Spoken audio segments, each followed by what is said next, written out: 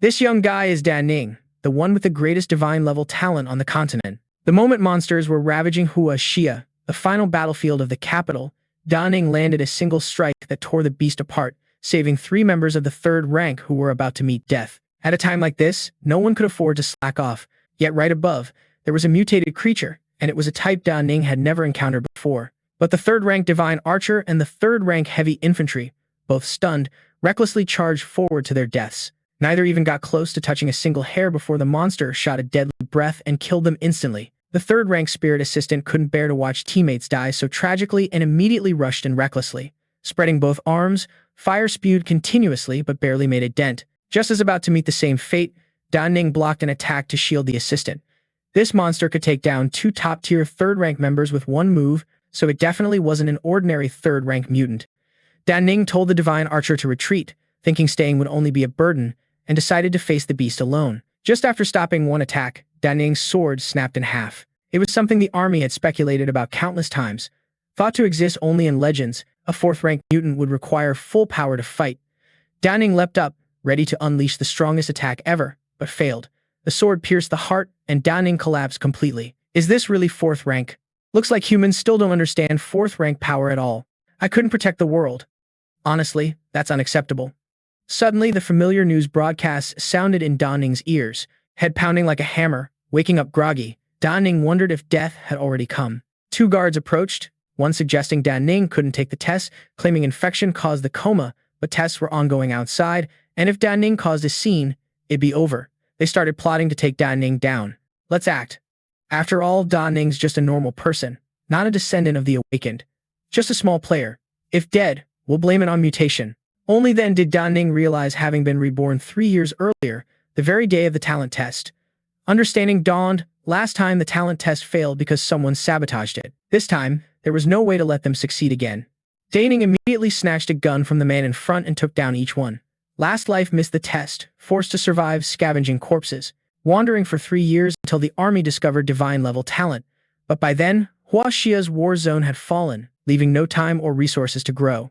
Ning only used 7 wins to reach 3rd rank, still far from the strongest level, but already had to fight 4th rank mutants on the battlefield. Regret was heavy for failing to save mother and little sister Xiao An. But now, things were different. There was still time. As long as passing the test and becoming the strongest, Ning could save those important and end this apocalypse. Just then, the Apocalypse Sword God system notification bound Ning. Mission content. In 30 minutes, the bound must touch the test crystal, unlocking and activating the system function. If unable to touch the test crystal, the system would disappear at the 31st minute. Mission notification. Complete the unlocking activation mission. Any sword skill would receive a 100 times boost, enhancing into a forbidden swordsman. This was totally different from the Apocalypse systems all awakened descendants had in past lives. Ning wondered if it was due to the Golden Hand or Rebirth that things changed. After thinking it over, the decision was clear. As long as getting stronger, any damn system was fine. Time to start the test quickly, then find who was behind this. Countdown began. 31 minutes. At that moment, a group ran out to block Ning's path, warning of infected fugitives, ordering Ning to stand still, hands on head. Ning stood still, assessing the situation. The leader was a low-level awakened, the others normal people. The best move was to use the leader to threaten Ning out. In a flash, Ning snatched the captain's gun, then immediately took him hostage, forbidding any movement. Take me to the test square. 3 seconds to think. Over 3 seconds, I'll shoot. Everyone looked at Ning like he was some crazy dude stepping on a nail. The team captain shouted in panic, "What the hell are you doing here? A normal person coming to take the test? Maybe there's some misunderstanding. Let's talk this out slowly." Ning stubbornly pressed the gun to the head, determined to force the guy to lead the way. The team captain broke out in sweat again. "Kid, you better snap out of it. But even if you become awakened, escaping death is still tough." Meanwhile, at the testing square, everyone's face was tense like a stretched string. A century ago, in the year 2242, the global apocalypse plunged into disaster. The population of billions dropped to less than a tenth. That was when the first awakened appeared, and the Allied forces saved Huaxia. Today was the crucial day to test if anyone had talent. Success meant becoming an awakened fighter defending the region. Failure meant leaving here to live a normal life. The man holding the mic was the military delegate of the Tianfeng safe zone, named Liao Tian. Now starting with the descendants of the awakened. While everyone stood in line waiting their turn, a soldier rushed in with an urgent announcement. Someone infected was threatening hostages inside the testing area. Panic spread until Da Ning entered with the hostage. Liao Tian demanded dropping weapons and surrendering, warning that refusal would lead to on-the-spot execution. The soldiers immediately lowered their weapons. Da Ning's face said, "I'm already in here. Who the hell am I scared of?" Da Ning bluntly declared, "Not infected. No intention to disrupt awakening. Here to take the test." Liao Tian lost his cool, shouting wildly, ordering soldiers to suppress immediately. Da Ning then dropped the gun and loudly read, "According to Article 137 of the Safe Zone, awakened individuals enjoyed privileges.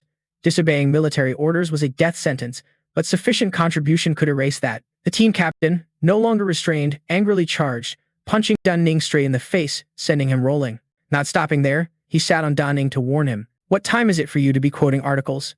Liao Tian yelled, demanding Da Ning be executed at all costs. Just as the sword was about to strike, a helicopter, what they called a supersonic spiritual energy fighter, flew in. From it, the highest commander of Tianfeng military zone, third level awakened Grand Commander Xiao Hai, jumped down. The powerful energy radiating from this man pressed down on everything. The pressure was intense. The test hadn't even started yet, so why was the Grand Commander here? Xiao Hai's face was stern, speaking seriously. The zone had many high-level awakened. If this guy dared to bet his life, then give him a chance. If awakening failed, execute on the spot. Da Ning grinned like a fool. "All right, get me set up for the test right now." The line started to disperse, actually making way for Da Ning to test first. Others looked at Da Ning with pure contempt.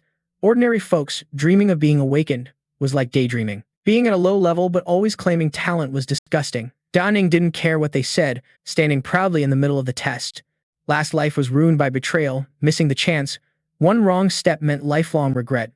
This time, determined to start over, Da Ning raised a hand, fate held firmly in own hands.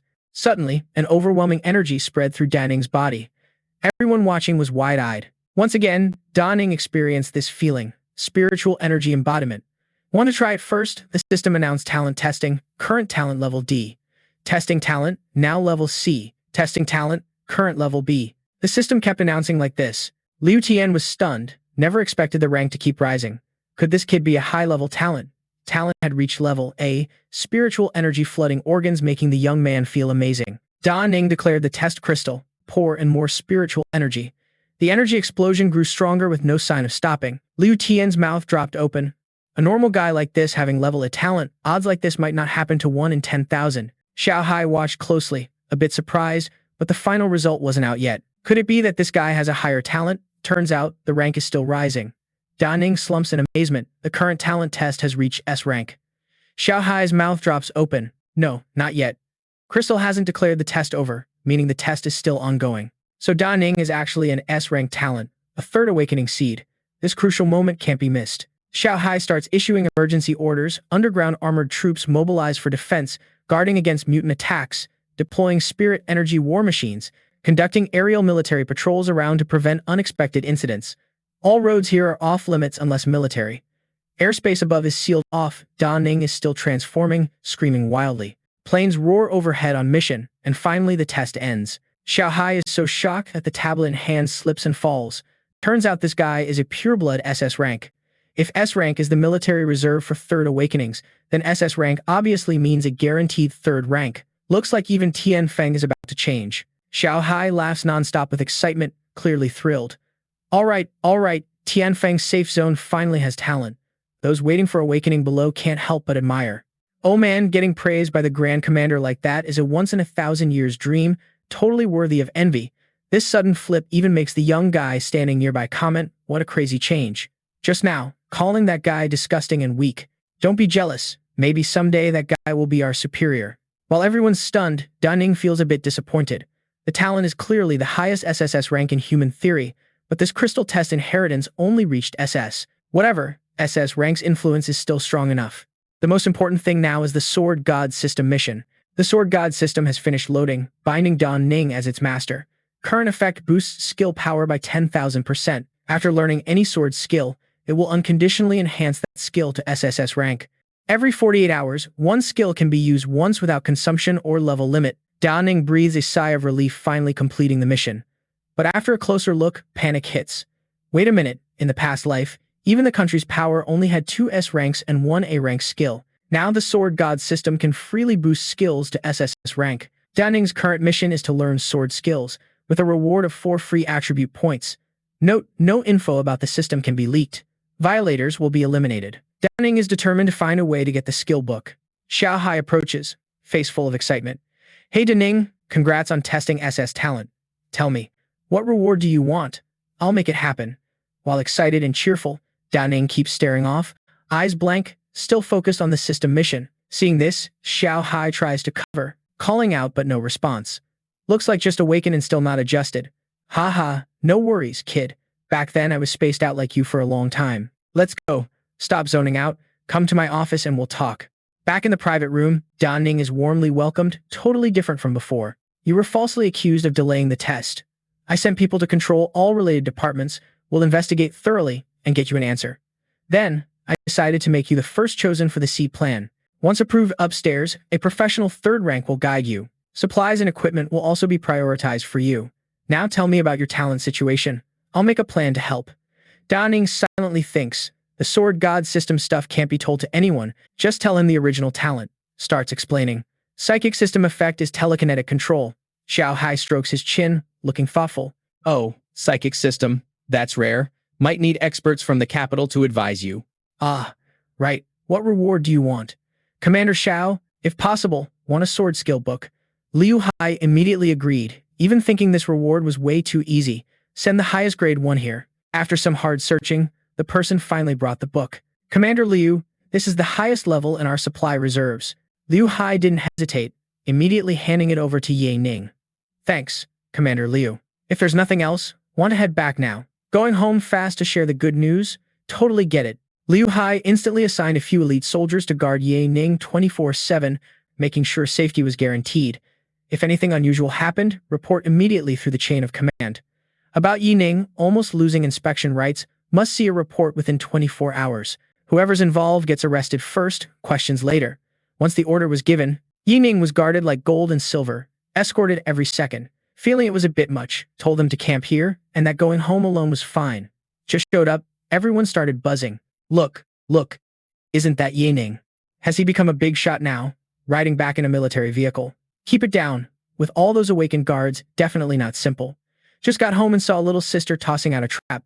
That little girl was Xiao An, Ning's sister. Ning froze, recalling the terrifying memories. Xiao An, couldn't protect you last life. Really sorry. This life won't let you get hurt at all. Just then, the young man ran over and hugged the sister tight. The girl smiled, stroking the brother's hair. Come on. It's been a year since we last met. Weren't you training at the barracks? When did you sneak out? Ning, still emotional, tears flowing, said, already passed the inspection. Then why are you crying? Nothing, just happy to see you. Xiao and Ngo held brother's hand. Let's go home. Mom's been worried since you left. Look, today I got lucky finding some parts, can trade them for some buns, so you can eat well today. Innocent but painfully understanding. Ning smiled and said, silly kid, today we're eating good. Xiao An beamed. Really? Me today? Of course, as much as you want. Just now, skillfully cooked a feast for mom and sister. Family had never eaten this well before. The mother gently asked, how's the awakened training inspection going? Many neighbors were asking. Ning excitedly told mom, passed the inspection, became an awakened person. Mom was so moved she cried. Little Xiao An too, proud of big brother. So, now that you're awakened, can we eat meals like this every day? Ning's heart ached but nodded.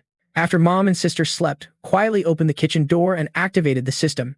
Skillbook system announced, mission complete, receive 4 free attribute points, unlock C-rank skill, a rare type skill.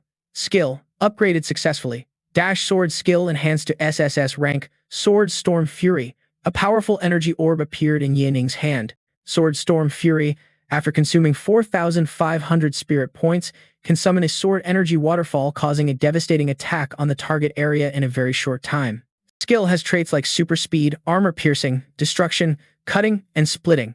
Important note, destructive power increased 10,000 times compared to current rank, so must use carefully. Ning still couldn't believe it. Really upgraded a C-rank skill to SSS rank. Even in the previous life's grand situations, never saw anything this unbelievable. Ning read carefully again. One use costs 4,500 spirit points. Without equipment support, using Sword Storm Fury once, theoretically only allowed at mid-level 3 rank. Luckily, Ning's talent trait lets any skill be used once every 48 hours. Otherwise, even if all spirit energy was drained, couldn't use it even once now.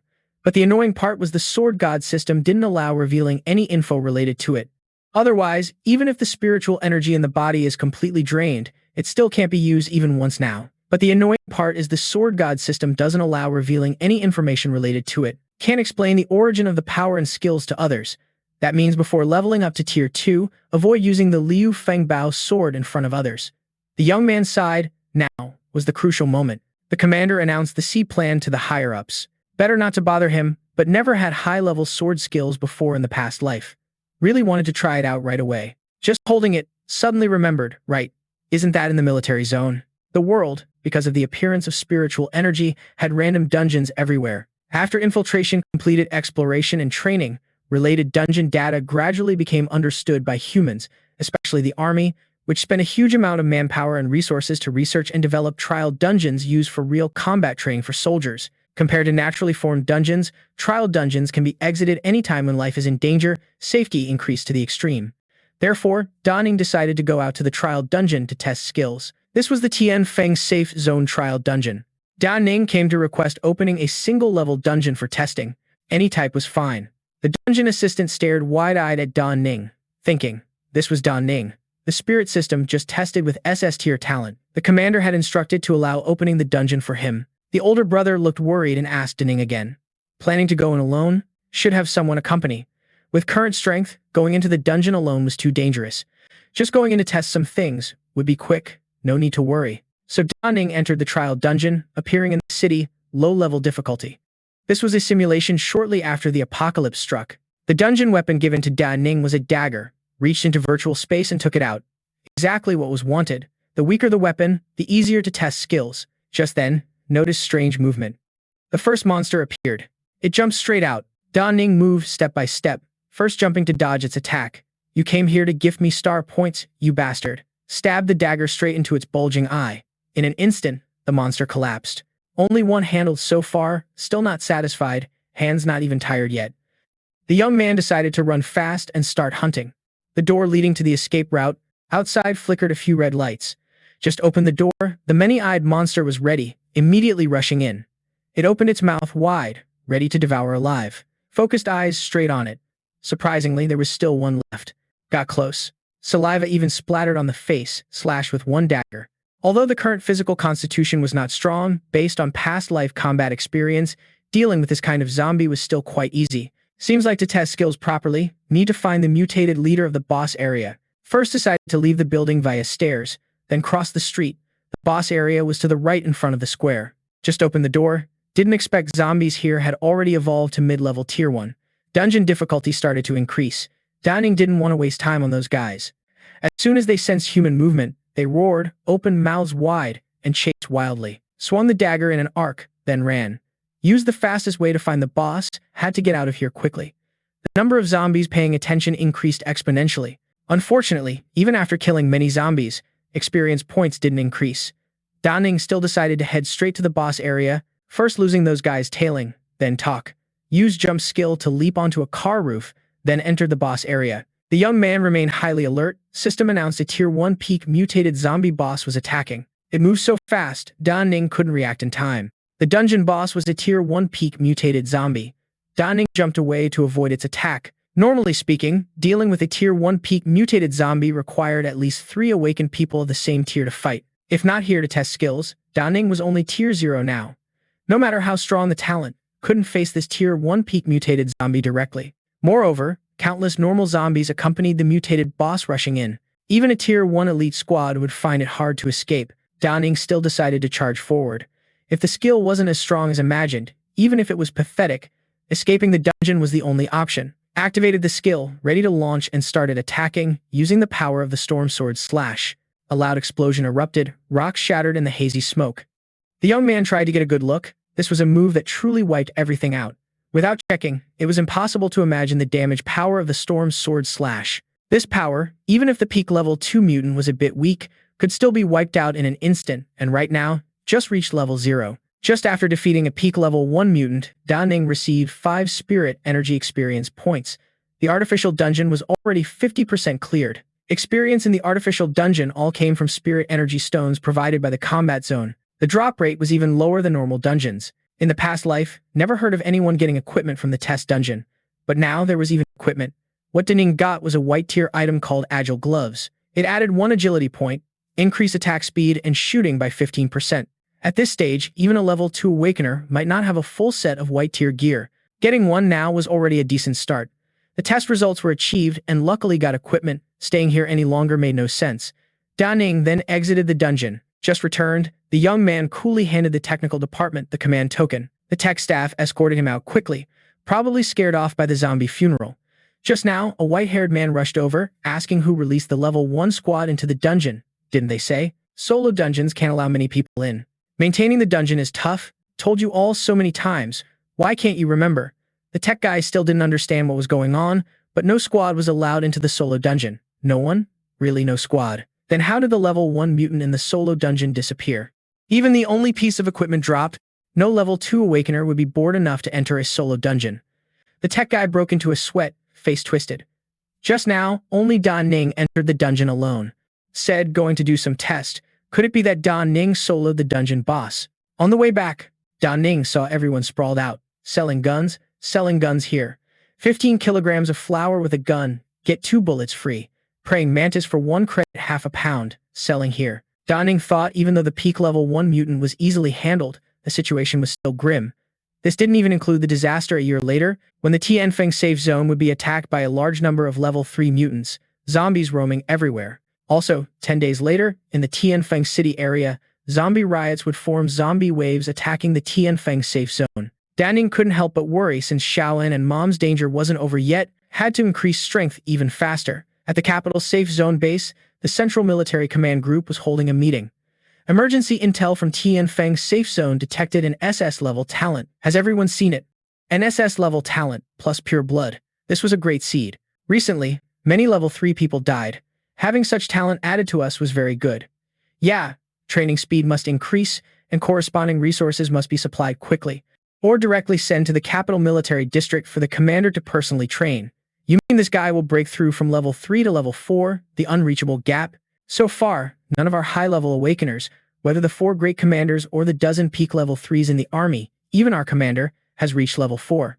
Because none of us had good training resources from the start, everyone thought it over and agreed unanimously. Starting with resources was a good proposal, worth trying. Ning, the SS-level talent chosen for the plan, would be the top seed, immediately sent to the capital military district. While everyone agreed, one person opposed. This opposition upset everyone. A genius like that and still opposing? What's the point? 4th Military District. Are you guys about to perform your traditional argument show again? The man with glasses kept objecting. The end of the emergency intel. Seems like you guys haven't seen it. He is an awakener with the will attribute of the mental system. In the past 70 years, there has never been a 3rd-level spirit system. The physical constitution of those who awaken the spirit system is very weak, usually needing support from others. Without protection from another awakened individual, fighting alone is a heavy burden. The personal advancement missions, from 1st level to 2nd level, are all a gamble on luck. Reaching the peak of 2nd level and advancing to 3rd level, as everyone knows, has a success rate of 0. After hearing this, the guild leader turned around 180 degrees and downgraded the importance level of Liu Yifei. Important resources cannot be wasted. The next day, Xiao Hai received the notification results. Liu Yifei's fire element plan was cancelled by someone else, and the importance level was downgraded. The spirit system cannot reach 3rd level. Potential was rated only equal to level A, or even lower, making training meaningless. A close soldier asked, "So, do we still treat him like before? Seems like the day of betrayal has begun. Superiors have decided Liu Yifei has no potential. If that's the case, cancel the benefits originally given to Liu Yifei and help those already assigned to protect him. What about investigating the obstruction during Liu Yifei's examination, since suspicion of suicide interrupted the clues? Should I continue the investigation?" Xiao Hai sighed listlessly. Previously, the investigation was agreed upon because of belief in Liu Yifei's potential, but now that there's no potential, what's the point of investigating? Soon after, they arrived to deliver the news. Liu Yifei, the capital expert's opinion has come out. Your potential is only 2nd level, and the safe zone side has cancelled your benefits. You no longer need to participate in the C plan. I've informed you of everything necessary. Goodbye. Liu Yifei was stunned. How could potential only be 2nd level? It was well known that the talent had reached SSS level. Even if only tested at SS level, that was enough proof of potential. After thinking for a while, it became clear that during this time, the Tian'an safe zone was attacked by a large number of mutated creatures, and spirit system awakeners were still treated like trash. The theory that spirit awakeners can't break through to 4th level is because the will attribute is insufficient, needing spirit system supplementation, which no one knows about yet. Everything was truly unexpected. Didn't expect this life to still encounter unforeseen events that made them unaware of Liu Yifei's importance. Could it be necessary to go to the capital and claim to be an SSS level talent? Then awakening the spirit would be the key to breaking through to 4th level? After thinking it over, the youth decided to give up. After all, without evidence, who would believe it? The best thing now is to find a way to quickly recover strength to 3rd level. Then everything will be revealed. With the Sword God system and the violent sword storm, just those two already make the start way better than the previous life. Can't hesitate now. Immediately set out to hunt mutated creatures. This place is a wild forest, and upon arrival, 2 youths approached. Hey, kid with the gun. Want to join our team? A 1st level beginner mutated creature hunting squad. If successful, you'll get 1 credit point. Come with us, guaranteed safety.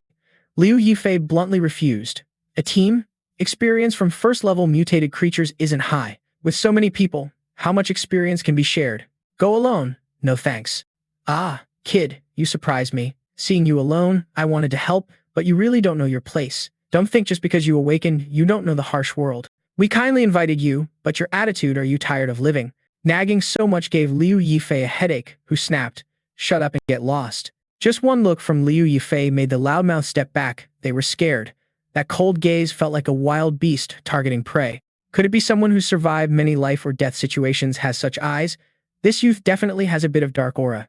Liu Yifei then ignored them and went straight inside. Stopped at Land 5 Forest, one of the most dangerous areas outside the Tianfeng safe zone. If memory serves, the deepest part of this forest has 2 1st-level mutated creatures, one of which is a peak 1st level. Awakeners from level 0 to 1 need to kill 3 1st-level mutated creatures. In the test dungeon, 1 peak 1st-level creature was already defeated.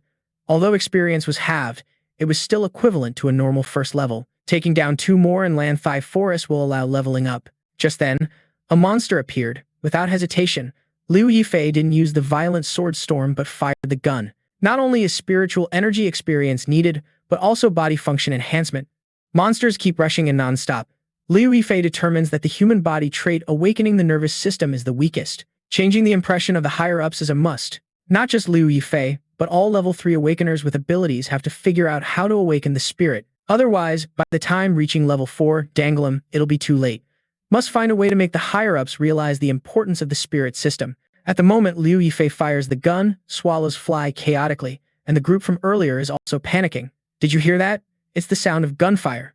Could it be from that teenager just now? The sound comes from the monster's spot, seems not far away.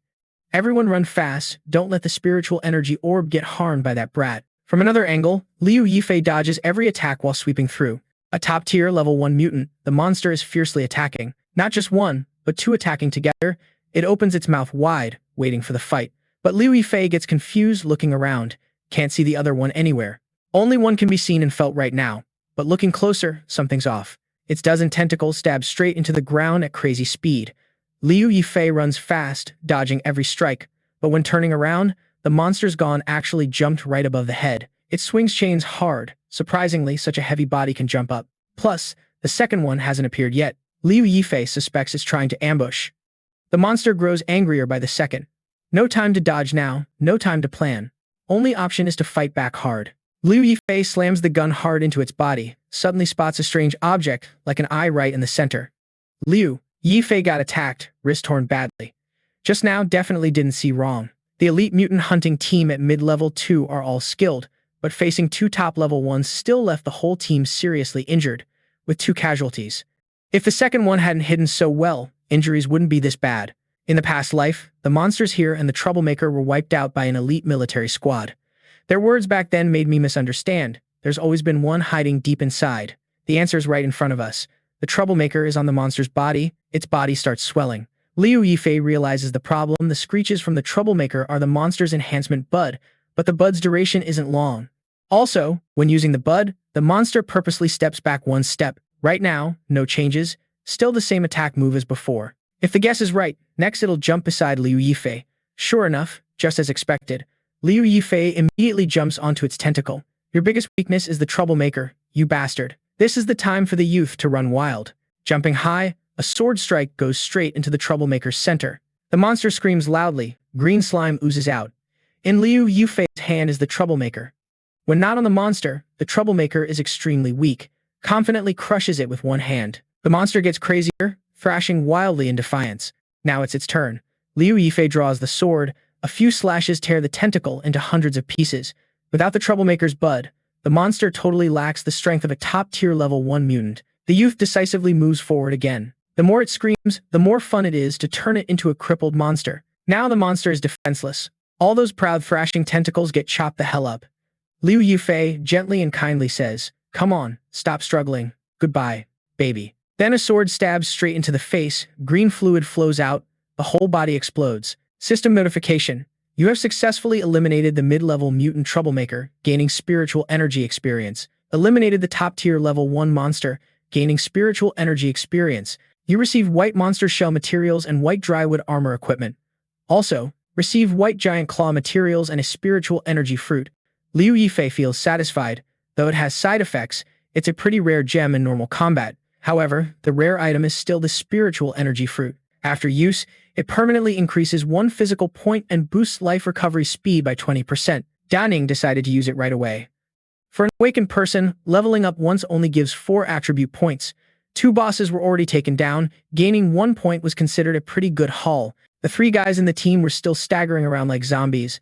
The boss's spiritual energy pressure was gone. Could that gunshot have been from a level 2 awakened? But besides that useless teenager from before and us, no one else was around here. Just now, it felt like that kid was from the evil sect, so it probably wasn't him, right? This is way too hard to believe. Half an hour later, in the inner city of the Tianfeng safe zone, at the mutated material purchase point, Ning brought some stuff, picked up here. Seeing a huge bag, the shop owner started pitching. "You want to sell all these materials? About how much do you expect for all of it?" Although Ning could directly sell through the system's trading channel, wasting any resources at this stage wasn't an option. Money has to be spent on the edge of a blade, so offline trading was the best choice. After checking, the manager of the Happy Tavern announced, "Hello. 4 top-tier mutated materials here can be used to craft a full armor set and attack gear. Their value ranges around 697 credit points. Looks like this is your first time here. So we'll give you a new customer discount, raising the price to 700 credit points. How's that sound?" Ning froze for a moment, thinking that in the apocalypse, 700 credit points could get over 200 kilos of meat or hire up to 8 mercenaries willing to die for it. That was considered a pretty high price. No reason to refuse. Ning immediately agreed and told the owner to calculate the bill. "Yes, the credit points have been transferred. Please check if you received them. We also sell equipment, supplies, guns, and can even customize based on special requests. Dear customer, anything else you need? Do you have skill books? Sword skills?" The owner hesitated. "Sword skill books are available, but the levels are a bit low. Actually, not just our shop, but the entire Tianfeng safe zone is like this. Sword skill books only go up to level D." The staff then pulled out 3 books and asked if Ning was interested. The books were grabbed and skimmed through. One was a level D skill called Furious Slash, along with sword skills. The skill effect consumes some stamina, mental energy, then unleashes a forward strike, dealing 1.2 times strength attribute damage. The second was a level D skill called Draw Sword Slash paired with sword skills, consuming a large amount of stamina, increasing attack speed, and dealing 1.2 times agility attribute damage on the first hit. The third was a level D skill, offering continuous slash with sword skills, consuming high stamina and mental energy. When attacking, it performs 3 quick slashes, each dealing 0.6 times strength attribute damage and has a chance to cause bleeding. These were the lowest 3, basically noobs.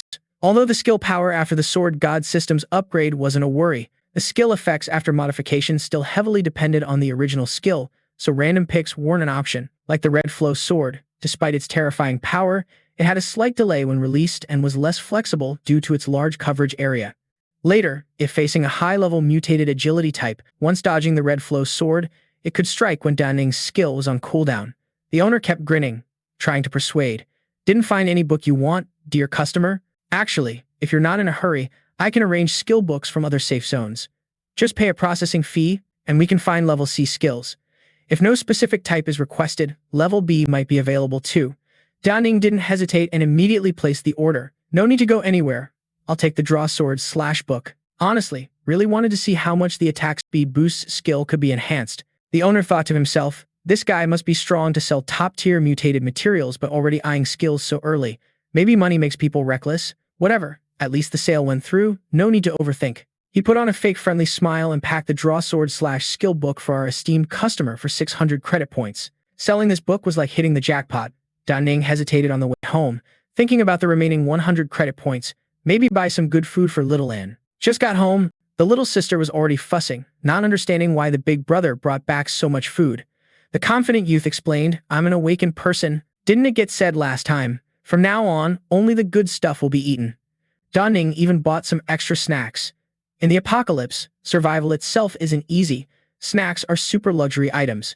The moment Xiao saw them, a loud scream of excitement broke out. Wow, heard only official families had snacks. No one in these streets ever saw snacks before. Rubbing the little sister's head to encourage, "Eat up, tons of stuff like this will come later. Promise guaranteed." 2 hours after eating, the little girl hit the bed. Mom worked overtime today and came home late. Now no one's bothering, time to study the skill book. Opening it up, the D-rank skill book, Divine Sword Draw, was quickly learned. Current skill level 2 out of 4. Skill change to Heaven's Celestial Flow, SSS-RANK. Ning shut eyes tight, feeling the skill's effect cost 4,000 spirit points. Unleashing one slash, that attack gets a 600% power boost, agile for 1 second. The strike carries destructive sword energy that can cause irregular limb-shattering effects to the first target hit, with a certain chance to trigger a special total kill effect. Didn't expect a 600% agility boost, even if only for 1 second. It compensates for the skill's slow attack speed. Definitely chose right. Next up, time to find a spot to test the sword skill. Suddenly remembered something, opened the cabinet to grab a gas mask. Got it now. If speed comparison is the goal, only that place fits. 2 hours later, on the outskirts of Yuan Tianfeng City, thick fog blurred the view, crawling monsters everywhere. This is the Kim Yuan sub-district. Seems like whether in the past life or this one, Kim Yuan's residential area remained unexplored. Ning recalled old memories.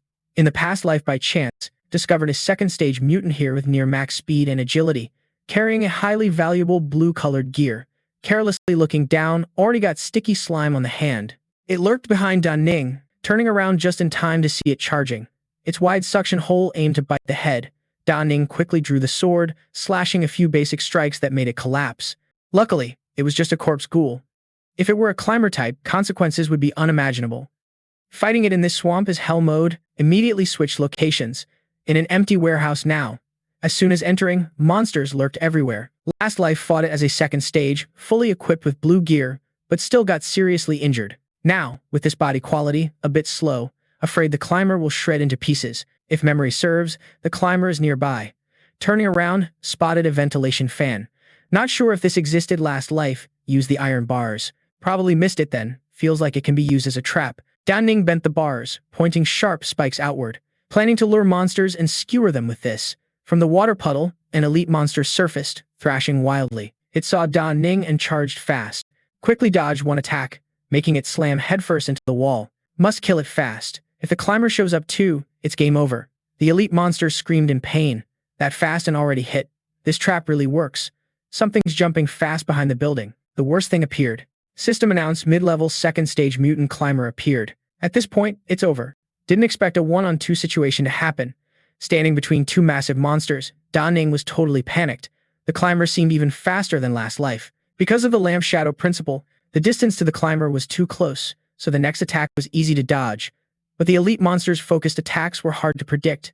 No time to think now. Must dodge the climber's attacks. Dodge one, the other rushes in.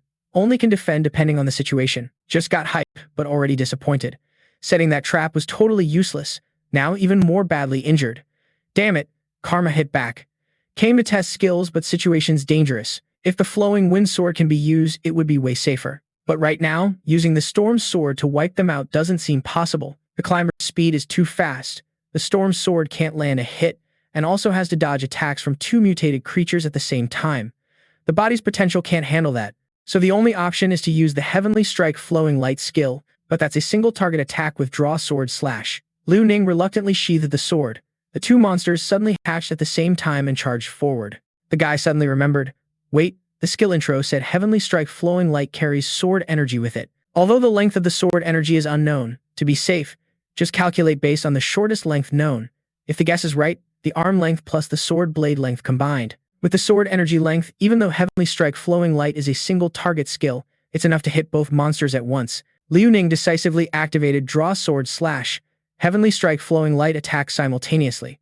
The force was so strong energy radiated everywhere. Some parts of the monsters' bodies fell off, enough to understand. Liu Ning stood right in the middle, slashing both monsters with just one effect attack. Not only did the skill intro say it could cause irregular body shattering on the first target, but the sword energy also had a splatter effect. If known earlier, wouldn't have risked attacking both at once. But thinking it over, the guy felt something was off. That's not entirely right. The attack effect doesn't always have to activate. This skill still needs more research. The system kept sending notifications. You leveled up by killing the climber. Mid-level second stage mutant gained massive spirit energy experience points. Killed the white-headed soldier. High-level first stage mutant gained spirit energy experience points along with white mutant material. Climbing feat. Received blue mutant material. Battle core. Got blue thunder wind sharp claw equipment. Although it was risky just now, the results were worth it. At the Tianfeng military guard station, they received a large wave of energy fluctuations across the entire area. What is this? Unusual energy fluctuations never seen before. Must trigger urgent alert. The alarm just rang, all staff panicked. What's going on? Why did the alarm suddenly sound? Checked and found abnormal energy fluctuations in the outskirts. Could it be some third-stage awakener acting in the outskirts? No record of any third-stage awakener in Tianfeng military area today. Could it be some big shot from another military zone visiting or a special operation from another country? Quickly send people to investigate the scene. 20 minutes later, they tracked down the area where the traces appeared. This kind of battle trace is seen for the first time. Seems like no one nearby in the military zone has used this kind of third-stage awakening skill recently. Wait, check this out. Based on the remaining energy, the spirit energy used in this person's skill was at least 4,000. After unleashing 4,000 spirit energy without being paralyzed on the spot and still able to act, only a mid-level third-stage big shot could do that. Looked over again carefully, the inspector was shocked. This is an emergency. It's beyond all our authority. Must report immediately to the Grand Commander. After finishing up, Liu Ning strolled back and forth in the Tianfeng safe zone. Very excited, being able to teleport and explode at the same time, truly worthy of being a top-tier equipment that could sell for 60,000 credit points in the past life's memory. Hopefully this life can sell for a good price too. It's already too late, so all offline shops are closed. Liu Ning decided to try selling online. Just press send. A second later someone asked the price. Isn't that too fast? Hello, I want this Thunder Wind Sharp Claw. Can you sell it to me at a discount? Liu Ning firmly replied, no bargaining, 60,000 credit points. The buyer pleaded, hey buddy, can I use other resources like skill equipment or instant food to replace part of the credit points? Seeing no reply from Liu Ning, the buyer worried about missing the chance. Boss, are you still there? Can you sell it to me for 30,000, please? Liu Ning actually found it amusing. So many people want to buy, no need to worry about selling it anymore. Started negotiating. Bro, add me as a friend, let's discuss the details. The price is guaranteed to satisfy. If really serious, the credit score must not be lower than 30,000. Other items, including white gear, are also acceptable, but only sword-type skills are needed. And if there's a spirit orb, that's even better. Liu sits behind the screen, looking super hungry, definitely determined. This top-tier gear, no matter if it means smashing pots to sell scrap or selling everything in the house, must be bought at all costs. Orders were immediately given to the underlings. All right, inventory all the gear in the tribe, especially anything related to the swordsman profession. Understood, leader, we guarantee completion. After half an hour of sweeping, results were brought back. Leader, all the gear we could find is here. After some thought, the leader still felt it wasn't enough. Feels like it's still not enough. Need to put some money down to reserve the goods. Now, go gather the cash quickly. After a wait, the credit points from Ning's account were transferred. The young guy looked very satisfied. Heh, does this person really like gear? In the past life, until the end, Mom and Xiao An always lived in fear, never a single good day. Now that Rebirth has resources, making them suffer defeats the whole purpose. Must let Mom and Xiao An live the best life possible. The leader messaged back, boss, the rest is being gathered and will definitely be delivered tomorrow. Next morning, at Tianfeng Real Estate Company, a crowd gathered. Upon arrival, the staff greeted warmly. Hello. May I ask what type of house you're looking for? Have you looked around before? Ning brought along a little sister, confused by all the glamour. I want the best house, as fast as possible because I need it urgently. Any with rooms included? The female staff looked down on them, thinking, a low-level awakened like this dares to look at houses? You guys can't even afford a single brick here, she replied. The best house type needs 40,000 credit points, very expensive. Go check out the 2,000 credit stuff over there. I still have other customers. Ning boldly declared. No need, 40,000 credit points is fine. Just transfer the money now. The female staff challenged. If you have the money, transfer it and move in the same day. Can you do it? Though saying this, hatred filled her heart. This guy reeks of poverty, coming here to talk nonsense. No money?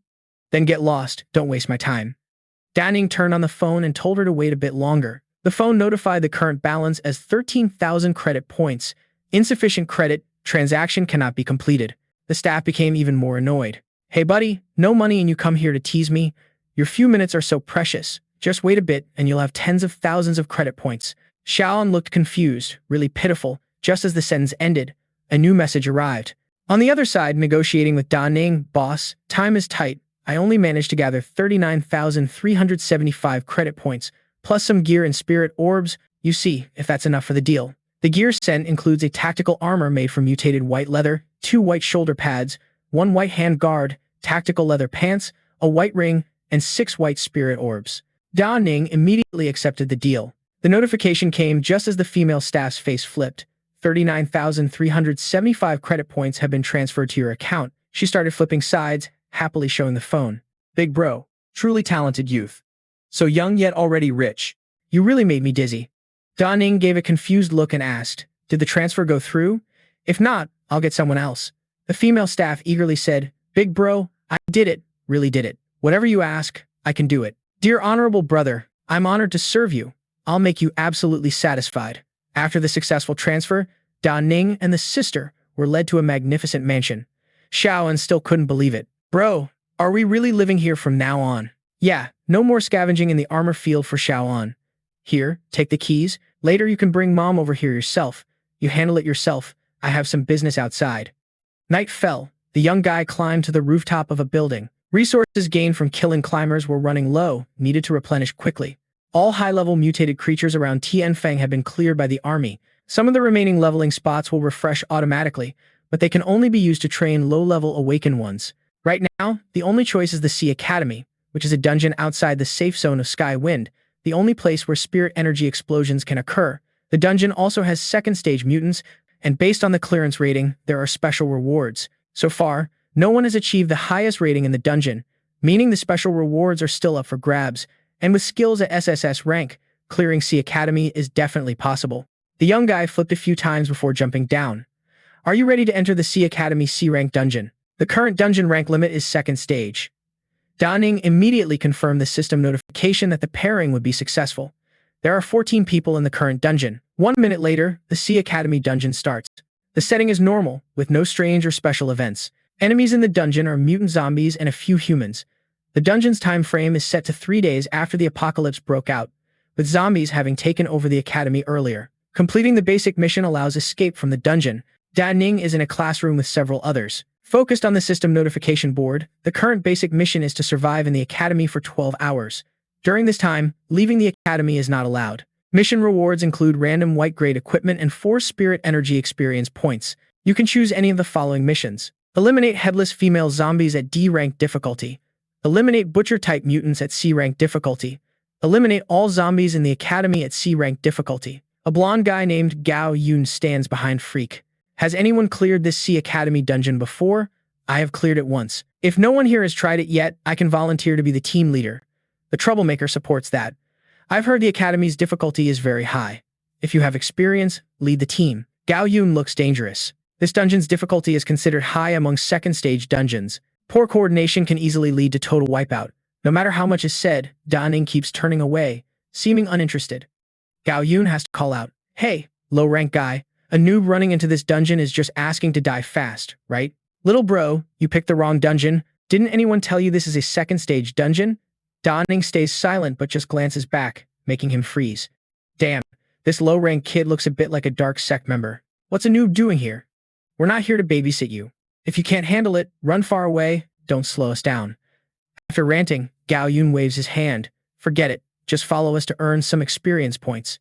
After all, noobs need chances to improve. But listen up, the basic dungeon reward is just a white grade item. I bet everyone's here for the high difficulty missions, so remember my warning. Never accept missions on your own, got it? Last time, someone didn't understand this and ended up pulling 2 bosses at once. Most of the team went down, and only 2 top-tier second-stage teammates risked their lives to barely clear the dungeon.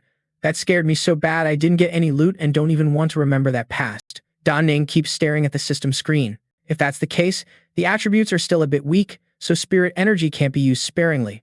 From what I know, many second-stage Awakened have total attributes under 18 points, but now the power score has reached 17. The info board isn't much different from a second-stage Mutant Awakened. With that score plus 2 SSS rank skills, sweeping through C Academy is guaranteed. Now Ning's whole body burns with power and spirit. Gao Yun commands everyone. The protective layer is about to vanish. Everyone take on the headless female zombie first. This boss is mid-level second stage. With 14 people tackling it, losses won't be too heavy. Team leader, we'll all follow your orders. The only sexy girl in the group starts playing the damsel card to mess with the leader's mind. Hey captain, if things get dangerous, make sure to help me out, okay? The group sets off immediately. The protective layer around the academy disappears, and before anyone can react, Ning sprints forward fiercely. Their faces were full of question marks. What the hell? Wasn't that a 0-level player up ahead? That one just charged in alone.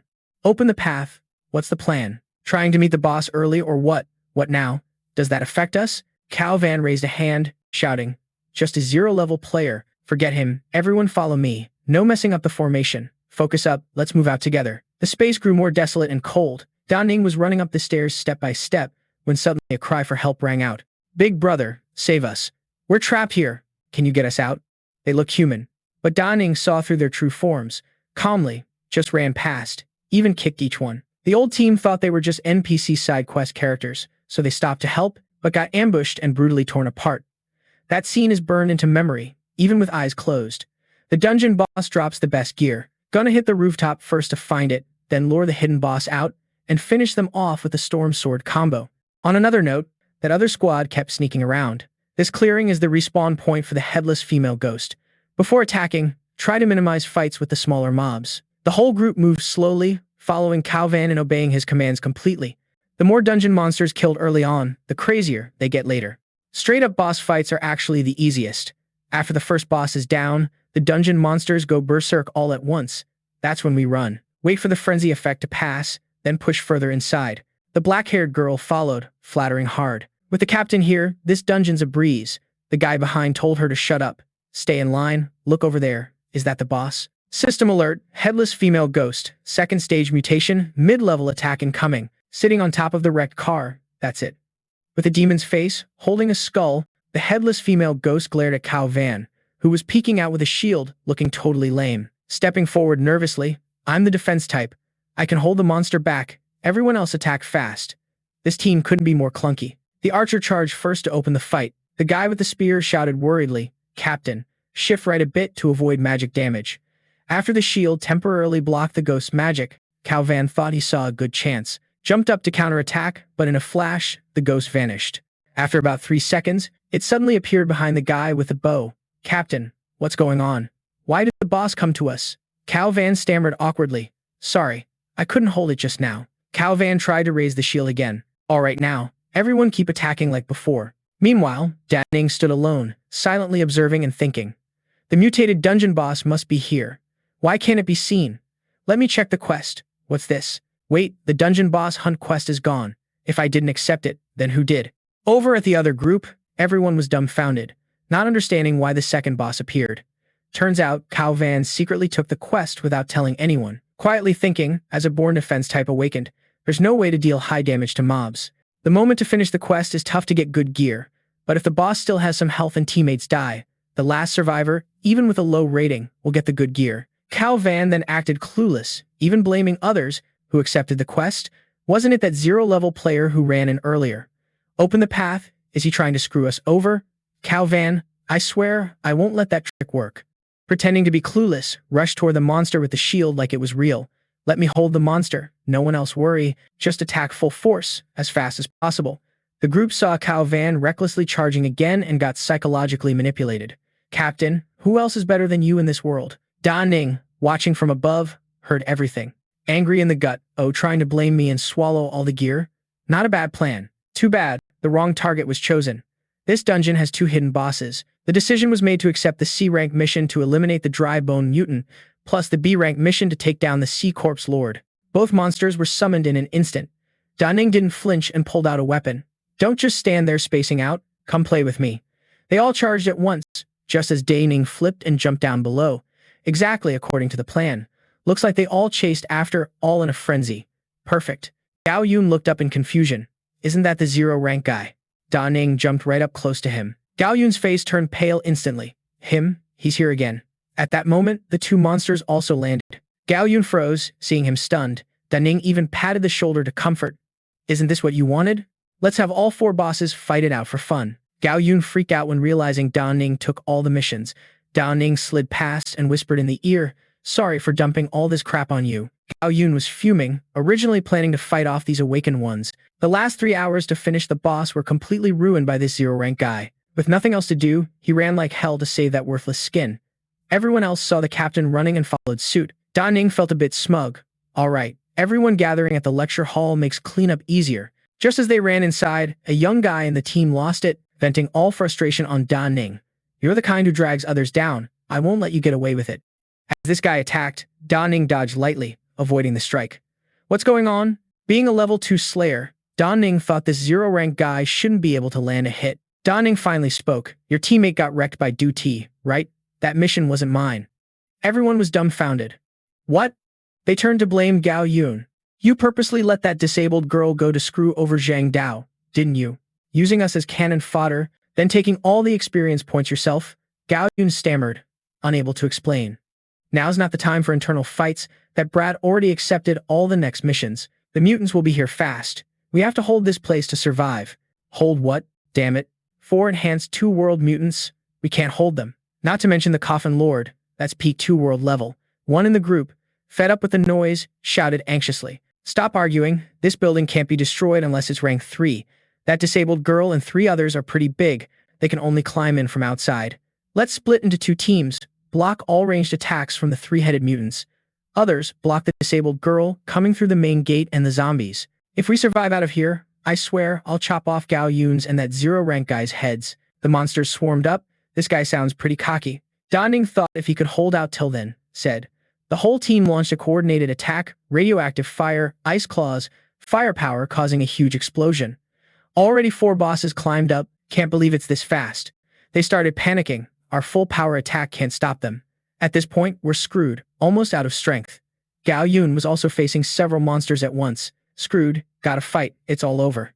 After they gathered enough, Da Ning pulled a stunt inviting them. Wanna live? Jump down with me. Everyone was confused seeing the guy bounce. What? Giving up already? What a crazy loser. Da Ning flipped a few times, a huge explosion shook everything. They looked up at the overwhelming energy. Is that 0 rank guy exploding? How is this possible? If you're gonna go all in, then go all in. They charged forward, gambling everything, all jumping after Da Ning. Now only Gao Yun stood there, afraid to jump down and get wrecked even worse. Being defense type, staying put might still hold. Da Ning looked smug. Gao Yun, good call, not jumping.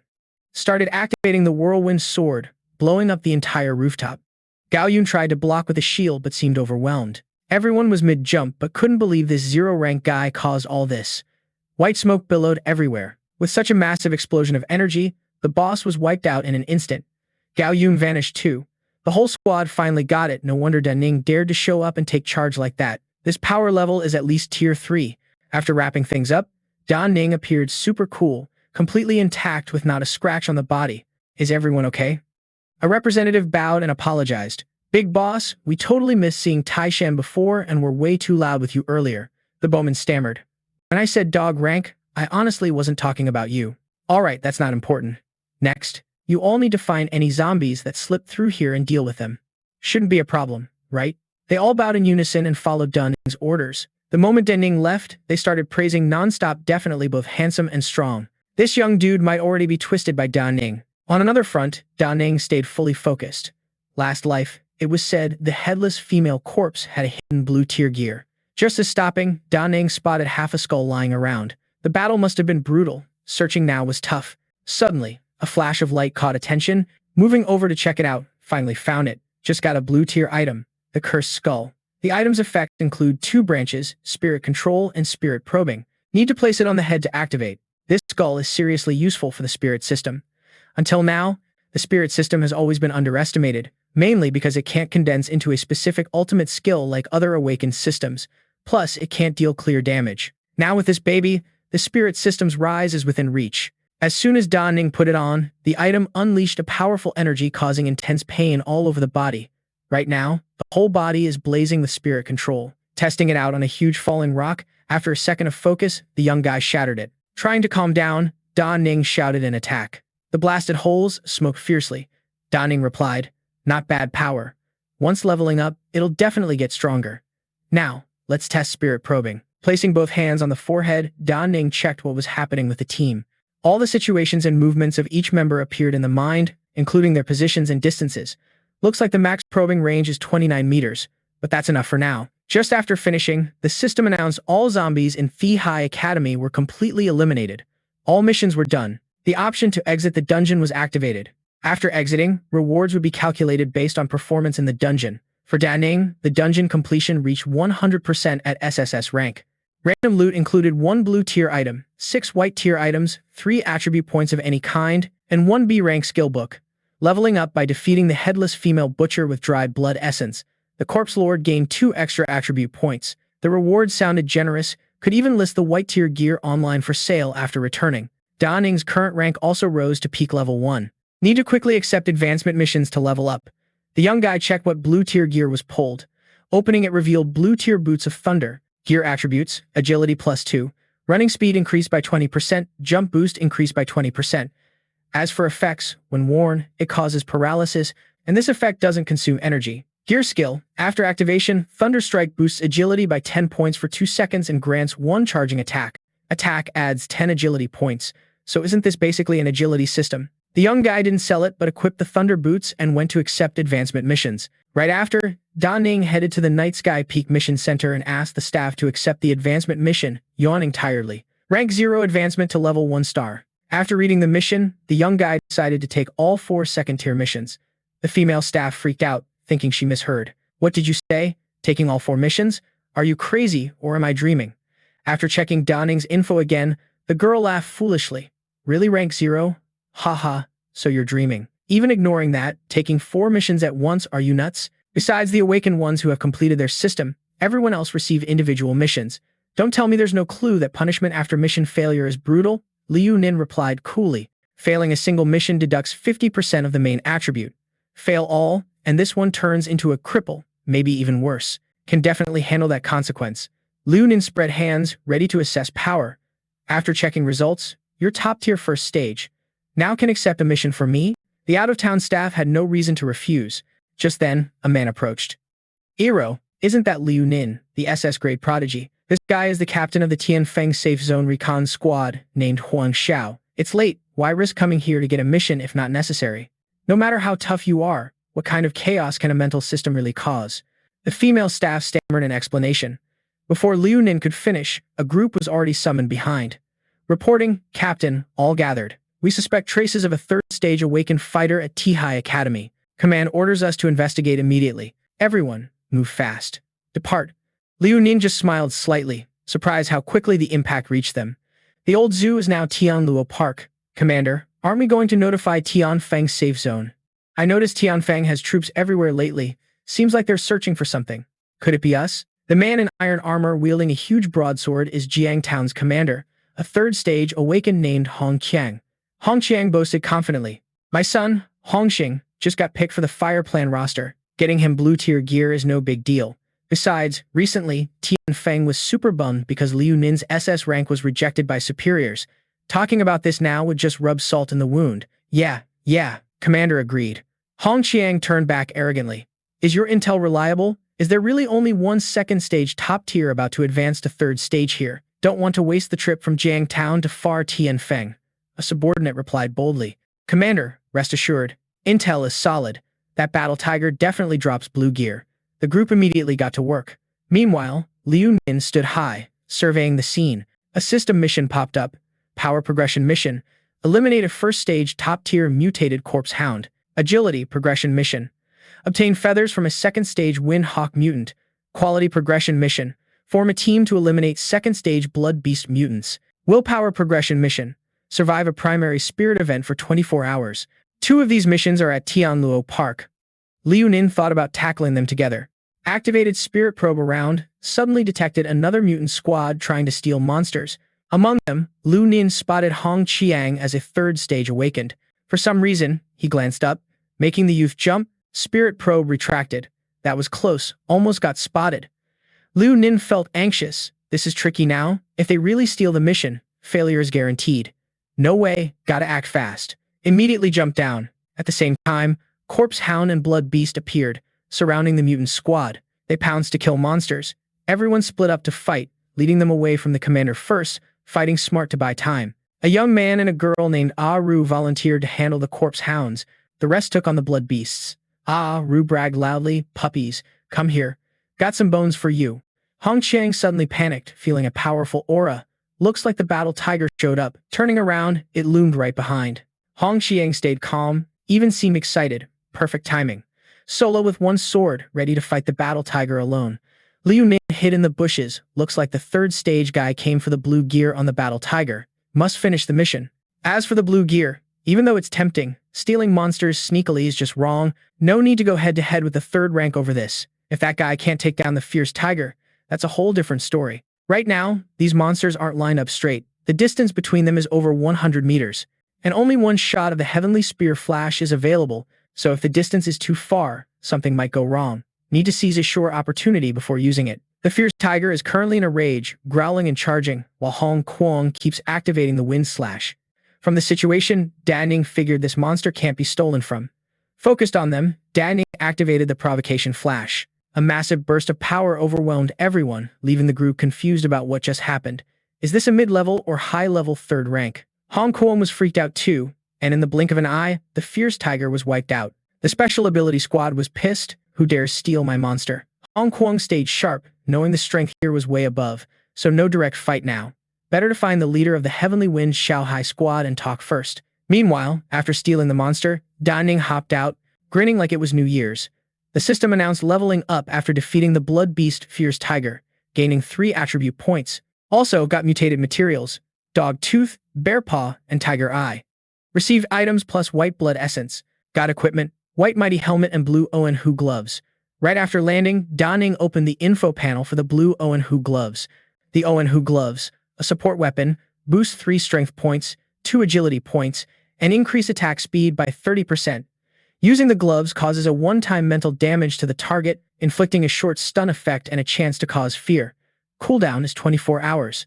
The gear rating is gloves filled with resentment, making opponents suffer the fear of wild beasts.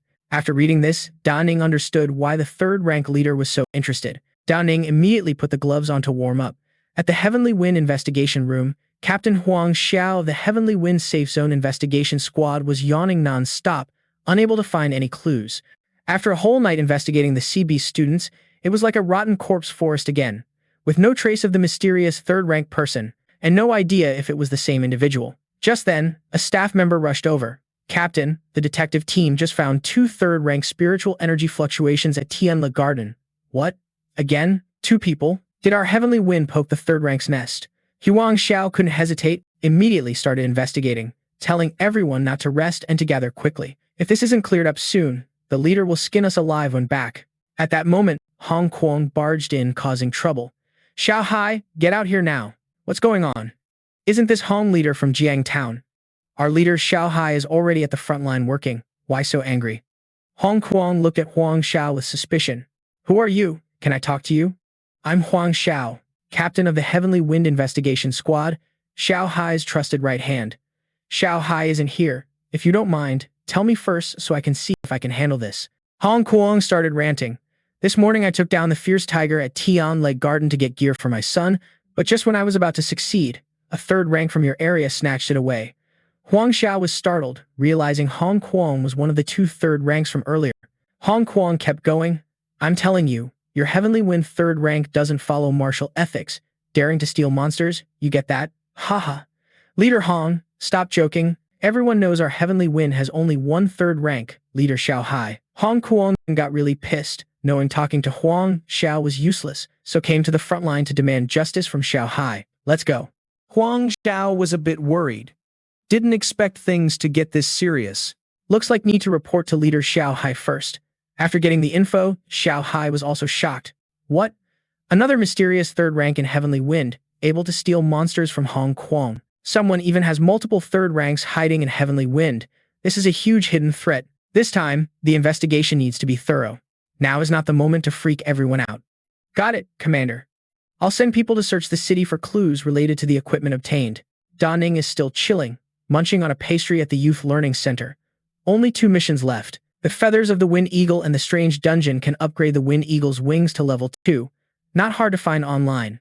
Even though the Wind Eagle is rare, it's basically a low-tier material. Whoever gets lucky to pick one up won't gain much from it. Better to just sell it.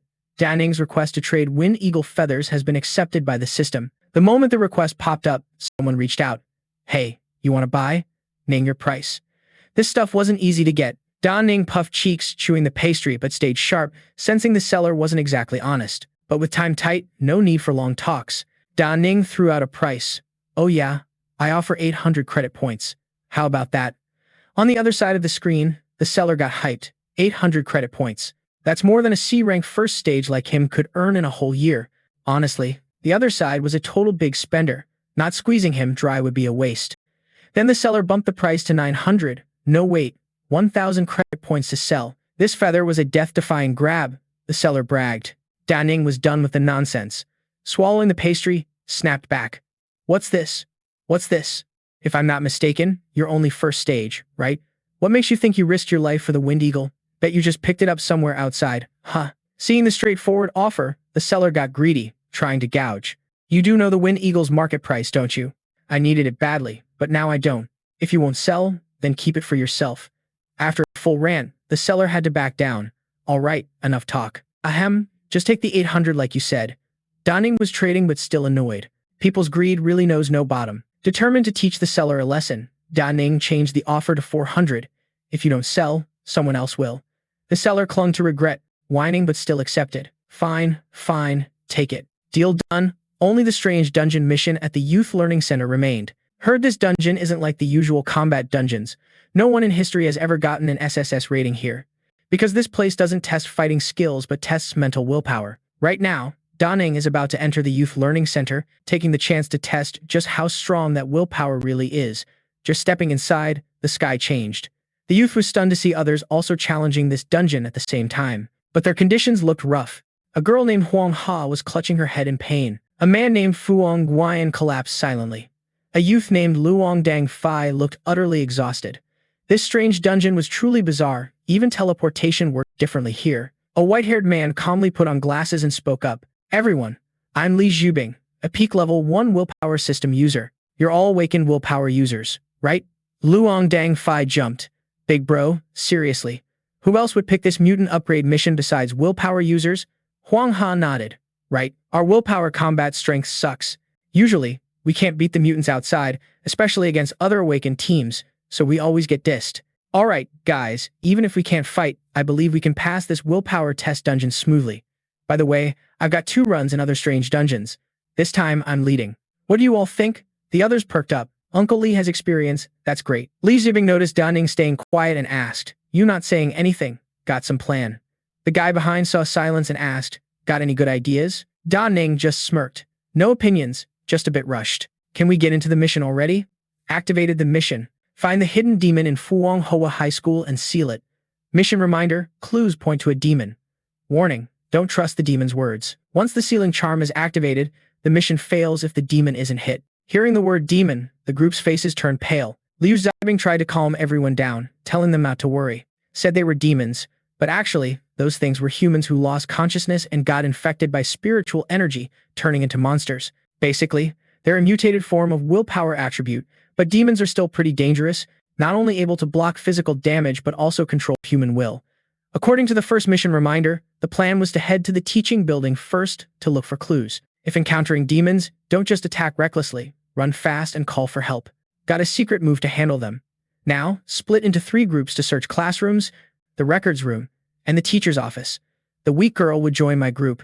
Dang Fai and Fuong Yuan teamed up, and Yan Ning went solo. Everyone must share any findings promptly in the group chat, no hiding info. So, Yan Ning went alone to the records room, shining a flashlight on a piece of paper dropped on the floor. This room was basically empty, only that warning note left behind. It said suspicion that homeroom teacher Dao Guosheng humiliated Vuong Fuang and Vuong Fuang did something reckless. Right then, a demon dropped down from above, trying to bite Yanning's head but failed. Immediately froze it. A female demon? Could that be Vuong Fuang? Activated full willpower transformation. This energy instantly affected the female demon. She just ran away. Maybe just testing the waters with spiritual power first. At that moment, the group chat blew up with info. Message from Huang Ha. Me and Uncle Lu found part of a report saying a year ago, a fire broke out in the teacher's dorm, causing tragic deaths for some teachers. Message from Luong Dang Fai. Found a contract demanding the school compensate for mental damages. The only signer was the Vuong Fuang family. Message from Fuang Yuan. Discovered after the fire, the school found records about Taoist priests drawing sealing talismans. Message from Ning. A female student harassment happened at school a year ago. Victim Vuong Fuang suspected of doing something reckless herself. The culprit was said to be homeroom teacher Dao Guosheng. Liu Zibing nodded. Clues seemed pretty clear. Vuong Fuang was abused by Dao Guosheng. Family tried but failed to get compensation. After Vuong Fuang died, turned into a weeping ghost, caused the fire to take revenge on teachers. Later, Taoist priests sealed her. Now the talisman's power weakened. Our mission is to find the talisman and reseal her. Huang Ha told everyone my analysis and asked to gather at dorm 201, where the fire happened. Guess the sealing talisman is there. Ning thought differently. Felt that guess was too simple and obvious, but how to get into dorm 201? Luong Dang Fai immediately obeyed the order to assemble, confirming the demon was definitely Vuong Fuang. Right then, something followed them, lurking behind with long hair. "And Fai, looks like something's following us." Dang Fai shouted, "It's Vuong Fuang. Run fast." They're running and screaming for help. Meanwhile, Ning, Uncle Liu, and Huang Ha arrived at the teacher's dorm. The other two hadn't come yet. "I'll wait outside while you two find the talisman first. This iron door is stuck. I'll try to open it with my willpower." Ning saw them struggling, didn't want to waste time, so just kicked the door open with a bang. Uncle Liu and Huang Ha froze for a few seconds. That power, is he really a willpower type? Ning didn't want to show off, just saving time. After shining the light for a bit, Huang Ha shouted, "Uncle Liu, we found the talisman." Ning still shone the flashlight on a human-shaped mark on the wall. "Huang Ha, did the clues you found before mention teachers being burned alive in that room?" "No." "Why ask?" Right then, Dang Fai's group came running madly. "Save my friend." The female demon was chasing. Just now, Fuong Wen got hit, possessed by the demon. He lunged to bite Dang Fai's neck. Liu Zibing urgently said, "The demon's in Fuong Yin now. I'll hold him off. You two activate the talisman and prepare to seal." Before Huang Ha could do anything, Ning put the talisman to the mouth and activated it. Liu Zibing activated the willpower chains, trying to hold the demon as long as possible. It struggled too hard. Seemed like it couldn't hold on much longer. "Hurry up and do it. I can't hold on much longer." "Seal it now, while you can." Ning dashed forward with a dangerous look. Surprisingly, the talisman was slammed right onto Liu Zibing's back while declaring, "I'm here." Teacher Dao Quoxin. Li Zibing froze, sweating bullets. Never thought getting exposed would be this easy. Finally, everything's done. Ning has completed the dungeon. The system announced completion progress at 100%, awarded an SSS rank score, and granted a special item called Fury Pearl that boosts spiritual energy recovery speed by 20% and increases resistance to mental attacks by 25%. When hit by a spirit beast's attack, it can block one critical hit. After blocking damage, the item disappears. The Fury Pearl, condensed from grudges, might just become Ning's second life. The dude seemed pretty stoked about this reward.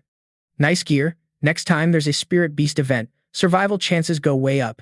This place is the mission center in the safe zone of Tianfeng. It was already midnight when Ning returned to turn in the mission, leaving staff stunned.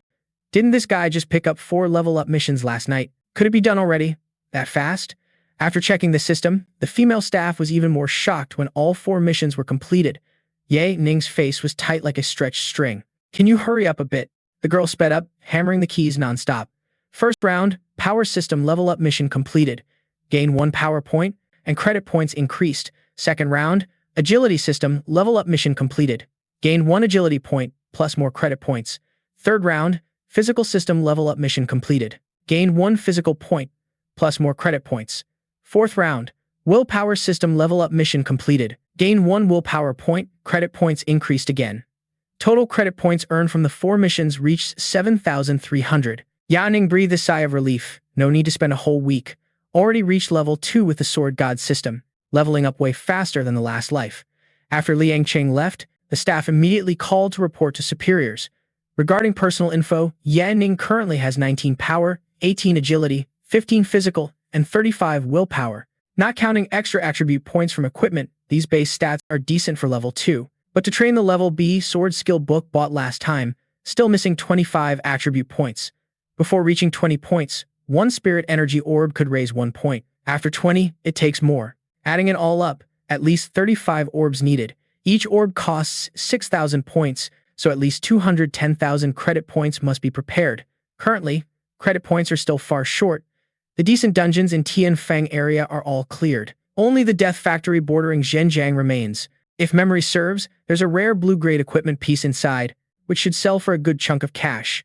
Without hesitation, the guy hopped on the big motorcycle and roared off. Just then, a red tornado swirled in the sky, covering the whole area, seeming like a sign of a heavenly disaster. Although in the last life, the zombie outbreak started a year later, actually. Before that, Tianfeng's safe zone had already suffered a heavenly attack with heavy casualties. If memory is right, it's supposed to happen next week. Ya Ning had good intentions, quickly, needing to warn Xiao Hai so preparations could be made. Just then, Xiao Hai's helicopter zoomed in. He also received Ya Ning's message. In the next week, Tianfeng's safe zone will face 3 heavenly disasters. Please arrange defenses quickly to ensure no losses. Xiao Hai was startled for 3 seconds, then thought Yan Ning was just causing a scene because no SS-rank treatment was given. He arrogantly ignored the warning. Still too weak? Doesn't look right no matter how you see it.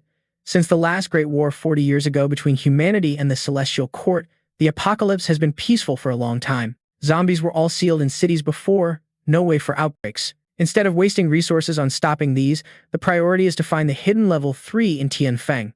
At Tianfeng's Safe Zone's conference hall, Xiao Hai rushed in after receiving reports. Huang Xiao, you said you found important clues about the mysterious level 3 god. Is that true? Yes, sir. We investigated and the prime suspect is Ya Ning. Xiao Hai was a bit surprised. How could that be? Huang Xiao continued explaining. We doubted it too, thought it impossible. But after investigation, exactly the ingredients that Liu Yifei sold. The timing matches the moment the 3rd tier awakened. Besides, investigations revealed that before, this person bought a spiritual energy house, a place not accessible to ordinary people. At this point, Xiao Hai started to find it somewhat believable. Could that 3rd tier really be Liu Yifei? How is that even possible? Tian, a representative of the military safe zone, also believes Liu Yifei has only been awakened for 1 week, and even with SS-level talent, leveling up this fast is impossible. Zhang Lin, son of General Zhang, is also an SS-level awakened, with dual system powers and agility, and abundant resources, yet only just reached 1st tier. Tian confidently asserts, as I guess, it's very likely that behind Liu Yifei is a 3rd tier silently supporting. Xiao Hai pondered for a while and found it reasonable. Maybe that's true. Although Junfang doesn't think highly of Liu Yifei, that 3rd tier definitely doesn't share that opinion. SS levels are extremely rare, and even secretly nurturing someone isn't impossible. If that's the case, no need to worry too much, just find that 3rd tier and figure out how to get help. Right then, Huang Xiao received a notification from the mission center. Commander Xiao, news just in. Liu Yifei completed 4 missions and leveled up to 2nd tier. Everyone freaked out. What? Liu Yifei again? Completing missions to reach 2nd tier? That's impossible. Xiao Hai started thinking about another scenario. Wait a minute. Based on the guess, there must be a 3rd tier who took Liu Yifei on missions. After acting, Liu Yifei takes credit and just got promoted to 2nd tier. Doesn't that prove Liu Yifei isn't 3rd tier? Huang Xiao sent 2 people to Liu Yifei's front door to watch who's really behind this. Also sent others to check nearby outbreak cities. To prevent possible riots, Xiao Hai suddenly believed in the riot rumors. If a 3rd tier backs Liu Yifei, those riot rumors might come from that 3rd tier. Better to be safe than sorry. Huang Xiao immediately took the mission. Xiao Hai reminded to buy Wang Bat Dan, a blue-tier gear, to keep him from causing trouble. This area is the border between Tiangang's safe zone and Zhenjiang's safe zone, the Death Factory. After a wait, the final storm sword attack recovered, now able to enter the dungeon. Liu Yifei quickly entered the Death Factory, lowest level, with 15 2nd-tier players present. The Death Factory is a battle dungeon with no assigned missions. The dungeon has 7 rounds total. Surviving each round grants corresponding rewards. After each round, there's a 3-minute vote to continue or stop. If over 70% agree, everyone withdraws simultaneously, automatically exiting after all 7 rounds. 5 minutes later, the first round begins. All players are ready. Liu Yifei scanned the group, confirming these entrants aren't simple. Not only are the teams evenly matched, but an awakened third tier named Bloodhawk appeared. This third tier gave off an uncomfortable vibe, a bad premonition. Then a young man stepped forward declaring, "Everyone, I'm Zhang Lin, high-level second tier. As we know, survival in this war dungeon requires unity through rounds. I plan to run for team leader, but there's a third tier among us." As he finished, Lam Lam suddenly got angry and punched Zhang Lin in the face, making him bleed. This female third tier's speed was so fast, even Liu Yifei got cautious. Not stopping there, Bloodhawk stepped forward and stomped on Zhang Lin's head as a warning. "Move again and you'll be dealt with." Everyone wondered what Zhang Lin did wrong to anger the female third tier. Zhang Lin ordered his men, "Restrain these people for me. Anyone causing trouble gets dealt with. Stay put if you want peace." This place is full of big shots, but even they fear Bloodhawk. The guy with the shield is peak second tier Song Qiang. The white-haired one is peak second tier Lin Deng. "Looks like we've met the legendary breeder team. What now? We're only peak second tier. No way to fight a third tier." Liu Yifei said nothing, standing still, thinking. The breeding team is known for trapping fake awakeners, letting the fake awakeners go first as bait to take the hits, then finishing off and hunting the big monsters. If awakeners and mutants are food for each other, then the herding group is basically just cannibals. Liu Kang decided to speak up. "Zhang Lin definitely isn't dead yet. The best move now is to vote as a group and get out of this dungeon immediately, since we have the numbers advantage." Before finishing the sentence, Lin Lam silenced Liu Kang with a light stomp on the ground.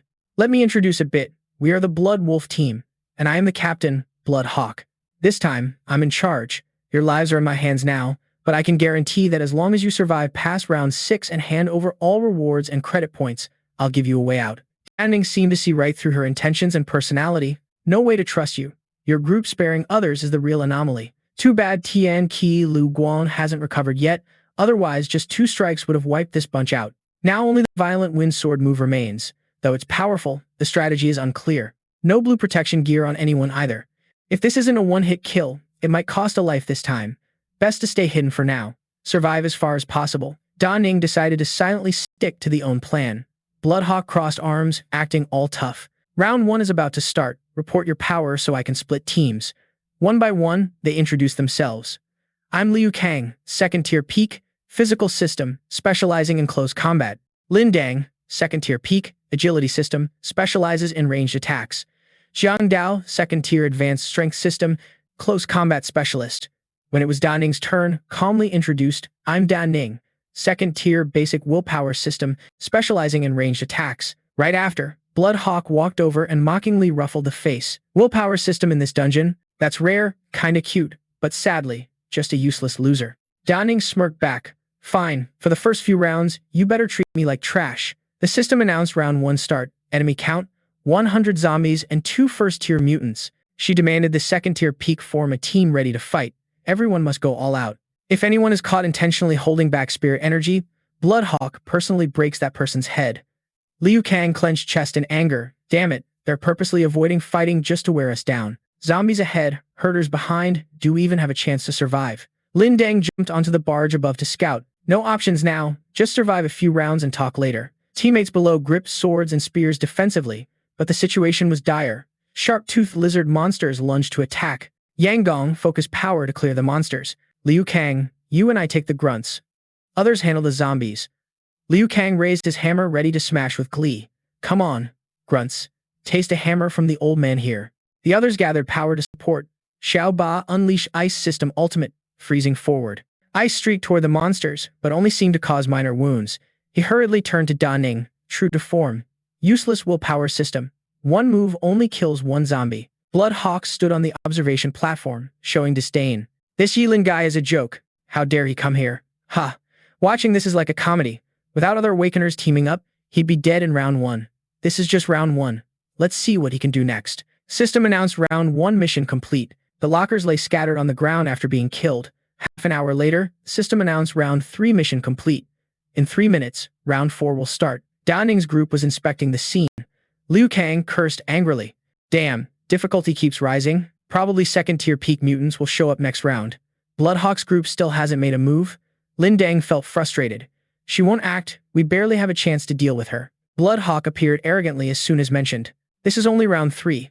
Already this exhausting?" That one crossed arms, acting all high and mighty because no one dared to oppose. Not sure if you second-tier guys are just faking it or actually useless. Let me tell you, no moves will be made until round 6. If you want to survive, stop hiding now. Blood Swallow turned to praise Nightshade. Still alive, huh? Not only alive but not even a scratch. The guy chuckled awkwardly, just got lucky. Little 3 heard that and immediately fired back. That monkey luck ain't just from us, right? Besides hiding and throwing out weak-ranged attacks that don't do damage, what else can you do? But Song Kang felt things weren't that simple. No way, this kid definitely has a secret move up the sleeve. Otherwise, no way to reach second tier. Probably can only use it once or twice. That's good though. Might even have a chance to flip the script. The system kept dropping missions. Round 4 was about to start. 400 peak second tier zombies, 1 mutated second tier, and 2 mutated first tier 6. A whole bunch of zombies got unleashed. Song Kang stepped up to face them and gave orders. Lam Dang, focus first on the peak second tier zombie king and restrain 2 high-level second tier zombies. That badass female demon, the rest handle the other first tier zombies. The zombie king's tentacle nearly smacked Song Kang. Lam Dang covered from behind, shouted, and shot an arrow at the boss. Song bro, watch out. A zombie lunged at the guy drawing the bow. It licked across the guy's face, leaving no time to react, and knocked him out. Jiang Dao charged in with a spear, landing a critical stab on the cloth-wrapped zombie, but poison sprayed from it caused Jiang Dao intense pain. Little 3 rushed up worried. Jiang Dao, ice attack. He spat ice at the zombie attacking the teammate. Little 3 tried hard to get close, moving super fast, but couldn't land a hit. Huang Yan got killed, Jiang Dao seriously wounded, and the rest didn't bother to help. This time, death was certain. Nightshade immediately assessed the dire situation. If Thun Vong keeps going like this, the group will be wiped out before round 6. If that happens, no chance to use the secret move. Nightshade unleashed the ultimate move right in front of the monster. Feet sparked with electric sparks. After thinking for 2 seconds, had to act, then dashed to Little 3, grabbed and dragged away. Move, demon. Little 3 was stunned. Is that you?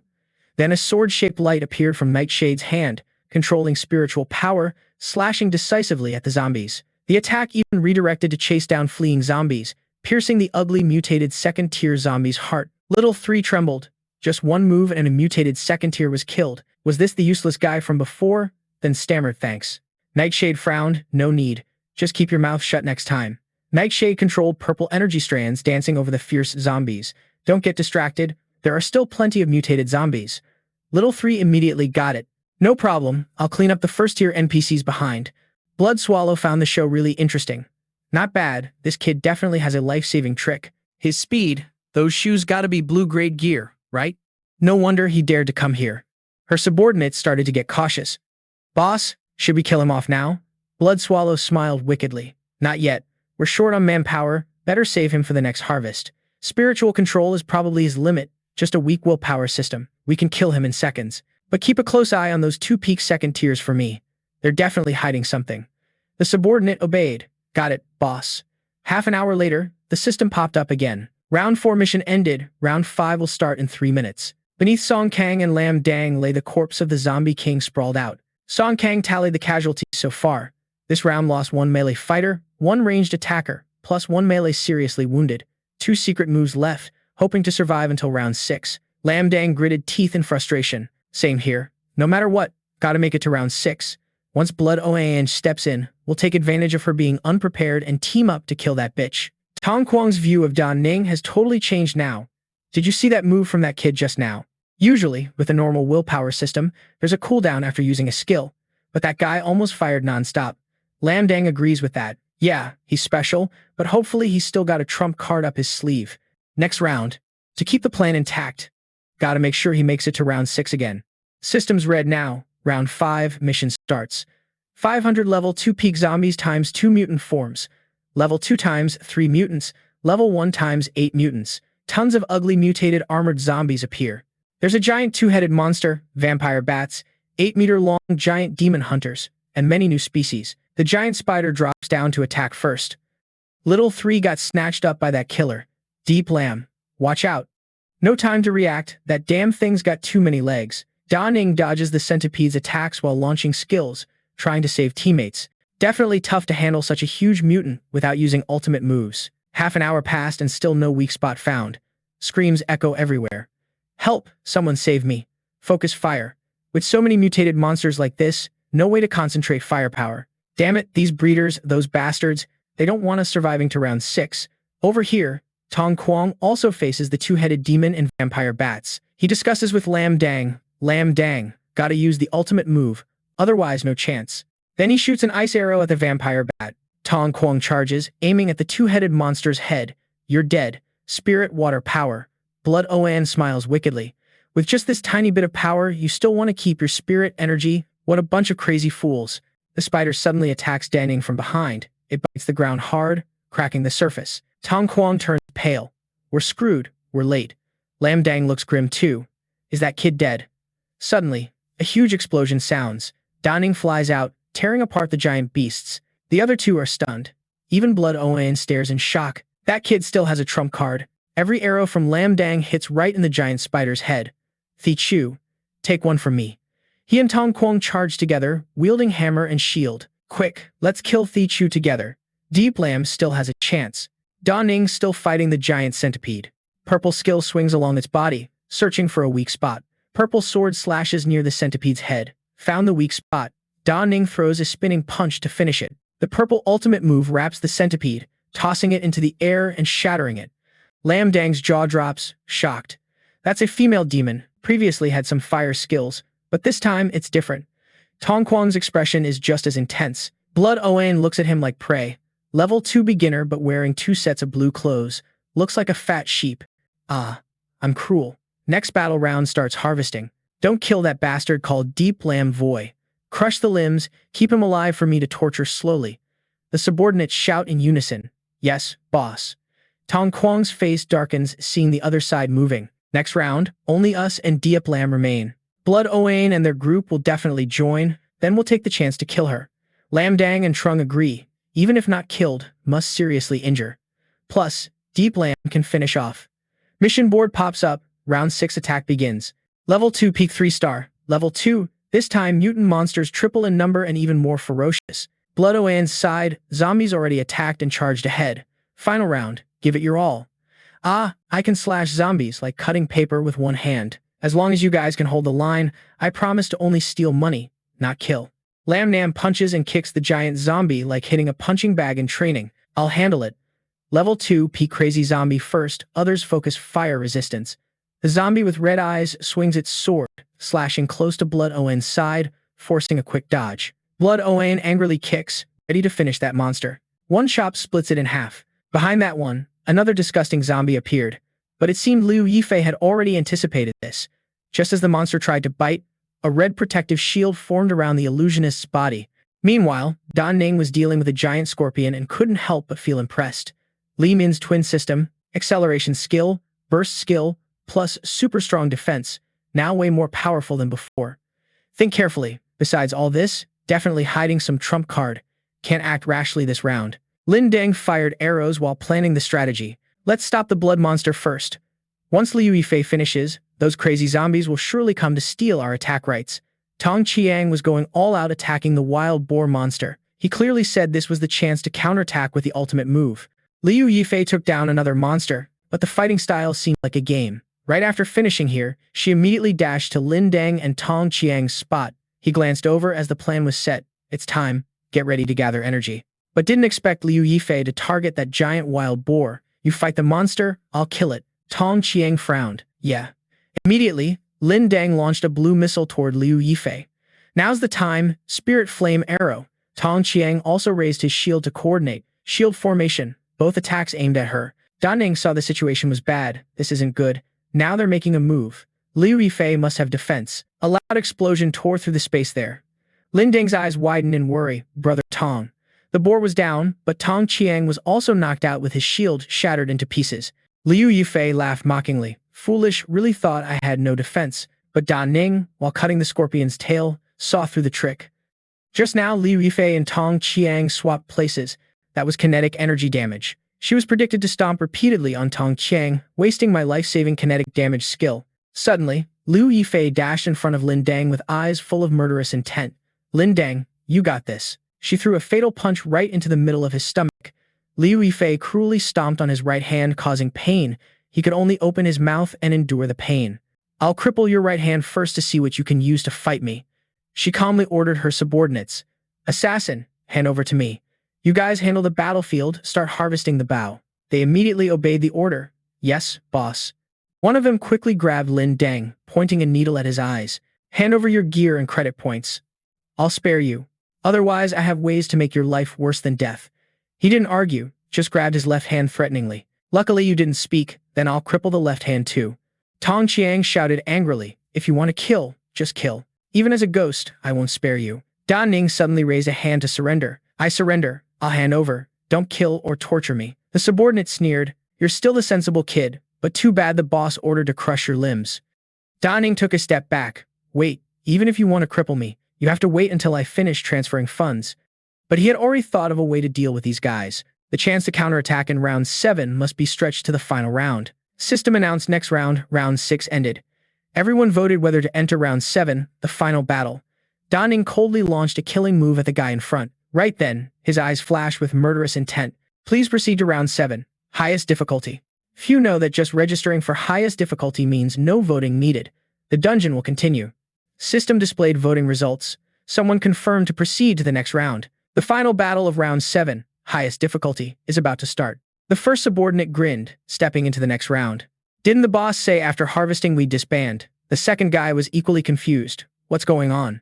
Isn't 70% vote needed to decide? The third knight started sweating buckets. Heard round 7 can mutate to level 3, boss won't survive. Tong Qiang laughed heartily in front of the subordinate beside him. Heaven's will for you guys, all must perish. Liu Yifei's face twisted with anger. Tong Qiang, was that you? She dashed to you at top speed. I'll kill you.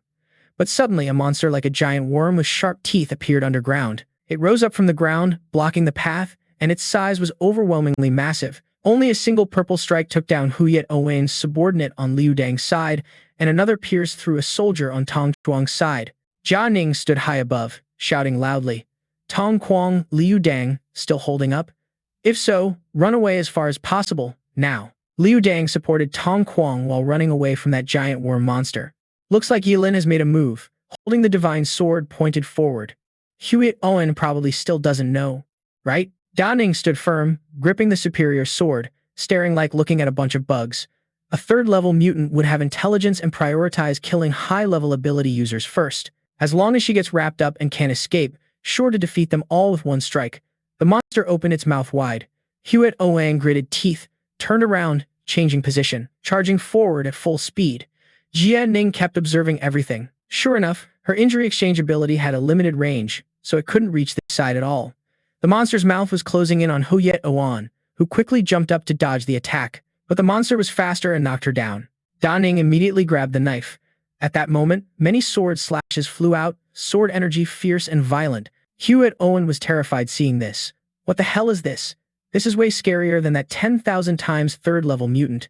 Could there be another third-level mutant here besides me? The monster was chopped into many pieces. She looked at it, using herself as bait. The range of this move was huge. Basically, no way to escape. At this time, the system also announced that the death zone would be cleared 5 minutes after passing the dungeon. Dan Ning looked down from above. Tong Kuang couldn't believe his eyes. One strike could kill both a third-level awakened and a third-level mutant.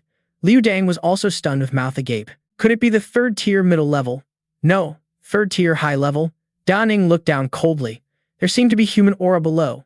Could she still be alive? Da Ning immediately threw the knife, mental control, spirit suppression.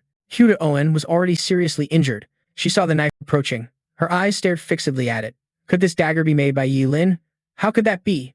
Da Ning looked at Liu Lan coldly. Still alive. Probably equipped with a life-saving item, right? Then first, take this blade and then talk. The knife nearly touched the center of Huda Owen's forehead, but she seemed protected.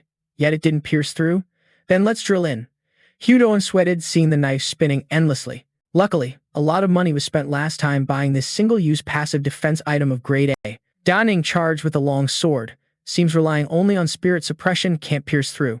But now her figure was weak, no strength left to activate anymore. Then I'll handle it myself. She couldn't believe this. That ultimate move just now was really launched by you? You're the hidden third tier, right? No matter how hard you try, you still fail. What kind of barrier is this? Can't penetrate it at all.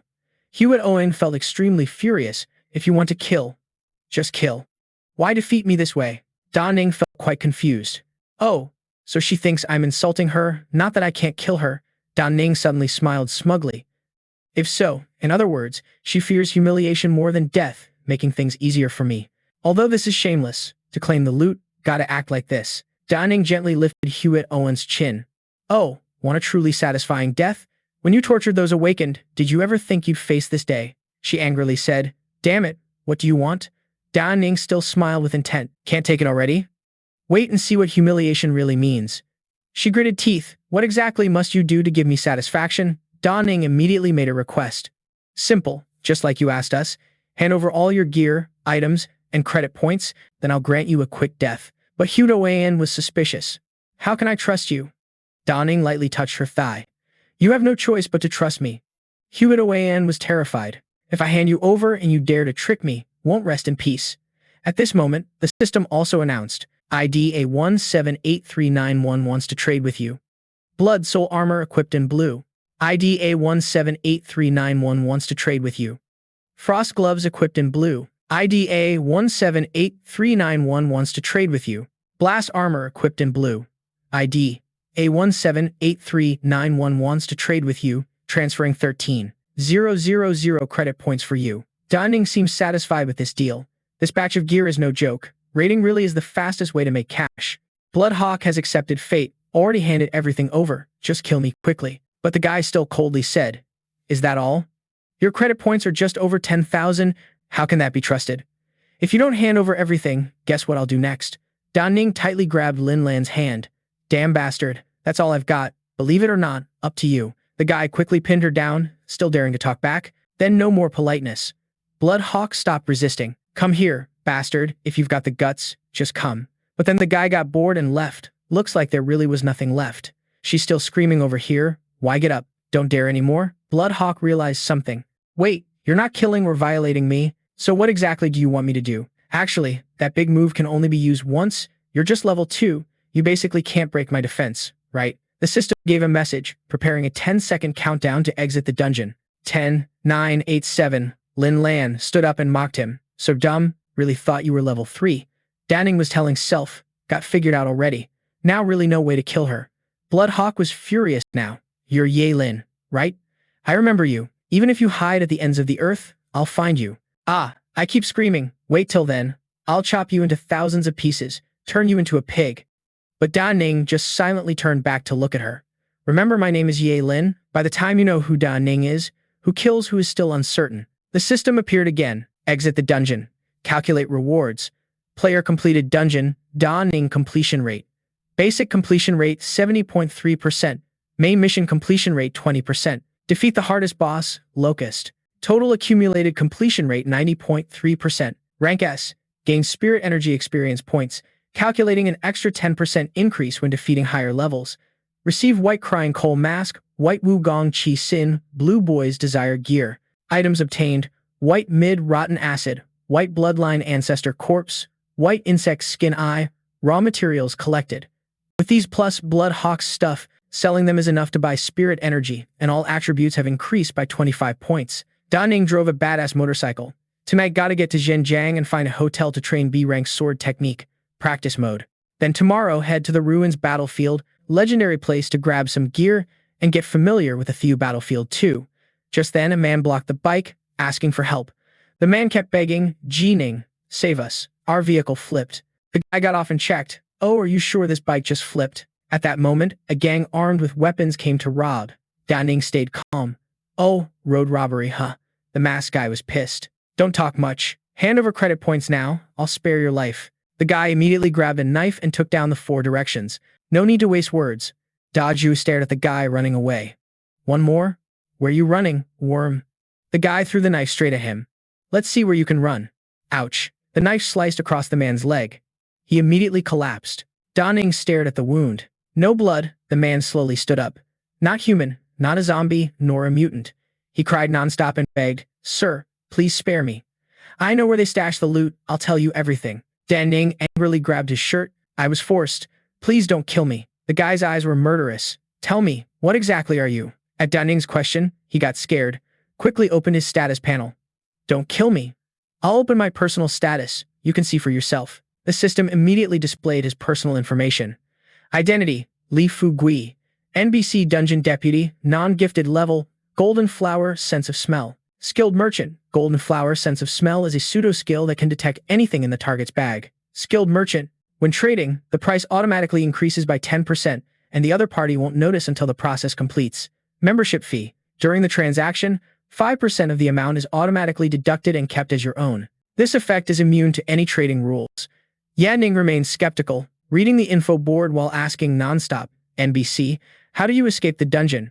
Were you born with consciousness already? Fu Gui trembled and replied, actually, I don't know why I appear here either.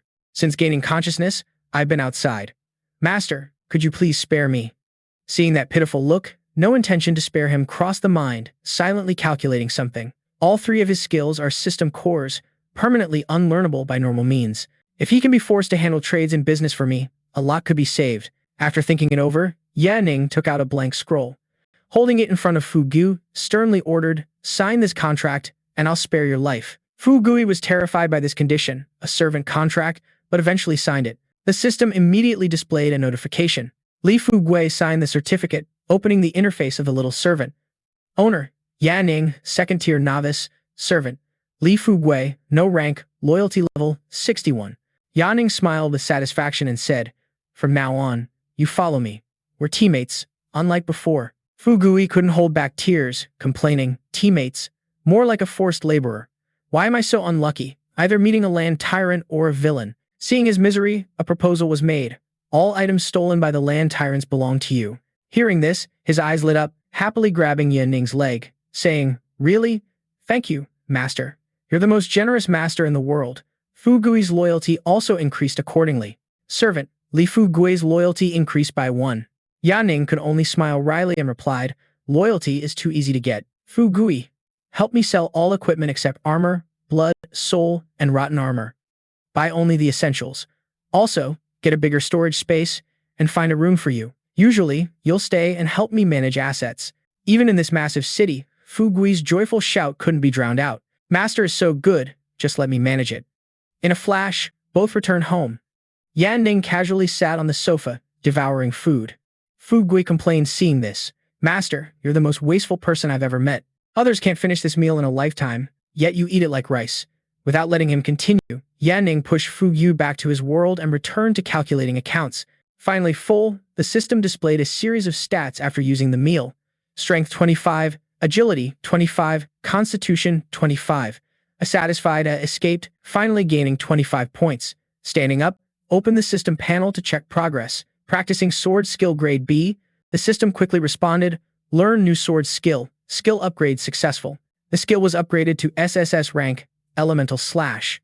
Elemental Slash, skill effect creates a rift in space, granting invincibility for 1 second, bypassing all defenses. Reading through the info, Ning laughed heartily, thinking, Elemental Slash, breaking space, bypassing all defenses, that's just crazy. Tomorrow, testing it in the Ruins Battlefield dungeon is a must. In the blink of an eye, tomorrow arrived and the system offered a choice. Do you want to join the Ruins Battlefield? Difficulty level B. After agreeing, transported to another space, where a man introduced himself. Hello, I'm Chen Yang, and this is my sister, Chen Jiao. We're both second-tier novices, but Chen Jiao doesn't seem very friendly. She sneered. I saw the system notification about a high-level second-tier teammate. That must be you, right? But you look way too young. It's not that the strength was misjudged or anything. Tran Dung heard that and immediately turned to scold, sis, don't talk nonsense. Ning had been silently assessing them for a while, reminding self to evaluate their outfits. They must be second or even third-generation military families. Better to be more cautious. After lecturing the sibling, Tran Dung turned to explain, don't mind it. My sister was spoiled by the foster family since childhood. Ning replied, you guys can just call me Dap Lam. Suddenly, the system unexpectedly announced, the battlefield is full of ruins. To kick off the special event starting in 3 minutes, please prepare yourselves, the guy asked curiously. Special event? Before, only special events, supernatural events, and spreading events were considered the 3 great mysteries of the apocalypse. This is the first time encountering this special dungeon event, Tran Dung reassured. Deep, bro, don't worry. Although special events are products of supernatural forces, from what I know, the Battlefield Ruins event is a relatively safe special event. There are no mission restrictions. You can exit anytime, as long as you escape the battle. This special event is a replay of the war history that happened when the apocalypse first broke out. But when it comes to enemies, The guy's face suddenly tensed up. Our enemies are ordinary zombies and mutated zombies. The countdown ended, and a horde of mutated zombies started rushing in. All three quickly took battle stances. Tran Dung turned to Da Ning and the sister, "Deep bro, let's go take care of those mutated zombies." Tran Jiao is up here, ignoring his words. Da Ning decisively jumped down into the zombie horde, leaving them clueless. That decisive like that? Bro, this guy is way too rude. Without any fear, the guy charged at the tallest one, swinging the sword hard. In a flash, that guy got 2 slashes from Da Ning, finishing him on the spot. Seeing the big guy taken down by Da Ning in seconds, Tran Dung was amazed. Deep Bro really is a high-level second stage. Handled it so fast, but we won't fall behind. The guy got even more pumped, swinging the axe hard, sweeping through the zombies around. Tran Dung shouted, "Diet Bro, let's try to hold the line as long as possible. When we can't hold on anymore, I can still summon the spirit soldiers to fight for us to maximize benefits." Da Ning was surprised hearing that. Summoning spirit soldiers? In the past life, I only heard rumors that such things were secretly held by the military. Didn't expect it to be real, but Tran Dung quickly added, "But this is the military's biggest secret." He loudly warned, "Don't tell anyone outside when we get back." Suddenly, a mutated zombie lunged to grab Tran Dung. Da Ning quickly threw a spear at it, shouting a warning, "Watch out behind you." Just as Tran Dung turned around, the spear stabbed through the zombie's head. The guy couldn't help but be shocked by Da Ning's power.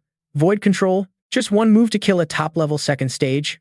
After wiping out all those zombies, the system showed another notification. The battle initiation has ended. A large-scale continuous battle will start in 3 minutes. Tran Dung approached, took out a pack of cigarettes to offer as thanks for the rescue. "Deep bro, do you smoke? This is supplied by the special military zone. Thanks a lot for saving my life just now." But Da Ning politely declined. "I don't smoke, thanks anyway. Heard this stuff is rare in the apocalypse. Seems like your identity isn't simple either." Hearing that, Tran Dung waved off modestly, boasting while inviting to join the team. "Honestly, Deep Lam, my grandpa is Deputy Commander of the North China War Zone, and my dad is Commander of Security Zone 191. Both are 3rd stage. I'm currently organizing my own forces. I guess Deep Bro is alone, so haven't joined any group yet." Before letting him finish, Da Ning bluntly said, "Sorry, I'm used to being alone," making him so shocked he dropped the cigarette. "Hey, not so easy to give up." Tran Dung tried to persuade with benefits. "Deep Bro, you can refuse after hearing. No rush, just be my deputy and from the start I'll give you official treatment, 3,000 credit points every month. I'll add another 1,000 points for you myself." Seeing no response, Tran Dung raised the offer even higher. "Also, free registration for a blue-tier weapon is on the table. Even your family members can join the infantry." Seeing the older brother going too far, Tran Jiao quickly intervened. "Bro, are you okay? Even if the guy's skills aren't bad, it's not like that." Da Ning finally couldn't take it anymore and turned away, shouting loud to remind them, "I'm not interested in this. The large-scale zombie wave is about to start. First, get ready to fight." But inside, the thought was, "Still trying to trick me. When I hit level 3, I'll get stuff just as good as yours." Tran Dung sighed regretfully as Da Ning left. Those conditions just now were like a heavenly deal for a second-tier player, something many would beg for, but he didn't even want. Yet he flat-out refused. Tran Jiao yelled at Da Ning for being ungrateful. "Who does he think he is? Don't even mention high second tier, even peak second tier. Our family can surpass all of that." In a blink, half an hour later, the official battle began. On Tran Dung's side, the mutant kept attacking relentlessly, overwhelming him until he couldn't hold on and had to call for help. "Brother Diep, I can't hold here anymore. Let's summon soldiers and retreat." Da Ning, while beheading a mutant, replied, "Wait a bit longer, pull that monster closer to me." Seeing Tran Dung done, Da Ning jumped up and shouted, "All right, hide behind the fortress wall now." Without hesitation, Da Ning charged straight into the gathered zombie horde, the sword in hand shining brightly, slashing down the mutants below, splitting each body in half. No one escaped. Tran Dung and Tran Jiao stood far away, stunned by this terrifying power. They could only gape in awe. Is this guy really 3rd tier? No way, a normal 3rd tier can't one-shot kill multiple zombies like that. Especially with peak 2nd tier power, no wonder he ignored the offer. This move is way stronger than both Dad and Grandpa. After wiping them out, Da Ning landed softly near the two brothers and said, "Now, summon the soldiers." Tran Jiao was still shocked, asking curiously, "Why? You're so strong, no need to rush the turning point." Tran Dung stopped him with a hand. "If Brother Diep said so, let's do it first." Then he raised the axe and loudly chanted the summoning spell.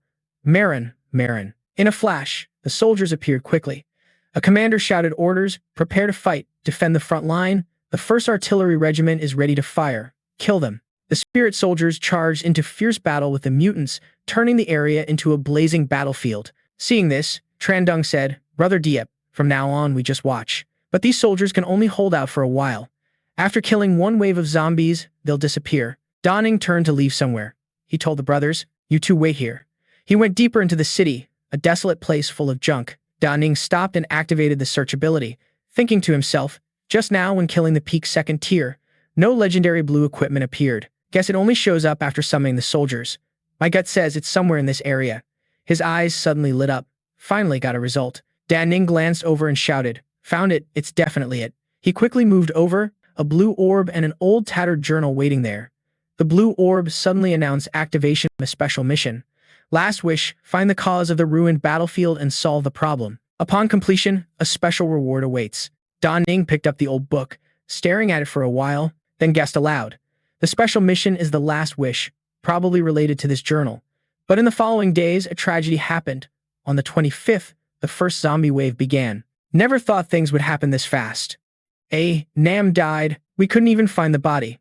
Among the faded words in the old diary, only a photo worn out by time remained. The author continued writing below in the final moments. Asked them, "Any last words?" Usually they just mess around like kids, but these people only said one sentence to me. On the last page of the diary, between the blank paper and silence, a line was written, "Marin Cave, go home," which was also the author's final words. After reading the last will, Ning stared at the jade bracelet in hand, mumbling non-stop, "Last will covenant." While speaking, the bracelet was gripped tightly. Qi Yuan Chen, General. Nearby, the two brothers, surnamed Chen, watched the battle below while discussing Ning's identity. "Bro, could it be that Yi Lin isn't really a tier 3? Maybe he has some gear that only lets him use his ultimate once? Possible, but we can't verify it. Once a tier 3 gets pissed, no one knows if we'll die here or not." Hearing this, Chen Jiao frowned, replying angrily, "How dare he?" With Grandpa around, no one in the North Flower District would spare him. Chen Yong saw his sibling's bad temper and advised, "Sis, you really need to change the situation, or sooner or later you'll get burned. Don't even think about whether he attacks us. If he's really a tier 3, we have to find a way to recruit him into our faction." I believe Grandpa and Dad would approve of this. Just as he finished speaking, Ning returned.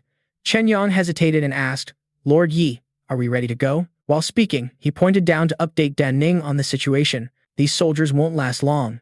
After a tier 3 mutant appears, they'll hang around for a bit, then vanish. So, we have to leave before these soldiers disappear, or if targeted by a tier 3 mutant, it'll be a huge hassle. But Ning didn't look too happy. A serious voice asked, "Do you guys know how the battlefield relic ended? What happened to those soldiers in the end?" Chen Yong was a bit surprised by the question, but answered, "Back then, my dad wasn't born yet. But Grandpa said the battle was a total disaster. No one survived. But thanks to their support, the safe zone behind was evacuated. That year, my grandpa was lucky to survive in the safe zone." Ning pressed on. If it was such a disaster, how did the final wave of the land tide settle? But this time, Chen Yong hesitated a bit. Details were still unclear, but legends say the Thai tide seemed to vanish suddenly. Hearing this, Ning finally understood everything. Vanish suddenly? So that's how it was, huh? Seeing Ning's strange attitude, the two brothers couldn't help but ask, "Lord Yi, what's wrong?" "Yeah, why suddenly ask about ancient stuff?" No reply came, just more questions. "Do you guys know what the word Marin means?" Chen Yong honestly answered, "Meaning? That's a secret word passed down within our group. I really don't know the exact meaning." His sister added, "We only know that if we shout it, soldiers appear to fight for us." Then she loudly warned, "This is military secret. My brother respects you a lot, so he told you, but you better not let it slip outside." Seeing this, Chen Yong quickly said, "Calm down, sis. Sis, don't interrupt them." Ning turned and asked, "How many times can you use this method?" Hearing this, they were shocked and replied, "A few hundred times, but usually used when wanting to strip gear. Each person can only use it once. The last time someone shouts it, it won't work anymore." Hearing this, Ning's face turned serious, asking repeatedly, "Hundreds of times? So have you helped these soldiers defeat the final mutant yet?" Chen Yong calmly answered, "No. Because usually only tier 2s come here, tier 3s have never been seen. You're the first tier 3 to come here." Just after speaking, Ning suddenly jumped down. Before the brothers could understand, Ning rushed toward the funeral. Endless speculation ran through the mind, wondering if this was the origin of the battlefield ruins. Liu Yifei shouted loudly, "Bro, what does that guy want to do again? Why don't we just get out of here?" Constantly recalling what DNGN said earlier, piecing everything together. Clearly, the obsession turned them into spirits and made this battlefield a special event. But with battle instincts, Ning quickly reacted, swinging the sword in hand. In a blink, just a few slashes and that guy's head was severed from the body. Staying calm, thoughts kept circling back to those spirit soldiers. That's because they knew once the level 3 mutant here was killed, their secret code would no longer work, meaning it wouldn't help their descendants get benefits anymore. Thunder roared in waves across the sky, rain poured like a waterfall, making the place even gloomier. Ning dashed through puddles, feeling furious upon realizing the deception and exploitation behind it all. Suddenly, the whole body leapt high, gripping the weapon without hesitation, aiming at the enemy as if pouring all the hatred onto them after learning the truth. The word Marin seemed to hold all the hopes of the veteran spirits, yet the army shamelessly used it as a pawn, deploying it hundreds of times. With a single slash, Tang Thai was split in two. The gaze turned extremely determined, promising that even if death came this time, bringing them home was a must. Liu Yifei couldn't help but feel terrified at this image, worriedly asking, "Bro, is he crazy? Could he really want to fight the last level 3 mutant?" Trandung also found Ning's attitude strange since earlier, quietly reasoning, if planning to fight the last level 3 mutant, why summon spirit soldiers so early? There's no need to help soldiers fight monsters now, right? Doesn't it make sense to save energy? She quickly grabbed her brother's shirt, trying to persuade Trandung, "Bro, the level 3 mutant is about to appear. Even if Deep Lamb is level 3, it can't kill that thing. We should leave first." Seeing the sister's logic, he still didn't want to give up on someone like Ning. Indeed, leaving now is the safest, but once gone, it would be hard to build a relationship with Ning. Thinking it over, Trandung turned to his sister and said, "Let's wait a bit longer. It only takes 10 seconds to escape from here. If you really can't resist, we still have time to run from up here." Suddenly, the ground shook violently. The building where the two stood began to tilt to one side. Trandao screamed in panic. From afar, through thick fog, a giant figure gradually appeared. Each step made the ground tremble more. The two gradually realized what it was and shouted, "It's here." The monster didn't care about anything, ready to crush everything in its path. Its huge body was grotesque, long arms covered with sharp spikes, moving slowly and heavily. As it moved, thick smoke poured from its mouth. Getting closer, the siblings finally realized, screaming in terror. Is this the level 3 mutant? Its size is massive. The monster swept everything around, heading straight for Ning. Looking closer, Ning's figure was like a grain of sand to it. Fear flickered briefly but quickly faded, confidently snorting. Now only one-dimensional slash remains. Taking a deep breath, quietly calculating how to take it down, but still unsure how effective the dimensional slash would be, so no rush to attack. After some thought, Ning exhaled softly, finally making a decision. Slowly raising the sword, lowering the body into a ready stance, waiting for it to come closer before striking would be safer. Standing there without fear, closing the distance little by little, 70 meters, 59 meters, finally 40 meters. The monster arrived. Merciless, swinging the deformed arm covered with spikes, striking down like a living mace. But Ning stood firm, no intention to dodge. Eyes shining brightly, preparing to counterattack. At that moment, in a blink, when did that huge body get split in two by Ning's sword? Amid the thick, dusty smoke, Ning landed softly as if nothing had happened, eyes still locked on the monster, never dropping guard. A voice broke the silence. All things still, everything freezes. Ning stood alone on the rooftop of a building, surrounded by ruins and devastation, facing a massive, dangerous corpse. So this is the primal space? My timeline is completely different from everyone else's. Furrowing brows, cold eyes stared straight ahead. Not only that, but bones piercing through the monster's body were also noticed, instantly realizing the ability to see right through it. Ning shifted slightly, legs radiating a growing surge of energy, able to choose any part of the primal space to materialize. Without hesitation, Ning dashed straight at the monster's body, planning the move in mind, able to pass through the monster's body without any obstacles. Suddenly, a blazing blue energy burst from Ning's shoes. At this moment, unbeatable power surged. Then, swinging the sword's hilt hard, it stabbed straight into the corpse, blood splattering everywhere. Ning continued teleporting at an incredible speed through the monster's head. That critical hit shattered the corpse's head, shaking the whole area. Then it collapsed, sending dust and destruction spreading all around. Trandung's eyes widened in horror. That was a third-level mutant, a type strong enough to destroy safe zones. How can it be killed just like that? Tranjiao gasped in disbelief. The move was too fast, nothing was seen. And yet, it was dead. Suddenly, she covered her mouth, furrowed brows, whispering, "Man, I was wrong. That guy really is third level, even stronger than Grandpa's and Dad's third-level mutants." Sweat dripped down the forehead, agreeing silently. Yeah, we've seen third-level fights in the military zone since childhood, but never this kind of level. Could Diablam be a high-tier third level? That would make this a national treasure, right? After a while, the system updated, announcing the event's end. You will exit this place in 10 seconds. After 10 seconds, the battlefield ruins will vanish forever. The spirit soldiers froze in place, hearing this, all confused. The battlefield ruins disappear? What the hell is going on? At the same time, both Tran Dung and Tran Jiao rushed over as Da Ning landed on the rooftop, calling out loudly, Diep Lam. Da Ning raised a hand, revealing a turquoise stone necklace, then shouted, Marin. That sound immediately grabbed the spirit soldiers' attention. They quickly lined up. Miam Trang saluted and said in unison, Ta Mai thanks you. Tran Dung stood behind, puzzled. Diep Lam, why still use that spell now? This place is. Da Ning cut in quietly, then said, This place is about to disappear. At that moment, the system reported an ordered exit from the dungeon.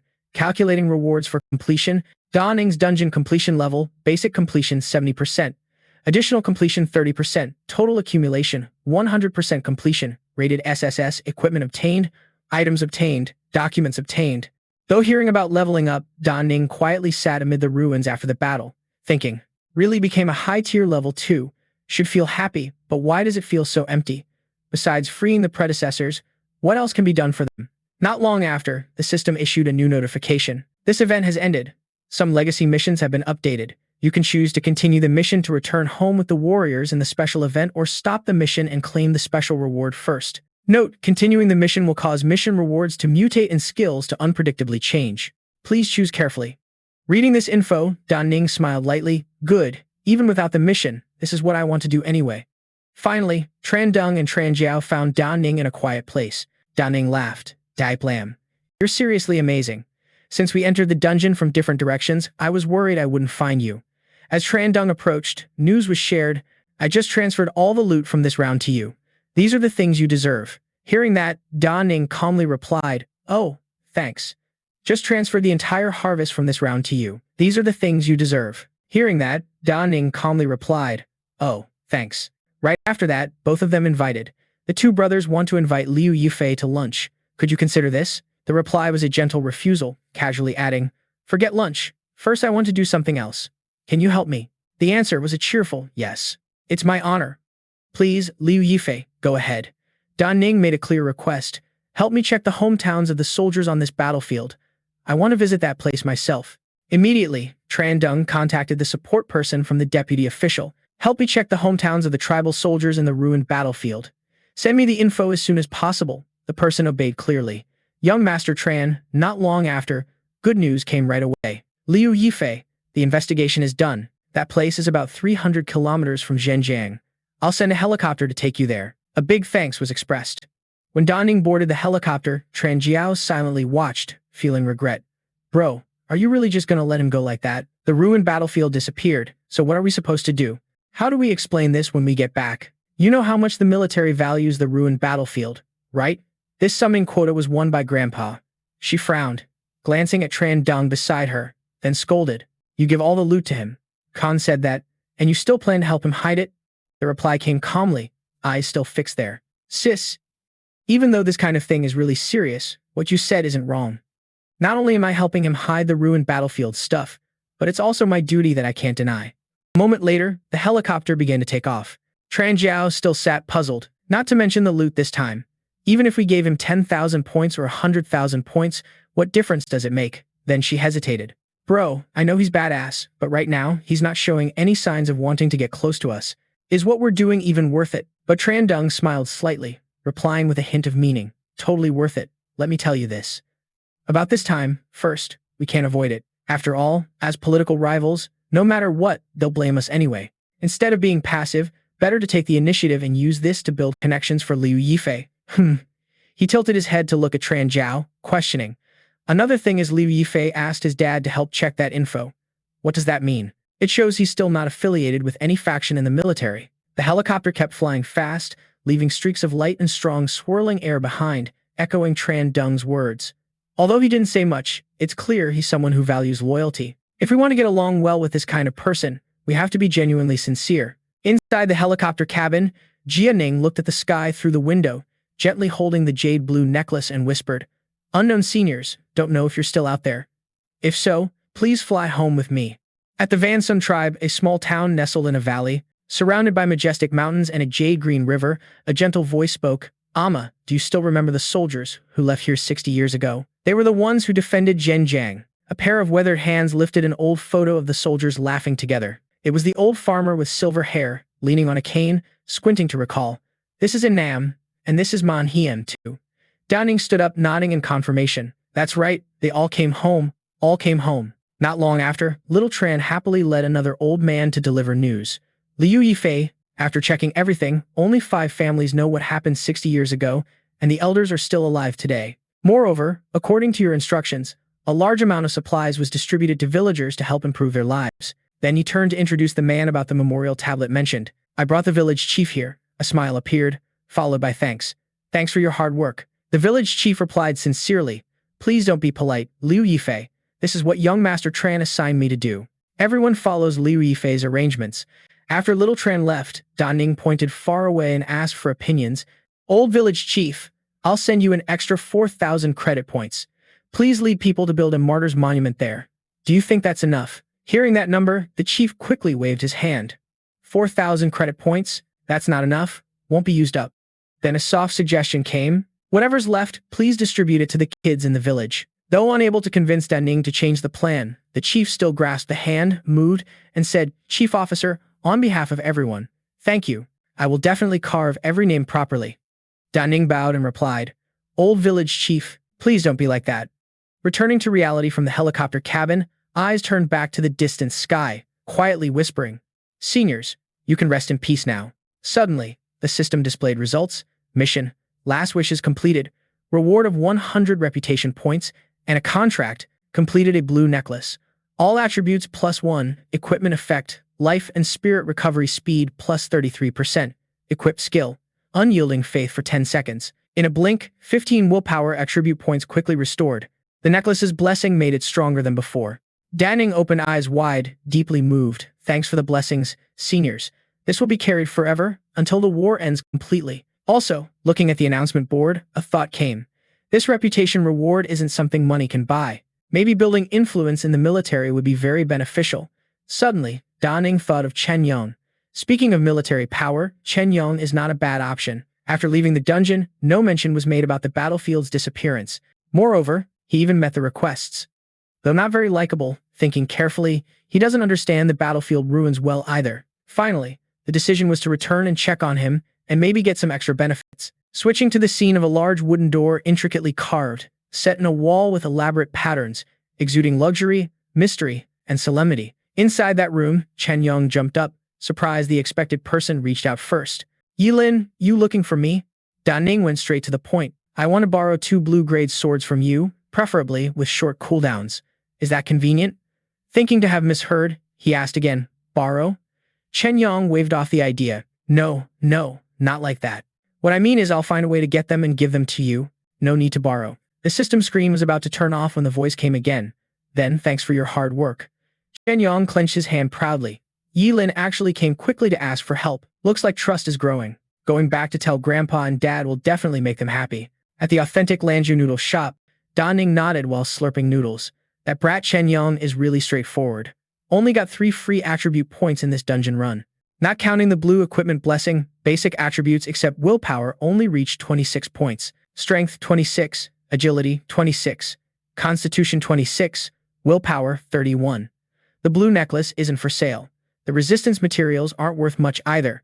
Not enough to buy real spirit energy. After 2 days when Da Qiu recovers, Min will take Chen Yong's blue equipment, then find a way to break through high-level dungeons to fish for as much as possible. Suddenly, a past memory came back. When leveling to level 3, there's a chance to double attributes. Last life.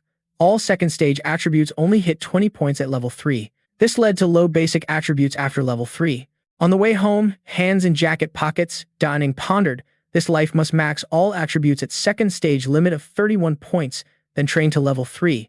Calculating, that should be around the time of the big outbreak in the safe zone of Tianfeng. Suddenly, something odd was noticed. Oh, level 3 killing intent. As that savage aura approached, Ning suddenly realized. Trouble. Ultimate skill is still cooling down. Facing level 3 now means certain death. Walking and thinking, who could it be? Who wants to kill me? The guy silently wondered. This is the inner city of the Tranquil River safe zone, and no one except Tran Dung knows this spot. Could it be the third-tier leader of Tranquil River that got robbed earlier, or maybe Tran Dung regrets it now? But that thought got rejected. Tran Dung wouldn't do that. No way. Tran Dung's trying to recruit, so no reason to kill. The Tranquil River leader doesn't even know the monster thief is this guy. A sudden thought flashed when recalling the hateful glare from Blood Fang. Could it be that Blood Fang from the Blood Wolf squad? Could it? That fast and already found me? All skills are cooling down now, so rushing to confirm isn't possible. Forget guessing who wants to kill. The priority now is escaping the stalker. Top priority. How to get out of here. Maybe activate the lightning spear to run. Stay calm first. The stalker following before striking means they're still cautious. In other words, the opponent doesn't know skills are cooling down, so running hastily would just expose and definitely get killed. Best move now is to act like nothing's wrong and see if there's a place to hide. Looking around, eyes suddenly landed on a nearby bar.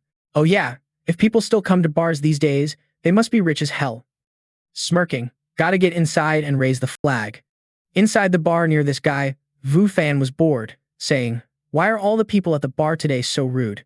Her bodyguard approached, asking, "Miss, after this drink, should we head home?" She waved them off impatiently. Suddenly, she seemed to notice something. Vu Fan looked toward this guy, sitting calmly but secretly watching her. She looked young, dyed hair, heavy makeup, walking into the nightclub probably in a rebellious phase. Vu Fan stepped closer. "Hey, handsome," scanning her from head to toe, thinking earrings and rings are just flashy gear. Behind her, 4 second-tier family bodyguards stood, probably her protectors. No one dared provoke her, proving her background is definitely complicated. Vu Fan moved closer, softly said, "Came alone, let's have a drink together."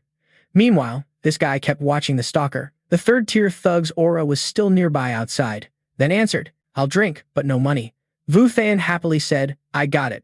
She called the waiter. "Waiter, 2 drinks. Tonight no going home. Put it on my tab." Looking at Vu Fan, silently apologized. "Sorry, tonight gotta use her to escape."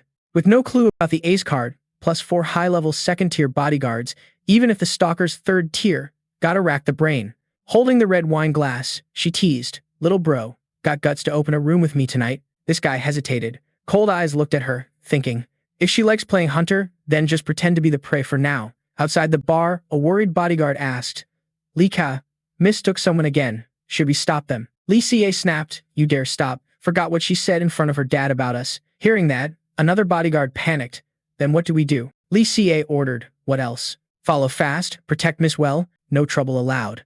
Looking back, this guy calculated the killing aura chase behind the guards not far, but still didn't leave. Gotta go to the hotel with her first, then figure it out. At a fancy hotel, Quang Vu Fan was getting ready to hit the bed. This guy sized up the room. No wonder Vu Fan's daughter of Yen Liat Quan, the leader of Security Zone 317 and president of the Star Trade Association. The cost for one night here could support a normal worker for half a year. Remembering past life, was a refugee back then. Since it was to earn a living, the grind was real in the Star Trade Guild's guard squad, handling zombie cleanup before standing face to face with her. Told her straight up that her dad was actually my boss. Vu Fan heard that and yelled loud, "Don't mention that old bastard anymore. That nasty piece of work." Then she leaned close to Da Ning, whispering, "Hug me." Seeing her like that, the urge to tease Vu Fan kicked in. Wait, weren't they just arguing with the boss? Tonight, she was clearly doing this on purpose, just trying to piss him off. So childish. Maybe it was time to scare her a bit, test her honesty. Da Ning then pushed her off the bed hard. "Are you serious? Then I won't hold back." Vu Fan gasped in surprise.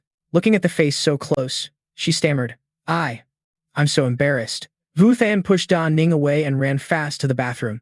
"I'm gonna take a shower first." Da Ning chuckled, thinking this was definitely the funniest prey. Hunters show up in the form of hunters. The sound of running water came from the bathroom. Da Ning stepped out onto the balcony, guessing that this paper tiger probably wouldn't dare come out for now. Looking at the alley ahead, Da Ning thought silently that the killing intent of the third rank was still down there. That shadow looked suspicious, but the figure didn't seem like a woman. Could that be Blood Oan? Then who else could that be? Wondered silently. Thinking back to the last 2 lives, still no solid conclusion on being knocked out before the test. Weird that a stranger would care about crime like that, really strange. But if the one behind wanted to kill, poisoning would have happened already, so why bother with all these schemes? Then another thought flashed. Last time, Blood Oan was badly hurt, probably still recovering, but couldn't rule out her teaming up with another breeder and sending another third rank to kill. Ignoring all guesses, Da Ning thought of a way to escape. No matter who it was, first had to break free from surveillance, then get out before planning next moves. So Da Ning called Fu Kuai out.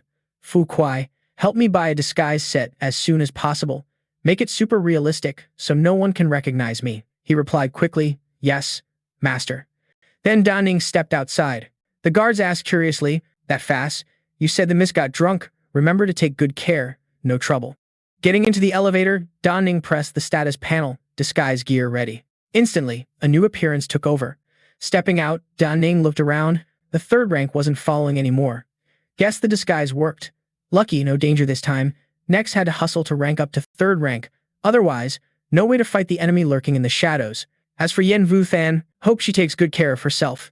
Back at the hotel, Vu Than sat silently on the bed, frowning at the note Da Ning left. On the note, Da Ning wrote, not trying to take advantage, no need to worry. Thanks for tonight. Time passed quietly. 2 days later, at a base, Da Ning's excited voice rang out. Tran Dung, you really deserve to be a second-generation soldier with rich resources. Praised him. So fast, you got me blue gear already. Holding 2 swords, Da Ning admired the flaming sword and the fish field group sword, both top-tier blue gear. Da Ning held the blazing sword, the flaming sword, swung once, consuming 270 spirit points per second, blade temperature reaching 2,000 degrees. After testing the first sword, Da Ning tried the other, the fish field spell sword. Swung down, consuming 240 spirit points per second. This sword was sharp like a laser.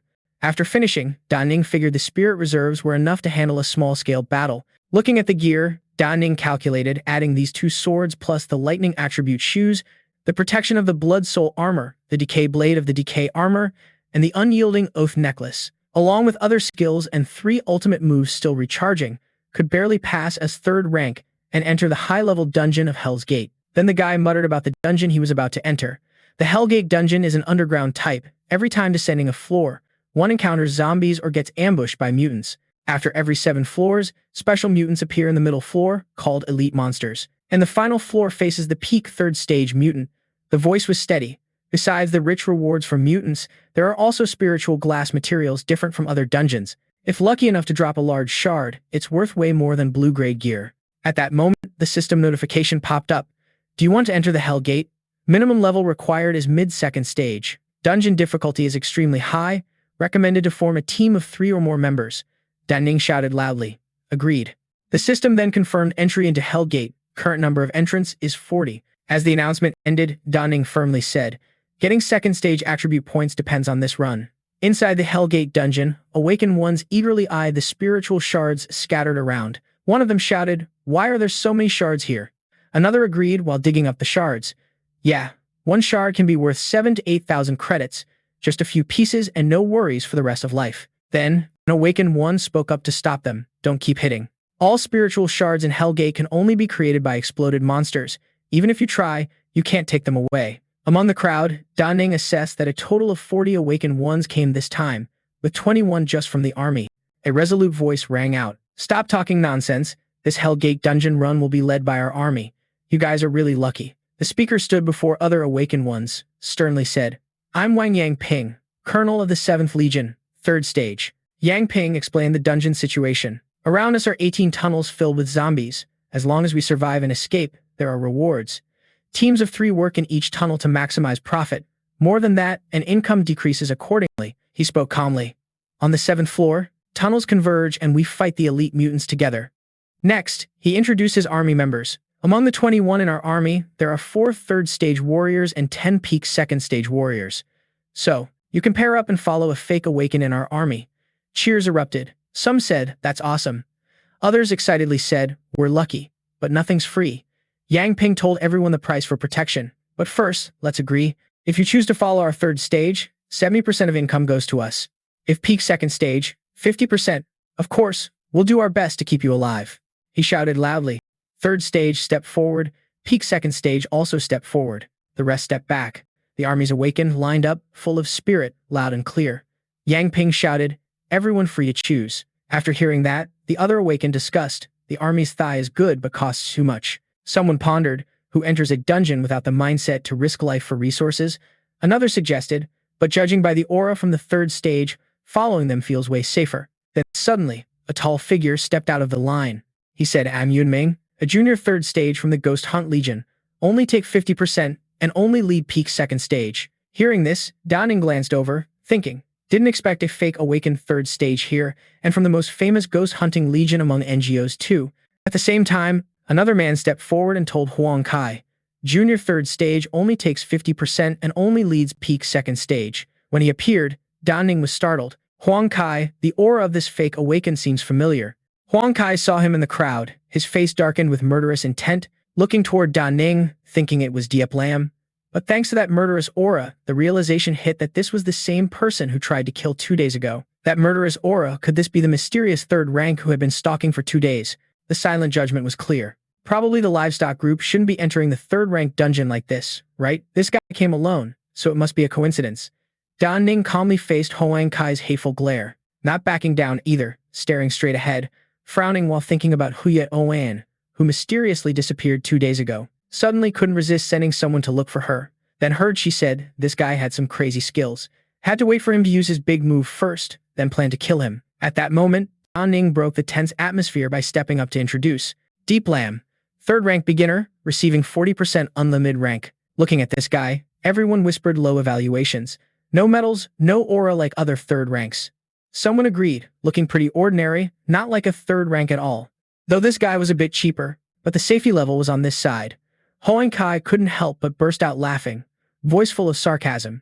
Diep Lam, are you really a 3rd rank? No way. Inside this dungeon, Da Ning glanced at him calmly and said, claiming to be 3rd rank means only one way to die. A soldier overheard and asked Duong Bin, Colonel, do you have the highest detection ability? What level do you think Diep Lam's strength is? With a serious face, replied, currently can't tell, but the blue gear on him isn't something a normal 2nd rank would have. Plus, this guy isn't wrong. Only a fool would fake being 3rd rank.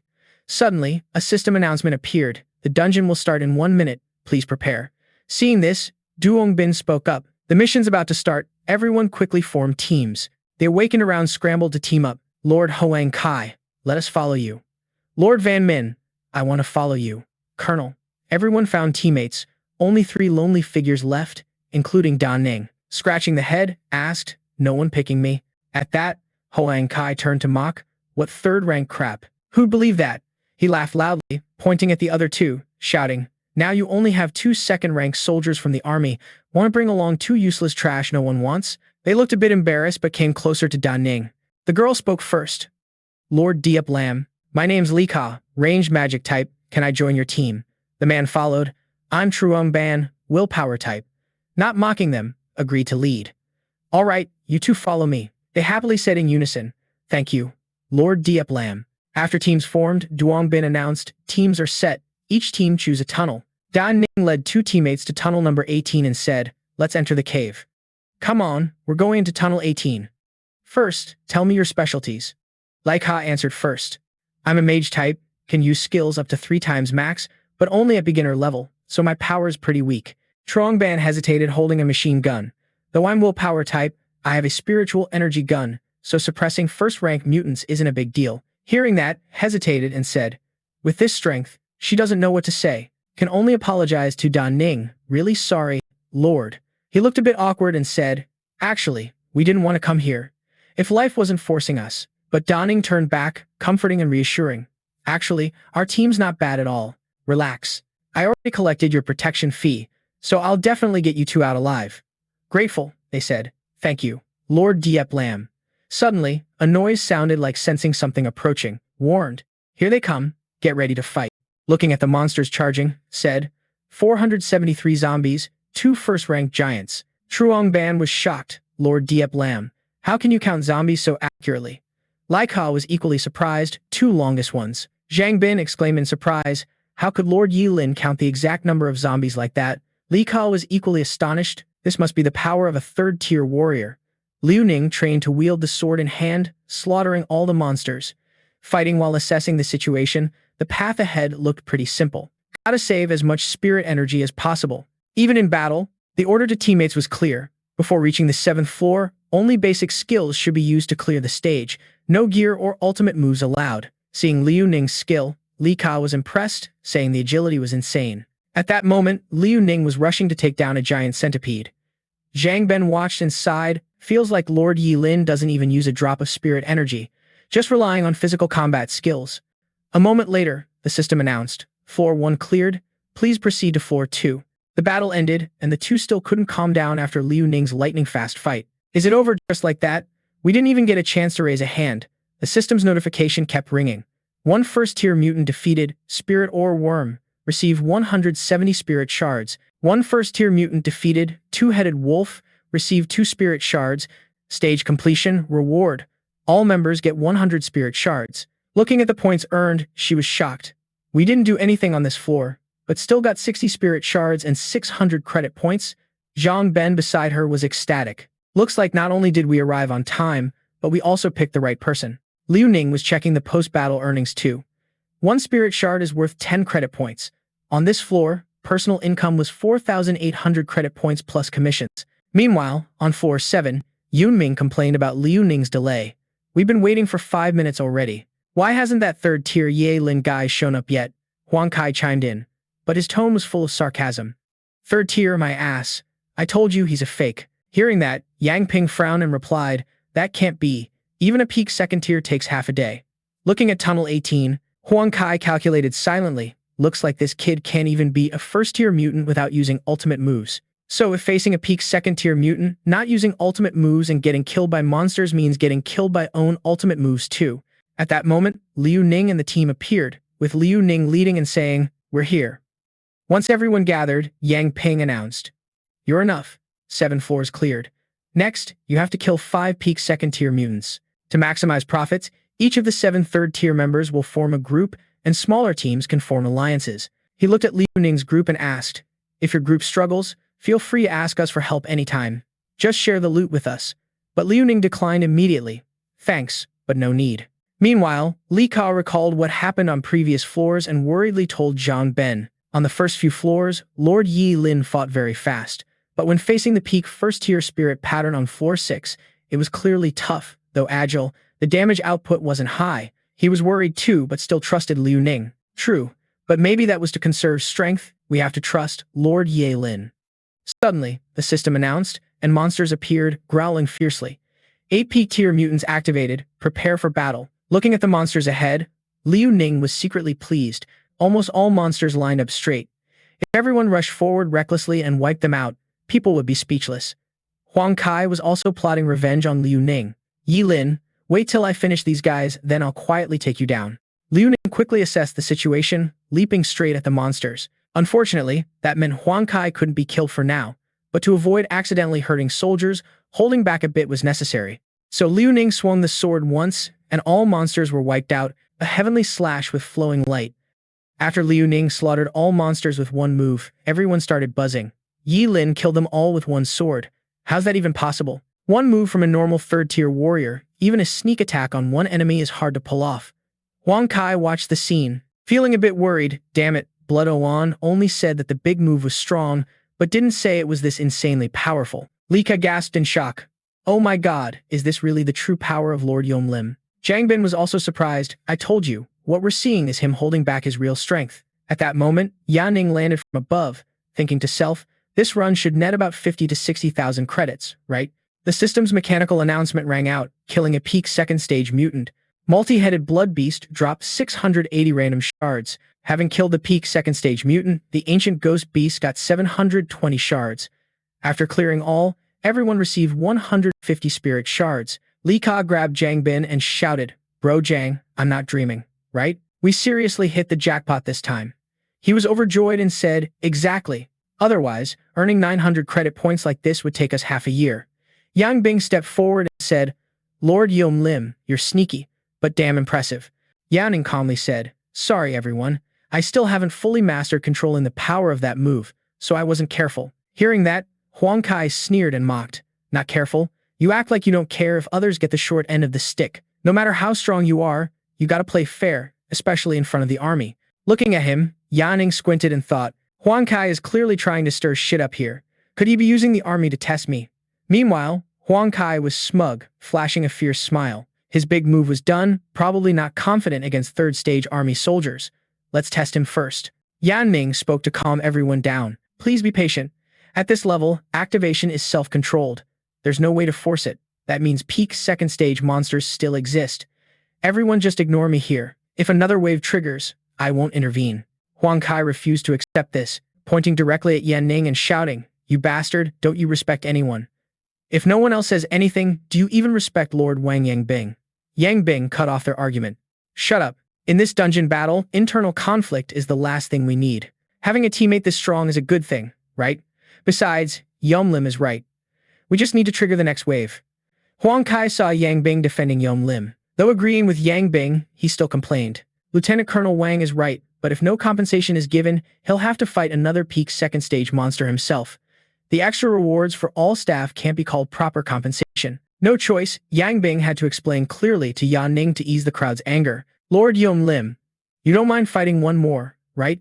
Inside, Yan Ning thought the last display was way different from before. Getting to see how he fights is a good thing. Yan Ning smiled and replied, "No problem." But inside, Yan Ning thought that bastard Huang Kai failed to stir trouble, so now wants to test the trump card with a peak second stage monster. The Sword of Flowing Storm must be saved for floor 14 to deal with third stage, and the Primordial Slash must stay close. The system announced again that 8 peak second stage mutant monsters have fully activated this round. Prepare to fight. Seeing the monsters charging, Yan Ning thought this time it's time to use magic-enhanced skills and gear. Killing one monster shouldn't be a big deal. Plus, finding Huang Kai's weakness. A giant crocodile appeared. Yan Ning sized it up. This is a defensive mutant with a huge body, very tough to beat. Yan Ning quickly jumped before its massive foot could stomp down, thinking, the best fighting strategy is guerrilla hit and run. A powerful slash hit the crocodile's back, but it didn't budge an inch. Yan Ning was shocked. No good. Power's still too weak. One slash couldn't break its defense, basically no damage done. While fighting the monster, Huang Kai didn't forget to glance at Yan Ning, curling lips in a sinister smile. Sure enough, the big move was already used up, now turned into a rookie. Once this monster is dealt with, that's the end for you.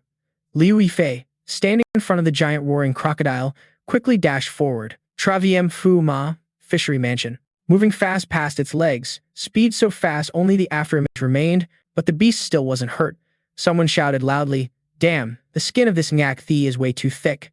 Even a strike from Lam Trang Fu Ma can't cut its leg. How is that possible?" It roared angrily, whipping its huge tail toward Dan Ning.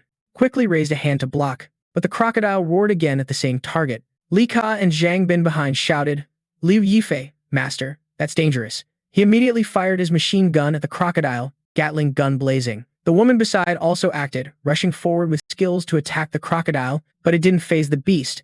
Instead, it got angrier and charged at the two of them. Zhang Bin panicked.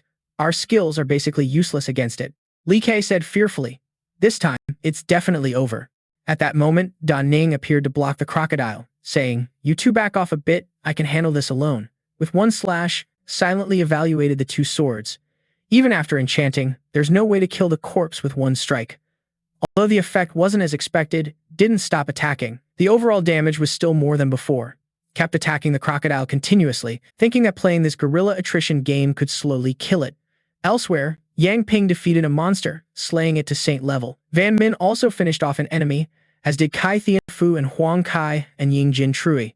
Seeing everyone else had defeated all monsters, Li Ka couldn't help but worry. The other third-tier fighters were done, but Liu Yifei was still playing guerrilla warfare. Zhang Bin added, "Yeah, Liu Yifei's fighting style is really weird. That guy can kill 8 with one move." He frowned, wondering why it was so hard to deal with just one now. Looking at Dan Ning, still struggling with the giant crocodile, Yang Ping wondered silently, why is the damage so low now? Not counting Lam Trang enchantment, it should at least be peak second tier. Isn't this totally illogical? Watching Huang Kai behind, guessed others had finished too. Huang Kai was definitely preparing to strike, so had to stay on guard. Huang Kai charged forward, shouting, "Liu Yifei, you've been fighting forever without finishing. Let me give you a hand." Seeing that, silently mocked him. Here he comes, trying to kill and loot monsters at the same time, feet crackling with electricity. Thought it was lucky to be almost done. Don't even dream about it. Dan Ning dashed like lightning, activating full enchantment gear. Tich Loe Ingo Loe Han, furious, appeared above the crocodile, stabbed 2 swords down, shouting, "Traviem, Fishery Mansion, strike for me." Suddenly, Huang Kai appeared behind Dan Ning with Ying Jin Trui. Not flinching, used skill to create a blood soul armor shield for defense. Immediately dodged, then unleashed retaliation armor retaliation blade. A powerful slash cut across the crocodile's head. Huang Kai was thrown back by Da Ning's shield force, barely managing to resist momentum without crashing into the troops behind. Yang Ping nearby witnessed everything and couldn't help but tease. Huang Kai, looks like Liu Yifei doesn't need your help after all. He just snorted, refusing to waste breath arguing, then focused back on defense, watching Da Ning while thinking, this is blood on gear. Based on Liu Yifei's spiritual power, probably won't last long. Just hope he gets out of the dungeon soon. Need to deal with him as soon as possible. Standing ready, calmly said, looks like Huang Kai is dead set on competing with me today. Huh? Yang Ping couldn't hold back and grabbed his shoulder to advise, Huang Kai, the monster's already killed by Da Ning, don't be greedy and act ugly. But Huang Kai wouldn't listen, replying immediately, Colonel Wang, this is a personal grudge between me and him. Please don't interfere. Hearing that, Da Ning sheathed the sword and coldly said, though I don't know what you're talking about, if it's a personal grudge, then smirked challengingly. Why not wait until the 14th floor to deal with this, to save everyone's time? Huang Kai paused briefly and asked, no plans to retreat at this level. Furrowing brows, he guessed the hidden meaning behind those words.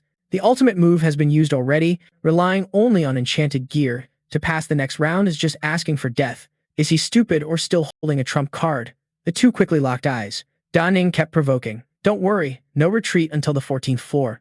Huang Kai wasn't far behind. Best that way. See you at floor 14. If survival lasts until then, the two opposing auras will clash, targeting the two who want to devour fresh meat alike. Yang Bing on the other side hurriedly commanded the group. All right, if that's the case, choose the tunnel and proceed to the next round. All soldiers responded in unison. Understood, Colonel Wang. As everyone entered tunnel number 9 on the 10th floor, in a hidden corner, some ugly monsters silently watched the people running nearby. They quietly calculated the perfect moment to ambush the group. Inside the tunnel, hundreds, even thousands of glowing eyes stared at the group from the shadows. Maybe for them, even those sparkling crystals weren't as attractive as the mud-covered people. Huang Kai led the charge, cursing loudly. Damn it, after floor 8, there's always monsters ambushing. Hard to guard against that. Move faster, or if you die, don't blame me. The two companions quickly agreed. Suddenly, a long, gray arm appeared behind Lord Huang Kai, lunging toward the group at terrifying speed. Its nails were sharp and ugly. Just looking at them was enough to scare anyone. An unlucky guy got slashed halfway through the arm, screaming in pain. Another nearby soldier cursed out loud. The damn thing sped up chasing after them. Luckily, Huang Kai rushed out in time, using a shield to block the monster's arm. Shouting to the troops behind, open fate, it's the demon claw again. Then, Huang Kai slammed the hammer hard on the ground, scaring the demon claw back. But behind him, countless demon claws lurked, rushing forward at terrifying speed. The soldiers only shouted warnings, Lord, watch your back. Just as Huang Kai turned, a demon claw raised its talon just millimeters from the eye. Huang Kai reflexively dodged to the side, still cursing. Damn it. The soldier just saved nearby unleashed a move, spiritual energy bullets, firing continuously to push the demon claws away. Huang Kai turned angrily to the people behind. Damn, almost got an eye gouged out. Want to charge 90% for this trip. If you don't agree, get out. The two were stunned, then angrily spoke up. What, Lord? If not for me, just now. He immediately shot back. That move was probably your last skill, right? The other guy is crippled now. Next, aren't you relying on me? Hearing that, the other guy couldn't help but shout angrily. You're totally dependent on Ha Sak Q too. The guy attacked earlier retorted, Lord, if I go out now, I'm a cripple. If no money, Huang Kai snapped loudly. Shut up. He pointed the hammer and challenged them. Want money or want to live? Think carefully. Then Huang Kai quickly turned and walked away, only shouting back. If no objections, move out. So the three continued the tough journey, one ahead, two behind. Not long after, he became alert and turned back. When encountering those scary shadows, surprise flashed briefly but quickly took a defensive stance. On Yang Bing's side, a monster was just defeated, smoke still lingering in the cramped cave space. Two soldiers behind Yang Bing happily said, the next floor is ahead, only 2 more floors until the end. Looks like this dungeon run is going smoothly. That guy stayed alert, reminding everyone to focus, no more talking. Suddenly, something lightning fast pierced through the mouthy soldier's head, shocking everyone. Looking closer, it was a monster shaped like a stingray. The thing that just rushed forward was its sharp tail. Everyone warned each other, watch out, there's a stingray above, dodge quickly. In another corner, at tunnel number 18 on the 12th floor, 3 members of the Night Peace group dashed forward. The quick-footed one led the way, turning left then right, then kept urging. Hurry up a bit, don't get left behind. A sudden blood-curdling scream echoed. Save A. Liu Yifei turned alert, It seemed like the other tunnels were a total nightmare. But why haven't we run into any monsters on the way? Zhang Bin added, yeah, besides being a bit tired from running, this is way easier than the first 7 levels. Liu Yifei couldn't help but worry, voicing the thought in mind, could there really be fewer monsters in our tunnel? Someone immediately shot that down, saying that's impossible. Maybe the monsters can sense Lord Yi Lam's aura and are avoiding us. Suddenly, Da Ning's steps froze. Zhang Bin asked anxiously, what's wrong? Lord Yi Lam's eyes blazed as alertness spread to everyone. Liu Yifei, right in front of you, there's a corpse demon lying on the cave roof at a 97-degree angle. Don't get tangled up with it. Calculations ran through the mind. No matter what, can't avoid what's ahead, right? With piercing vision, every disgusting monster appeared clearly. Observing and warning at the same time, in the second cave, 16 meters to the left, a blood woman hides inside. Beneath the ground on the right is a bone shatter larva, about to move toward us. Zhang Bin Ru, suddenly enlightened, yelled in shock. So he's not just sensing but can actually see everything? Liu Yifei was stunned too. That's terrifying. Does such a power really exist? Da Ning stayed cold and indifferent, speeding forward while giving orders. I'll rush in first to kill the corpse demon. You guys charge right after 3 seconds. Then I'll lure the bone shatter larva away. In 30 seconds, we'll meet at the third right junction ahead. Swiftly, a magic sword technique was unleashed, instantly cutting down the monster as it lunged. While attacking, urging, you two, run fast. Busy fighting monsters but still carefully instructing the other two. Speed must be fast. No matter what you hear, don't look back. Zhang Bin and Liu Yifei dashed forward, shouting in unison, got it, Lord Yi Lam. On the 14th level, a limping soldier helped a companion back to reunite with the Legion. Seeing only 2 people, Yang Wangbing hurriedly asked, where's the person you brought along? The blue-haired soldier struggled to report, they're all dead. Ambushing low-level monsters is way harder than fighting high-level ones. I used a lot of new skills just to barely drag back this agile one. Hearing this, frowning deeply, anger flared. It's tough now. We were ordered from upstairs to bring back all sorts of stuff, but I'm afraid we can't get everything. A soldier behind suggested, if it's really impossible, then just buy from other third-tier folks. Seeing the Huang Kai group arrive, a soldier's voice announced. Yunming came out with Huang Kai, and Yunming even brought someone else along. Huang Kai looked seriously injured. Huang Kai cursed loudly. This damn dungeon suddenly spawned another larva from nowhere. Yang Bing looked toward Cave 18's entrance, still silent until now, then said, now the only team left is Ye Lam's. If he can bring someone out, maybe it's enough, but his combat power is really unpredictable. He shouted angrily, that's nonsense. We're here now. Straight up, called him a fake 3rd tier with gear only. Earlier killing monsters was just a big skill that can only be used once. Then pointed straight at me, boldly declaring, I bet they've been wiped out. I'll bet my face on it. Just as the words ended, Da Ning's steps also froze. A smirk teased Huang Kai. Looks like your face won't be needed anymore. All 3 walked out safe and sound without a scratch. Seeing Da Ning's group come out unscathed, everyone was stunned. Huang Kai's eyes bulged as he yelled, Yi Lam, you're still alive? Yang Bing nearby was surprised too, not only alive but completely unhurt. Yunming was left speechless, wondering how that's even possible. Didn't you get ambushed? Liu Yifei and Zhang Bin took turns bragging. Lord Yi Lam led us to dodge most of the mutants. Why do you all look so miserable? Can't dodge them. The group fell silent, only stammering a few words. What's this? Da Ning suddenly pulled out a dagger, thrusting it right in front of Huang Kai's face, smirking provocatively. Who said our team is all about wiping out enemies just now? Looking at the shiny blade pressed close to the face, sweat poured down Huang Kai's forehead in fear, but the mouth stayed stubbornly shut. Surely, the others must have been to this dungeon many times before, memorizing all the routes, then pretending otherwise. Yang Bing nearby immediately objected. That's impossible. Since the Hell Dungeon was created, the terrain completely changes once someone steps inside. After saying that, some thoughts crossed Yang Bing's mind. Definitely, that person must have special evasion skills. If it's possible to lure them out, it would be extremely valuable for the army. Huang Kai stepped back angrily, cursing silently. This isn't cheating. Deep Lam's strength is totally different from what Lam said. Can't act rashly now. Must wait until the 3rd level mutant appears, then test again. Da Ning kept provoking. Brother Huang, you dare to act but don't dare to take responsibility, huh? Yang Bing quickly changed the subject. Deep Lam, sir, we're about to fight a 3rd level mutant. Why not focus on the bigger picture first? You also obediently agreed since Lieutenant Colonel Vuong spoke up, so let's hear his plan first. Yang Bing continued explaining the next plan to everyone. There are 2 primary 3rd stage mutants on this floor, and our army will handle 1 each. The rest will team up to deal with the other after the fight, then we'll escape this dungeon. Huang Kai angrily objected. I don't agree with this organization. Our army has 4 third-stage fighters and 6 peak second-stage fighters. Then he turned, pointing directly at Da Ning's group, sneering. Our group only has 3 third-stage members, and 1 might be fake. Among the 5 second-stage fighters, 2 are useless. Da Ning didn't hold back and fired back directly. Huang Kai, tell me, can a fake third stage kill 8 second-stage monsters? At this point, if we really can't fight, calling for backup isn't too late. Just gotta pay up. Da Ning smiled confidently at him and said, Lieutenant Colonel Vuong, we're fine here. If anyone needs help over there, just shout. That line made Huang Kai think silently. That confidence definitely means there's still a hidden trump card. Van Min also couldn't help but ponder. Deep Lam's strength really is hard to figure out. Yang Bing rallied everyone, raising a hand to start the fight. All right, let's get started. 2 grave robber beasts. The whole army split into 2 groups, attacking the 2 monsters at each end of the battle line. Huang Kai, Van Min, and Da Ning charged toward one growling grave robber beast. Countless moves were unleashed on the monster.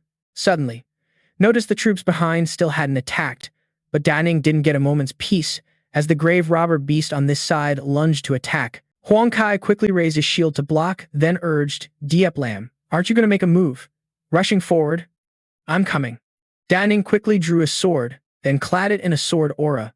Van Min leapt into the air, approaching the monster's head. He struck with a move, Spirit Energy Battle Armor, swinging an axe down hard on its head. But the monster was unfazed, angrily shaking him off. Still, charging headlong toward the enraged beast. 2 powerful slashes cut across the grave robber beast's body. Seeing it counterattack, Da Ning quickly used a move, Lightning Claw, dodge, avoided that lightning-fast attack just now. Then quickly kicked off Huang Kai's head for momentum, still taunting. Brother Huang, step aside. Letting Da Ning dash forward, Huang Kai stayed behind, fuming and cursing. Deep Lam, you want to die or what?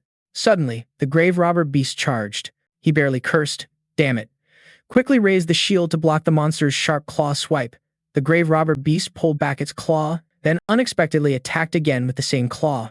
Huang Kai risked everything to block with the shield, but this time the force was too strong, knocking him flat on the ground. Da Ning noticed immediately and asked, Brother Huang, you okay? He got even angrier, yelling, Damn it, you did that on purpose, didn't you? Both armies fiercely charged out, unleashing all kinds of attacks on the 2 grave robber beasts, but it seemed to have no effect. Da Ning's team rushed out to support Huang Kai. Brother Huang, I'm coming to cover your back. Calculating silently, the distance between the 2 monsters was still 200 meters. As long as within 100 meters, those monsters can be simultaneously slaughtered. Van Min up front warned, Deep Lam, focus on taking down this one first. Alone, no way to block it. Turn around and order the soldiers behind. All second-tier fighters focus on supporting Van Min's side. Over here, you guys just relax. Let me and Brother Hoang handle this side. Both got chased relentlessly by the 2 monster. Huang Kai was furious, running like crazy while yelling at Da Ning. Didn't Mom tell you to send all the second-tier fighters over there? How can we hold this side without backup? Deep Lam stayed calm and explained, just need to hold for 3 seconds, then it can be killed. Seeing such confidence, he reluctantly agreed, deciding to trust you this once. After killing the monster, the old man will settle the score with you later. Activating the shield, he silently thought, this guy definitely still has a trump card. Wait until he uses it, then we'll deal with him. After struggling to resist the 2 monsters' attack, he hurriedly urged, holding up, unleash your ultimate move now.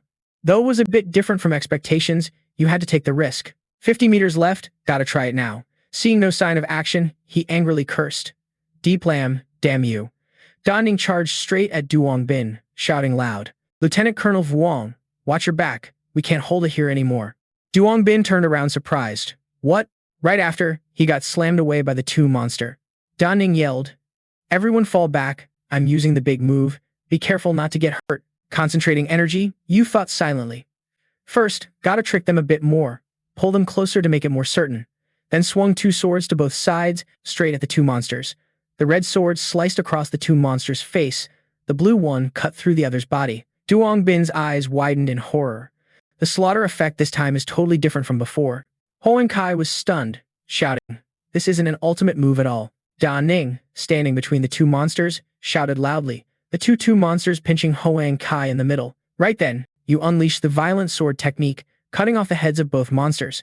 The terrifying power radiated, making everyone nearby struggle to keep from falling over. Van Min frowned, amazed by the terrifying move just now. This power is seriously scary. Even if there was a real plan to snatch the monster, No one could say a word, because just now you could have wiped everyone out completely. He was shocked, eyes wide open, realizing, looks like now you're not just third tier, but could be mid or high third tier. All of us low-level third-tier fighters can't compare at all. Huang Kai suffered from the last move, eyes rolled back, collapsing on the ground. Da Ning scolded, Brother Hoang, didn't I tell you to avoid it? Why did you still get hit? Worried but not approaching, you fumbled to pick up his gear in the thick smoke. You died from me, so rest assured. I'll definitely use your gear well for you. Everyone around witnessing this scene just helplessly stayed silent. The screen notification popped up. This round completed. Rewards for all members. 300 miscellaneous fragments. Personal rewards will be calculated based on performance separately. You can choose to continue or exit. Duong Min called you back. Deplam. If you go deeper, there will be mid-level third-tier mutants. He continued explaining, our army decided to stop here. But your ability, you quickly refused. I'm tired today too. Let's all pull back together. Thinking silently, only the dimensional slash remains in hand, still need to keep the life-saving move. Duong Bin immediately ordered, good then, everyone gather first. Before exiting, I have something to negotiate. You bargain with everyone. Our army wants to buy all the miscellaneous fragments from you. Market price is 10 credit points per fragment, but we're willing to pay 11 credits to buy them back. Tron Ban was surprised, eyes wide, but quickly happily agreed.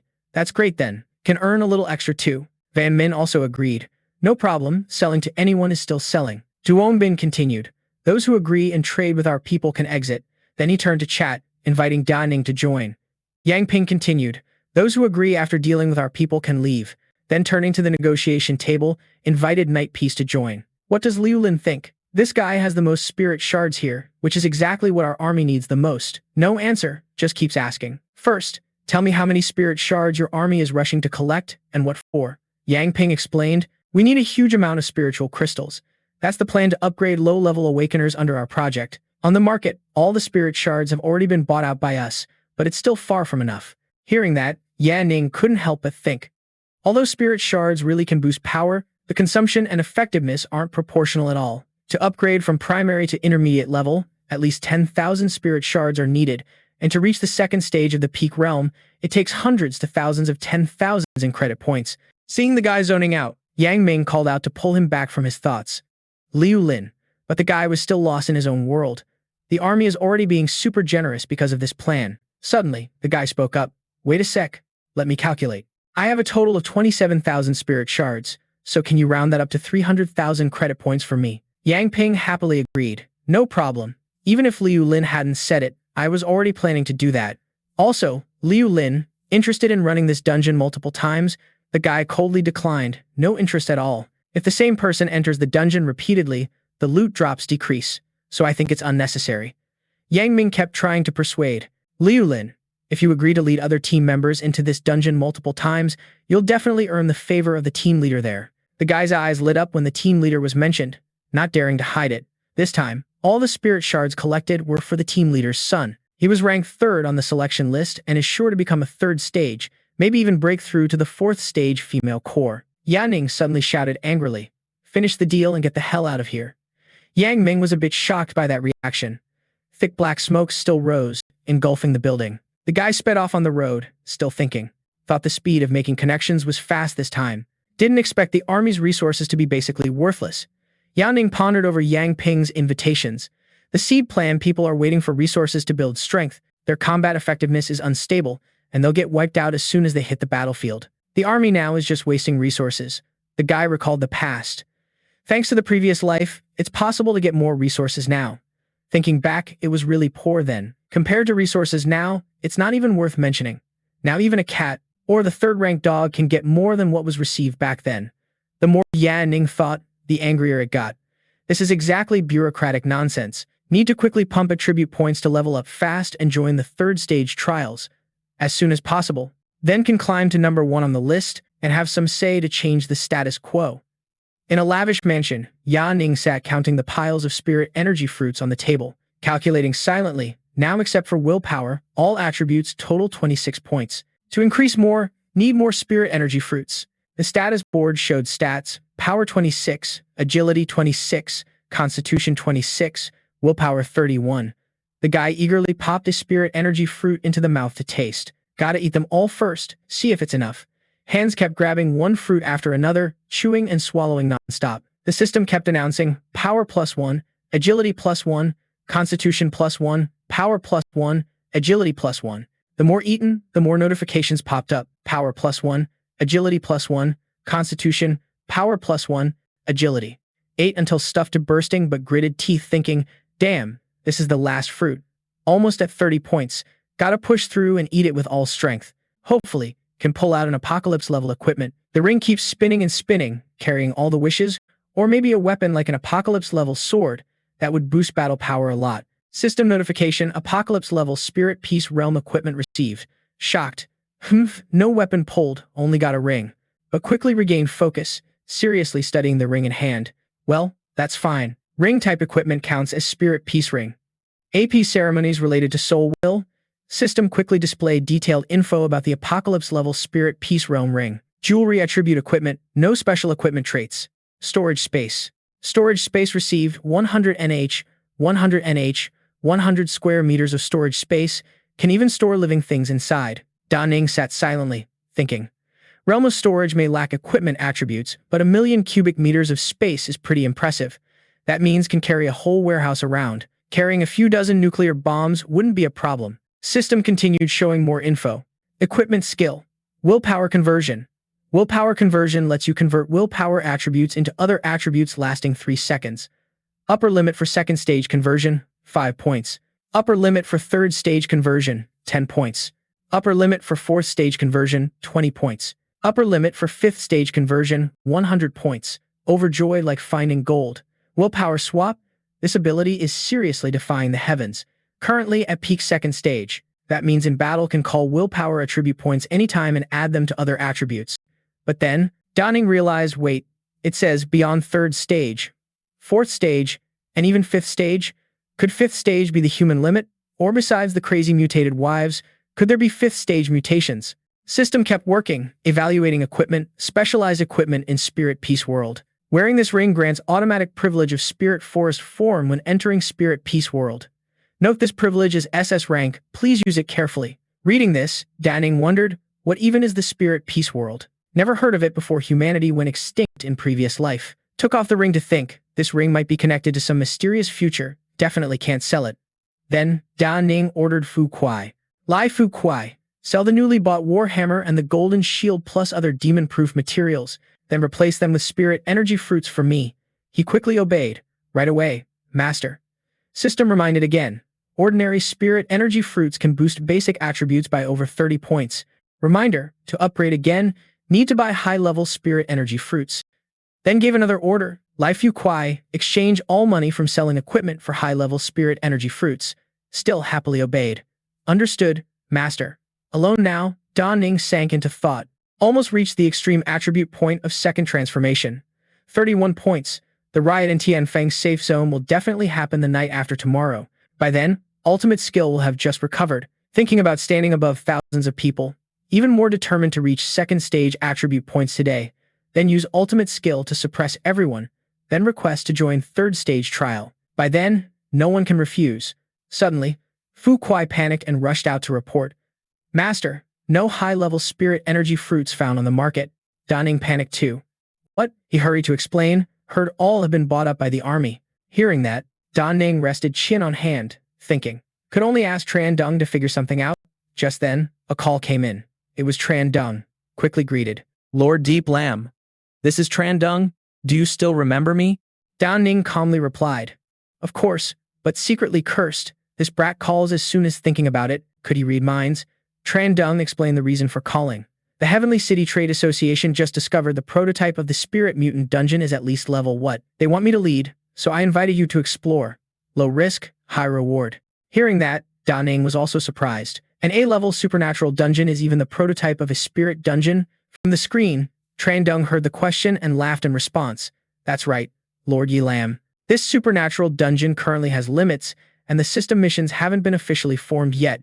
He raised a hand to continue explaining. So, going now will be much safer and easier than after it's fully formed. If anything happens, just run outside the boundary. Generally, A-level supernatural dungeons have many spirit entities, but right now this dungeon only has one spirit entity. The others are still being transformed. Da Ning nodded after hearing this. I get your point, just tell me the conditions directly. A moment later, Tran Dung grinned and replied, just agree to go this time. Even if you fail, I'll give you 100,000 credit points. If you succeed, not only will 70% of the loot be yours, but the Heavenly City Trade Association will also pay you an extra 300,000 credit points. As soon as he finished speaking, Jianming propped a hand on the chin and said bluntly, that's generous. I guess you guys want to use this strategy for the next long-term business operation, right? Tran Dung slightly frowned, hesitated, looked away, and answered, you guessed right, Lord Yi Lam. If you have other conditions, just say them. Not letting the other wait long, Da Ning spoke up. You're really smart. Besides what you said, I also want 20% of the income from future runs, plus some truly high-level spirit powers. Scene shifts to North River Village, surrounded by rolling hills and a sky turning orange, creating a very peaceful atmosphere. On the winding path, a gray car was moving toward the house ahead. Da Ning sat inside, staring into the distance, many thoughts running through the mind. The violent town in Zhenjiang will erupt the day after tomorrow. Dai Zhao is also tightening up, taking this chance to enter a dungeon that doesn't require physical skills, so the investment won't be a loss. Upon arrival, the car braked sharply, the four wheels screeching on the road. Kicking up smoke and dust, ahead stood a group of 5 people who seemed to be waiting. Tran Dung sat in the front seat, turned his head and said to Da Ning, Lord Yi Lam, we're here. The two got out together, and the group approached as if they had been waiting. The guy in the blue shirt placed a hand on his chest, smiled at Da Ning, and spoke first. You must be Lord Yi Lam, right? I'm the son of the vice president of the Heavenly City Trade Association, Wang Zhang. It's an honor to meet you. Da Ning replied immediately. Ah, I've heard about you from Tran Dung too. Wang Zhang turned and pointed to the guy beside him, then said, let me introduce you all. This is Fuang Ha, a willpower awakener and agile expert, also a top-tier mercenary we hired at a high price. The others are all my subordinates. Fuang Ha frowned and responded, I'm just a second tier. Don't dare to claim more. Not done, he continued. In terms of price, I'm still far below our Lord Yi Lam. Da Ning didn't respond, just silently looked at the two. Wang Zhang saw this and waved his hand to break the awkward atmosphere. He laughed. Lord Yi Lam, don't blame Fuang. He's straightforward. But he's already experienced passing 3 or 4 spirit dungeons, like a reflex machine. He has an invitation for Da Ning. Since you're acquainted, let's head inside and take a look. Da Ning bowed slightly and agreed softly. All right, I'll follow your lead. His foot stepped into a small puddle. Fuang Ha turned back, frowned at Da Ning, and reminded, after entering, follow my instructions. You have to obey the system prompts I receive. Don't think that just because you're 3rd tier, nothing will happen. If you die, don't blame me. Hearing this, Da Ning was very surprised and asked back. System prompts? Isn't this a prototype dungeon? Aren't there no system missions yet? Fuang Ha's eyes gleamed with interest. He pointed at himself and arrogantly explained, that's my ability. When I get close to the main clue, I receive some system prompts, equivalent to mission information. As he finished speaking, Da Ning tilted the head, eyes sharp, thinking, this kind of talent is pretty rare. This is almost like knowing the mission without having to accept it. Seems like Tran Dung and Wang Zhang have prepared a lot for this prototype dungeon. Wang Zhang continued the introduction. This place is built along the riverbank, and villagers make a living by selling water within the safe zone. But it was discovered that the tricycles they used to carry water were rusty, meaning they hadn't been outside for a long time. Nearby, 2 villagers were diligently scooping water from below. The guy continued, did you see that? They didn't realize they should sell the water. They passed by a villager, pouring water into a big basin, water overflowing. The guy's face was blank, pale, but the hands never stopped. He kept talking, like being stuck in an endless loop. He kept bringing water from the river to pour into the tank. Suddenly, a man in white approached them. The man greeted politely. Are you military officers? You're Tran Dung speaking first. Ah, we're from the Zhenjiang Safe Zone Army. Some villagers said the water source here is polluted. The dark-faced man replied without hesitation, I know. If that demon girl jumped into the river and died, it would bring disaster to us. Hearing that, Night Peace immediately lunged forward. The face was tense, teeth clenched, asking sharply, so the river water is really polluted? Jumped into the river? Since when? What's the reason for jumping? The man, surprised by the questions, trembled and replied, No, I was just joking, the river here is very clean. Night Peace stared and said, If you can't explain clearly, we'll have to take you away. The man fearfully waved his hands to deny. Chief, the death of Zhang Shui 7 days ago has nothing to do with us. She stole something and jumped into the ZZ River. That day, it rained heavily, the river flowed fast, and she was swept away in an instant. Tran Dung found the explanation illogical. Approaching the man, asked sternly, Why steal, and then jump into the river? Did you force her to do this? The man stepped back, trembling all over, voice nearly losing calm. It's unfair, Chief. This really has nothing to do with us. Really not. Tran Dung lost patience, pointed at the man's face, teeth grinding to pressure. If not you, then what's behind you? Night Peace saw the urgency and stopped him. Don't act rashly. Tried to observe the man carefully. Though looking normal, the man's hands had clearly been soaked in water for a long time. If there's a problem with him, acting rashly would cause big losses. Fang Ha witnessed everything from behind, couldn't help but praise. Didn't expect your reaction, wasn't slow. Night Peace just glanced at him, then turned to the man. Don't worry, where's the deceased's family? Take us there. If we find nothing related to you, we won't bother you again. The man helplessly agreed. All right. Then led the four of them to an old, simple house, pointed inside, where a dark, indescribable atmosphere was emanating. This was the house. Inside were only her mother and daughter Li Nu. The house was cold, they entered by themselves. After speaking, the four went inside. Wang Zhang exclaimed, so cold, feels like stepping into winter. Tran Dung agreed. Seemed this house really had a big problem. Going deeper, many water jars were in front of them. Seeing this, Night Peace wondered, why so many jars full of water? Silence fell for a moment. Suddenly an old lady rose from one jar, water spilling out. Night Peace kept a serious face, but the other three couldn't help shouting, damn. Fang Ha quickly regained composure, spoke to calm, don't be afraid. From what I sense, she's just more seriously affected, but hasn't turned into a supernatural being yet. The old lady with wrinkled skin and closed eyes asked, who are you? Night Peace calmly replied, ma'am, we're here to investigate your daughter jumping into the river. Was someone forcing her to do that? If so, we'll seek justice for you. The old lady bowed her head sadly and replied, my daughter is underwater. You all have to help me find her. Underwater? You must help me find her. You absolutely have to help me find her. Liu Yang saw the old lady like that and whispered, Lord Ye Lin, it seems she's completely panicked, and there's no way to get any useful information from her. Da Ning pretended not to hear and continued to ask, ma'am, where is your daughter's granddaughter? In response, the old lady raised a hand. My granddaughter went to fetch water from the river and only came back when it got dark. Da Ning suddenly asked Fuong Ha, did your system send any alerts? He replied, not yet. My ability requires getting close to key characters to gather info, so I guess Liu Nu's granddaughter is the real key. Tran Dung suggested, then let's head to the riverbank now and look for her. He immediately objected, no way. He asked back, why not? Fuong Ha glanced sideways, sweating nervously, hesitating before correcting. I mean, it's almost dark, so better to wait here first and see. Hearing that, Da Ning also shot him a meaningful look. Suspicion crept in. Fuong Ha seemed to be hiding something. No body found after drowning. The kid keeps fetching water. Could it be that the villagers keep drawing water because the demons are influencing them, pulling them up from the river? At that moment, a little girl in a blue shirt, holding a bucket of water, smiled brightly and pushed the door open. Fuong Ha turned and immediately recognized. Liu Nu is back already. The girl quickly carried the water closer. Da Ning pinched his nose, thinking, the smell of blood was strong in that bucket the girl was carrying. Then his eyes lit up, investigative spirit kicking in, ready to extract everything. From inside the girl's bucket, a patch of red water and something strange was wriggling up. A tongue was sticking out, and inside, a scream echoed. Was that a human tongue? Night had fallen. Thick fog blanketed the space. Liu Nu stood in front of a traditional wooden house, eyes wary, frowning as she stared at the group of strangers ahead. Who are you? Fuong Ha raised a hand to share info. I just got a system alert, don't provoke her. So, Da Ning softened his tone, kneeled politely, and introduced, we're the military patrol team from Tran Jiang's safe zone. Someone reported your mother missing. The girl reacted sharply, voice cold. Not missing, but killed by villagers. They spread lies about my mother and forced her to die. Frowning, it seems some understanding of the situation had formed. Da Ning probed further, I see. We're sorry for your loss. Do you know who killed your mother? We can help catch them. Without hesitation, Liu Nu pulled out a paper and handed it over. Of course, I know. I wrote down all their names. Da Ning gently took it and reassured.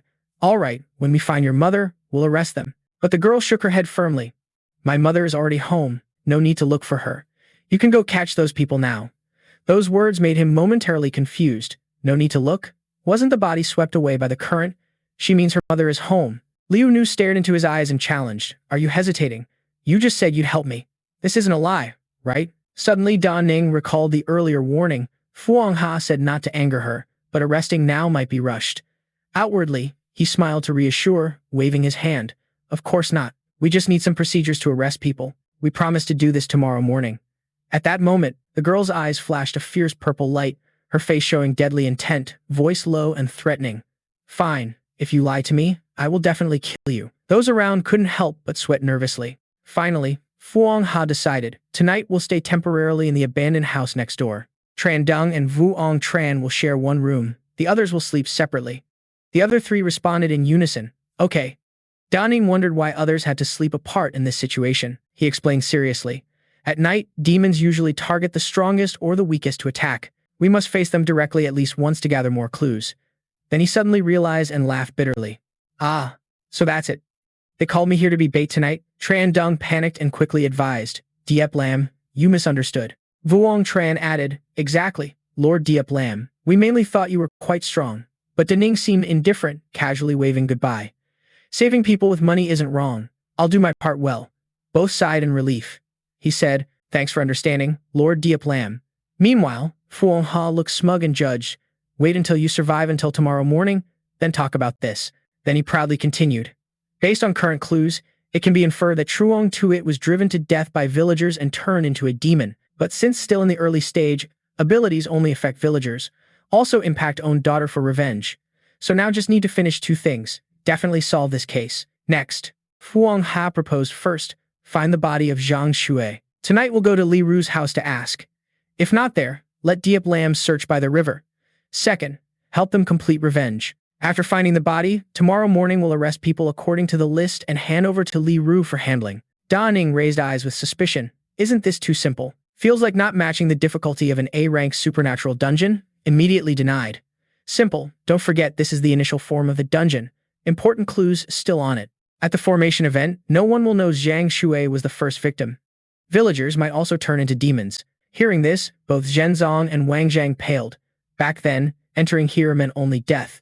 Whispered, lucky we arrived early. Night gradually quieted, moon hung suspended in the silver-gray sky, soft wind rustled bare branches. Da Ning folded hands lying on bed, muttering softly, although Fuong Ha's analysis had some logic. Something still felt off. Recalling recent events, summarized that he hid some info by the riverbank, then asked me to search for the body there. Da Ning continued sinking into thought, plus, with that look aimed at me, he definitely hoped I'd die, maybe related to money. That means the riverbank could be quite dangerous. Thinking this, concluded that tonight he would risk going alone to Li Ru's house. Maybe something good is there. If I don't die and he doesn't act first, that good thing will naturally be mine. Thinking so, everything became much simpler. Da Ning's eyes flashed suspicion, recalling those blood-red, sinister eyes. Moreover, Li Ru's behavior just now didn't look like someone merely influenced. Plus, there was a tongue inside that swirling, colorful vortex. And the tongue in that container, normally a little girl, even if wanting revenge, definitely couldn't do it. Suddenly, detected a strange noise. Immediately, Da Ning sat up straight, looking up at the wooden roof, where vague footsteps just sounded. Here it comes, stood tall, ready to fight. Streams of glowing purple energy swirling around Da Ning's body emitted a cold aura. All right, let's see who you really are. Spirit power, reveal your true form for me. From the dark space, a demon suddenly crawled down from the ceiling, blood-red eyes like fire, long arms reaching out as if to grab prey. Are you Zhang Shui? At the same time, the system gave a glowing purple jade bead chain, the resentment pearl obtained in the last supernatural dungeon, finally able to activate. Then, Da Ning raised the jade chain, infused it with extremely strong spiritual energy, then commanded.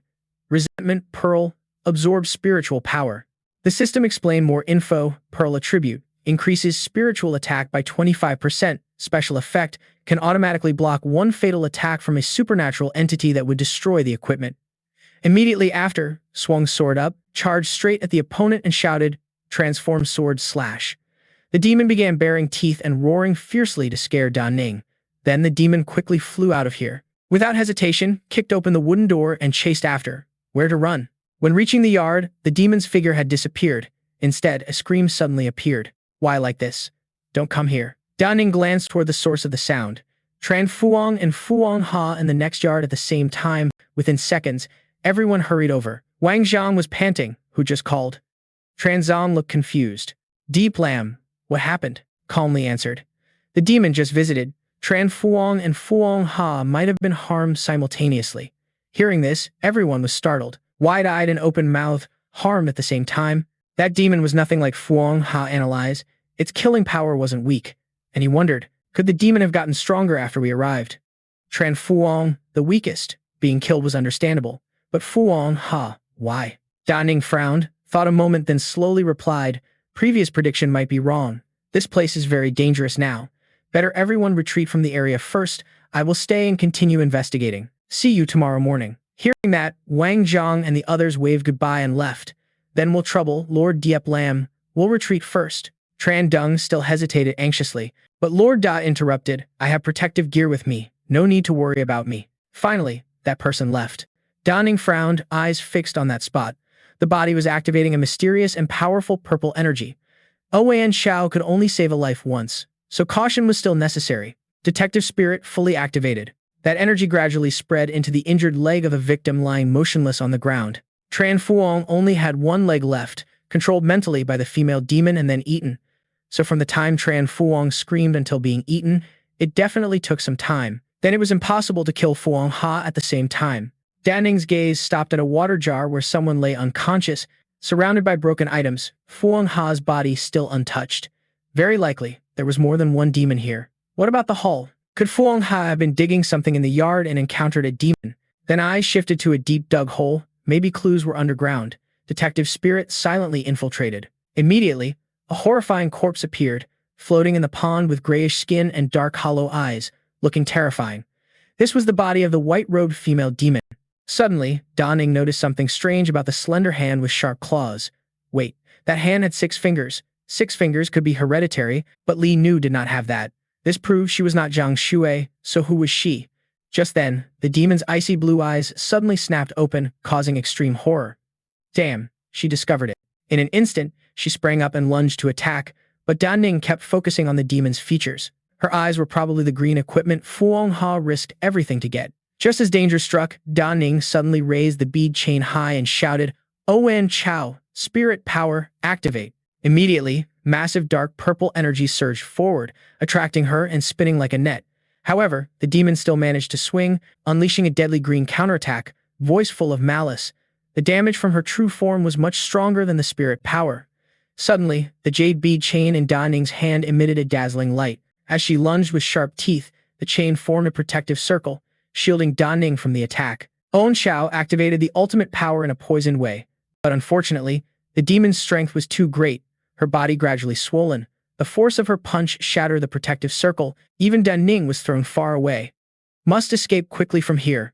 Da Ning promptly activated the power inside the thunder shoes, finally dashing swiftly out of that place. Behind, the demon had noticed and relentlessly chased. The demon was fiercely pursuing Da Ning. Luckily, Da Ning quickly jumped over a barrier, blocking it. Silently, Da Ning sighed. That was dangerous. Though not with Fuong and Tran Dung's group, finally escaped the barrier. After evading the demon's chase, Da Ning kept rushing forward and began analyzing. The white-robed woman was not Zhang Shui, likely swept here from upstream by the heavy rain earlier, so Zhang Shui was probably somewhere downstream, maybe still alive. Da Ning silently vowed, must hurry before dawn to scout the downstream gathering area. On this side, Tran Dung also spoke up. Lord Deep Lam hasn't returned all night. Wang Zhang suddenly replied, communication system is affected by the barrier, can't contact Deep Lam for now. Let's go inside and search. 2 subordinates reported back. One said, the Lord searched everywhere but found no sign of Diep Lam. The other added, not even in Li Nu's yard. Hearing this, Wang Zhang stroked his chin, pondering, missing. How could that be? Suddenly, Li Nu's voice sounded behind. Hey, didn't you say you'd help me catch someone this morning? Why haven't you acted yet? They turned to see her, and Tran Dung replied, we're leaving. The girl spoke with a dangerous look, like giving orders. Catch them all by the riverside, I'll carry out the sentence there. He turned to Tran Dung and said, let's go. Now the only clue left is to help her get revenge. First, finish this task. There was no other choice. Phoenix River was dead. Yeon Lim missing. No other options left. Those 3 scumbags were caught and forced to confess in front of Liu Nu. One of them refused to accept it, saying, Zhang Shui wanted to die herself.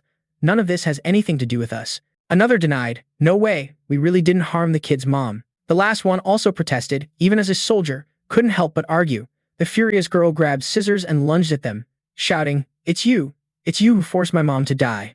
Right after, Liu Nu stabbed the closest one in the heart and roared, go to hell. The guy screamed in agony. You're not done yet, the girl said, not only to kill you but also to cut out your tongues.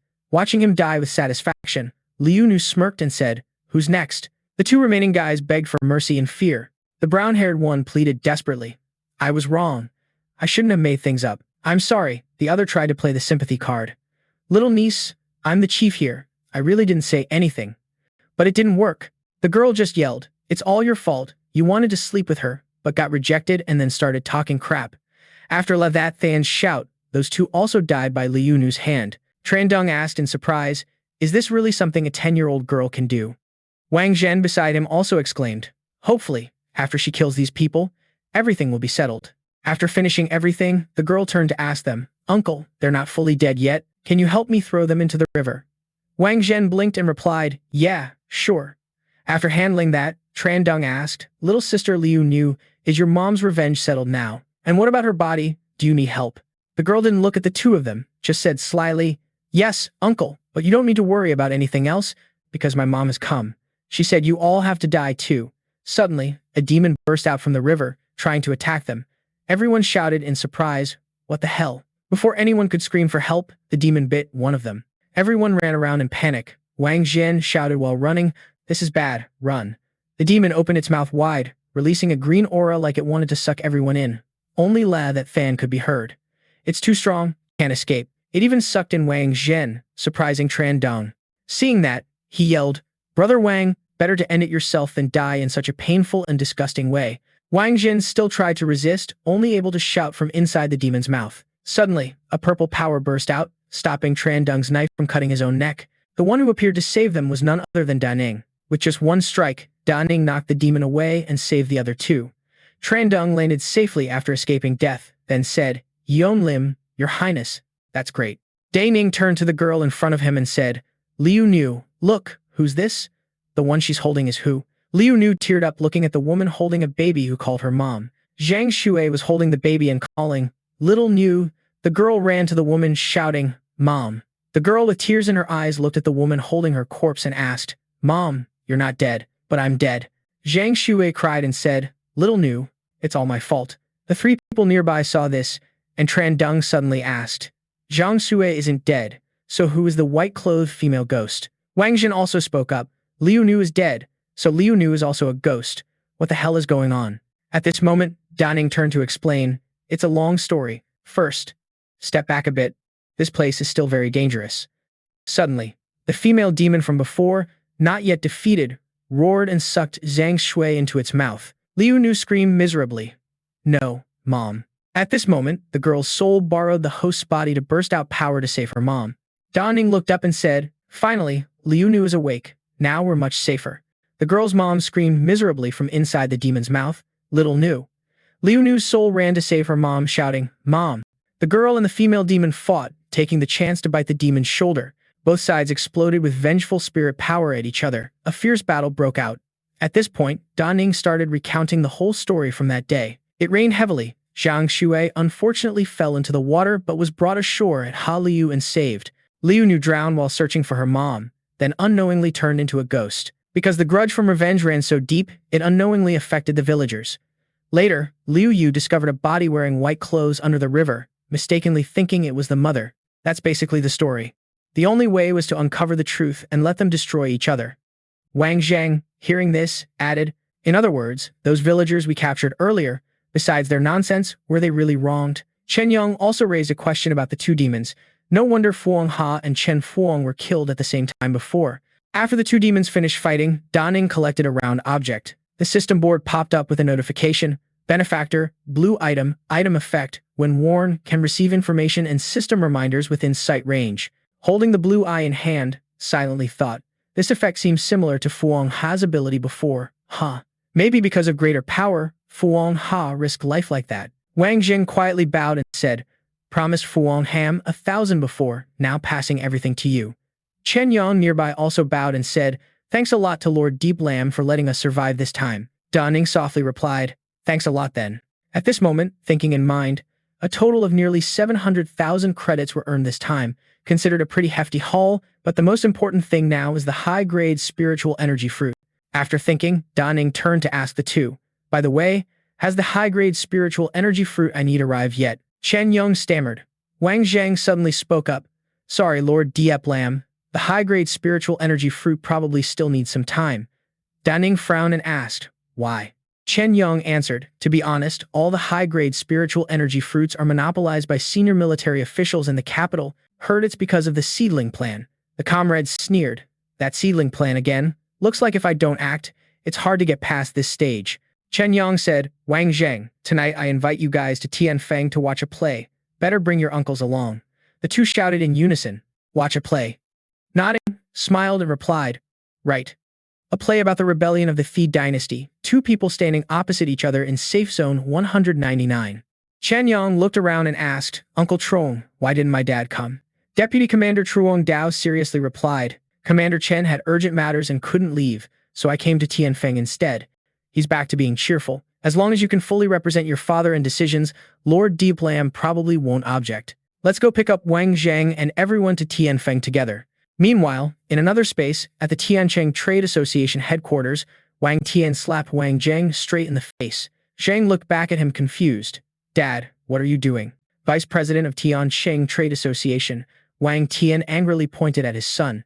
Dad promised to visit Tianfeng to meet someone named Deep Lam. That was enough face. Who knew you dare touch the spiritual energy fruits reserved by the capital military district? Luckily, I found out early, or we'd all suffer the consequences. Wang Zheng shouted back, Dad, Lord Diep Lam is my lifesaver, but I haven't kept my promise to him. The military district ordered tons of spiritual energy fruits from many trade associations. Missing a few of ours won't matter. He was immediately yelled at. Shut up. What do you know? Then Wang Tian explained to Wang Zheng. Son, you don't understand. Not just the trade association, even the association president is pressuring me. His eyes full of sorrow said, even if we didn't have them, we absolutely can't offend the military just to please some unknown Diep Lam. Wang Tian lightly touched Wang Zheng's shoulder and continued, Diep Lam saved you in the dungeon, but he's also the one you hired to protect you, and we're not refusing, just a little delay. They both looked out the window. All right, Chen Yung is here. Let's go to Tianfeng to meet Diep Lam first, then figure things out. Wang Tian was cheerful again. If he's really as powerful as you say, Dad will reconsider the spiritual energy fruits. Wang Zheng still had some doubts. Really? Don't lie to me. The sky above the blazing red buildings in Tianfeng safe zone. The system also showed a notification. Commander eliminated. The action of the red tide will take place tonight. Everyone, hurry up and prepare everything for defense. Liu Lin commands Skywind. Xiao Hai stared at it. A week ago, Liu Lin sent a message. Just in case, some arrangements were made in advance, but for the whole week, nothing stirred in the old neighborhood. Today, another message came with a clear time. A man rushed in and reported, Commander Xiao, the old neighborhood really has movement. They just broke through the barrier and are heading toward this safe zone. Among them are quite a few level 1 and level 2 mutants, no level 3 mutants detected so far. Xiao Hai immediately became urgent.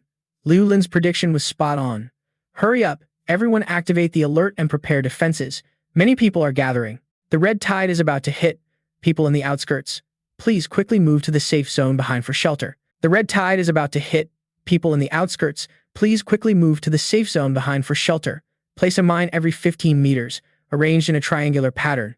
Everyone is planting mines together, must ensure to blow up one escape route for our awakened to rush in and eliminate the enemy. Not only that, they poured some kind of flammable liquid into the trenches. Hurry up. In the sky, planes are also flying. Da Ning stood silently observing. Skywind, not easy to protect. Fu Gui found the word strange. Master, I see Skywind is well prepared.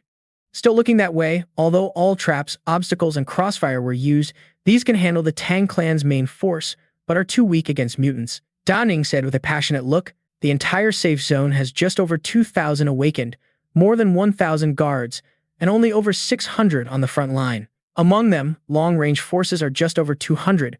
With such a deployment, it's basically a death sentence. Fu Gui worried, Master, hearing you say that, aren't they all in danger already? Dening's gaze didn't change. No, this time some awakened have surpassed the realm. The whole army is ready to fight. The mutants are charging. All soldiers have taken action. Spiritual fighter planes bombing to block, but helicopters were smashed by flying mutants. Watch out for mutated flying corpses. Awakened from afar, concentrate attacks. They rush in like a storm. Lower eyelids instantly activated. At this moment, everyone charged at each other, defending with firepower. Melee fighters follow me to advance. The four stood above watching. Zhang Dao observed and spoke. Liu Lin told us 2 hours before we arrived at Skywind to wait for the red tide here. Now the red tide has arrived, but the person suddenly disappeared. What does this mean? Wang Tian spoke seriously, clearly waiting for difficult mutants to appear. Otherwise, why show off in front of us? But no level 3 mutants yet, don't turn back. Just show us a level 3 fighting level 2. Hearing this, he laughed loudly. Chief Wang's words were really funny. Wang Tian smiled slightly. I think so too, saying there will be a surprise. Isn't it just to make people laugh? Chen Yong looked annoyed. Uncle Zhang, he's showing obvious dislike. Uncle Zhang. Uncle Wang, we respect Liu Lin a lot. You better not tease like that. Zhang Dao touched his shoulder and laughed. Little Yang, I trust your eyes. Don't worry. No matter what, we will wait until he finishes. Then whatever he wants to say, I won't embarrass you, but I've watched you grow since childhood. Still hope to help you control a bit. He smiled at Chen Yang. After all, just seeing a mid-level 3 doesn't mean it's helpful. Wang Tian joined in. Right, you're still young. Although level 3 has value to us, no need to treat them like gods. Wang Zhang couldn't hold back. All right, the three of us watch the battle. I believe Liu Lin won't disappoint. A soldier shouted after being attacked by the red tide. Help! Yunming shouted anxiously. A top-level 2 mutant, rotten spring pig, appeared on the left. Quickly report to Commander Xiao. Everyone is charging together. Lord Xiao Hai has arrived. Let's go together. Xiao Hai aimed weapons at the enemy. Blood blade shatters. Just one strike and the Thief beast was sliced. Commander Xiao's power was so fierce, even the ground cracked beneath the attack. In a flash, Xiao Hai sensed danger. Damn, this sound probably means a level 3 mutation, maybe even a 2-headed one. The actual difficulty is way higher than the dungeon. A 2-headed level 3 mutation needs at least 6 level 3 novices to handle. Then, the commander turned and ordered a retreat. The entire army pulled back to a safe zone. Xiao Hai watched the ferocious Thief beasts burning the trenches, holding their ground, waiting for reinforcements. Hurry up.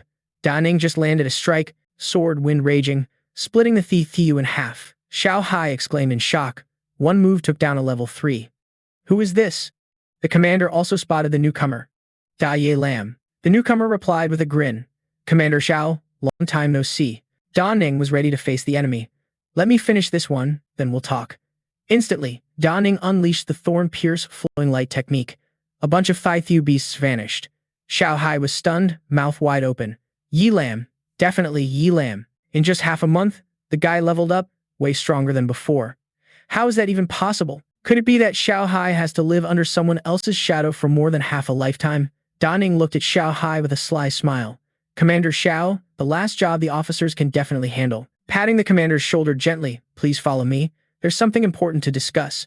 All 4 of them kept watching everything. Tran Dung and Wang Zhang said happily, see that? That's the true power of Ye Lam. It's my first time seeing it too. Definitely not something an ordinary level 3 can compare to. Wang Tian also gasped, truly rare to see. Zhang Dao was amazed watching the scene. This strength probably rivals Commander Tran Kai Si, top-tier level 3 mid-level. No wonder the guy is so arrogant. Tran Dung kept smiling, looking at the system board. There's news from Ye Lam. He's waiting for us at the Tian Feng Guild Hall. Let's go.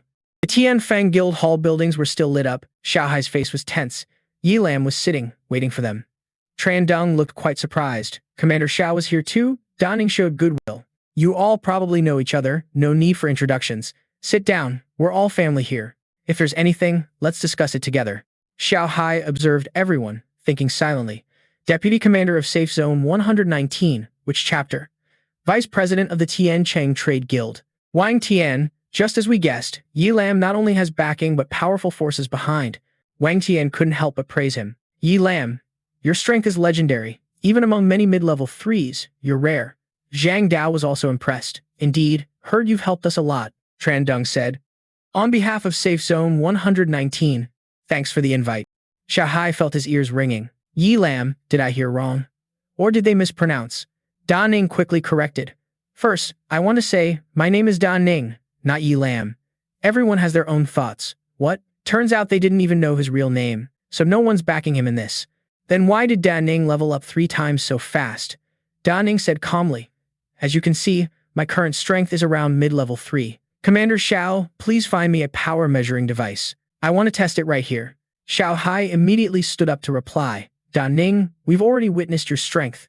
Wang Tian and Zhang Dao agreed. Yes, we've always known you're mid-level 3, no doubt. Da Ning. Do you think we haven't seen the situation but you still want to prove it? Commander Xiao, please.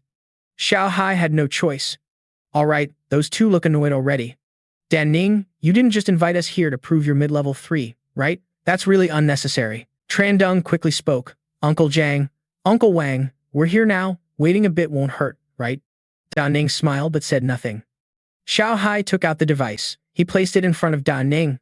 The measuring device was ready. Da Ning smiled back, thanks for the trouble.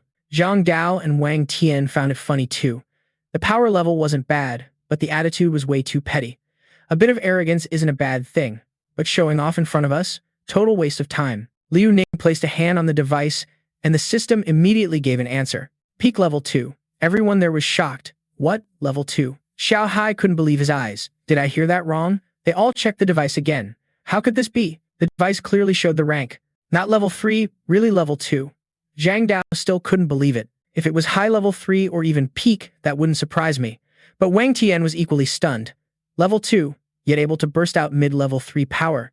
Seriously, terrifying. Xiao Hai was still dizzy. Not level 3 at all. Yeah, earlier, the mission to level up to level 2 was confirmed. 4 missions fully completed. Power matched mid-level 3.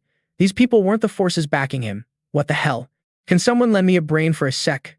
Chen Yong turned away from Ning. Lord Ning, what's really going on here? The reply came quickly. I know it's hard to accept right away, but I'm really level 2. Half a month ago, my SS level talent was measured. But because it's a willpower system without potential, the fire plan abandoned me. He asked Ning again, confused. SS level talent, half a win, leveled up to peak level 2, power equivalent to level 3. Xiao Hai looked at him and yelled, no potential? If that's no potential, then all those in the fire plan can just die. Ning's eyes turned serious. Everyone, I invited you here to prove potential and seek cooperation. I believe everyone here understands. Leveling up to level 3 is easy. The fire plan will definitely be reselected. I want to completely change the army's prejudice against the #1 willpower system. I must have it. At this moment, full of determination. Now, those so-called genius seeds, I'll beat them one by one so everyone knows who's the real fire plan. Wang Tian was impressed by this young man too. So Lord Ning, what do you need us to do? Also, can I ask, what's your actual power level? Ning didn't hide it and said, actually, my talent can convert willpower into attack force. Also, I have a backer investing in me. But I can't reveal who for now. There was a thought in mind. Just ramble on, as long as the sword god system isn't revealed. He understood and thought, well, no wonder. Xiao Hai gritted teeth. I told you there's a big backer investing. Ning also talked about the plan. And about cooperation. I want to link with you 3 to form an alliance serving me. I hold the spokesperson power. You all give full support. When I regain #1 order, I'll repay you. After saying that, he turned and left. I'll head out first, you have 10 minutes to discuss. Ning slammed the door and thought Xiao Hai had been level 3 junior for years, no way to level up further. Wang Tian, as vice president, was always overshadowed by the president. Chen Yong's uncle, deputy commander of North China War Zone, probably not comfortable with the deputy title either. Chen Yong spoke first. Uncle Zhang, what are you hesitating about? With Ning's potential, at least a lieutenant general later, stronger than your grandpa. Wang Zhang added, Dad, why not just agree to Lord Ning now? With his potential, forget the president, we could become the #1 trade guild in Huaxia later. Nothing impossible. Wang Tian then asked Zhang Dao, Brother Zhang, what do you think about the mysterious force behind Ning? He shared his opinion. First, if he didn't have the spiritual fruit, definitely not the army or a big force. Second, he has great vision, obviously rich experience, so I lean toward him being a superpowered individual. Wang Tian continued, yeah, Brother Zhang thinks like me. Chen Yong was very surprised. What are you two talking about? Zhang Dao was very cautious. Xiao Yang, although Ning has great potential, backing him means making enemies with many high-ups in the fire plan. For example, right now, the father of the #1, General Zhang Man from the 3rd group, is at peak level 3. Wang Tian clenched teeth in frustration. Yeah, that's a power as high as a mountain. Just because of Liu Yifei's potential, this deal is way too risky. Xiao Hai has already voiced trust in him. You two might not value me, but after hearing Ning's opinion, I decided to bet on him. First, I don't want to make the same mistake as Blood Owain the second time. Second, high profits usually come with big risks. I've been stuck at early level 3 for way too long. Honestly, I'm not willing. Wang Zhang was playing mind games with his dad. I think Uncle Xiao is right. Dad always says the bigger the storm, the rarer the fish. Could Dad really be content being just the vice president forever? Tran Dong also tried to persuade him. Uncle Zhang, if you represent Dad and Grandpa today, then you should know what they would choose if they were here. Ning has stepped in now. What do you all think? Everyone bowed their heads, pledging to dedicate their strength. This made Liu Yifei very pleased. Good, allies, these are what I need.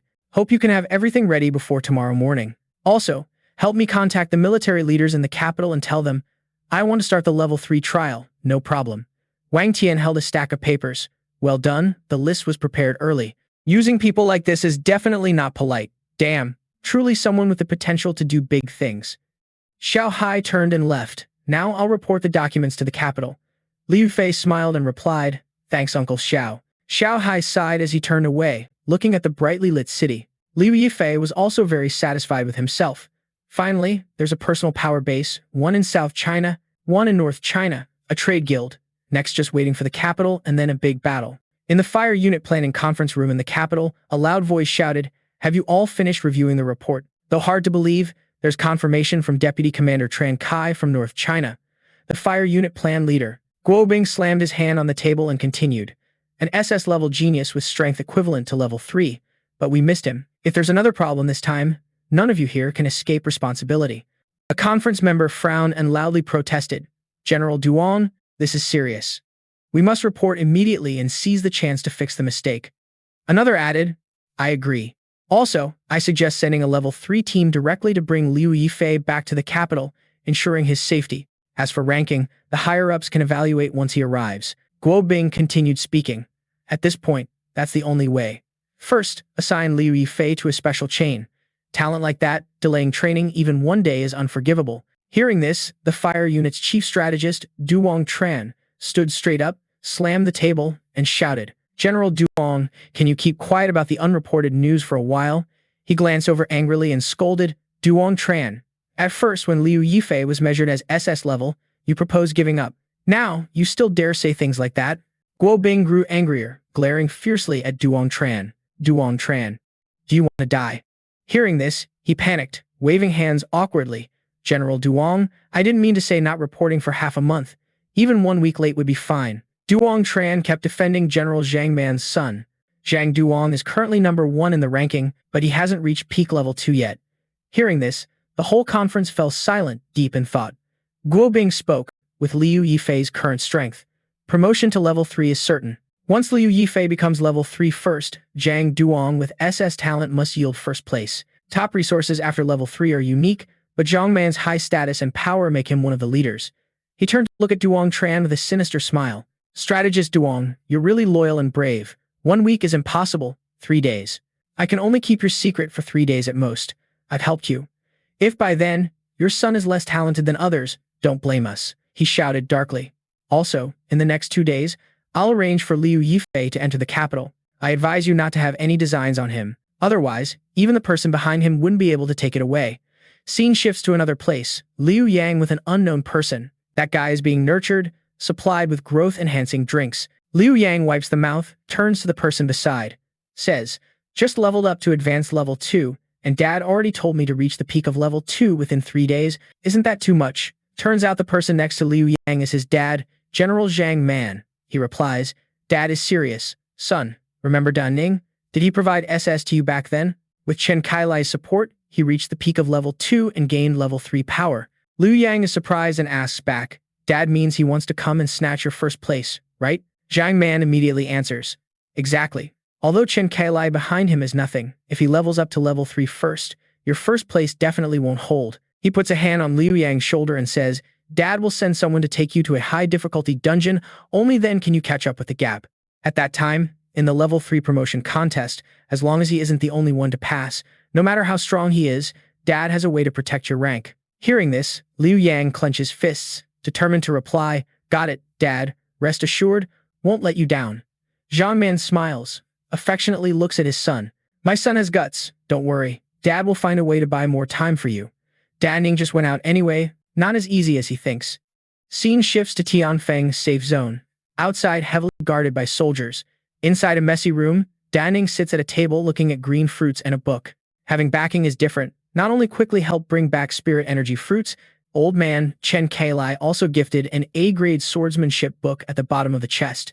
Just this swordsmanship book alone could bankrupt Tianfeng's safe zone. Picks up a spirit energy fruit to eat. First fully boost level 2 attributes before saying more. System panel keeps popping up notifications using high-grade spirit energy fruit, power +1. Burst force increases 3%. Using high-grade spirit energy fruit. Physique +1. Endurance increases 6%. Using high-grade spirit energy fruit. Agility +1. Speed increases 6%. Strength 31. Sharpness 31. Physique 31. Willpower 31. Blue spiritual force radiates around Ning, smiling with satisfaction. So this is what full attributes feel like. Spirit energy calls extremely fast. Attribute application becomes more thorough. When holding the book, system panel continues to appear. A-grade trap swordsmanship. Super jump skill strongly impacts targets with blocking effects. Ends. Ability. Crush during skill activation, immune to all control and boosts defense by 200%. Ning realizes, truly A-grade swordsmanship, offense and defense both very comprehensive even without enhancement already powerful, then immediately throws the book up to use. Learn swordsmanship enhanced, book opens with a small sword, surrounded by red color and wrapped in a blue shell. Tenses up and shouts loudly to absorb new power. A-grade skill successfully enhanced. Current skill is SSS level Fallen Heaven. System panel shows new notification. SSS level Fallen Heaven skill destroyed. Skill effect 1. Rush to designated point. Can select range of 1 kilometer in area. Lock target. After locking, target will be pushed back. Gains quick strike effect, free fall at extremely fast speed, then causes collision in range, simultaneously attacks locked target. Skill effect 2. During skill activation, immune to all control and gains a spirit energy shield to reduce damage from spirit energy reserves. As long as enemy's willpower attribute is lower than yours, they cannot target and attack locked target. Skill makes you become the true god. Ning shouts in amazement. 1 kilometer lock range is really flashy, while locking target won't be locked back. This almost equals becoming invincible when activating skill. Returning to the capital to join level 3 challenge can test this power. Attribute frames appear before eyes, looks at skills and says, too bad, from here skills are full. Pre-level 3 power can't be raised anymore. But it's okay. After level 3, even without relying on these skills, can activate some powerful skills by yourself. System panel suddenly pops up notification mission. Please quickly collect 4 special materials and use them. Material 1. Fake Heart of the Broken Mountain Vein. Material 2. Core of the Human Face Cluster. Material 3. Elegant Core of the Shattered Shell. Material 4. Rare Precious Core. Reward for the first mission unlocks the skill fusion function, allowing 2 current skills to merge into 1, freeing up a skill slot. Second, the SSS skill will be unlocked without consumption. Cooldown time reduced to 12 hours and spiritual power increased by 1,000 points. Ning stared intently at the notification, thinking that the Sword God system rarely issues missions and the rewards are so generous, yet only these 4 materials. Speaking of which, thoughts came to mind. The fake Broken Mountain Vein seems to be a top-tier 3rd-level variant that appeared 27 years ago. Slain by many top-level 3rd-tier masters working together, the others never heard of before. Probably all old relics. Ning's gaze grew contemplative. These things can only be found in the National Resource Vault after reclaiming the first rank. At that moment, a knock on the door sounded. Xiao Hai opened it and called out, Ning, news from the capital region. A smile appeared as the reply came. Uncle Xiao, please come in. He entered, face beaming with joy, loudly saying, they said tomorrow a 3rd-tier team will be sent to escort you back to the capital. Ning replied calmly, at least they know their place. The question followed, what about the ranking? Has it been adjusted back to 1st rank yet? The answer came, that hasn't been announced yet, only said temporarily placed in a special rank, decision to be made after arrival. Suddenly, a serious expression appeared. Sharp Eyes said, with my current power, 1st rank is obvious. Those involved in this fire plan dare not decide, probably pressured by interested parties. Xiao Hai responded, Ning. Actually, both me and Commander Tran over there feel you might be too eager about the ranking. Currently, 1st rank belongs to Jiang Man's son. Since Jiang Man holds sway in the capital, though our power here is clear, there will definitely be a place at the top later, so no need to fight for it now. He continued explaining, that way, even Zhang Man's faction will show friendliness toward you, not hostility. A hand cut in, Uncle, I get what you mean, but a small flame can be drowned by a storm. Ning's face turned serious, continuing, but I have reasons I can't avoid fighting. It's about big matters, can't explain now, but hope you trust me. Every step I take isn't a rash, youthful decision, making you just stay silent. Ning conjured 2 swords, 1 blue, 1 red. Looking at Xiao Hai, said, as for the half-foot stone, I will definitely smash it. The next afternoon in a large hall, big vehicles appeared before Ning's group. Everyone looked up. Xiao Hai spoke. Here they come. This whole team is the newest generation of spiritual power fighter jets. Just a few of these jets could turn Tianfeng into rubble in a blink. A loud cough echoed, preparing to line up for welcome. A group stepped out from inside with an imposing aura. They strode forward boldly. Seeing this, he couldn't help but sigh. The pressure was intense.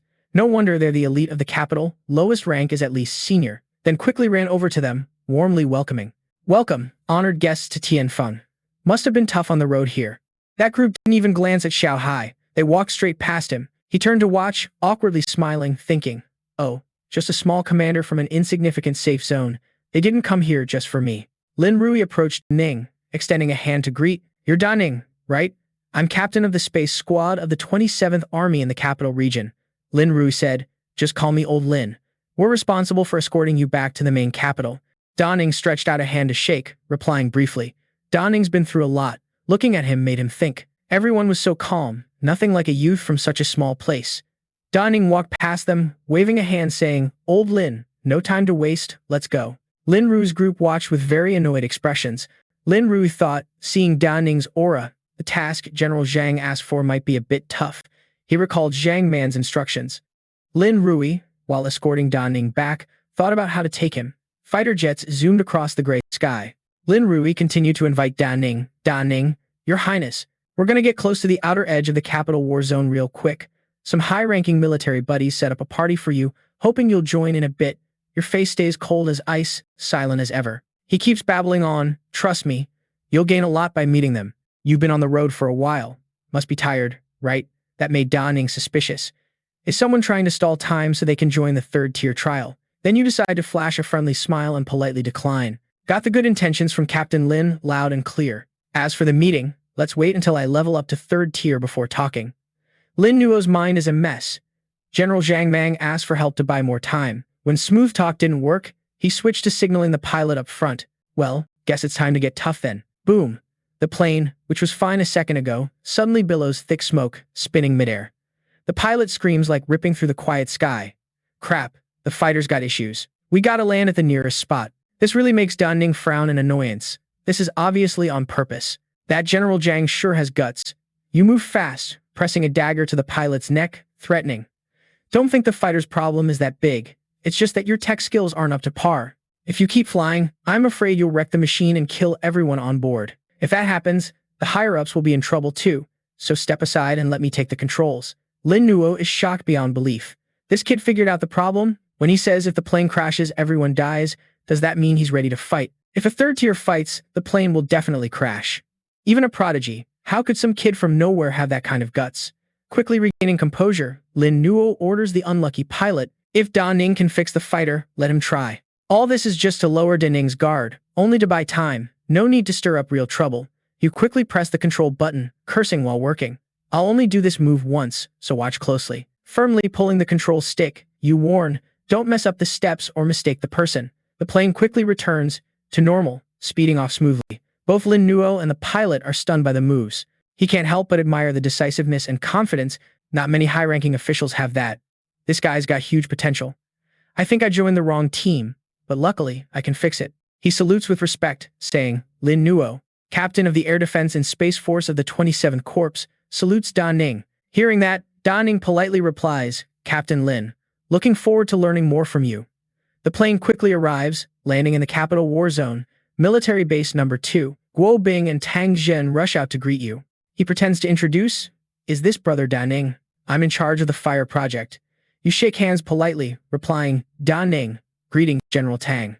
He gets straight to the point. Da Ning, we specially arranged a dinner for you, and quite a few high-ranking officials want to meet you. You casually wave off the offer, stating your purpose. No need to rush. I want to start the third-tier trial right now. Both of them stare wide-eyed in surprise. What? Right now? Da Ning calmly mocks. Why put me in a special sequence now? Instead of starting from the first step and going slow, isn't it because the higher-ups haven't seen me firsthand and want to assess my potential? So if I pass the third-tier trial now, won't my strength be obvious at a glance? That way, the process is shortened, right? Guo Bing frowns. This brat's got a point, not wasting a second, but this mix of arrogance and humility is really hard to explain and kinda unrespectable.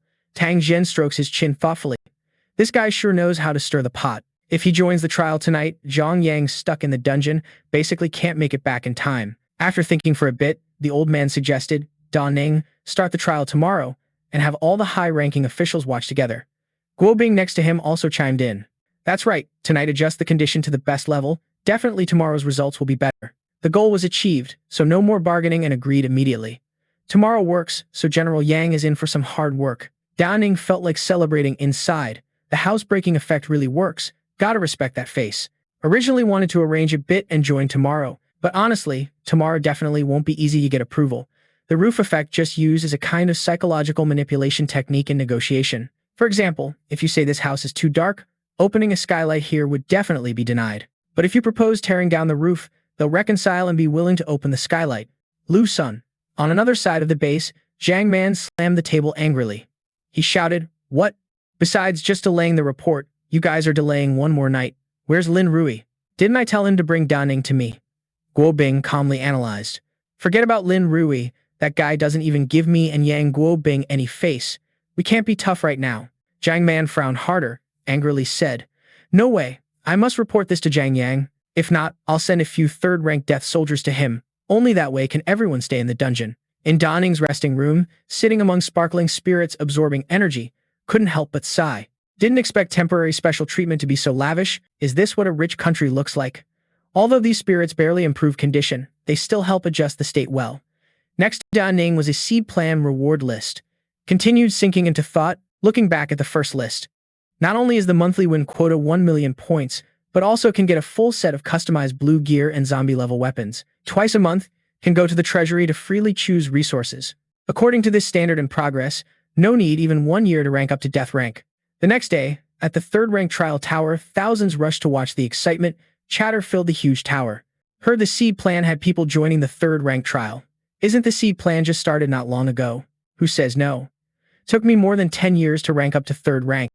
When the lower gate opened, the audience on the stands cheered loudly. The seeds are entering. Seeing their faces clearly, the crowd was even more amazed. "Oh, why do they all look like around 30 years old?" Da Ning observed for a while, couldn't help mocking the high officials inside. They know seeds can't rank up to third rank quickly, so they sent 2 peak second rankers to take first place. They just want to exploit loopholes in the rules, delay the rank up to third rank, and steal resources. Then let's see how I gather you all.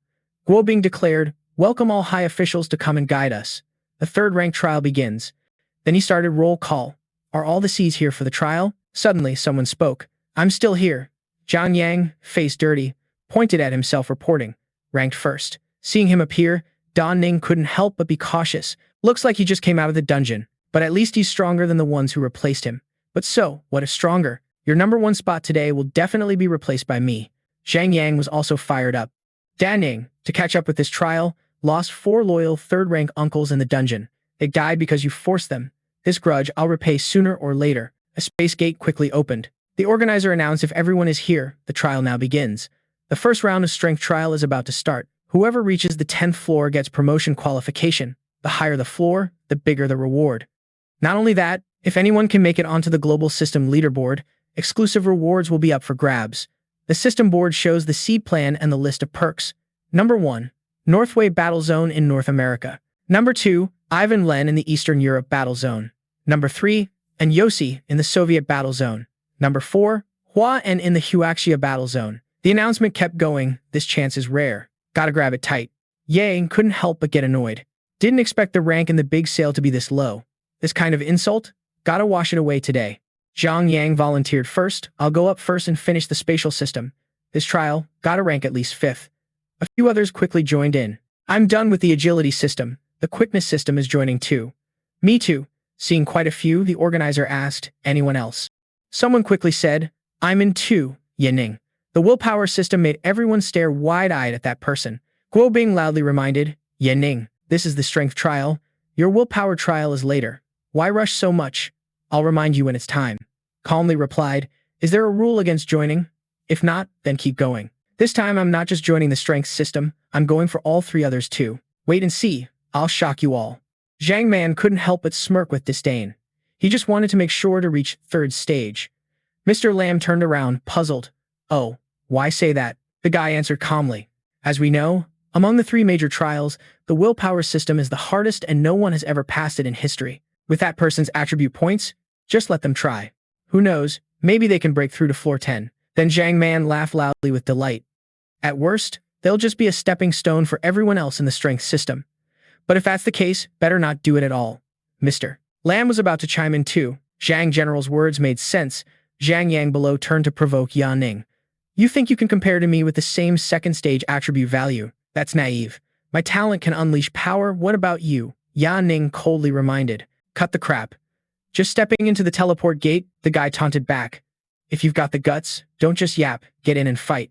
No argument, but still stubborn. Fight then, who's scared? The system announced.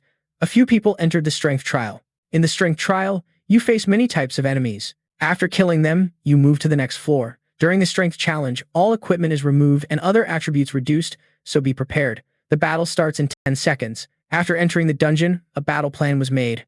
All enchanted gear removed, only basic functions remain. From floor 10 to 20 can make top 3 worldwide, and floor 23 is humanity's limit in the apocalypse. Suddenly, a beast dog appeared, but Calm continued with the plan. The goal, push to floor 24. 2 cold slashes killed the monster before it even roared.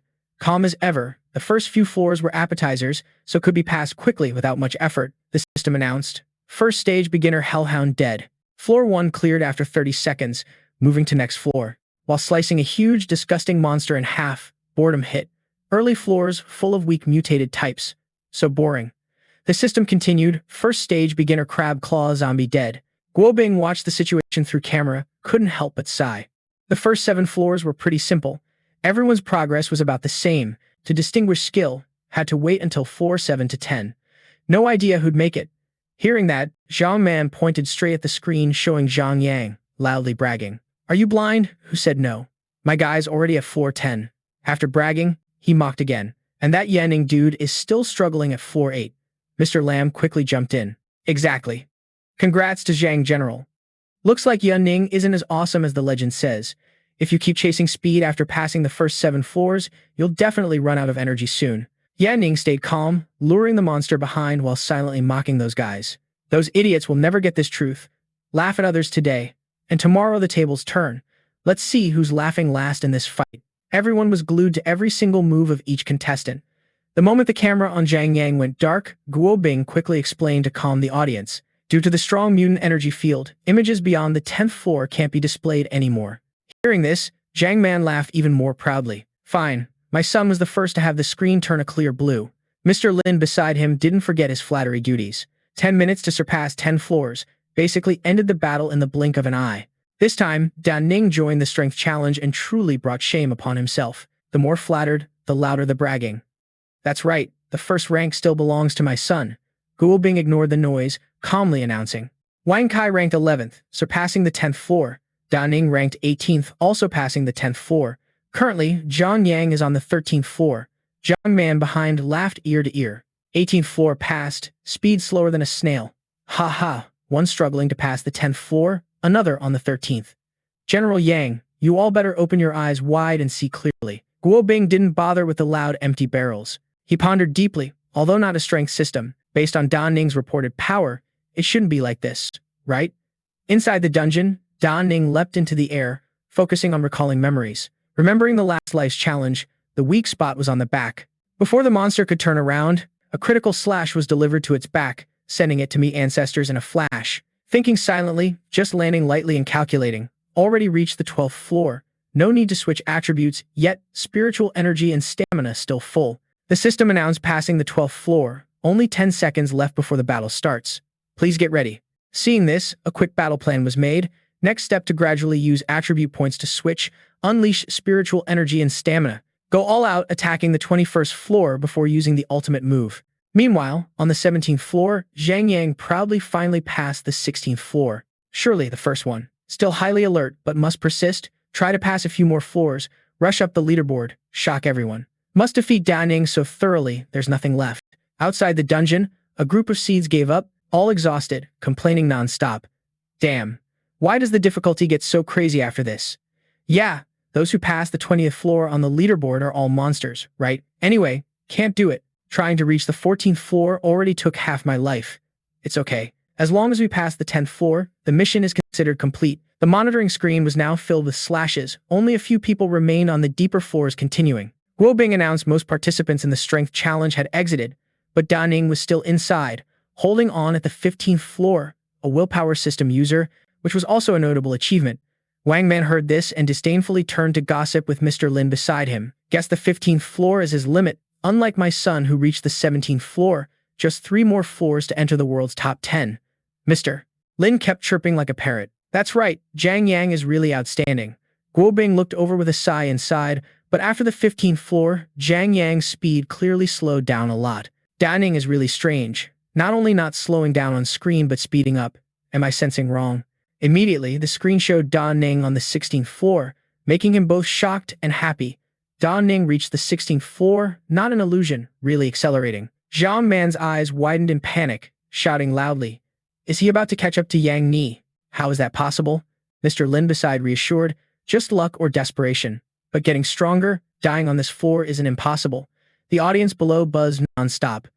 17th floor, Da Ning also reached the 17th floor, a willpower system user passing the 17th floor. What the hell is going on? Every day, Zhang Man clenched fists tighter, silently cheering his son. Son, keep going. Don't let Da Ning surpass you. Meanwhile, Zhang Yang was swinging all out, slashing repeatedly at the monster in front that was attacking. But the monster was unharmed, even managing to punch back painfully. Zhang Yang was knocked far away by the last attack, barely managed to stand firm. Zhang Yang gritted teeth and cursed, fearing that just getting past this stage would be the limit. Just after leaving the dungeon came the challenge, with the basic condition not yet optimized. Then a quick decision was made. Since already the leader, no need to risk life here. Zhang Yang focused energy on the staff in hand, all spiritual power concentrated on the battle armor. Swift as a flash, jumped up and swung the axe to finish off the Skybreaker slash. That move sliced the monster into 100 pieces. Exhausted to the point of barely breathing, muttered slowly, phew, finally pulled out of the challenge. Zhang Yang was quickly teleported out of the dungeon by the system. Zhang Man rushed over to check, helping him up. Finally, the elder withdrew from the challenge. Liu Yang was quickly teleported out of the dungeon by the system. Liu Man rushed over to ask and help the guy up. Seeing the father, the son happily hugged him. Dad, I did it. I passed the 18th floor. I'm the first. The man was gentle with the son too. But joy was often short-lived. Noticing the father silent after the feat, Zhang Yang immediately asked, Dad, what's wrong? Then quickly realized something was off. Turning to the judge above and wondering, I passed the 18th floor, the best achievement in the Huaxia battle zone in 2 years. I'm the first, so why did no one come to congratulate me? The screen coldly displayed, Da Ning floor 19, making Zhang Yang panic and shout, wait, Da Ning floor 19. Zhang Man added, right before you escaped, he passed the 19th floor in 3 seconds. Zhang Yang was so angry he saw stars, clutching his chest and coughing dryly, loudly said, how is that possible? How could he rush to the 19th floor? I don't believe it, the system must be broken. You all must have seen wrong. Zhang Man calmly advised the son, Da Ning really reached the 19th floor. Although everyone was surprised, this was confirmed. In fact, from the 15th floor onward, the time he took to pass nearly every floor was about 1 minute, just like what you showed in the first 10 floors. Zhang Yang muttered sadly, no way. How could I lose? I have the power system. I'm an SS level prodigy. Those who sacrifice for me, are they just a joke? Seeing the son like that, Zhang Man couldn't help but soften tone to comfort. Son, don't be like that. Placing hands on the little son's shoulders, gently encouraged. Never doubt your potential. This time, it was just a rush. One failure doesn't mean anything. Besides, you might not be worse than Da Ning. As long as we prepare fully, you can definitely pass the 19th floor. The stands above buzzed again. Da Ning, he already passed the 20th floor. The 20th floor, the 20th floor. Doesn't that mean he's in the global top 10? Seeing that, Guo Bing quickly ordered, hurry up. Notify Deputy Marshal Da Ha. The subordinate immediately ran off like the wind. Yes, General Yang. The man loudly announced. A genius like that, a miracle like that, definitely needs the top leaders of Da Ha to be present. Inside the dungeon, Da Ning was facing a huge, disgusting monster. Calculating silently, after the 20th floor come the Type 3 and Level 3 variants. Without using enchanted gear or strong skills, dealing alone with these level variants was still a bit tough. Charging forward while activating the system, 5 points of will attribute converted into agility and flexible movement. The monster sprayed countless poisonous gases, blocking vision. Da Ning dodged smoothly while thinking, although it can't catch my speed after transformation, I can't just run without attacking. To defeat it without a scratch, that's impossible. Leapt into the air to make a decision. First, trying to limit its poison spray. Activating the system, Da Ning focused energy into the sword, preparing to strike, converting 5 points of will attribute into strength. A powerful slash cut off the monster's trunk, but it still seemed insufficient. 5 points converted will was still too little. Power, sharpness, and physical strength can't both be at their peak at the same time, which is kinda annoying. Then, quickly jumped up to dodge the boss's counterattack. Luckily, it couldn't spit poison for now. Liu Ning kept calling the system to accumulate spirit energy, launched an attack, transformed power, a strong slash cut across the monster's head, then flipped again, decapitating the stubborn boss. Not stopping there, every slash dominated, chopping across the monster's body, tearing flesh apart. Liu Ning hit the ground without a scratch. Behind was the scattered, mangled flesh and bones of the boss. Just now, the system announced that level 21 was successfully cleared, and that battle would begin in 1 minute, so get ready. Hearing this, the fire inside only burned hotter. Finally made it. Next up, a big move could be used to finish things off immediately. Suddenly, someone reported that Deputy Commander Fang and Commissioner Hu had arrived. Deputy Commander Fang Hao and Political Committee Head Hu Jibin. Guo Bing saw Fang Hao and Jibin approaching and rushed over to greet them. Commander Fang, you finally made it. He asked about the current situation. Then they looked up at the screen. Guo Bing raised a hand, smiling brightly. Just cleared level 21 a minute ago. Still not out yet. Fang Hao's face lit up with joy. Great, still going strong, our great Xia. Before he could finish, a notification popped up. Liu Ning reached level 22. Jibin immediately pointed at the board, shouting in surprise, Chairman Fang. Liu Ning cleared it again. Level 22. Hearing this, joy radiated from him like a powerful aura. Level 22. That means top 3 worldwide now. Seeing this, Guo Bing hurriedly said, Commander Fang, please don't get too excited, or your energy waves might be too much for others to handle. Only then did he realize and shyly toned down the aura, apologizing, sorry, I got carried away. Back in the day, I was considered an elite of Great Xia, pushing myself hard for half an hour just to barely clear level 21, but Liu Ning took only 1 minute to pass level 22. How did that happen? He continued, strangely enough, before level 15, Liu Ning's performance was pretty average, but from level 15 onward, the speed suddenly skyrocketed. Almost 1 level per minute, but slowed at level 21, taking about 10 minutes. Then level 22 was cleared in a blink, which is totally abnormal. Jibin frowned, thought for a moment, then shared his suspicion. I heard he's from the willpower system. Could there be something off with that info? After saying that, he suddenly glanced at the other contestants nearby, crossing arms mockingly.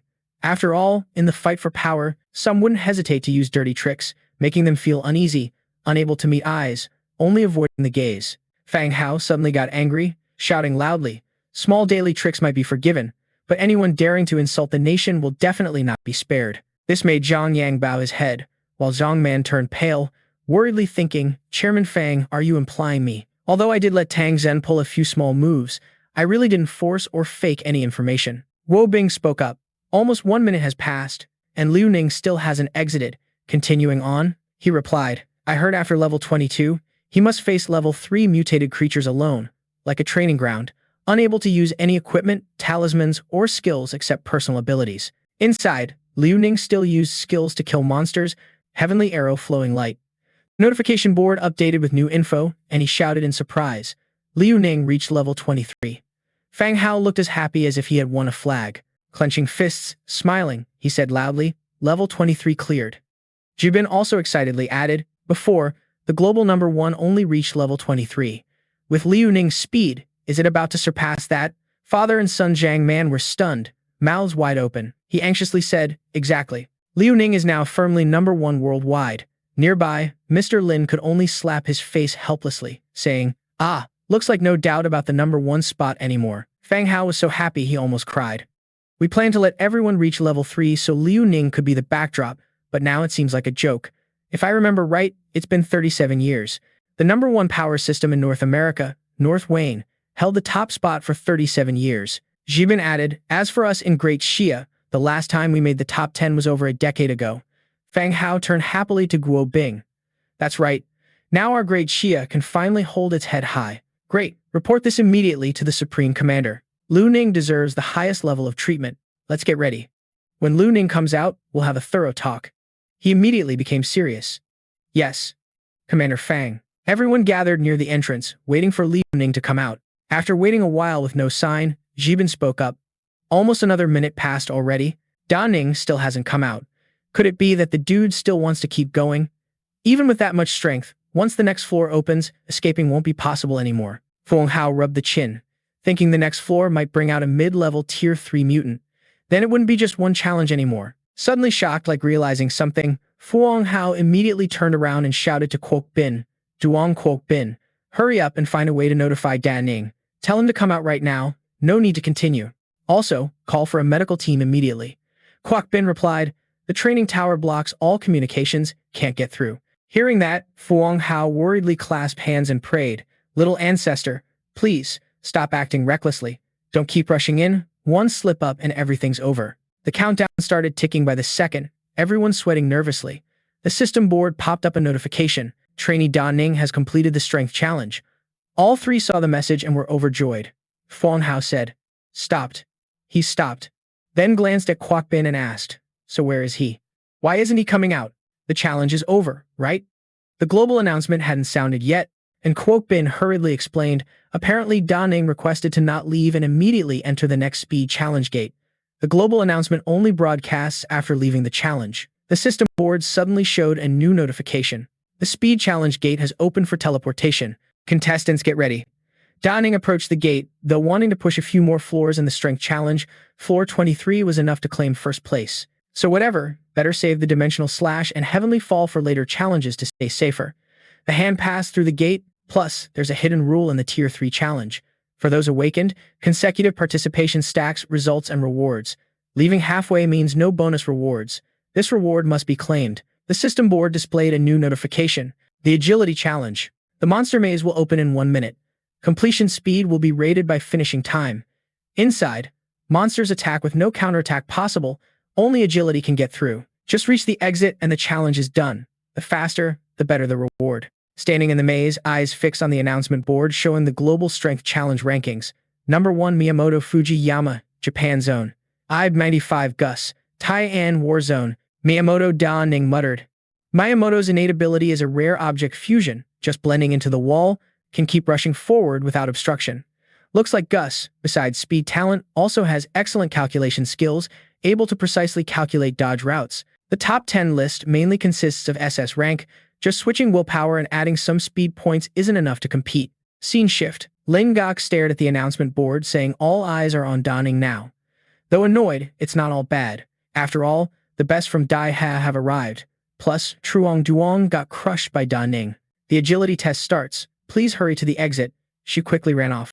If winning against Da Ning in this match, at least a spot in the second list can be fought for. First place like that already brings fame to our refined safe zone. Lin Minggok thought, definitely a complex maze. Can't be destroyed either. With my skill, the best plan is to keep right, even if it's a bit roundabout. It's the method I'm most confident in and also the fastest. Suddenly, she jumped up and kicked hard on the head of a purple serpent monster. The mutant surprise attack sprayed green venom painfully toward her. She nimbly dodged with my S-rank sharp reflexes. Lin Minggok ran while assessing the situation behind. Avoiding hits isn't a problem. Meanwhile, Da Ning was chased by 2 huge mutant monsters. Running and evaluating, though the maze is complex. Judging by completion times on the leaderboard, the area probably isn't that big. Eyes sharpened. Just gotta sprint full speed to the maze center, then use the dimensional slash to instantly teleport to the exit. However, near the exit, 2 other mutated monsters blocked the way. They were fierce, crazily charging forward. Annoyingly, the closer to the center, the more mutated monsters appeared. Ya jumped up to dodge the blue monster's attack, while swinging the sword hard at the purple monster. Luckily, even relying only on muscle memory, most attacks could be avoided. A quick glance observed the situation. After all, past battles had deeply engraved this skill into the bones. On this side, while running, Lin Nok bumped into a huge octopus-like monster with a very fierce face. Annoyed, said, this damn thing, these mutated forms are getting harder to deal with. Tatfong then used a special move to slip past the monster, but just escaped and ran into another one. Lin Nok panicked, thinking, this is bad, there's another one. Then shouted loudly, Tatfong, you got hit, though just a little injured, you managed to dodge in the end. Almost out of strength, gotta hurry, faster. The exit must be close ahead, gotta get past Da Ning. Meanwhile, Da Ning had reached the center of the maze but was surrounded by monsters. Facing the last monsters, Da Ning finally arrived at the center, chaos everywhere. Then Da Ning activated a skill, Dimensional Slash, gotta get to the exit fast. Outside, 3 people, including Fu Hao, stared intently at the screen. He said, this agility challenge? Nothing can be seen from outside at all. Kwok Bin replied, Chairman Fuang, don't rush. The agility challenge will end very quickly, at most 3 to 5 minutes for results. Bin added, judging by Da Ning stopping at the strength test, control was very good. Suddenly glanced at the father and son Truong man, saying, the more of a genius, the higher the pride. And when facing failure or challenges, they get hurt easier. Look over there, Truong Duong is an example. Looks like the guy is about to be destroyed. Hearing that, the father spoke up, Da Ning is a will type, probably won't be that bad. Truong Duong sadly asked his dad, Dad, will he lose this time? Will he lose? Will he lose? The dad smiled and said, he will lose. Definitely will lose. This time, he will surely perform terribly. Suddenly a voice said, looks like there's a signal, so fast someone already passed. Could it be my Hoang Lin's knock? She's the most talented in this challenge, passed in just 1 minute, so that means another person made the list. The scoreboard showed the message. Father and son, Truong man looked shocked, one nearly spat blood, the other amazed with mouth wide open. Kwok Bin shouted in surprise, Da Ning is really strange. Bin was equally shocked, 1 minute 8 seconds and already #1 worldwide. Fuang Hao was thrilled. That kid's really good. Any surprises we don't know yet? Lin Gok limped out holding the wound. Looking at the screen, shouted happily, no fake challengers have come out yet. Da Ning hasn't come out either. I'm the first. I did it in 2 minutes, 1 second. Proud expression. Though not outstanding this time, at least I can make the world's top 20, right? Then looking at the scoreboard, got scared. Da Ning ranked first, lost already, gap even bigger than between Truong Duong and him. Lin Yingok was so shocked, head spinning, collapsed to the ground. Her father hurried over. Suddenly, someone said, look, the commander is here. Oh man, this is the first time seeing the Supreme Commander in person. Li Tuyen Kwok entered with authority. This time, Da Ning really caused a huge stir. Fuang Hao immediately saluted. Commander, Da Ning just took first place worldwide in the agility challenge. He asked, where is he? The reply was, he chose to continue the physical challenge. Tuyen Kwok angrily shouted, nonsense, destroy the system for me, bring him out, causing everyone to panic. Then changed expression, smiling brightly. I see everyone looks too tense, just joking. Ha ha, Da Ning, that kid is a freak, let's calmly watch. They were speechless, just forced smiles, thinking, Commander, jokes should be timed. This tense moment, your joke makes everyone more stressed. The system board popped up the ranking for the top-tier physical challenge in Southeast Asia. NAFO's endurance value is 1.4 tons. Second place in South America has an endurance value of 0.7 tons, and third place. The focus was on the endurance value of the top player, nearly double that of the second place. Maybe that player has the ability like having 2 lives. The system board also showed participation in the physical challenge. This time, the challenge scene is a regional battlefield. The mutant physical level changes according to city area cooperation. In this challenge, only defense is allowed, no attacking. The more damage endured per unit, the longer the time, the higher the rating received. The challenge time is 10 minutes, with the option to leave midway. Leaving counts as failure. The front sub-area is filled with small monsters, and the monster level increases further back. The time limit is 10 minutes, only defense allowed, no attacking. Da Ning watched the monsters swarming forward. That means to get a good result, must actively enter the high difficulty area. Added, will switch willpower attribute to agility, as long as can dodge the incoming attacks. Then drew 2 swords, charging straight ahead. Will immediately rush into the level 3 mutant monster area. Da Ning attacked quickly toward the monsters, then activated the Fall from Heaven defense for a few seconds. Endurance value definitely not a problem. Outside, Kwang Kwok crossed arms and said, Fuang Hao, do you think Da Ning can get first place in the physical challenge? He waved off and replied, Commander, although really hope to witness such a perfect miracle, objectively speaking, probably not possible.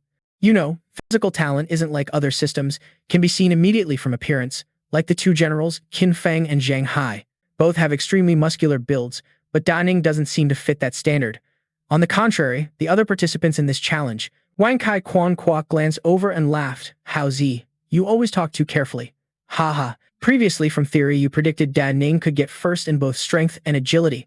Made Fuang Hao confused about how to answer. Quan Kwok then slapped his own face repeatedly, saying, I'll set an example for you. I dare say not only can Da Ning get first place, but can also become the first seed to reach the death rank. If wrong, just get slapped, no big deal. Fuang Hao got even more embarrassed. He hesitated and said, Commander Da, please stop hitting. Seeing shifts to the second peak area, a monster was crazily attacking Da Ning, but quickly dodged. Almost there, but this area looks really tough to get through. The monster went even more berserk, putting all strength into its arm, Taking advantage of a moment of carelessness, it slammed hard toward Da Ning, sending flying far away. Da Ning crouched, extending a leg to keep balance.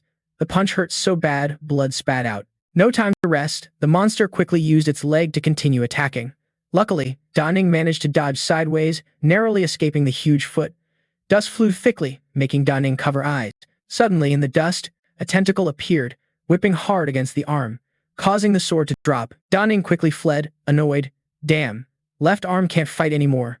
Must retreat from the second peak area first, then figure out next steps. Then call Fu Gui. Li Fu Gui, help me pick up the sword. Fu Gui appeared from the space and replied, yes, master. Thick smoke filled the second peak area. Ahead was a huge, heavy elephant-type monster, a power type. Each limb is the main attack organ. After saying that, Da Ning swung the sword and jumped high. Maybe could use it to get past this area. The gaze grew sharp. If can find the weak point successfully, can use power to fly through this area. Charged straight to the elephant monster, took a defensive stance and shouted, switching physical state. Defense. The elephant's leg knocked Da Ning flying out as planned. Da Ning flew to the third peak area, looked down and shouted happily. Success. A loud bang sounded, Da Ning fell to the ground, dust everywhere. Da Ning sat up and said, my physical strength is still too weak. If I go any higher, will definitely die without a doubt. Suddenly, a monster crawled out from the ground. The guy was deep in thought. Next up was checking out the power of the fallen heaven. If it really couldn't be handled, the only option was to retreat. The monster lunged its mouth filled with sharp teeth toward Da Ning. The sword was swung, activating skills, full spiritual energy unleashed. Fallen heaven defense activated. The protective layer instantly formed, shielding from those razor-sharp teeth. Suddenly, Da Ning's eyes sharpened. A smirk appeared.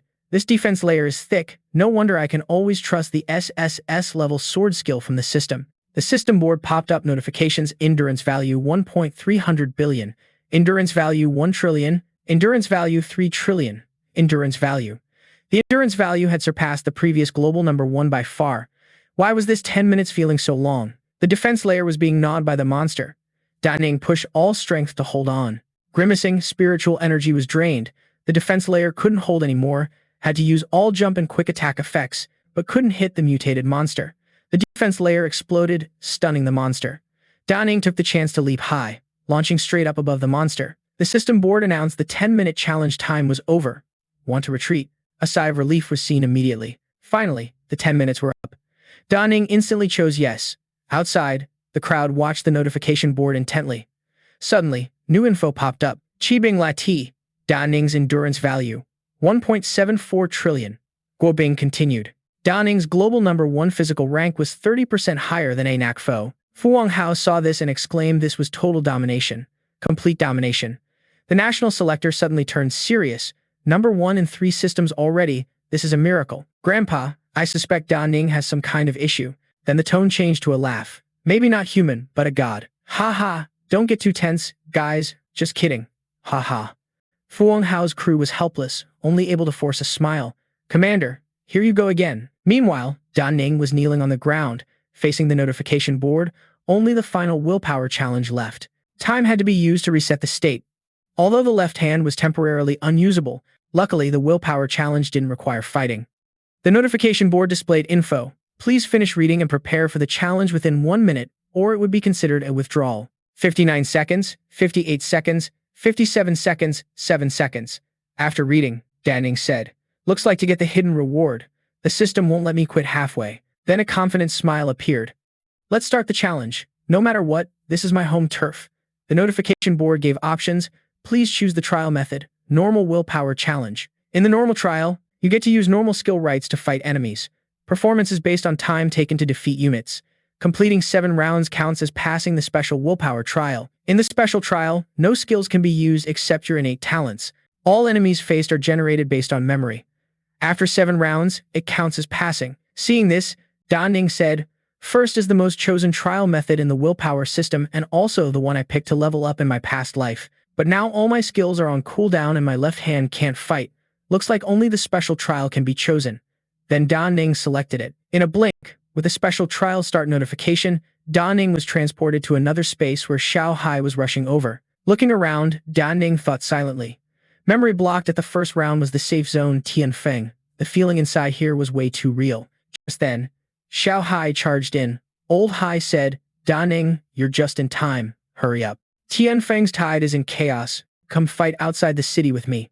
But as Xiao Hai reached out, Da Ning immediately dodged aside and said, Sorry, Uncle Xiao. Seeing this, Xiao Hai turned sharply toward Da Ning, puzzled about the meaning, but Da Ning kept a cold face. Without hesitation, Da Ning landed a punch straight to Xiao Hai's stomach, coldly said, Though it's hard to tell real from fake, in this special trial, I can't let my guard down, and I guess you're the monster created from my memory. Watching the figure resembling Xiao Hai lying collapsed in front, Ning wondered, the monster's true form didn't show up? You want me to feel guilty and test my mental endurance? Taking a hit from the kid, Xiao Hai still groaned. Didn't expect you to be like that. But Ning just left a message, Xiao, really sorry. Though a bit shaken inside, no stopping here and stepped into a teleportation gate opening ahead. A voice rang out, next round. Instantly, Ning was transported to a scene where Chen Zhao and Chen Yang fought thousands of giant alien creatures. Chen Zhao, restrained by the tentacle monster, shouted, Brother, listen. Chen Yang panicked and replied, Chen Zhao, hang on. Turning to Ning, Chen Yang begged for help. Ning, please help me. Chen Zhao was trapped by the mutant beast. Chen Yang, I've never asked anyone for help in my life. Take my sister away, I'll hold off this mutant. But Ning only responded, I came here to end Chen Zhao while trapped in that monster's grasp. Witnessing this, Chen Yang's face turned pale and yelled, Ning, why do this? Before Chen Yang could understand, Ning swiftly struck with a sword. Chen Yang reunited with Chen Zhao in a flash and coldly said, Though your brotherly bond is touching, it's not enough to confuse me. With eyes sharp as knives, Ning didn't waste time and ordered, Sorry. Next round, standing before Sui Yang sitting on the ground, she said, Mixed breed. Weren't you the one who wanted me? With a seductive pose, Sui Yang looked at Ning with a meaningful gaze, thinking, Anyway, I can't resist now. No shield to protect you. That's your chance. Suddenly, Ning raised the sword and said, For many with strong willpower, this level is tough. But for me, it's actually easier than the first 2 rounds. Without hesitation, the sword pierced down with cruelty, saying, At least I have a clean conscience killing Sui Yang. Despite Sui Yang only managing to scream, You. Ning calmly walked away, leaving the corpse behind. This round, the system seriously underestimated me, then ordered the next round. Now Ning faced the 4th challenge, Wu Ting. Standing before Ning, Wu Ting in a bathrobe blushed and said, Ning, though I usually look careless, I do it intentionally to annoy my dad. Before Ning, she took off the bathrobe shyly and expressed, Today is the first time, hopefully you. Seeing this, Ning covered Wu Ting's eyes, expression unchanged, and said, Wu Ting, thanks for the kindness, but close your eyes, that's the greatest respect I can give. In a blink, Ning finished Wu Ting and ordered the next round. Scene switched to a high school with students gathered. The school seemed attacked by something. Students looked terrified. Glass windows cracked wide, showing a huge shock hit here. Loud banging on doors sounded, despite people inside blocking doors with desks and chairs. The teacher leading the students bravely grabbed a weapon and reassured everyone not to be afraid. I'm here. I will definitely get you out. At this moment, Ning in a student's outfit was a bit surprised and wondered, Is this the classroom when I was 14? The door banging grew louder. Then realization hit that the teacher and classmates died then, and only Ning survived. Looking at the scared girl beside, tears in eyes, Ning recalled that was the last time meeting classmate Wang Zhen. Good memories of Wang Zhen surfaced. Ning remembered that day she somehow got a sword, shared half a piece of cake, not eating herself, giving it to Ning. Interrupting the flashback, Wang Zhen sobbed, grabbed Ning's hand and said, Ning, you'll protect me, right? Right? You'll take me to safety, won't you? Ning, with a hint of disappointment, replied, I really want to take everyone away too. But then the face darkened, decisively pushed her hand away and said, But regret is just regret, and I don't have a real chance to fix it anymore. If today takes you away, the mission will fail and you won't truly come back to life. This made Wang Zhen wonder, Ning, what are you talking about? Then Ning immediately pinned down Wang Zhen, squeezing the neck with teary eyes, mumbling repeatedly, Sorry, really sorry. Despite Wang Zhen struggling and calling out, Ning. Seeing Wang Zhen completely pass out, Ning held the head in agony and cried out bitterly, This damn system. If you're going to kill me, don't use emotional knives. Meanwhile, murmurs and whispers started spreading. Ning strangled Wang Zhen to death, mutated into something else. Everyone run fast. Ning didn't care, immediately using the technique to lift the broken glass shards in command. Mental control. Killing one person leaves no trace. Leaving behind a classroom filled with corpses, Ning just said, Sorry, everyone. No matter how ruthless, I can only move forward. If there's a next life, the familiar phrase echoed again. At that moment, in a certain house, Ning faced the image of little sister, Xiao, and sobbing and calling, "Mom, what's wrong with you?" After many trials, Ning's spirit was completely broken. Exhausted, thinking silently, friendship and love, could the sixth circle be family feelings? How cruel must this experiment be before it stops? Little sister Xiao An, tears streaming, said, "Brother, you're back? Mom, Mom." Xiao An ran out scared, hugging Ning with surprise, saying, "Brother, I'm so scared." Now completely drained, Ning gently patted the little girl's head and replied, "Xiao An, don't be afraid. I'm here now, Mom." Mom will not. In a flash, the little girl's expression changed, filled with murderous intent, about to attack with the words, "With you here, Xiaoan isn't scared anymore." Xiaoan stabbed straight through Ning's body with bare hands. Only then did Ning snap awake. Xiaoan still kept an innocent look and stepped forward to ask, "Brother, why don't you hug Xiaoan? Did Xiaoan do something wrong? Did I make you angry?" Without hesitation, with pain and regret, Ning still tried to act decisively toward the girl, begging, "Sorry, Xiaoan, it's my fault, don't blame me." Seeing Ning approaching, the mother trembled and cried out, "Xiaoan, my Xiaoan, Ming Ni, why did you?" But without explanation, Ning just said, "Mom, I'm sorry, really sorry," then painfully raised the sword high. After everything, collapsing with tears of sorrow, Ning groaned. Even family has been killed. Only one last circle remains. Still screaming, "System, what other tricks do you have? Show them all now." Suddenly, Ning immediately felt bone-piercing pain and fainted. A mysterious energy radiated. In the deep abyss, Ning wondered, "Is this death?"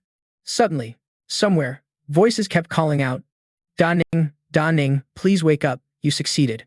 Making Ning tiredly open eyes, voices kept echoing, "Wake up quickly, we need you." Surrounded by many people, Ning groggily woke up. Seeing this, everyone around cheered happily, "Awake, awake, finally awake." Ning vaguely woke, wondering, "Where is this?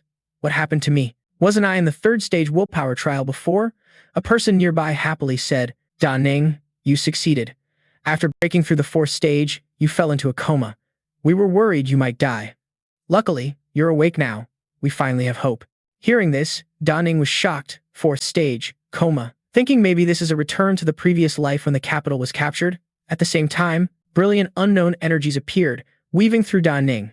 Seeing this, Ning was stunned, thinking the left hand was fully healed, the abdomen completely normal, no wounds. Not only that, the body's power was stronger than ever. In an instant, the entire hospital room was filled with a radiant blue glow of this energy.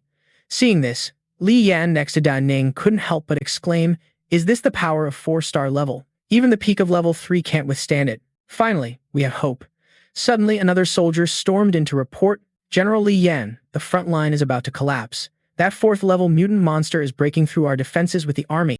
The whole sick room was flooded with the bright blue light of this energy source. Seeing that, Li Yan beside couldn't help but exclaim, "Is this the power of 4-star level? Even the top of level 3 can't hold up at all. Finally, there's hope for us." Suddenly, another soldier rushed in and announced, "General Li Yan, the front line is about to collapse. That level 4 mutated monster has gradually broken through our defenses with the army." Hearing that, the guy immediately asked anxiously, "Ning, how are you doing right now? Can you fight? If rest is needed, even if we die, we'll fight to buy you some time." But faced with this new power, Ning was still stunned. What the hell is all this about? Remembering back, didn't die when facing that level 4 mutant monster, right? Thinking about the scene when the team rescued, Ning figured that must mean not dead yet, saved by some level 3 folks risking their lives. Thought after coming back, force breaking the will nucleus, trying to break through to level 4 and fell into a coma. But why can't remember that part? Puzzled, Ning let out a soft groan. Could this be the side effect of forcing a breakthrough to level 4? Then suddenly realized, maybe the whole rebirth or whatever was just a dream during the coma, messing up current memories. The more thought about it, the more panicked the mind got. Ning shouted, "What the hell is real here?" Then accidentally unleashed a burst of power. Seeing that, Li Yan immediately raised a shield and warned, "Ning, you still can't control this new power. Don't try to push it further. Rest well.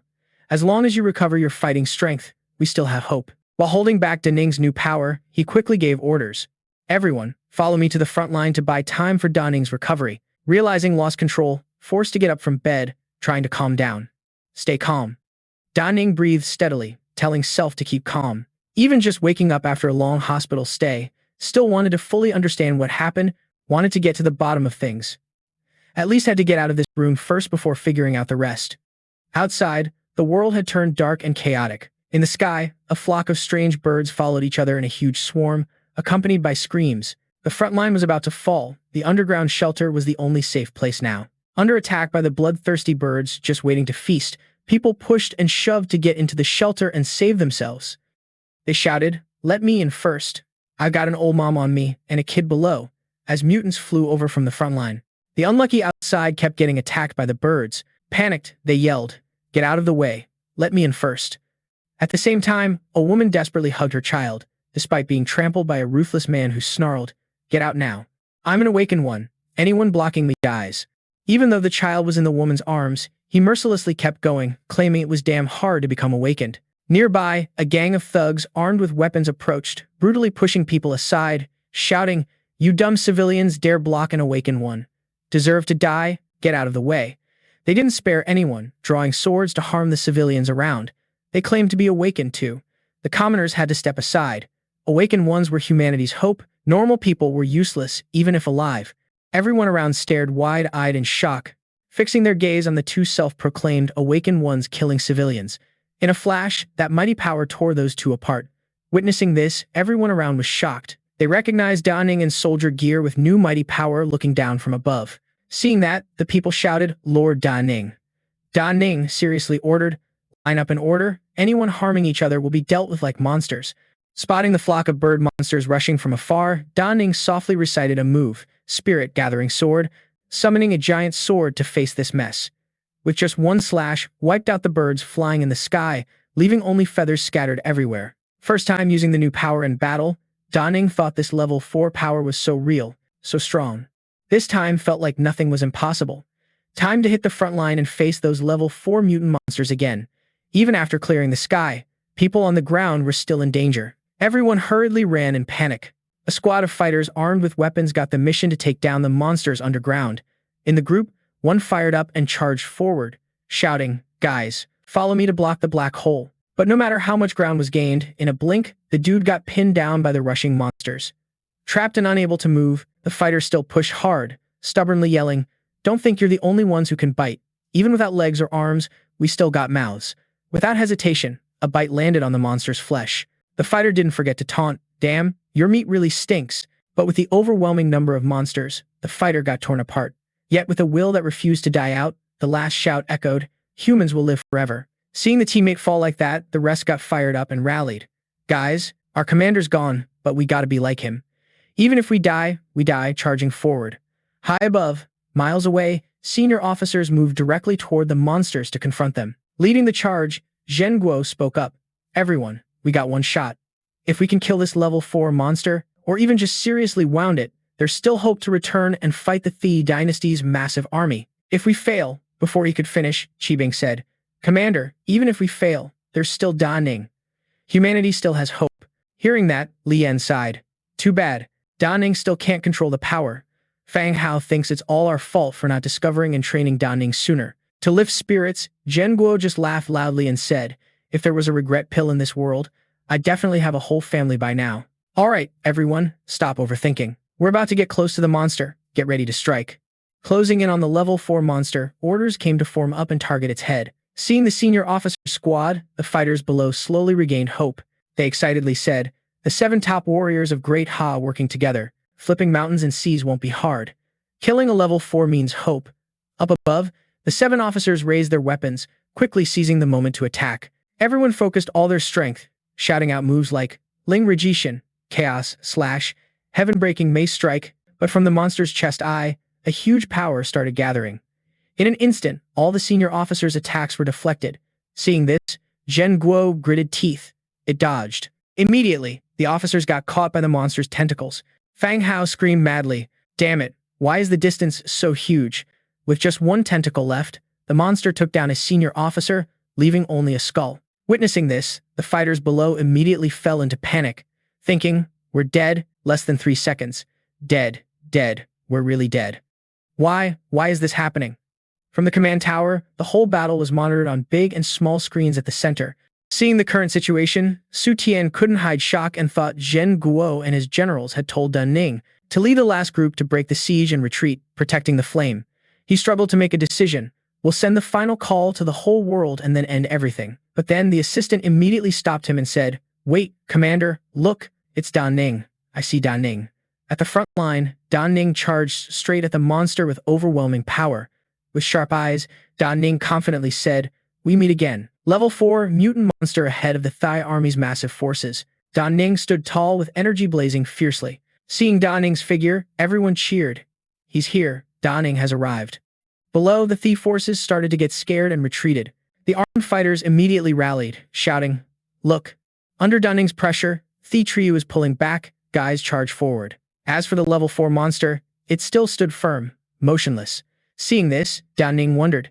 The Thai are retreating, but the level 4 mutant is holding position. Even with super level 4 power, this situation can't be created, right? Dan Ning guessed. If all of this is just an illusion, if this is the 3rd level trial, then after Rebirth, what exactly needs to be done to pass the trial? Would killing the monster in front end the grudges from the previous life?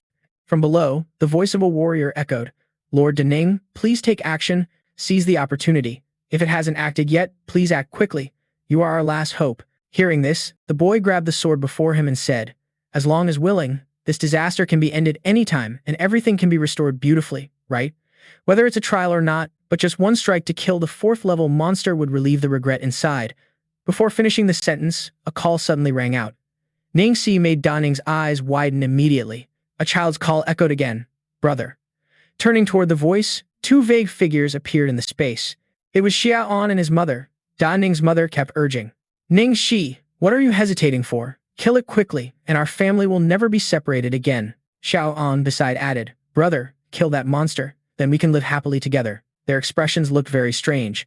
Suddenly, Wang Zhen's figure appeared, slyly looking at the boy and promising, "Dan Ning, if you kill this monster, I can come back to your side." Hearing this, the boy shook his head vigorously to dispel the thoughts the system had infected into the mind. Dan Ning realized this system was really trying hard to make the boy act. Holding the sword, the boy said, "I think I know what the final test of this willpower exam is. If everyone wants to end it all, then just end it." From the control center, senior officers were watching Dan Ning's battle. Guo Bing wondered, "It's almost 9 o'clock. Why hasn't Dan Ning acted yet?"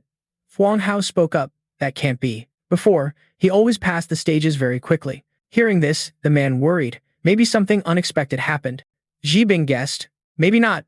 If Dan Ning chose the first test, passing would be simple without losing any skills. If the second option was chosen, absolute trust in one's own will is necessary." The old man thought that whichever it was, based on that logic, there shouldn't be a problem, unless after 3 rounds, the exhaustion was too great. Hearing this, Yuan Guo advised everyone to keep waiting and see. Suddenly, a loud bang came from behind. Zhang Man with a serious face spoke up to everyone. Dan Ning still hasn't figured it out. Maybe there's another possibility. He immediately questioned, "Zhang Man, what do you mean? Just say it straight." He gave his opinion, "Commander, my speculation is important and related to national interests. I hope you can give the highest order to cut off all communication means, ensuring no information leaks." Zhang Man believed it wasn't just that, but also people at the location, all under level 1 control. Huang Hao immediately rebutted, "Zhang Man, what exactly are you trying to say? The cost of blocking so many people is..." He ignored the words, continuing to persuade. "Commander, if what I say isn't important, I Zhang Man am willing to accept punishment and resign." In this situation, he was a bit troubled. Seeing Yuan Guo hesitate, Zhang Man shouted, "Commander, at this point, you have to give the order. Transmit my order to immediately lock down the surveillance area. Enter level 1 security mode." Immediately, a protective shield was activated, surrounding the entire control center. An announcement sounded, "The protection screen has been activated." He believed, "Commander, I think Dan Ning can top the Global 3 systems because he found a basis in the system. Moreover, no matter how strong the talent is, whether power or physique, it can't surpass the challenge using one's own ability." Huang Hao gave his opinion. "Only this way can we explain why the willpower trial, which should be easiest for the best, is so difficult." "Zhang Man, you're threatening here." But then Zhang Man reminded, "Don't think that's impossible. Didn't you forget 16 years ago, someone awakened in North America with the talent to temporarily copy system props? Although the copied items had no effect, they were accepted by the NBC dungeon. That guy said with this ability, he almost maxed out all the major dungeons and got a massive amount of resources. It wasn't until he accidentally revealed his true power within the system that the system detected and eliminated him. Zhang Yang continued. Since then, we realized that even those near-divine systems can make mistakes. My dad was right, Da Ning definitely found a loophole. Hearing this, Zhang Man was super confident in his opinion. He believed, Commander, if Da Ning can get out, I suggest you interrogate him directly. As long as we can copy his ability, our Huo Ha military district will make an unimaginable leap forward. Someone immediately interrupted. Commander, isn't it too soon to jump to conclusions? Da Ning's fate inside is still uncertain. Are we really going to catch him and beat him up right after he barely escaped? That would send chills down everyone's spine. Absolutely not. Ending the argument, Yuan Guo spoke up. Stop fighting. I already have a plan. First, wait for Da Ning to come out safely. Then he said. On the front lines, those words kept echoing in your ears. Lord Da Ning already killed it. Big Bro already killed it. Ning Ni already killed it. Facing those three haunting figures, the reply was, sorry. I think no one should drown in past failures and keep imagining how to make up for them, no matter how hard or how bright the future looks. Da Ning thinks the same. I don't want to live in false illusions and then immediately stab the sword through myself. Even if it hurts, I'll push through with all my might. Da Ning's eyes gleamed with determination. The voice was firm. No matter how cruel and tough reality is, I'll face it again and change it, because only looking forward is the truth. Pulling the sword decisively out of the body, Da Ning added, Can't deny that last life ended in a brutal defeat, even though I was always scared, afraid to fail again. Raising the sword high, power was gathered and shouted loudly, but this life, I'm gonna smash you to pieces. In a flash, an earth-shattering explosion erupted. Because of the shockwave and exhaustion, Da Ning fell freely through the air. At the same time, continuous notifications popped up. The willpower trial has ended. Current position, #1 worldwide. After the trial ended, you received a special reward, a global announcement of attribute settlement. First place in the strength trial gained 3 strength attribute points that double when leveling up to tier 3, totaling 68 points. First place in the strength trial gained 3 strength attribute points that double when leveling up to tier 3, totaling 68 points. First place in the agility trial gained 3 agility attribute points that double when leveling up to tier 3, totaling 68 points. First place in the willpower trial gained 3 willpower attribute points that double when leveling up to tier 3, totaling 68 points, combining all rewards. Overall ranking first place, received 10 bonus points to all attributes. All attributes increased to 78 points. Received talent enhancement for strength, fury. Received talent enhancement for agility, super overload. Received talent enhancement for physique, indomitable. Received talent enhancement for willpower, all. System announced equipment, rewards settlement, completed hidden challenge and received 4,000 reputation points. Received honor title, the perfect one. After equipping it, you can be exempt from system transactions with A-level privileges. A series of other notifications appeared. Equipment rewards settlement. Receive choice of any 4-star blue equipment or exchange for 1-star realm equipment and get special items. Realm level resurrection potion, receive special items. Realm level time key received. Talent reward summary. Current SSS level willpower talent upgraded. Spirit Shield Fury. Spirit Shield Fury grants 100% attribute increase for 3 seconds and grants psychokinetic control, mental defense stance, and chaotic thinking skill. Talent cooldown time 24 hours. Just then, Da Ning appeared from the spatial gate. Seeing Da Ning, Yuan Guo and everyone cheered joyfully. He's out. Da Ning's trial is complete. #1 is still #1 in the world, and he's the only pure willpower type, surpassing tier 3 trials. But for Da Ning, pain shot through the body as the silent thought came. Can barely hold on any longer. The global announcement will be made soon. Immediately, a global announcement was broadcast. The global announcement updated the ranking of the trial tower. Current rankings, #1 in strength trial in the Huoxia War Zone. Da Ning, #1 in agility trial in the Huoxia War Zone. Da Ning, #1 in physical trial in the Huoxia War Zone. Da Ning, #1 in willpower trial in the Huoxia War Zone. Da Ning. Keywords like Huoxia Da Ning ranking #1 worldwide echoed continuously across the earth. Only now could the tension finally ease. Da Ning collapsed onto the ground, pale and weak, saying, Damn system. At least it wasn't a waste risking my life. Fortunately, Fang Hao and the medical team arrived just in time. Worried, Fang Hao ordered, Da Ning, where's the medical team? Don't just stand there spacing out, hurry and save him fast. After examining the situation, the doctor reassured, Commander, Vice Commander, rest easy, no major injuries. Just a broken left arm, plus stamina and willpower are severely drained. A few days of rest will bring full recovery. Hearing this, relief washed over him as he said, That's good, you scared me to death. Nearby, Zhang Man, skeptical that the world's #1 only suffered minor injuries, suggested, "Commander, you should reconsider my earlier theory carefully. I propose using mental force to forcibly awaken Da Ning and interrogate immediately." Unable to hold back, Fang Hao immediately objected. "Zhang Man, aren't you going too far? Want to mess with Da Ning? You'll have to get through me first. He'll pay back in kind," he argued. How could Commander Fang not want to act for the nation's greater good, yet only rely on emotions? "If my theory is right, Da Ning is just a sacrifice," Fang Hao shouted in fury. Mr. Zhibing also spoke up. "Commander, I don't recommend this. Even a tiny mistake could have disastrous consequences." Su Tian agreed. "Exactly, Commander. Da Ning has performed excellently. We shouldn't doubt him. Doing this would not only chill the relationship with Diep Ning but jeopardize Hua She's entire future." Yuan Guo pondered deeply before deciding. 3 days. Let's wait 3 more days to see if he wakes up. Then Hang said, "First, take him down and treat him carefully. No mistakes allowed." Watching Da Ning being loaded into the ambulance, Zhang Man schemed with a sly look. 3 days? Huh. I'll wait and see if Da Ning dares to wake up. Now, all the senior officers gathered around Da Ning's hospital bed. Zhang Man asked, "Commander, over 117 countries have inquired about Da Ning's condition. How should we respond?" Hearing this, Yuan Guo replied thoughtfully, 3 days, that kid Da Ning. Then he proposed, "Commander, the best doctors in Huaxia are here and say Da Ning's vital signs remain stable and all wounds have healed. He refuses to wake up, probably out of guilt, just pretending. I suggest we directly interrogate Da Ning's mind now." Fang Hao immediately opposed. "I disagree." Hearing this, Zhang Man said, "I said 3 days, Vice Commander Fang, can't you tell right from wrong?" He couldn't take it and snapped, "Stop it, this will only cause bigger misunderstandings." Seeing this, he dared not argue further. Zhang Man ordered, "Someone, prepare the equipment, get ready for mental interrogation on Da Ning." The devices were immediately brought in by staff. Even though they prepared to test Da Ning now, Fang Hao tried to resist. "No, Commander, we can't do this to Da Ning." Nearby, he thought Vice Commander Fang was going rogue. But Yuan Guo coldly said, "Hao Zi, I don't want to do this either, but it's about national interests." Hearing this, Fang Hao fell silent. Then the test began. Zhang Man ordered, "Everyone, step back." Staff started attaching brainwave sensors all over Da Ning's body. Just as Zhang Man was smug, thinking that putting the helmet on would reveal Da Ning's secrets, Da Ning suddenly opened eyes and woke up.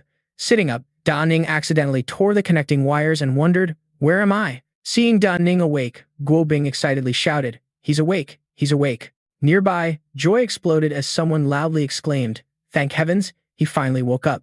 The guy immediately got excited and ordered, "Good, you're awake. Stop all this nonsense right now." Liu Ning still didn't get what was going on and was confused. "You guys, this is Fang Hao." He rushed over to the guy, showing off his device while excitedly introducing, "I'm Fang Hao, the Deputy Commander of Great Ha." He also eagerly added, "Liu Ning, you've never met before. This is Li Yuan Guo, the Supreme Commander of Great Ha. This is Commissioner Hu Zongman, General. You've met him before." Holding the iron helmet in hand, Liu Ning said, "But I want to ask, what is this thing? It doesn't look like any treatment tool." In this awkward situation, Zhibing cleverly said, "Liu Ning, since you're awake, we have some questions for you. What's your talent?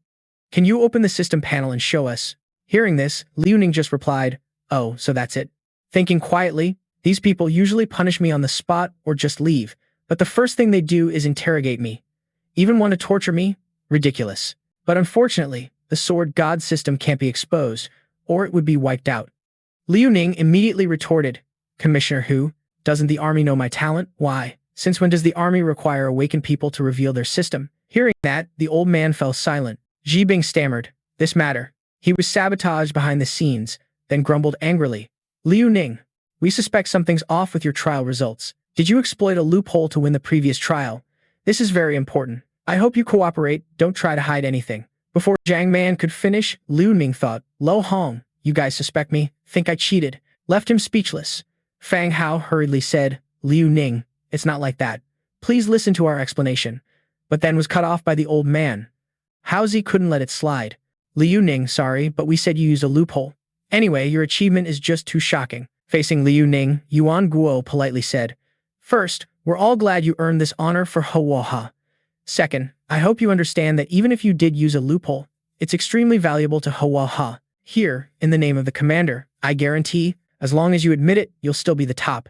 Hearing this, Zhang Man worriedly said, Commander Liu Ning can't let go easily. Once the awakening net from outside contacts him, the effect will be disastrous. But then the old man just growled to warn, "Enough, Zhang Man, you talk too much. Can't you keep your tail in?" Leaving him speechless. Zhang Man gritted teeth, bitterly thinking. Liu Ning dared not reveal system info. Obviously it gnawed at the conscience, suspicious as hell, but still the commander didn't want to let him be first, so wasn't all the effort wasted. Liu Ning felt that although the problem was clearly with Zhang Man, from another angle, the considerations of those in power could be understood, but still felt very disappointed in this person. This time they suspected a talent loophole, but next time, couldn't let another tragedy happen like in the previous life. Agreed. All right. I'll tell you what the loophole is right now. Deputy Commander Fang, help me find a crystal to check the heavenly beast, the highest grade one. Hearing this, he immediately volunteered. Got it. I'll go now. At that moment he felt like winning, thinking it only took a few seconds to open the system panel, but now they're looking for a crystal ball. Could it be they want to prove they're perfect? Even at SS rank, no one can defy fate like you do. Whatever the result of this test is, it can't prove you didn't exploit a loophole, not knowing that Jia Ning had planned everything. Suddenly, with sharp eyes, Liu Ning turned to start a conversation. Zhang Man, Commander Zhang, right? After I finish checking, if you still have doubts, talk to me again. Just then, Fang Hao pushed a cart carrying a huge crystal forward. He introduced, "This is the highest grade inspection crystal." Standing before the crystal, Liu Ning said, "You guys want to know the loophole, right? Then look closely." Touching the crystal, immediately a condensed power burst out. Faced with this massive explosive energy, everyone in the room couldn't help but gasp. This is the glass shard cracking under Liu Yifei's power, letting that strength slowly seep inside. In a flash, the glass shattered completely, and an announcement rang out. Alert, current test result, SSS tier talent in the willpower system. Hearing this, everyone was stunned. SSS tier? Liu Yifei asked, "Are you guys satisfied with this breakthrough?" Watching the display, Quan Tuyen exclaimed, "Awesome." Nearby, Fong Hao added with delight, "Told you it was impossible." Even Shi Bin blurted out in surprise, "SSS tier. Does that level really exist in this world? Wasn't it unheard of before?" Kwok Bin couldn't hide the shock and said, "This divine level fluctuation." Meanwhile, Zhang Man's face turned pale as thoughts raced. "Damn, this time it's a total loss." Then said, "It's fine, I get it. But I heard that besides experiments, the first choice also needs to be compared with other transformations to assess combat potential. So I think, Liu Yifei, you don't need to worry, you've already proven yourself outstanding enough. Didn't the commander say you ranked first? You can totally rest easy on that." Liu Yifei stepped up to where Zhang Man stood, suggesting, "Commander Zhang, I heard that young Master Zhang Yang was ranked first before. I'm someone who values fairness and hates relying on privileges. Zhang Yang is excellent, but if there's no real combat, it's unfair to him." Hearing this, Zhang Man could only exclaim, "Oh, you respectfully declare before all the leaders. Commander, according to the rules, lower ranks have the right to challenge higher ranks. I don't want the number 1 spot. I want to register for a life or death battle to challenge the first place." Zhang Yang heard this. Zhang Man panicked and said, "Liu Yifei, what are you thinking?" Though appearing calm on the surface, after hearing this, he commented, "You're something else, ruthless enough. I said in front of you that I wanted to compensate you, but you just lit a fire behind my back. Even if Zhang Man went a bit far, killing his son is just too much. He's cornered now, only able to endure and remind himself to hold back, can't afford to lose his temper, or else he'd be the commander who abandoned his son. The only way now is to surrender, let the commander and this muddy-blooded guy back down." Then Zhang Man forced a smile and said, "Liu Yifei, the number 1 spot is yours. Your talent far surpasses Yang so on behalf of Zhang Yang, I voluntarily give up the top rank. Sorry for what just happened. I say this because I worry about your safety. It's all just a misunderstanding." Facing his fake smile, Liu Yifei coldly replied, "Commander Zhang, you flatter me, but let's just follow the rules. After all, I don't want anyone to say that I, Liu Yifei, am arrogant and tyrannical, breaking the rules." Said Liu Yifei, "Zhang Yang is outstanding, so why fight? Who hates who's stronger or weaker? You tell me, right?" Now Zhang Man's face was drained of blood. Shi Bin also spoke up in support. "Commander, if Yifei wants to follow the rules, then let's follow the rules. However, Liu Yifei just got promoted to 3rd rank and needs time to adapt to the new abilities. 3 days later, after the battle results, can we announce the rankings and awards?" Quan Tuyen suddenly realized old Ho was really a cautious old fox. Fuang Hao didn't say a word but still showed his stance. Thinking it over, he must have a reason to do this. Luckily, there's still 3 days. Then he decided, "All right, let's just follow what old Ho said." Hearing this, Zhang Man couldn't hold back his anger. gritting his teeth. Are my son and I being abandoned? Liu Yifei, I absolutely won't let you lay a hand on my son. If you kill my son, I'll make sure you die first. Meanwhile, Liu Yifei remained calm, lips curling slightly. A gentleman waits 10 years for revenge, never too late. No, 1 day late is disrespect to the enemy. Jiang Man, you don't have to rush either. Soon, you and your son will be reunited. On the rooftop, two shadows quietly discussed. Quan Tuyen clasped hands behind the back, thoughtfully asking, Old Ho, now it's just the two of us. Why exactly should we agree with Liu Yifei? Shi Bin stood silently beside, adding, Commander, have you forgotten the intercontinental dungeon starting 10 days from now? The old man gazed into the distance and continued. Previous failures have severely impacted our strategic reserves, so this time is crucial for us.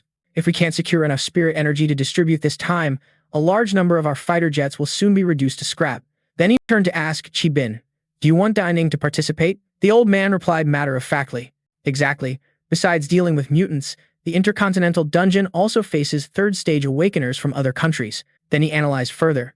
Then we should go through this battle to see if Ning has the guts to kill. After all, killing a person and killing a mutant are two completely different things.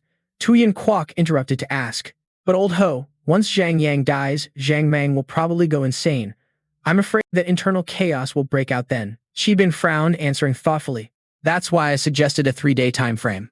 Once Zhang Mang arrives, he will definitely prepare thoroughly for his son. Secondly, we also have time to plan 2 backup strategies and respond flexibly, depending on the situation. Hearing this, Tuyen Kwok happily placed a hand on Old Hokan's shoulder and praised, That old fox, whatever you say, you really think things through carefully.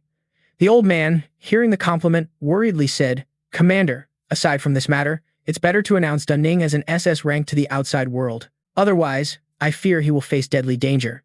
Tuyen Kwok reassured Shi Bin. Continuing, just follow your advice, and all other information must be kept secret. The scene shifted to a room where a young man sat, curled up on the floor. Suddenly, the door opened, and a figure entered behind him. Zhang Yang turned to look at the person behind, and Xiao Tui joyfully shouted, Dad is back. Have you discovered that brat's talent yet? Is he cheating? Zhang Mang stood silently like a statue, saying nothing, while his son kept asking, Dad, could that brat have found a loophole? Has he been locked up already, Dad? I'm still number 1, right? Zhang Mang still didn't answer, letting the son bombard him with questions as if about to collapse. What's going on? Dad, please tell me. Only then did he speak in a deep voice. Checked already, Ning has no problems. On the contrary, he's preparing for a life-or-death challenge with you in 3 days. Zhang Yang was shocked, replying, What? How can he have no problems? Are you sure, Dad? He sounded like he'd just heard some critical news, nervously asking, Wait, what do you mean by life-or-death fight? Me against him? No way. I'm not going anywhere. Can I just give up the number 1 spot? I'm not going anywhere. He wants number 1? Fine, let him have it all. Zhang Mang looked at his son helplessly and said, I already told you, but that kid is determined to fight you. Zhang Yang asked back in surprise. He doesn't want to. He wants to kill me. Hearing that, he started to get angry and bitter, saying, Dad, kill him. Kill him before the fight. If he wants me dead, then Dad, go kill him now. Hearing his son, he'd only spoke in a low voice. I want that too, but killing him now is as hard as reaching the sky. He's got a team of third-stage masters protecting him. Hearing that, Zhang Yang asked curiously, Who are they? Zhang Mang said dangerously, Threaten them. Zhang Yang seemed extremely shocked when hearing that name. His face tensed. The army has already sent troops to protect him. There's no time left. He continued to reassure his son. Zhang Mang said, So I'm definitely dead. Yang Ni, you're my son, Zhang Mang. I won't let you die. I've contacted some third-stage masters. When the time comes, they'll help. Hearing this from his father, he felt like striking gold and quickly asked, Dad has served the country for so many years. No matter how much the superiors favor Ning, they'll turn a blind eye to this kind of thing. So Dad, is there any way I can win, like tools or equipment? He comforted his son but also said sinisterly, Those things are useless because they're forbidden in life-or-death battles. Although you can't rely on outside help, it doesn't mean there's no way. Zhang Yang looked at his father, understanding the hint, and confidently said, Yan Ning keeps going on about the rules, so obviously we can use the rules to beat that guy. Zhang Man whispered with a sly look. When that time comes, it won't just be like that, we still have the dead soldier. A sly smile appeared on the face, then a mocking tone followed. Yan Ning, how strong do you think you are? The strong dragon struggles against the earth-head snake. Let me see how you're going to fight me. 3 days later, at the capital military district's one-on-one arena, the crowd packed the stands. Up above, where the match was held, Jibing respectfully said to Commander Quan, "Sir, everything has been arranged. The three long-armed referees have taken their positions to guard the death arena and can start the match any time."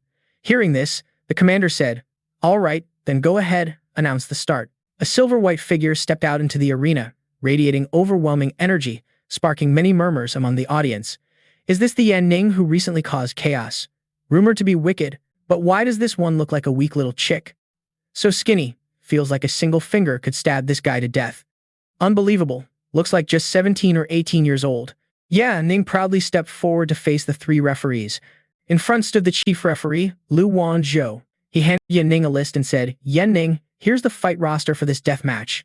Take a look. If there's no problem, you can prepare for the fight." Yan Ning found it strange and asked, "Oh, wasn't I supposed to fight Zhang Yang? Why is there a list then?"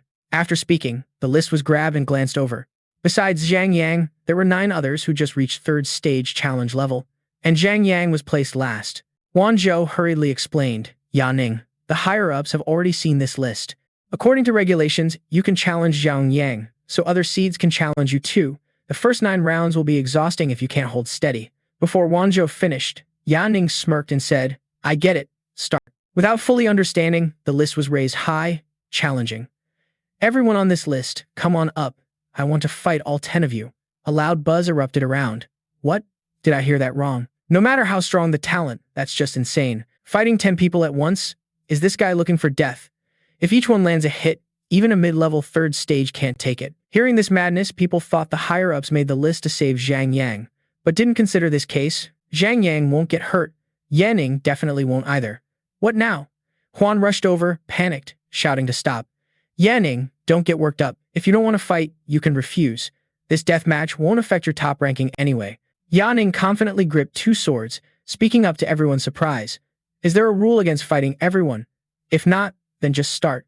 After all, a bunch of trash is still just trash." In the stands, organizer Fong Hao smiled excitedly. "That brat's cocky, but I like it."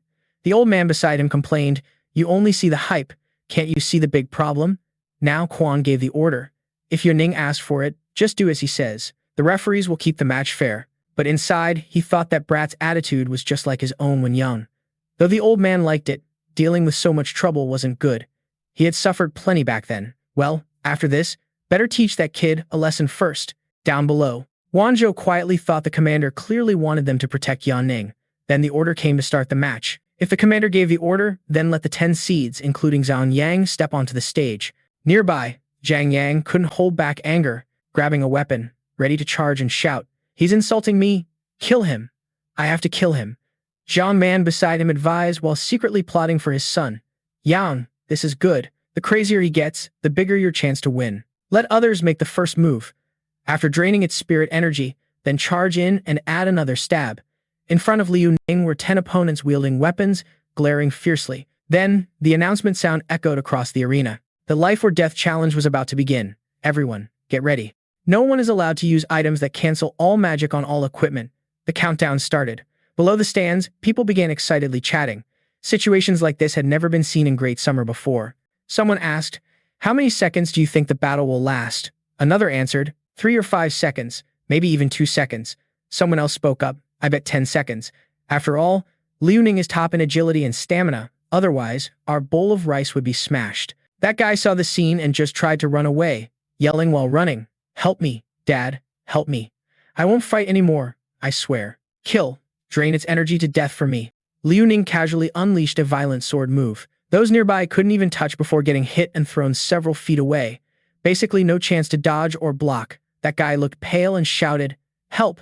Warriors, charge now." Before Zhang Yang finished speaking, some young guy with a hammer rushed up yelling, "Liu Ning, we're going down together." He swung the hammer into the air, charging straight at Liu Ning. Right in front was a power wrapped in red fiery energy, amplifying massively. Liu Ning just smirked and replied, "So there's even a warrior carrying a mini nuclear bomb, but too bad, no chance to show off." That guy could only scream in fear, "Help! Help!" A voice rang out in front of Zhang Yang. "What are you waiting for, refs? Hurry up and come save him." 3 referees from Liu Yuanzhou appeared, only able to summon defensive shields to withstand the pressure of this power. Yuanzhou struggled while resisting. This speed, this energy, can this really be early level 3? The referee next to him also panicked and said, "Pay attention. It's okay if rescue wasn't timely before, But Zhang Yang must be saved, or else our bowl of rice will be smashed. That guy saw the scene and just tried to run away, yelling while running. Help me, Dad, help me. I won't fight anymore, I swear. Suddenly, a voice sounded behind Zhang Yang. It's okay now, Zhang Yang.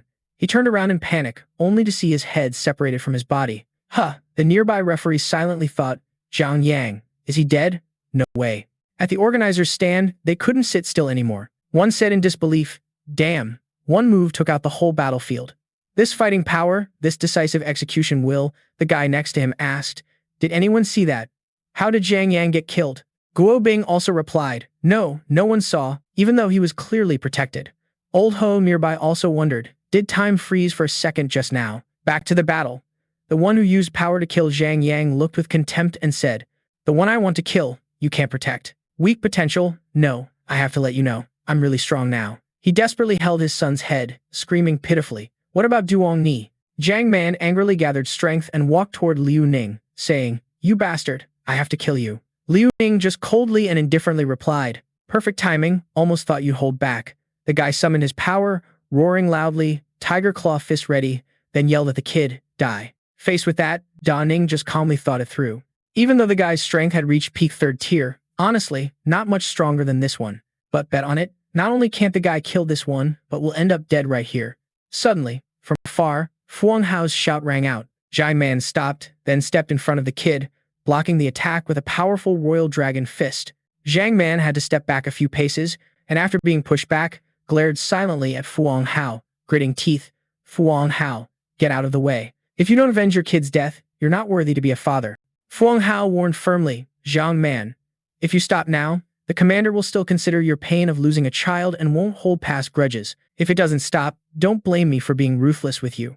But inside, the thought was, even though wanting to kill this guy, gotta follow the process. The dude was so pissed, he couldn't even speak. Meanwhile, Ning quietly calculated the situation, thinking, wanna stop? Nope, not happening. The kid behind kept flipping the middle finger at Zhang Man with a mocking grin, taunting, challenge to the death. No matter life or death, your useless son is one thing. But as a father, you're no better. A total loser. You two are definitely the kind who beg for help but end up with a dead dog. Gritting teeth in anger, he shouted, get out of the way, I gotta kill this bastard. Before Zhang Man could react, Fuang Hao used the power of his divine dragon aura to blast him away with a shout. Zhang Man, you wanna die? He was thrown back several feet, mouth full of fresh blood. Zhang Man, unwilling to give up, propped himself up, gasping, Commander, that's my son, my only one. Look at all I've done serving the country for years. Look at Zhang Man risking life and death for the nation. Commander, I beg you to grant me some justice. Tuyen Kwok pondered silently. Zhang Man had already given up. Was all this really necessary? Behind, Da Ning's sarcastic voice rang out again. Old dog, what right do you have to demand justice? Can't match strength, so want to play the victim card? Planning to eat shit? Huh. Inside, calculations ran through the mind. Even the 10-face ambush needs an escape route. Or else, this time the dog gets cornered. Da Ning stepped in front of him, taunting. Want to kill me? Gave you a chance, but you blew it. Now I'm standing here for you to kill me. You got the guts. Believe me, if even a finger gets hurt, I'll make your whole family pay with their lives. Not even the dogs or chickens in your house will survive. Zhang Man got pissed off by Da Ning's provocation, yelling, you bastard. I gotta kill you. I'll kill you. Behind the scenes, someone silently praised, thinking, Da Ning, this kid's pretty good, huh? If you give me enough reasons, I definitely won't let you down. Just as he was about to rush Da Ning, Fuang Hao was ready to counterattack.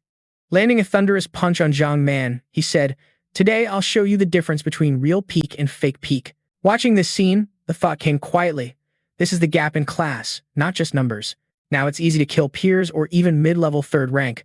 But facing a 3rd rank peak, even a high 3rd rank, it's basically a death sentence. After punching him, the guy turned to report, Commander, Da Ning was really in danger just now. Situation was urgent, so I wasn't careful. Tuyen Kwok calmly said, Vice Chairman Fuang had no choice. Send you to escort General Zhang Man. Upstairs, he silently gritted his teeth, thinking, how Z, do you take this old man for a fool? You and Da Ning acting like a duo, treating me like a blind man. Forget it. Luckily, Old Ho already prepared an emergency plan. Da Ning clasped hands sincerely, thanking the commander. Vice Commander saved my life and gave me justice. Da Ning vowed to repay the country with life. Seeing this, Tuyen Kwok's sharp gaze fixed on Da Ning. Sure knows how to talk, huh? This rotten kid's not simple. If you want Duong Dan to establish authority, then this old man will make it happen for you. After thinking, he ordered, tomorrow at the capital square, the first medal ceremony for the seed project will begin. The buzz of chatter rose among the crowd. Damn. Ning just killed a bunch of seeds before even getting a good look, and in a blink, Zhang Man was dead. One wave ends, another begins. Feeling like the heart's about to stop. This Ning guy is too ruthless. Better never cross him 1,000 times over. The medal ceremony was held at the capital square. This was a national-level event. The big change was really coming. Zhang Man's two subordinates, Duong Tran and Lam Nue, quietly trembled. Duong Tran thought fearfully, General Zhang Man is dead. I doubt I can escape death. Lam Nu beside him tried to calm himself. Luckily, I was quick-witted at first, or else I'd be dead for sure. Meanwhile, the commander turned to instruct Old Ho, the ceremony master. Old Ho, I entrust you to handle this with utmost solemnity. Also, the results of today's deadly battle are sealed off, including both combat power and the talent of Liu Ning. Anyone who spies on it without permission will be charged with treason. Xi Bing seriously accepts the order and responds clearly. Commander, the next day at the capital square, the atmosphere buzzed with a representative speech. After being approved by the Great Ha First Army, Liu Ning will be the first leader in the fire unit plan. Due to Liu Ning's outstanding performance in the global trial, the initial rewards were specially increased as follows. While the commander was pinning the medal on him, it was announced that the initial A-level authority had been upgraded to S-level. The initial A-level resource quota was increased without limit. The initial credit points were 1 million points, monthly credit points increased to 3 million points, and the special additional approval quota was 10 million points per year. The initial choice of execution-level equipment will be upgraded to legendary-level equipment. That badge was inlaid with gold, prominently featuring 3 stars in the center. He continued to introduce. Moreover, the initial master-level treatment was upgraded to deputy commander, and the initial colonel rank was promoted to general. At the same time, Liu Ning was specially approved as an honorary member of the standing committee. Wang Tian, with a happy face, said, 21 gun salutes. This medal ceremony feels like the commander himself is here. Xiao Hai also chimed in. The incident of Ye Ning breaking into the Tianfeng testing ground a month ago is still fresh in my mind. Unexpectedly, Kai Lai nearby also joined in the fun. Yesterday, I received the promotion notice, all thanks to Liu Ning. On the award podium, Xuan Guo smiled and asked, Liu Ning, do you have any other requests? Hearing this, the expression darkened. The rewards were already too grand. Asking for more now would be pure greed. But if nothing is said now, there might not be another chance later. Liu Ning politely replied, Commander, I hope to attend the biennial military conference in the next 2 days.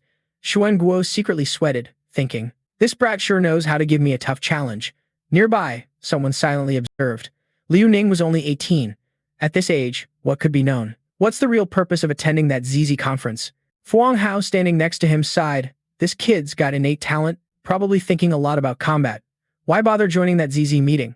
On this side, the commander patted him on the shoulder, happily saying it was no problem. Now that he was an honorary member, the right to attend as an observer naturally came with it. Of course, if any good proposals came up, the army would be ready to consider them. Liu Ning also politely responded, Thank you, honorable commander.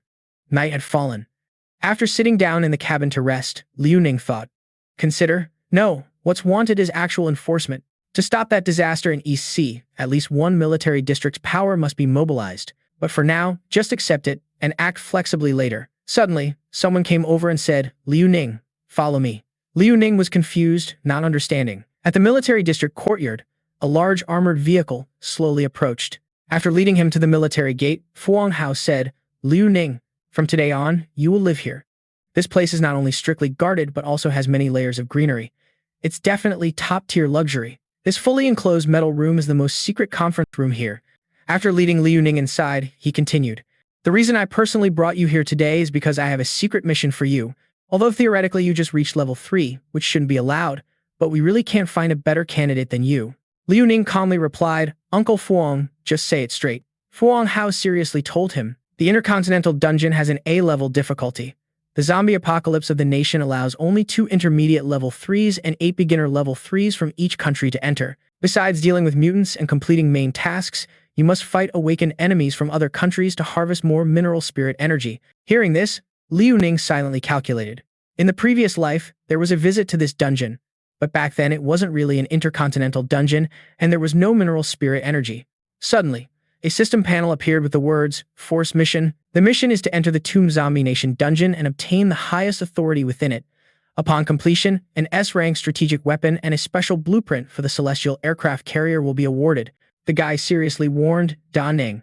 Although this mission is risky, the first combat squad will always prioritize your safety. Even if the mission fails, before Fu Hao could finish speaking, a hand was raised in military fashion to acknowledge the order. Uncle Fu, I'm going.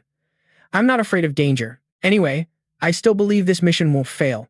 He laughed heartily. Good job, kid. Very refreshing. We definitely didn't misjudge you. So before you go, if you need anything, just head to the treasury and find it. After that, Da Ning's mind lit up with thoughts. Even if this mission is basically a forced charge for the celestial aircraft carrier blueprint, it's still worth risking everything. According to what was read, the ship is 17,000 meters long, 34,100 meters wide, with a load capacity of 10,100 tons. It can carry 64 spiritual energy fighters, 26 spiritual energy cannons in the belly, and 2 main cannons at the bow and stern. It can also hold 7,000 people and is equipped with spiritual energy towers, spiritual energy shields, and an automated attack network. Da Ning thought excitedly, this is insane. Just reading the basic description gives a total brain freeze.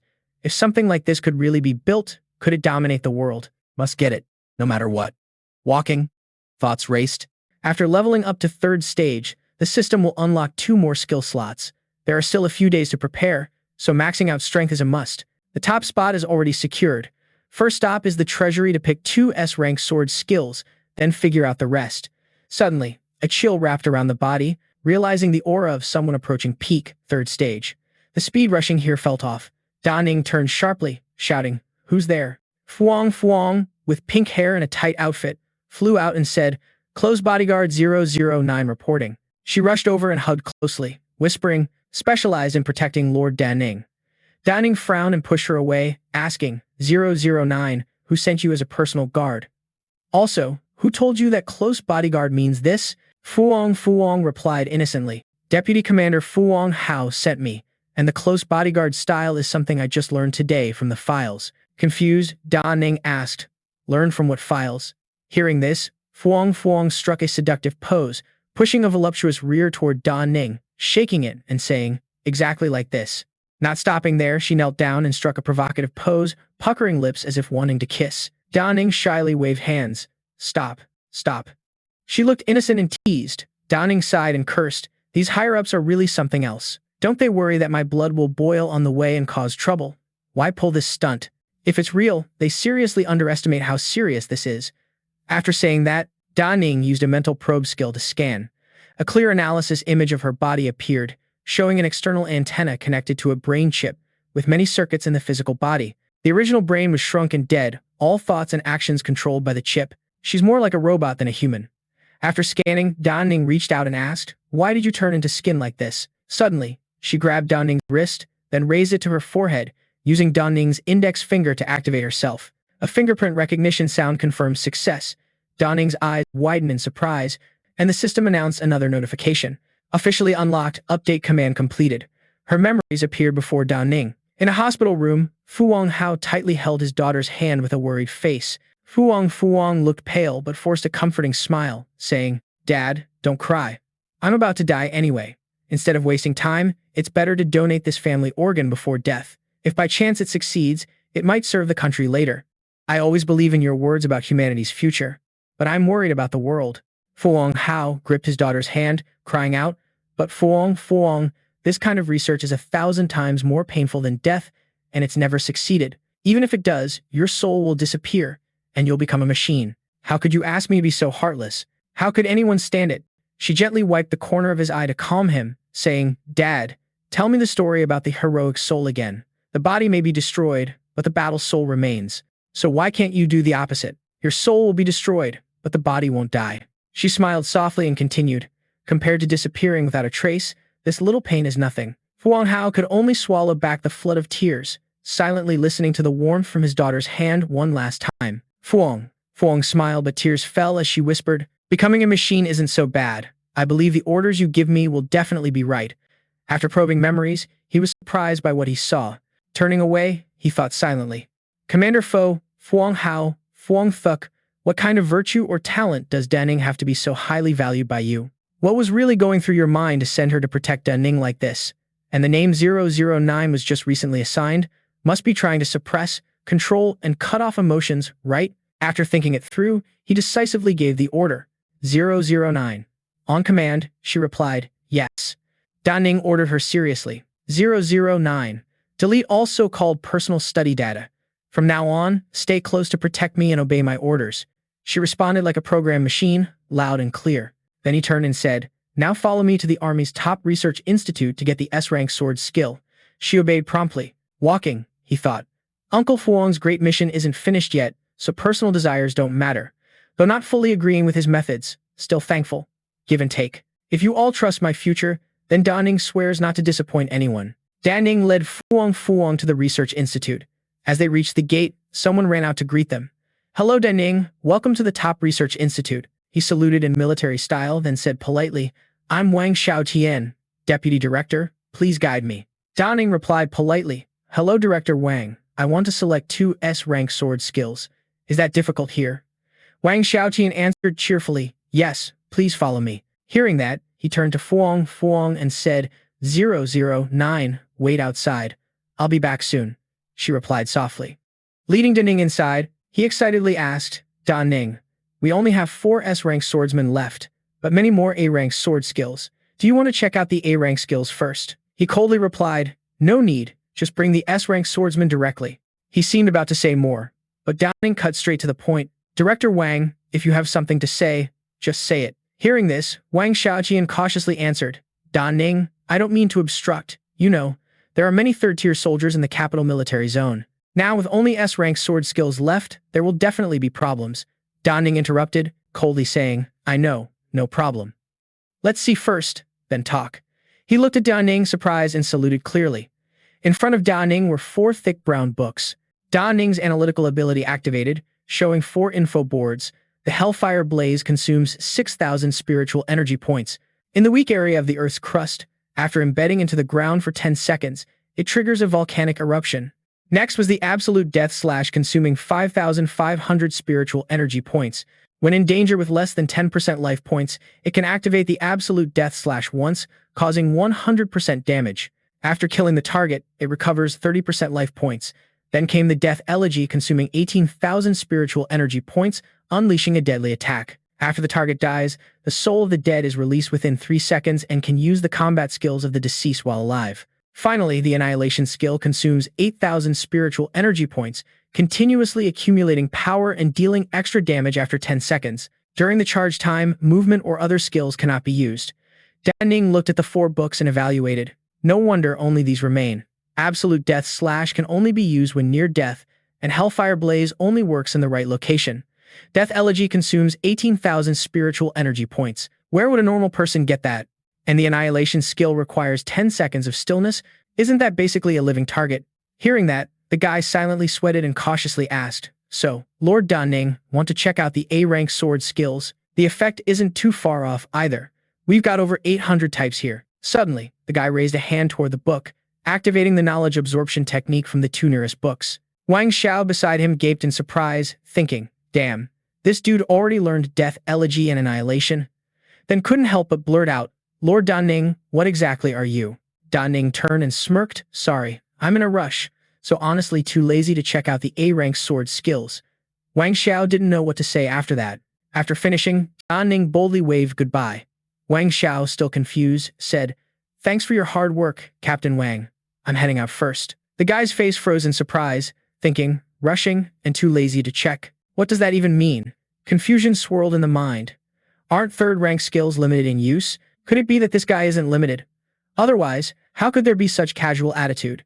Just outside, calculations started running through the mind. Even if these skills have big flaws, the system still rates them as S-rank sword skills. That guy could only say their power is insanely terrifying. Death Elegy can fight to steal souls, while Annihilation can fight long range.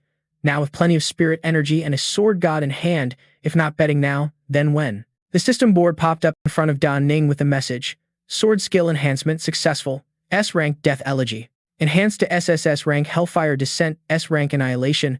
Enhanced to SSS-RANK Divine Wrath. Hellfire Descent's release time consumes no cooldown for 48 hours. Skill effect costs 20.5 spirit energy. After killing a target, can lock and control the dead soul within 100 meters, turning it into a puppet for 10 seconds. The fighting power of the soul equals that of the person when alive. The system rates controlling life and death souls as the king of hell descending to the mortal realm. Divine Wrath's cooldown free release time is 48 hours. Skill effect costs 20 spirit energy. Summons a phantom 4th rank warrior for 10 seconds, dealing massive damage to the target. The system rates the godly wrath as extremely terrifying. After reviewing the system analysis, the guy silently marveled. The Sword God system has never disappointed. Windstorm Slash is area damage. Heavenly Strike Radiant Slash kills elites. Pure Assassination to survive. The Heavenly Segment defends and counters. Now with Hellfire Descent turning souls into soldiers. Even if caught in a deadly tide, enemies can quickly become nails. Divine Wrath creates a phantom 4th rank. Even if 3rd rank Ding Feng comes, it can only watch and lament. Walking, Da Ning silently speculated. Besides being able to release a move once every 48 hours without cost, spirit energy can be used for free releases. Its essence is having independent skills outside the system. Really want to try it now, but unfortunately must attend the Intercontinental Dungeon in 2 days, so gotta hold back for now. Suddenly, someone blocked the way. It was Wanru with 2 subordinates, arriving and arrogantly asking, Da Ning, the system shows you've used 2 S-rank sword skills. The reply came with a smirk. Yeah, so what? Can I use them? Wanru frowned. You can, but you must leave the combat data before leaving. Da Ning coldly shot back. Is that a rule? Mandatory or what? She snapped. Exactly. Suddenly, Wang Xiao rushed over nervously to mediate. Sorry, Lord Da Ning. This is our captain, Wanru. Maybe she wants you to leave combat data of these 2 sword skills for military reference. It's not exactly mandatory, just voluntary.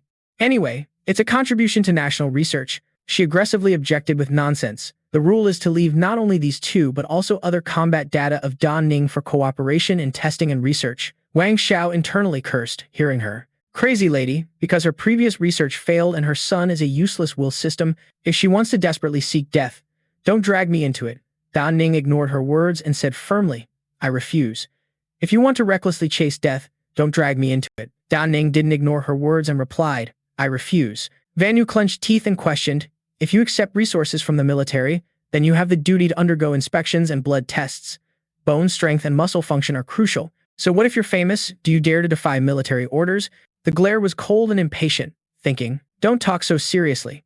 In her eyes, everyone is just a test subject, all in the name of the nation, but purely driven by selfish desires. No one knows how many awakened people have been oppressed already. Even if the God Slayer system has no limits, today won't be easy for her. Without wasting words, the sword was drawn from the spatial pocket, ready for battle, saying, if I don't cooperate today, does Director Van still want to force me to stay? She could only scream in anger, Da Ning, how dare you? Wang Xiao next to her tried to reason. Da Ning, sir, Director Van doesn't mean that. Please go ahead. But she wasn't convinced, pointing straight at Da Ning's face and shouting, get out. Today, Da Ning won't be allowed to leave. He violated military orders. Even if I detain him today, it's legal. Even if it reaches the commander, I'm not afraid. The sword was raised, eyes narrowed dangerously. Looks like Director Van is threatening me. Don't blame me then. I'll test you. Suddenly, a scream was heard.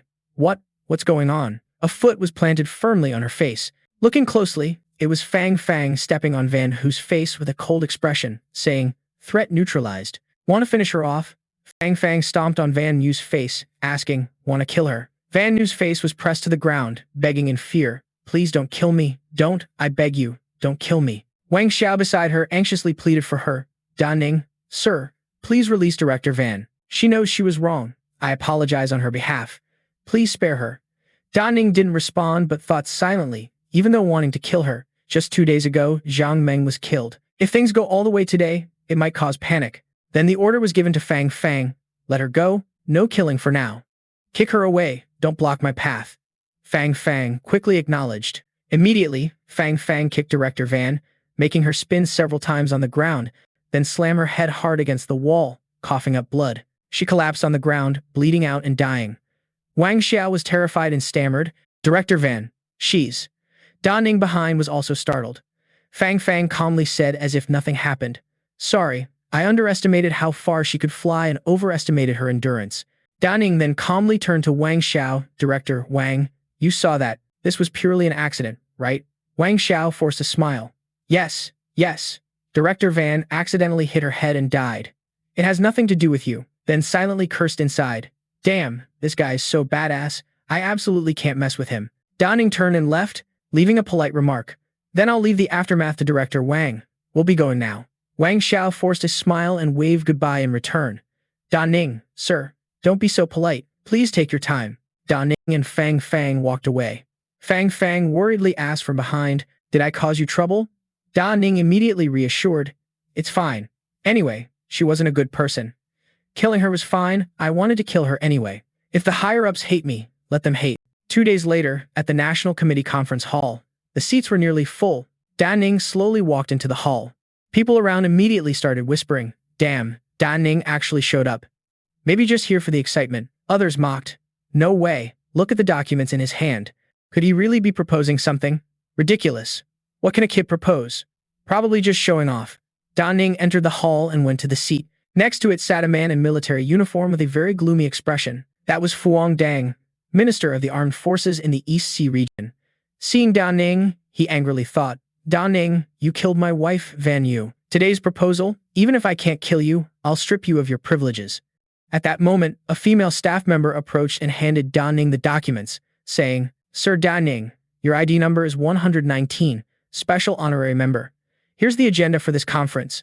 Please read carefully. Then she reminded the kid that all communication devices must be turned off during the conference.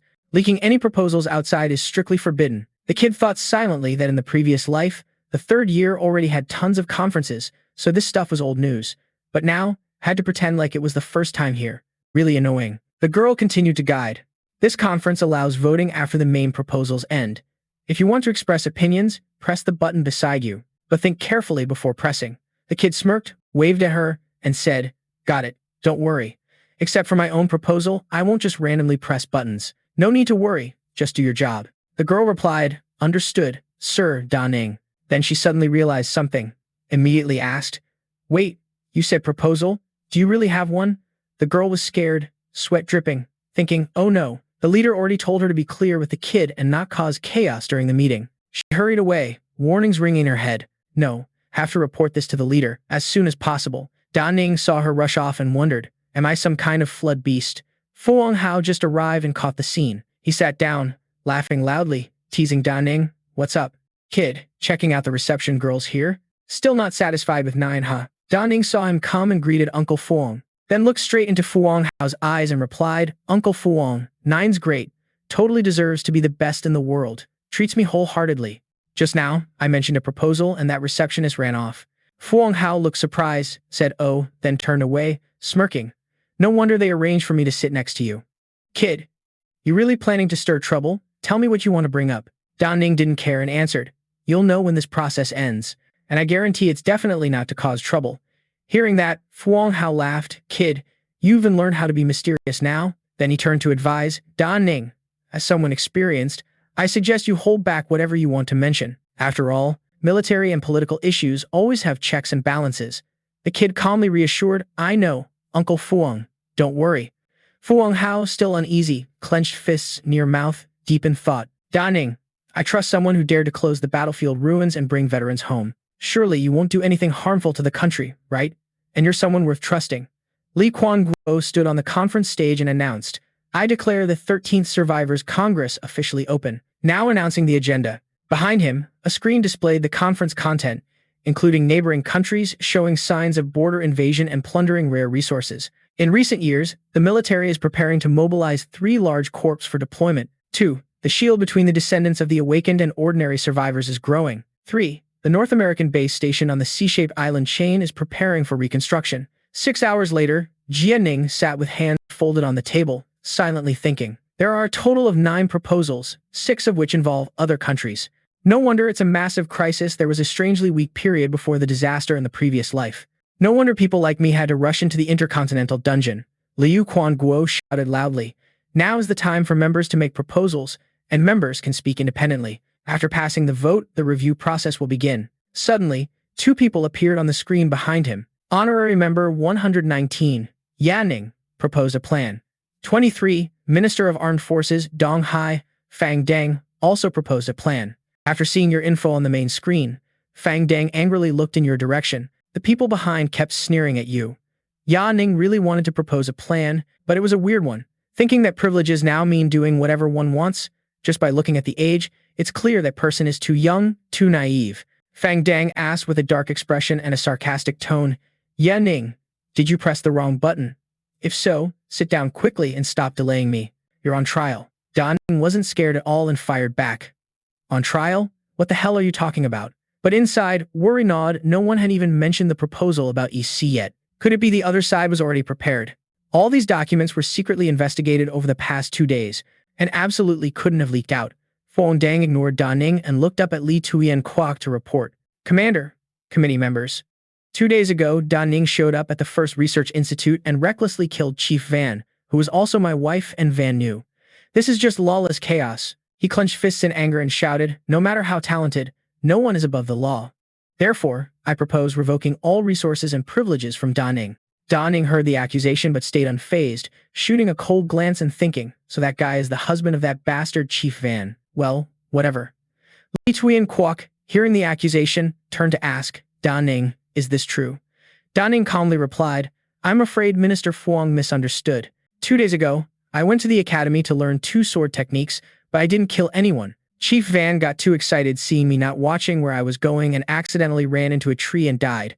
Fuang Dang cursed angrily and yelled, Damn it, what did you just say? Say it again, let me hear it one more time. Da Ning deliberately provoked him. What I mean is, when your wife saw a handsome little snack like me, she couldn't control herself and ran into a tree and died. Honestly, it's a pity she never got to eat anything good in her life. The crowd around started buzzing again. Is this real or fake? Such a serious meeting turned into a green pasture since when? Embarrassing stuff shouldn't be brought out. Fuang Dang really said that out loud. Li Tuyen Kwok cleared throat and reminded everyone, please follow the rules in the hall.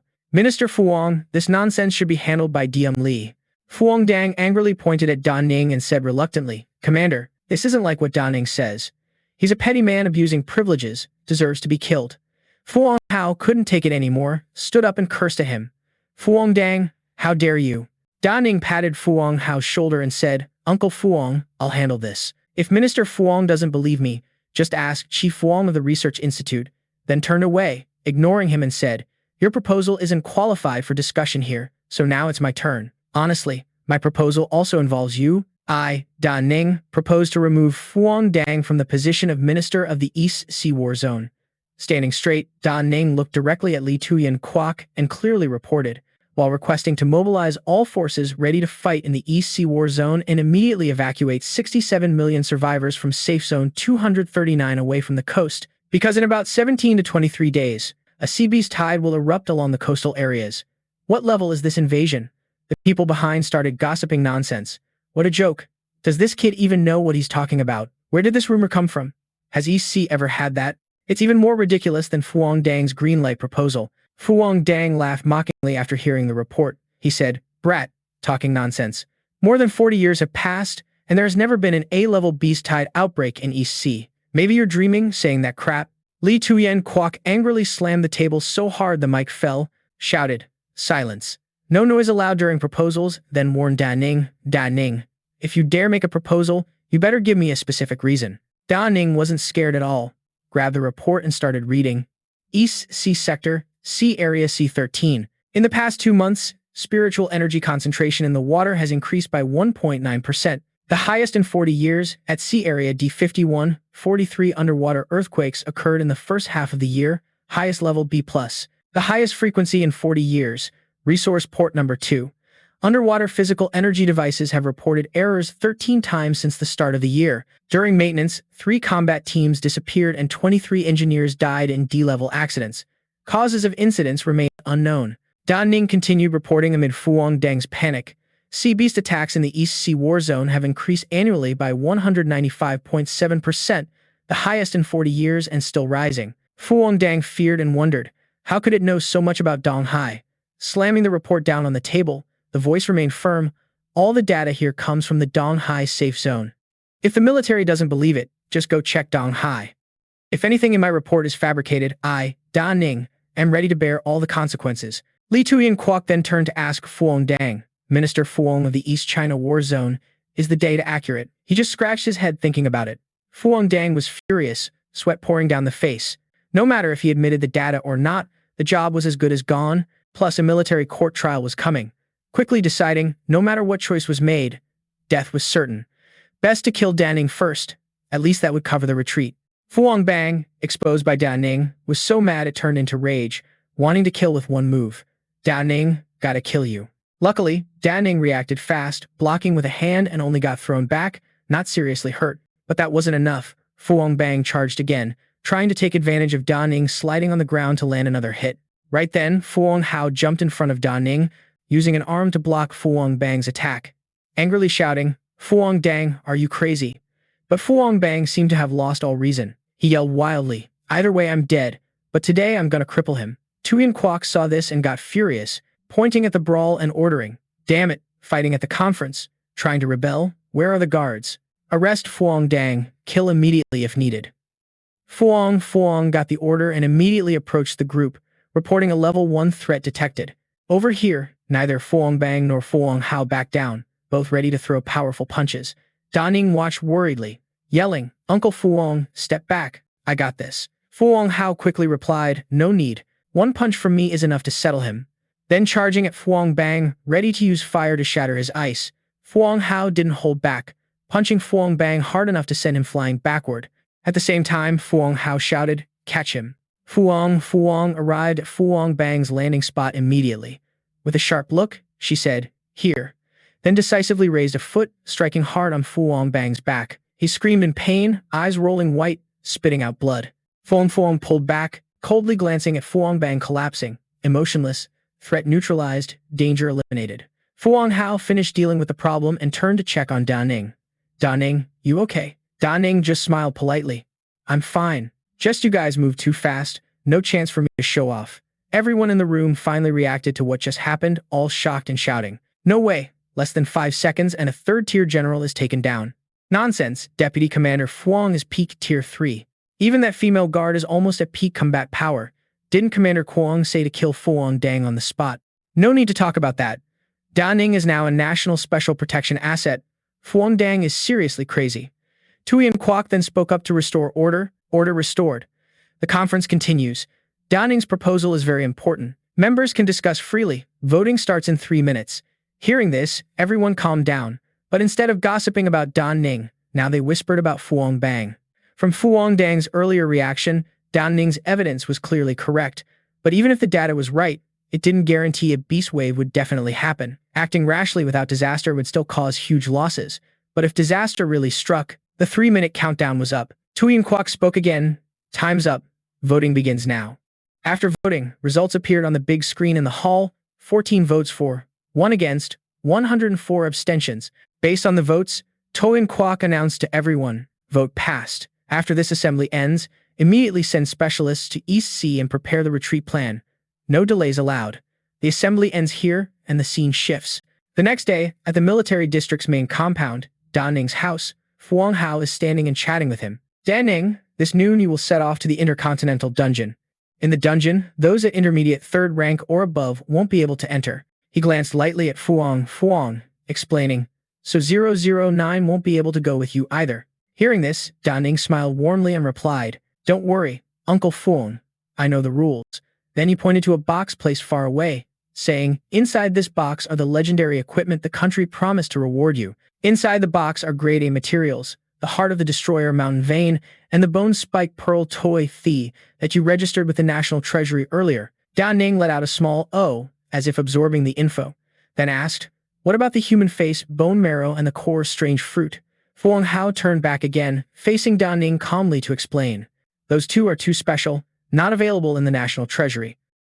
According to Fu Wanghao's story, a creature with a bird's body and sharp eyes gradually appeared. The human face, roughly 27 years ago, caused 60,000 deaths in the South China War Zone. It's said that 4 senior 3rd-rank veterans tried to stop it but still let the monster escape. He paused a bit, then continued telling about a creature with a skull head. Clouds gathered around it like a storm. As for the core strange fruit, it's said to be created by a spirit abnormality. He glanced at Da Ning and added, "I've informed the 7th Research Institute, responsible for investigating 3 major cases, but it will take more time." Da Ning felt very grateful hearing this. Waving a hand with a friendly smile, replied, "Got it. Thanks for the hard work. Please move everything inside." I'll get familiar with these first, and for the others, let's talk after leaving the intercontinental dungeon. Then Da Ning opened the box, reaching out to grab the blue-red heart inside while muttering to himself. The remaining materials can only be searched for slowly. Guess the Sword God system upgrade won't happen anytime soon. Holding the heart, Da Ning quickly activated personal abilities and slowly absorbed it. At the same time, the system notification sounded. Special materials used, upgrade progress 2 out of 4. Material 1, Heart of the Destroyer Mountain Vein 1 out of 1. Material 2, Human Face Bone Marrow 0 out of 1. Material 3, Fake Bone Spike Pearl Toei Thigh 1 out of 1. Material 4, Core Strange Demon 0 out of 1. After finishing, he reached for another box, happily saying, "For a legend-level player, this box is already special enough." The box scanned Da Ning's fingerprint, then announced unlocking. Identity verification successful. User unlocked. Honorary Commissioner with A+ rank authority, Da Ning. Upon receiving the item, the system's mechanical voice also sounded. Receive legendary equipment, Fake Paralysis Gloves. Receive legendary equipment, Wind Element Ring. From the box, 2 pairs of reddish-brown gloves appeared before his eyes, along with the system's introduction of the Fake Paralysis Gloves, equipment attributes. Attributes, Agility +12. Equipped skill, Bone Core Invulnerable Blood Fury consumes 500 to 700 spirit energy points. Equipment rating, Blood Dance Fury excellent. Next was a sharp sword with a green gem embedded in the hilt, Wind Element Ring. Equipment attributes, Strength, Agility, and Willpower plus. Equipped skill, Extreme Cold Flame Rage with Wind Element Flame Rage effect, consuming 700 spirit energy points. Attack accompanied by burning effect, causing 75% additional damage, leaving a wall of fire in front of enemies lasting 10 seconds. Extremely cold, consuming 900 spirit energy points, also with slow and freeze effects on attack. After the sword was plunged into the ground, the surrounding area quickly froze, causing a series of ice storm effects. Equipment rating, Elemental Power being summoned. Hearing the system's introduction, Da Ning immediately picked up the sword, satisfied. This equipment feels like boiling passion, ice and fire intertwined, a bit overpowered, gotta get used to it. Da Ning stabbed the sword hard into the ground right away, making the earth at the tip glow red like it was burning. In less than 2 seconds, the ground at the sword's spot melted into a mixture of lava and stone. Seeing this, Da Ning couldn't help but exclaim. Nguyen just gently stabbed down, yet managed to release heat at demon-level intensity, then slammed the sword hard into the ground, shouted loudly to change to extreme cold. At the command, in the blink of an eye, the ground beneath the sword instantly froze. Da Ning was extremely pleased with this new weapon. Holding it in hand, inspecting while smiling with delight, said, "Combining this gear together, it can totally rival an SSS-level ultimate move. Counting the 6 ultimate moves before, now it's possible to unleash 7 or 8 in one go. Compared to that, the old Tra Yan sword was just a hot sword." Then Da Ning opened the system panel to spin the integrated lucky draw. Last time ranked first in the entire system, the Sword God system also rewarded a chance to draw. So today, let's try the draw. Now attack damage is fully powered, agility and willpower are solid too. The only weak point is stamina and resistance, otherwise today would be fast enough to dodge Fuang Dang's punch. Watching the circle spin endlessly in front, Da Ning couldn't help but shout, "Draw defensive gear." Then headed to the Lian Luke Electric Dungeon. Survival is top priority. Without making Da Ning wait long, the drawn gear appeared with the system's notification sound. Receiving the zombie gear, experimental level, personal combat uniform, 3-form demon suit. Seeing this gear, Da Ning was a bit suspicious, frowned and said, "This is supposed to be experimental combat gear, but it's not metal armor. Looks like it's made of fabric. Is this system messing with me?" In response to Da Ning's question, the system displayed a detailed introduction about the experimental level personal combat uniform, 3-form demon suit, gear attributes, physical +7, speed +3, gear effect at rule level, bulletproof, explosion resistant, fire resistance up to 3000 degrees, cold resistance down to -95 degrees, reduces pure weapon damage by 33%, reduces sharp weapon damage by 33%, reduces ranged attack damage by 33%, suit doesn't break underwater actions, radiation immune. After reading, Da Ning was very satisfied and said with a smile, "This lightweight combat uniform is like a war fortress." Da Ning showed a proud smile, eyes full of determination said, "This immunity is at rule level, unbelievable. All the high-level gear from past and current lives combined can't match this gear's power." After that, the system continued introducing the gear's skill. Gear skill, Infernal Prison. After killing a target, can trap the target's soul into the combat uniform and actively release when needed. Can cause damage. Damage intensity depends on the target's power when alive. This effect stacks infinitely. Gear evaluation. One of the divine gears from the Ling and world.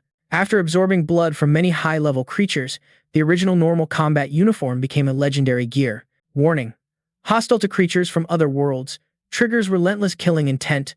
Blood can scare other living beings and grants special enlightenment. Da Ning looked at the ring on hand, marveling at the synergy of the own item. The attributes of the ultimate infernal prison combined with the mortal Yan La is a perfect match.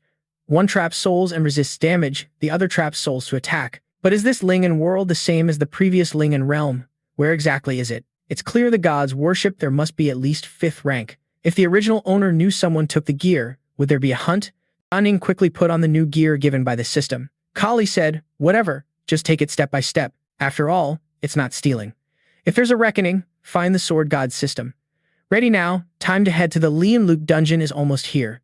Scene shifted again to another place. This was the capital military zone, Air Force Base, where a giant warplane was parked. Inside the ship, 2 rows of people sat close along both walls.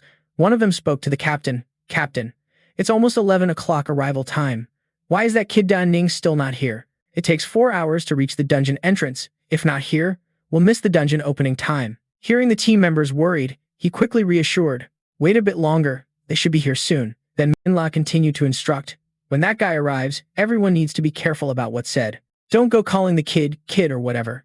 Just call him commissioner or sir. After all, his rank is way higher than ours right now. Chi Min heard this and spoke up. Captain Min La, team member Jiang Chi Min here. Captain, I didn't mean it like that, but you see, the guy neither shows up early nor trains with us. Hon Van, another team member sitting nearby, also chimed in after hearing this. Train for what? Didn't the higher-ups already say? That's our second mission. Protecting him safely is the first mission. Chi Min was shocked hearing this. What? Changed again? Lam Ban, sitting across, also added with a tone of dissatisfaction. So why are we even entering the intercontinental dungeon? Isn't it just to gather resources? If you're scared of danger, then don't enter the dungeon. Want to go, want protection, and want to make a name for yourself all at once. While the argument heated up, another voice reminded, Vice Captain Trin Fan, he's here. Setting up a big formation for real. Seeing Da Ning walk in with 6 others, Trin Fan couldn't help but exclaim, damn, 6 high-level 3rd rankers for protection. Isn't this a bit over the top, even more exaggerated than the legends? Min La was the first to react, quickly standing up and saluting. Da Ning, sir, I'm the captain leading this team this time. Min La. Or should I introduce you a bit? Da Ning wasn't stingy, smiling warmly in response, Captain Min La. No need for formalities, just call me Da Ning. Please, go ahead and introduce. Then Min La continued reporting. There are 10 people total in this mission. Vice Captain Trin Fan and I are both mid-level 3rd rankers. The rest are all beginners. Among them, 3 specialize in ranged attacks and 4 in close combat. I'm a dual-type agile power user, responsible for assault. Quan Fan is a rare dual-type agile willpower user, handling reconnaissance. He now also smiled warmly at Da Ning. Briefing the mission, our main task is to bring back as much spirit energy as possible. Of course, it's best if we can eliminate awakened enemies in other war zones. Da Ning slowly sat down and replied, got it. Can you provide me with documents about the awakened in other war zones? Min La quickly responded, of course. But didn't you read the dungeon-related info before? Da Ning casually answered, I already looked into that before. Then Min La pulled out a file.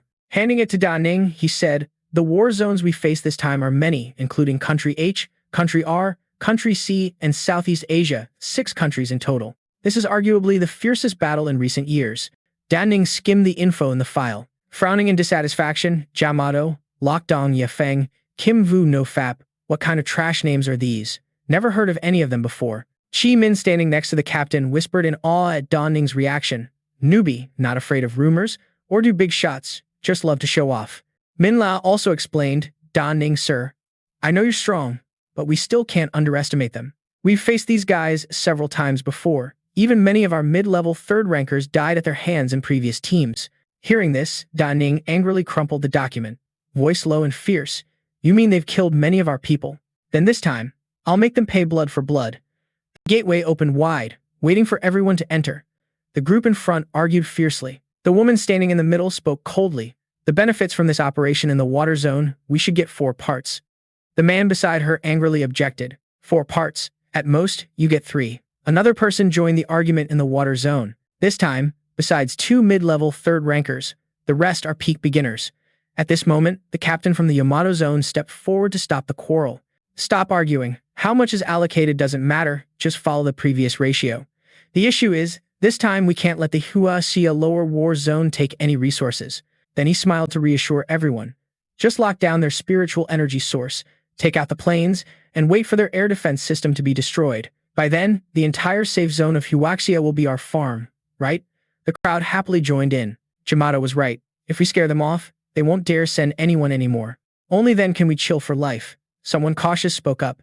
This time, gotta be more careful. Huaxia has suffered many defeats and might unleash its strongest lineup now. Another guy arrogantly replied. Their old captains all died at our hands. 6 against 1 and still scared? What's there to fear? Others happily chimed in. Yeah, they're different from us. They have vast territory, huge population, but the strong ones guard the borders and protect the people.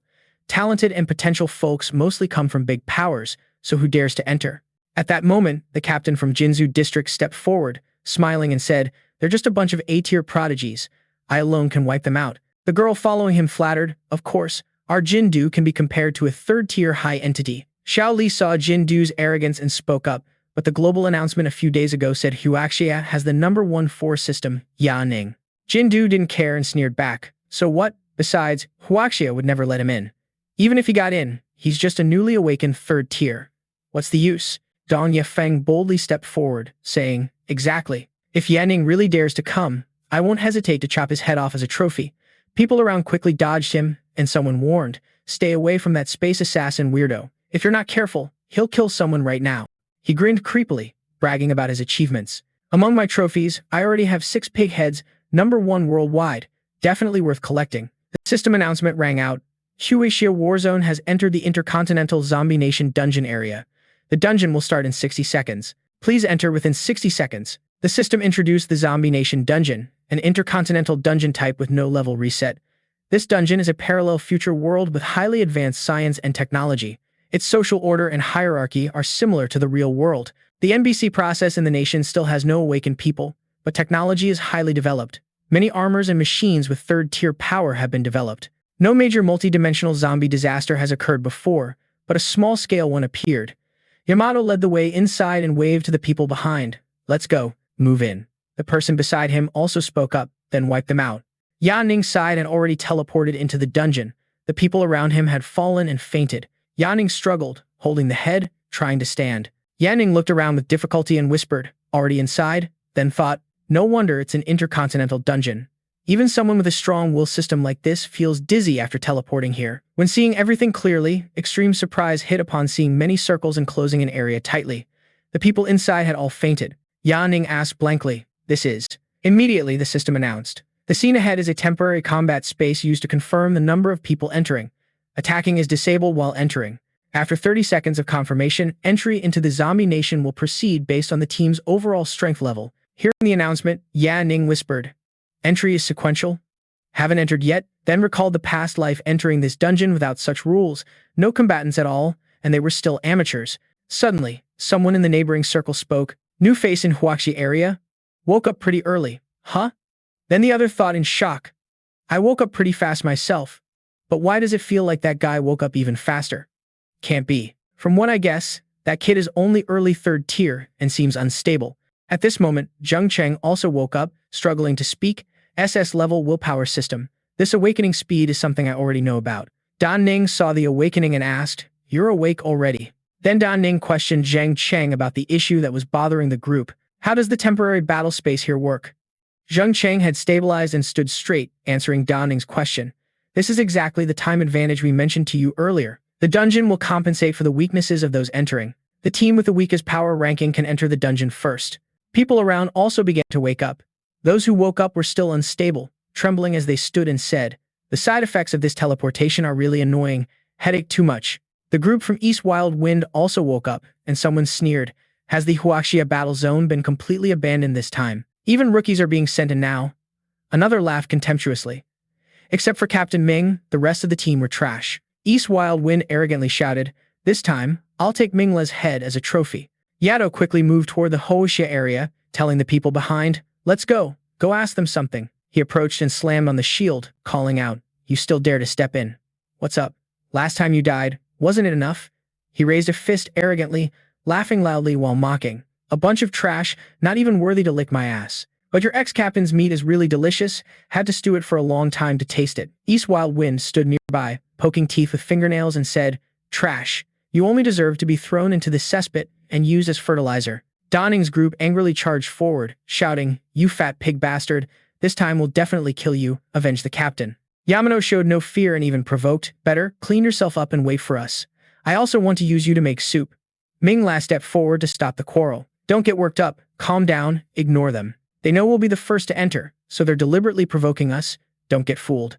Ning smiled quietly, admiring the captain's handling. Jindu also approached, speaking while passing through the shield between zones. "Your new captain really has no madness at all. Last time, if it wasn't for saving him, your old captain wouldn't have survived." Then arrogantly pointed at himself, continuing, "But it's fine. Today, whether you have skill or not, you're going to die. I won't hesitate to make sure you die clearly. Got it?" Ming-La was shocked seeing Jindu pass through the barrier. Oh damn, there's no barrier between their teams. Before, their handshake was just talk, but this time they used extremely precious joint props. Ning worriedly thought. Then Ming-La immediately spoke out the thought. "There's something wrong with the intel. This time, we're in big trouble." Yamato laughed loudly, continuing to curse. "You pigs finally realize your death. Huh." Then he provoked again. "Didn't your superiors tell you? Oh, I forgot. You're all trash. Even the intel is wrong." Ning was not afraid and thought, handshake or not. Without the high-level 3rd rank, the human wave tactic is useless to me. 63rd rank guys are a lot, but trash is still trash even if there's many. But this info shows there's a spy in the group or at high leadership. Yamato continued provoking Ning's group. "Now kneel and beg for mercy, then I might consider giving you all corpses, not turning you into a pile of shit." Suddenly, he pointed at Huang Yun and shouted, "Or maybe use the girl in your group to exchange for corpses without hurting her. My technique is good. Guarantee she'll enjoy it to the max." Huang Yun heard this and angrily charged forward. "You bastard. I'll beat you all to death." Ming-La quickly grabbed her hand from behind to stop. "Don't fall into the trap." Above the Imperial Zone, a group of men also joined in. "You want ore, right? Then trade with a girl." In the medical zone, it was even more disgusting. A man pressed his face close to the barrier, licking his lips and said, "This idea isn't bad.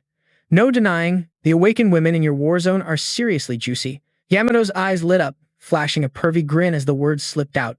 "Remember Zhang Wei from your squad last time? Heard she was even the army's beauty queen. You know how long we played with her after catching her?" Then the guy kept provoking. "You really like her, don't you, Min L? She's the most outstanding awakened in your group these past few years. Beautiful figure admired by many. Bet you wouldn't dare lay a finger on her, right?" Min L clenched teeth, anger shaking the body, thinking about that gentle, pretty girl. Yamato flashed a disgustingly smug smile and went on. "But too bad. You know how many people she's been forced to sleep with? Think about how she begged us before she died. I even felt a little sorry. She's still waiting for you to save her. But too bad, you rats just abandoned her and ran off." Dong Yifeng cracked a wicked smile, licking the skull in hand, saying, "That taste. The scent of lips and teeth." At that moment, Min-La couldn't take it anymore, shouting in rage, "Shut your mouth. I'm gonna kill you bastards." Charging forward, punching straight into the shield blocking the group, yelling, "Don't touch her, give her back to me." Huang Yun and the others immediately rushed up. She shouted angrily, "Captain, no matter what, we can't survive this time." Others chimed in, saying this raid is a suicide mission against them. At that moment, Ning shouted angrily at the group, "Shut up all of you. Min-La, calm down, think this through." Ning reminded, an awakened 3rd tier can die violently any time, so how could anyone let others bully them? Yamato's face turned serious hearing that, saying, "This kid's not simple, just like the rumors say." Then he thought maybe because he didn't know Zhang Wei, he could stay calm and analyze. Or maybe Min-La had calmed down now, standing in front of him saying, "I know that's not true, just didn't say more and switched topics. Anyway, Ning, don't worry, I know what matters most. We'll protect you no matter what happens. If there's danger, use whatever the army provides. When you clash with them, take revenge for us." Ning sighed seeing their determination to die, saying, "The fight hasn't even started, and they're already ready to die? Forget it, too lazy to explain to them. I'll just kill them all later." Yamato turned to ask Dong Yifeng, ears sharp, "Did Min-La just call that guy Ning?" Dong Yifeng sneered coldly, "Unexpected, huh? But the brain of this world's #1 still belongs to me." Right then, the system announcement blared. The test phase ended, inviting the Huashie Warzone squad to enter the raid. Other warzones will enter 6 hours later. Min Lang heard the announcement, happily saying, "Before 6 hours, Maybe this time we still have a chance to turn things around. Da Ning showed no expression, saying, "This raid is merciful to the weak, but also pretty embarrassing." Da Ning's group started stepping into the teleport gate. Before leaving, Da Ning turned back saying, "You fat pig. Don't you love eating shit? Wait till you enter. I'll shove your head up your ass so you get a full meal." Da Ning raised a friendly finger to the rest, taunting, "And you beasts, even if you kneel begging for mercy, I won't let you live whole. At least your little brat will be taken to feed the dogs." The people around immediately started buzzing. "That brat's threatening us? A newbie third tier with that much guts. Newbies always love to brag." Yamano stood still, watching Da Ning leave, rebutting, "No way, that brat's surprisingly calm." Jinzu Du worriedly said, "Captain Yamato, compared to that brat, we're way later than expected. More importantly, with 6 hours, they might escape." Dong Yifeng, with a terrifying face, licked the skull in hand, saying, "I think you've thought too much. Even if Da Ning hides in some crack underground, I, Dong Yifeng, am confident I can snap his neck." The announcement sounded again, entering the Intercontinental Zombie Nation raid. Time elapsed since entry compared to other war zones, 5 hours 5 minutes 32 seconds. Mission 1, conduct gene research to collect abnormal data from the past 3 months. Mission 2, obtain a minimum of 1,000 kilograms of spirit ore based on the collected amount to evaluate the upgrade. Mission 3, after finding the core of this world, the option to start the next Phase 1 mission becomes available. Note, after completing all 3 missions, the choice to leave the dungeon or kill awakened enemies in the opposing faction is possible. Each kill increases the mission rating by 1.2% and grants a special reward. The Yaning group has teleported inside the dungeon. Immediate orders were given to the group. Everyone hurry up to find a system that can connect to the internet to locate the NPC coordinates in this mission.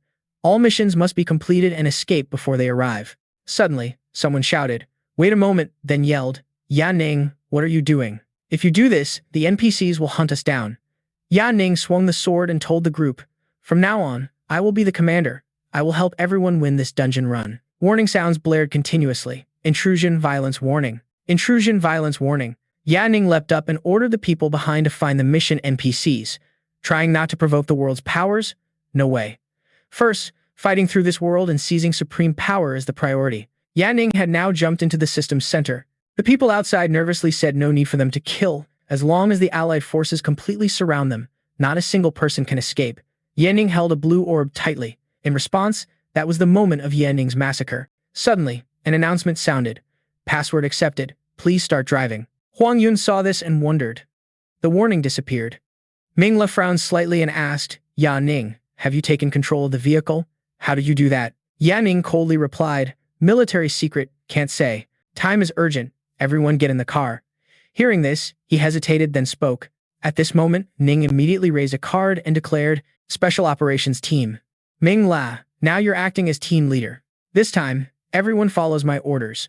Ming La was extremely surprised and exclaimed, "Special Military Command orders." Without explanation, Ning casually said, "What? You want to resist orders?" Then he obediently replied, "No way, everyone get in the car." Qi Ming stood behind, witnessing everything, then exclaimed, "This is just too badass. Telling us to protect him, but he's leading himself into a death trap." Meanwhile, Huang Yun remained optimistic. "No problem. Anyway, this time none of us will survive." The announcement sounded again.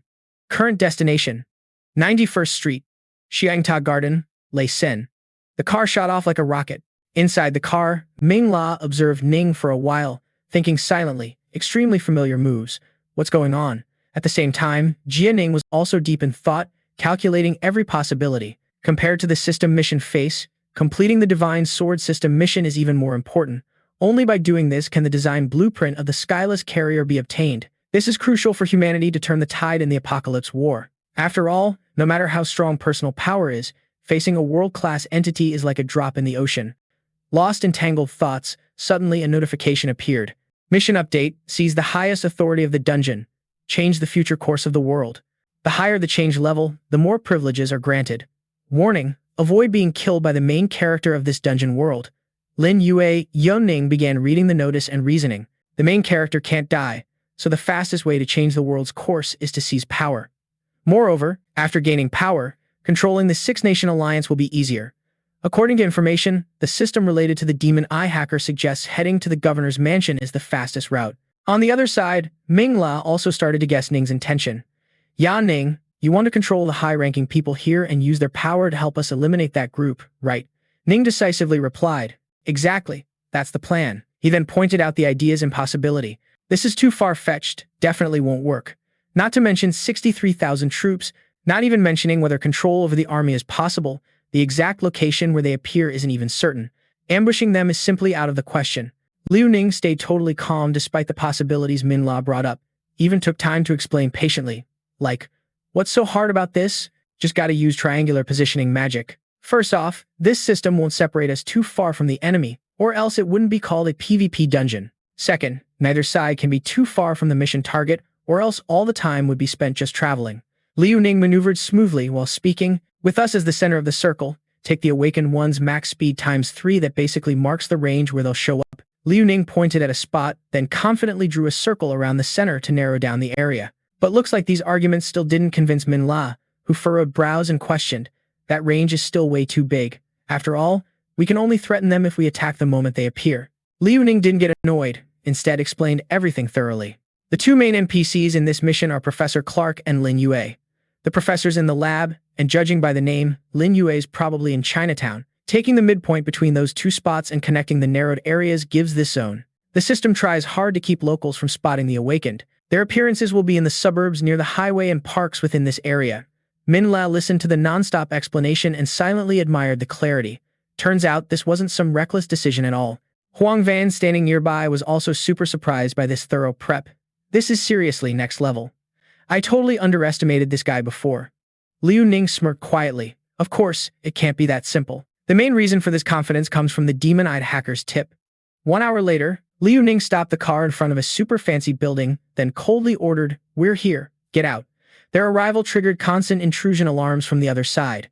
"Intrusion alert, intrusion alert." One of them dashed out and probed, "Who are you? Don't move." Suddenly, a mysterious power radiated from that person. Liu Ning stared straight ahead, then cautiously commanded, "Go.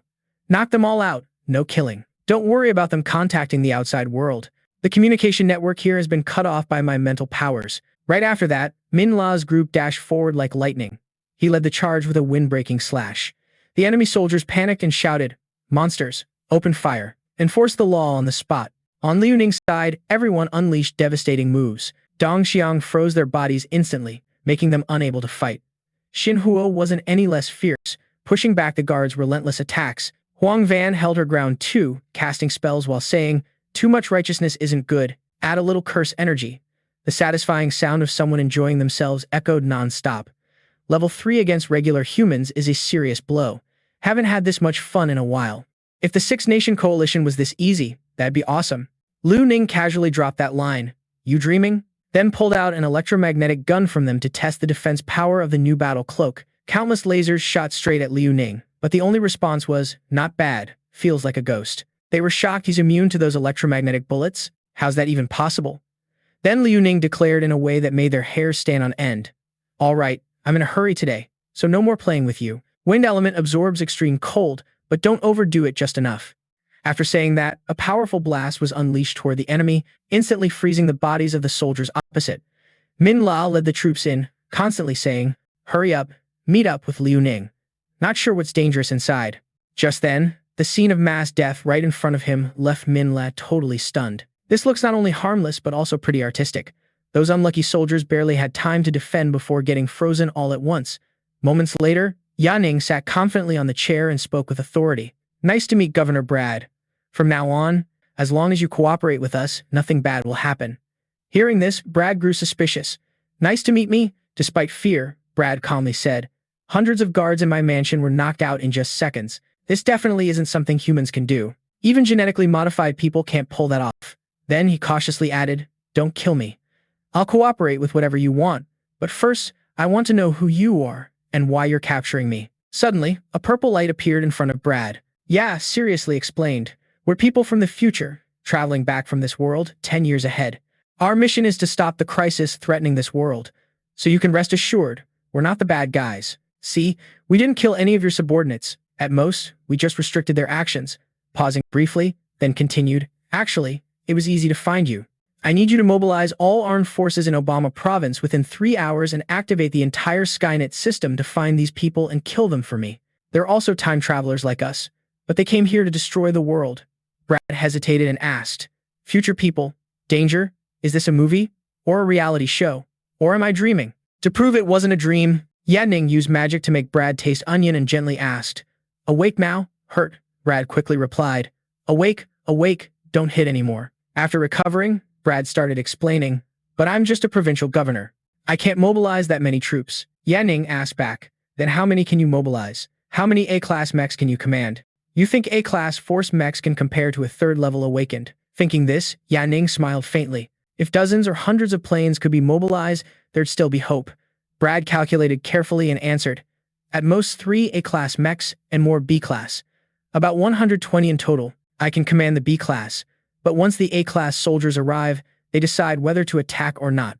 I don't have command authority." Hearing this, Koimin sighed.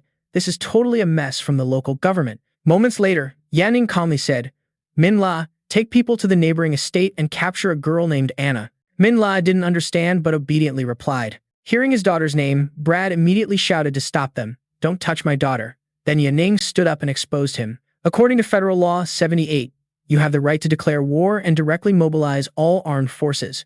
Moreover, the province's armed forces have at least 60 A-class mechs and 2,400 B-class mechs. You can claim drills or anti-terrorism reasons for any excuse, but you're not honest. Brad didn't expect such detailed knowledge, so when Ya finished, his face turned pale, then hurriedly explained, "No, it's not like that. To do what you said requires AI expert approval. I can put the province into wartime status, but if the experts don't approve, the subordinates won't listen. Also, you can't fool AI experts." Not patient enough to listen to his rambling, Ning decisively pulled out the control panel and ordered, "Just mobilize. Order now. Gather all troops in the province to the coordinates within 3 hours. Also, send engineers and technicians to monitor these coordinates." Brad didn't dare resist. Whatever Ya said, he obediently complied immediately. "Okay." After getting the desired result, Ning said with satisfaction, "As for the experts, leave that to me." Feeling lucky to cooperate with someone who completed the storyline in a past life, Ning had received a backdoor order from these experts. Brad saw fingers flying over the control screen and started getting suspicious. Could this guy actually control the mech expert? Was this dude really from the future? Not long after, Anna was dragged here. The moment eyes locked on the father, a sharp question came out. "What are you planning? What did you do to my dad?" Brad couldn't stand seeing the precious daughter handcuffed like that, so a quiet plea was made to the Ning group. "Anna, let my daughter go." Unfortunately, Ning not only showed no mercy to Anna but also dealt with Brad coldly. "No time to listen to your nonsense." Seeing this, Anna was utterly shocked. "Dad, about this." After knocking him out, the explanation was turned to Anna. "Listen up, your dad embezzled 3.9 billion and assassinated political opponents. If you help find Lam Du within 6 hours, the life of your dad can be spared. Don't try to fool me. I even know about his secret feelings for you. Of course, no need to worry about Lam Du's safety.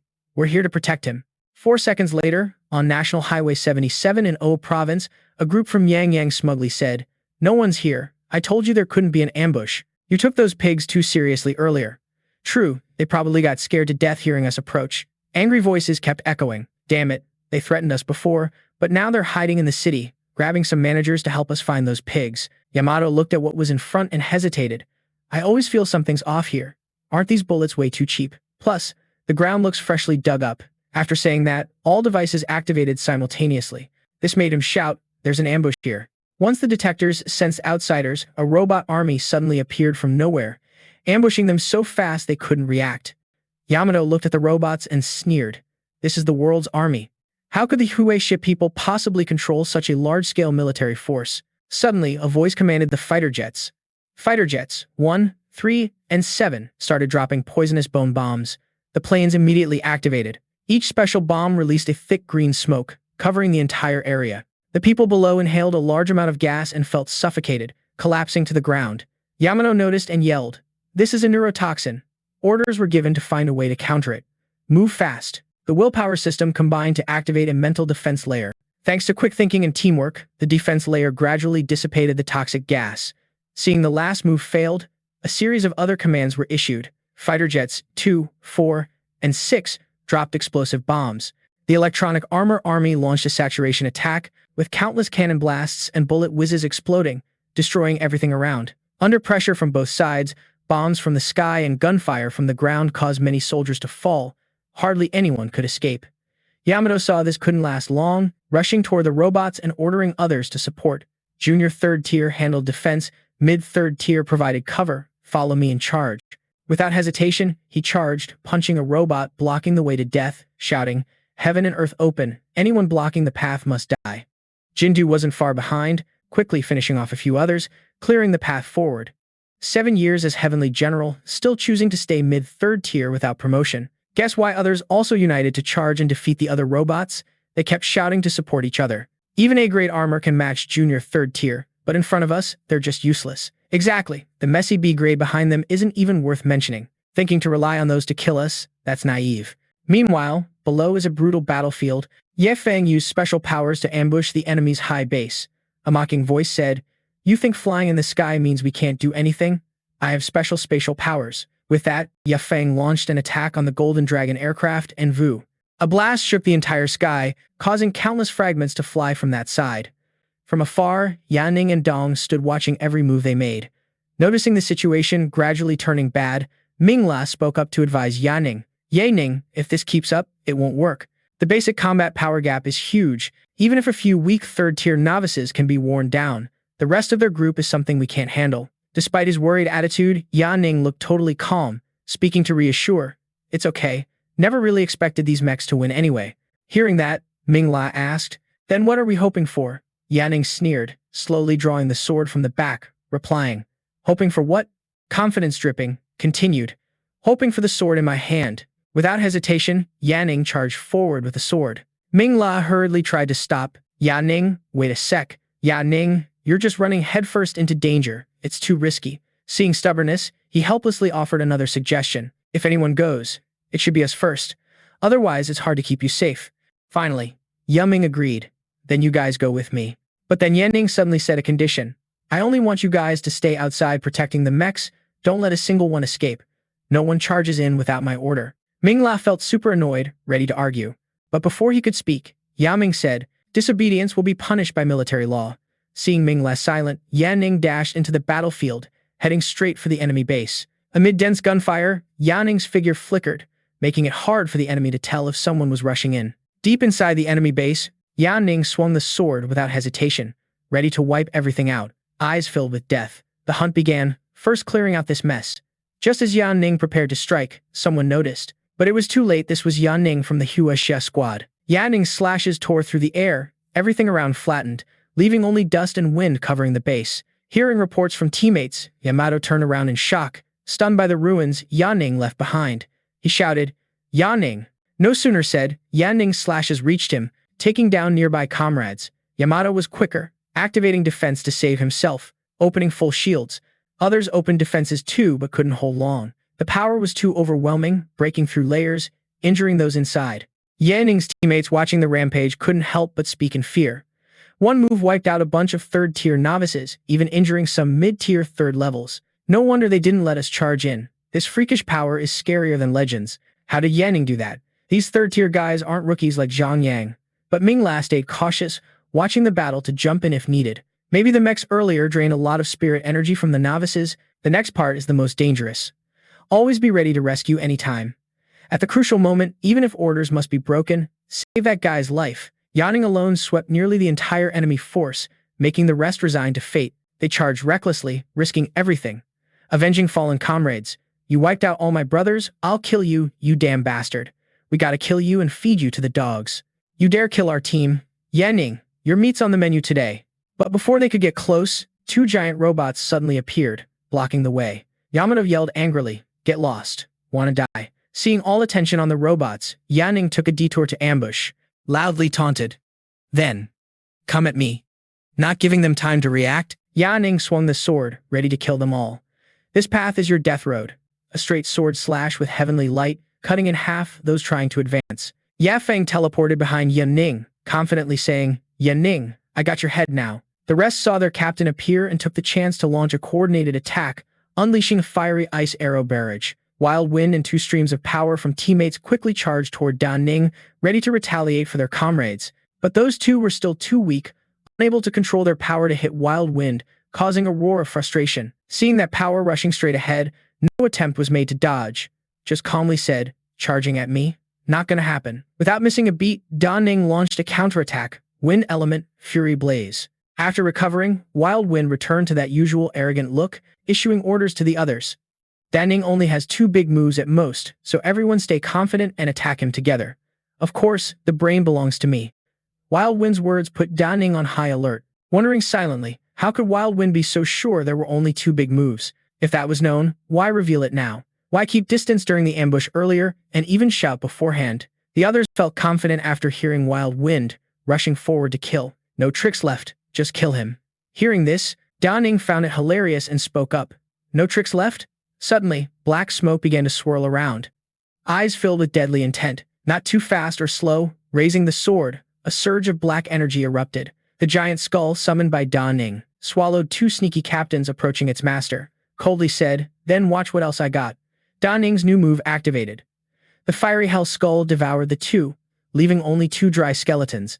The system flashed a notification. 20,000 spirit energy consumed, leaving 35,000 spirit energy. Wild Wind was also engulfed by black energy, quickly activating teleportation to escape. Frustrated, shouted loudly, damn, what the hell is this? Got tricked? How can this even happen?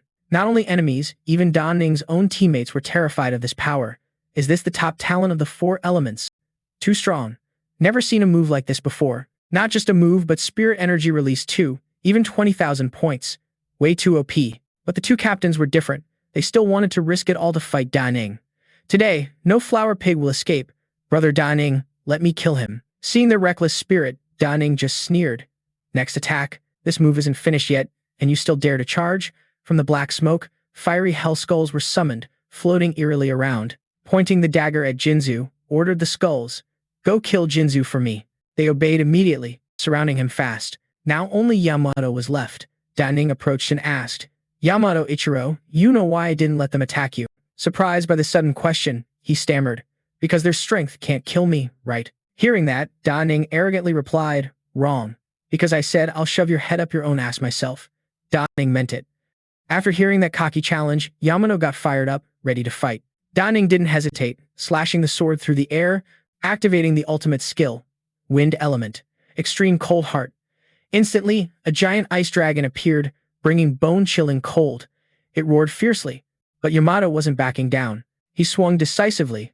Spirit, power bursting violently, Amber Fist, a fiery tiger manifested, facing off directly against the ice dragon. Neither spirit beast gave ground, clashing fiercely. While Yamato's attention was on the beasts, Da Ning took the chance to teleport behind him, launched an attack, Wind Element, Phoenix Fury Blaze. Suddenly, a mutant leapt from the sword, aggressively trying to bite the opponent to death. Yamato detected the presence, activating a defensive move, the Nirvana Wing Shield. The wings just formed a protective layer when the mutant lunged, the collision causing a deafening explosion, sending rocks flying everywhere. Liu Ning saw that and also praised him. No wonder the Berserk defense physical system is really strong. But that's all there is to it. No time to play with you anymore. Suddenly, a bunch of darts appeared out of nowhere, aimed straight at him. But with battle instincts, Liu Ning quickly realized this. Mocking voice, so it's that sneaky Dong Yafeng again, sick of these sneak attacks, then shouted and launched a counterattack. You think only you know spirit control, spirit force full defense? Liu Ning casually threw the small dagger in hand, knocking away all the incoming darts. Just after dealing with the darts, a shout echoed from above from Yamato. Liu Ning, those are just distractions. You got tricked. Heavenly Fire Meteor. His whole body wrapped in a giant fist, aimed straight at where Liu Ning stood. Facing this coordinated attack, Liu Ning just gave a cold smile, ready to counterattack and fight back together. Then I'll show you all that every scheme and trick is useless against power. Absolute power means something. Without finishing the sentence, Liu Ning stood firm, lifting the sword and activating a defensive move. Tuitian defense, a purple flame appeared, surrounding the sword. As Yamato rushed in, the flame burst out, forming a sturdy shield, blocking his punch, leaving Yamato stunned. What? Seeing the move had no effect, he quickly retreated, keeping a safe distance. Yamato angrily shouted, he's just a low-level 3rd rank, but has defense like that. But Liu Ning wasn't done, breaking through the defense, soaring high, ready to counterattack. This move isn't over yet. Without hesitation, he dove down while activating the next skill. Tuitian Blaze Strike.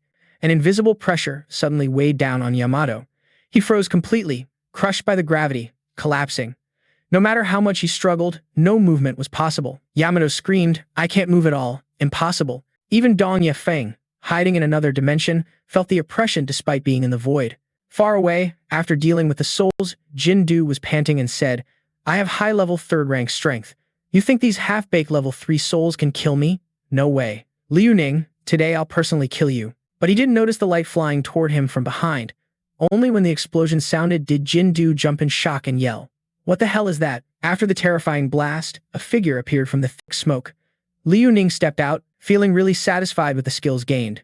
Previously, only using 2ETN defense, never expected its attack power to rival a raging sword storm. The teammates around couldn't help but be amazed at the strength. Ming La just exclaimed, Liu Ning, how many moves do you actually have? Is he a demon or a ghost? Yamato couldn't stand losing anymore, transforming into berserk form, instantly growing huge and massive. Not giving Liu Ning time to adapt, Yamato seized the chance to launch another attack. Heavenly General Sweep.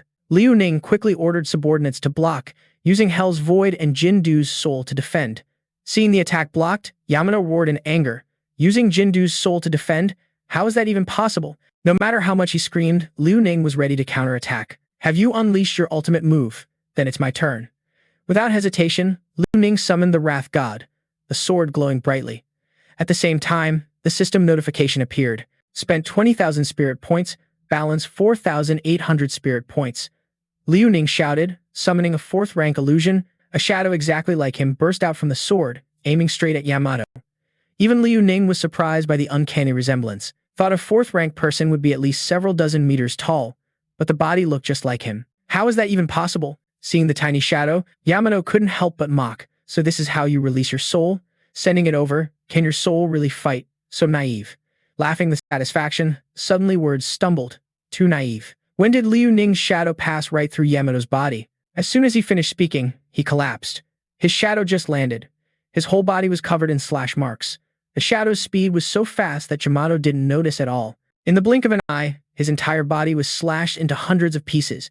Ning was also stunned by this terrifying power. A killing sword shadow looked exactly like you but was much more powerful. The people around turned to stone, silently grateful that Ning didn't let them in. Did we just win? Not letting us in was a mercy killing? Amid the thick dust, Ning approached the shadow, sitting calmly. The shadow saw you coming and stretched out a hand, saying, please. You couldn't help but be amused by that attitude and replied, you know what I want to do, right? The shadow smiled and said, of course, I am you. But then you gradually fade away. You also felt regret saying goodbye. Too bad each appearance only lasts 10 seconds. So, you are my future. After saying that, you kicked Yamato's head away, proudly saying, Yamato Icho. I said I'd shove your head up your ass, and I did it. Seeing no teammates left, Da Feng, who had been hiding and running, was terrified. Thinking, this is too scary. Except for me, the whole team is wiped out. No, I have to run away quickly, at least to bring back the news. Sensing his fear, Ning gave a creepy smile and said, there's still one fish slipping through the net hiding in the shadows. I haven't paid attention to you before. Now, Dong Da Feng, get out here. Seeing him stubbornly refusing to appear, you used a searching technique, fully activating spiritual power, investigating, and using the fiery pursuit technique. In an instant, Da Feng was found. He screamed in vain fear, quickly changing attributes, spitting fiery points to burn cow. Damn, although he couldn't see you, he could sense your approximate direction and wanted to use fire to force you to appear. Hearing that, Ning just snorted coldly and loudly warned, trying to run? I said wipe you all out. You think I'm joking? Seeing Ning stubbornly wanting to sweep everything, your teammates rushed up to stop you. Ning, stop chasing. Dong Da Feng still has a card no one knows about. Ning, your spiritual power is dangerous. No matter what they said, Ning firmly replied. Letting him live in return is even more dangerous. Ning's flames kept attacking Da Feng, forcing him to find ways to cope. The attack speed of these flames was too fast. No, at this rate, death is certain. Da Feng thought silently, having used many powerful moves, feeling his spiritual power was nearly exhausted. Instead of turning back to the enemy, better to charge forward and gamble. Although this move costs a lot, if it kills Ning, even at the cost of one life, the mission won't be a failure. At the same time, Ning's relentless aura got closer to him. Suddenly, he tore through the void, rushing toward Ning, shouting, burning life, void-breaking strike, die for me. Da Feng suddenly charged out of the void, deciding to fight Ning to the end. He smugly thought, when life is burning, my attack power is stronger than a normal high-level 3rd rank warrior. No matter how fast you are, you can't be faster than my supersonic blade. He burst out laughing, eyes filled with death, saying, die, Ning. Facing Yafeng's arrogant attitude, only a sneer was given. Yafeng found this calm attitude from Ning strange. Death is right there, and still laughing, but when lunging to stab through Ning, something felt off. Not right. How could a blade pass through without any resistance? Turning back, it was all an illusion. Completely fooled. Death turning into a phantom? How's that possible? Could there be a space skill involved? But how to activate that skill without using spiritual energy? In a flash, Ning appeared behind, launching a counterattack, leaving Yafeng no chance to react. Without hesitation, the sword swung, cutting Yafeng's legs in half. In just a few seconds, the once strong warrior was now crippled. Yafeng screamed in pain, "I will kill you, Ning." His comrades, witnessing the brutal fight, rushed toward Ning. "Ning, you okay?" Everyone, charge and kill Dong Yafeng. Liu Ming and Zheng Cheng heard the captain say that, immediately unleashing all their power to kill Yafeng. Ice wave arrow, heart fire, snake, but all were stopped by Da Ning. A loud shout came, "Stop, let him live first." However, those two still didn't stop, stubbornly continuing their attacks, making Da Ning annoyed, growling, "Didn't I tell you to stop? And you're using full power again." Liu Ming knew the anger was triggered, quickly lowering the bow, apologizing. Da Ning didn't mean to. Was too tense back then, couldn't hold back. At the same time, Captain Ming Lei rushed over, advising Da Ning to finish off Yafeng quickly. Da Ning, when saying the guy must live, meant to get info, right? But even if asked, how to know what's true? Better kill him fast to avoid trouble. Still, Da Ning firmly trusted that decision. Turning, pointing the sword straight at Yafeng, forcing him to confess. "Speak up. In the Hua Xia squad, who's your inside man? Even if losing legs or scared to death?" Yafeng remained stubborn, taunting. "Won't say a thing. If you've got guts, just kill me." Ming La heard this, puzzled. "Da Ning, are you sure? How can there be a traitor among us? Everyone's been strictly screened, plus all communication is monitored and recorded. Don't listen to his lies." Da Ning confidently said, "Don't panic yet. Wait till I finish questioning to know for sure." Hearing this, Ming La had nothing more to say. Without delay, Da Ning started exposing all of Yafeng's tricks. "Dong Yafeng, if you wanted to die, you could have self-destructed normally. The reason you didn't is because your ultimate move used up all your self-destruct energy, right? Now you're just a chunk of meat. Even ZZ can't do anything." Seeing Da Ning knew everything, Yafeng's face showed pure terror. No defense left. While still scared and searching for a way out, Da Ning ruthlessly chopped off one of Yafeng's arms, threatening, "If you talk now, I'll let you die quick." "Won't talk. Simple. I've read the Hua Xia ancient torture book, like this pig here, Ling Qi and all that." Seeing Yafeng still silent, Da Ning pointed the sword at him, then slapped the face, finally scaring him. Yafeng decided to confess. Don't make me say it, I'll say it." Then, pointing at Liu Ming, shouted, "My inside man is Zhang Liu Ming." Ming saw being exposed, quickly ran away, leaving teammates shocked by the news. "Really, Zhang Liu Ming? No way. What did they give you? How could you betray the bros like that? Don't let him escape so easily." Zheng Cheng immediately attacked, capturing Heartfire and killing. Flames burst, engulfing Liu Ming, burning him. After spilling everything, Yafeng painfully begged Da Ning to let him die. "Da Ning, you satisfied now? Can you let me die quick?" Hearing this, Da Ning just snorted coldly, continuing to expose Yafeng as if satisfied. "But don't be so sure, two more stand right in front of you." This made him stunned. Suddenly, Da Ning dashed somewhere. In a flash, appeared before Zheng Cheng, pointing the sword straight at him. "Abandon the car to save the king? You think I won't see through that?" Seeing being caught, Zheng Cheng stammered. "Da Ning, you didn't even let him finish." Then Da Ning decisively stabbed through Zheng Cheng's body. Ming La rushed over, shouting, "Da Ning, are you crazy? The traitor is Zhang Liu Ming. Why attack Zheng Cheng?" Hearing this, Da Ning just sneered. "Who said there's only one traitor? He still can't believe it." Ming La replied, "No way." Da Ning turned to Yafeng, revealing his last card. "You really think Dong Yafeng would confess so easily? That's like sacrificing a visible pawn to save a hidden one." Seeing the plan ruined, Yafeng quickly shouted, "Qing Ming, no way. This is just guessing." Before he finished, Da Ning swung and chopped off his head. "In your eyes, Da Feng is no longer worth using. Even if it was just a guess, didn't your reaction already confirm my suspicion? If he wasn't a traitor, your reaction would have been like throwing stones into a well out of spite. Now, your existence means nothing to me anymore." But Minla still refuses to believe Zheng Cheng is a traitor, trying to defend him. Dong Da Feng is really cunning. Maybe this is his clever trick of throwing stones into the well. Seeing that, Zheng Cheng joined in, saying, "Zheng Cheng questions himself and feels worthy of the country and his conscience. Da Ning, what basis do you have to falsely accuse me?" Da Ning couldn't help but laugh at their attitude and presented a series of evidence.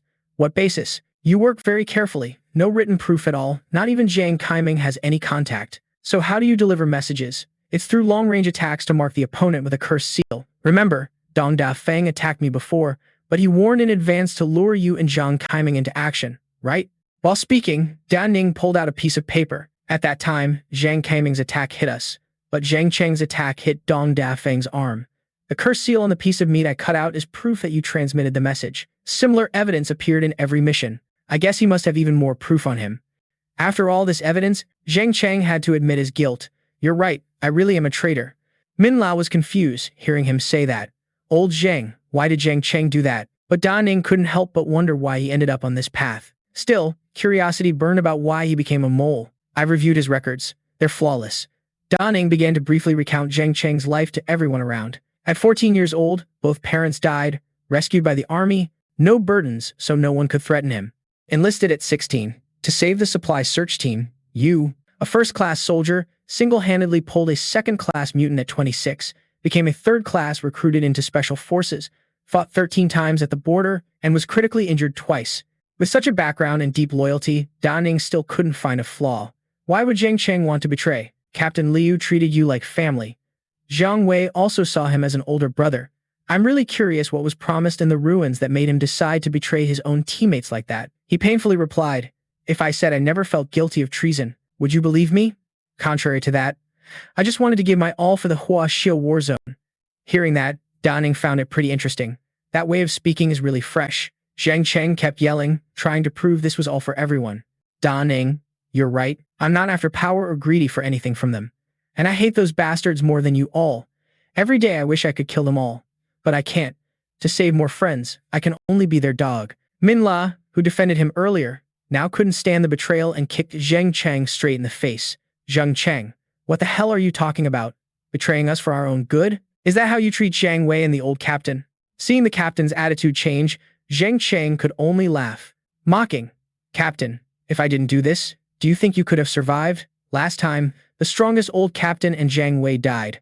Why didn't anyone chase us afterward? Because I'd begged them like a dog. We couldn't win anyway, so it's better to reduce casualties. He yelled in despair, clutching his shirt. Zhang Cheng.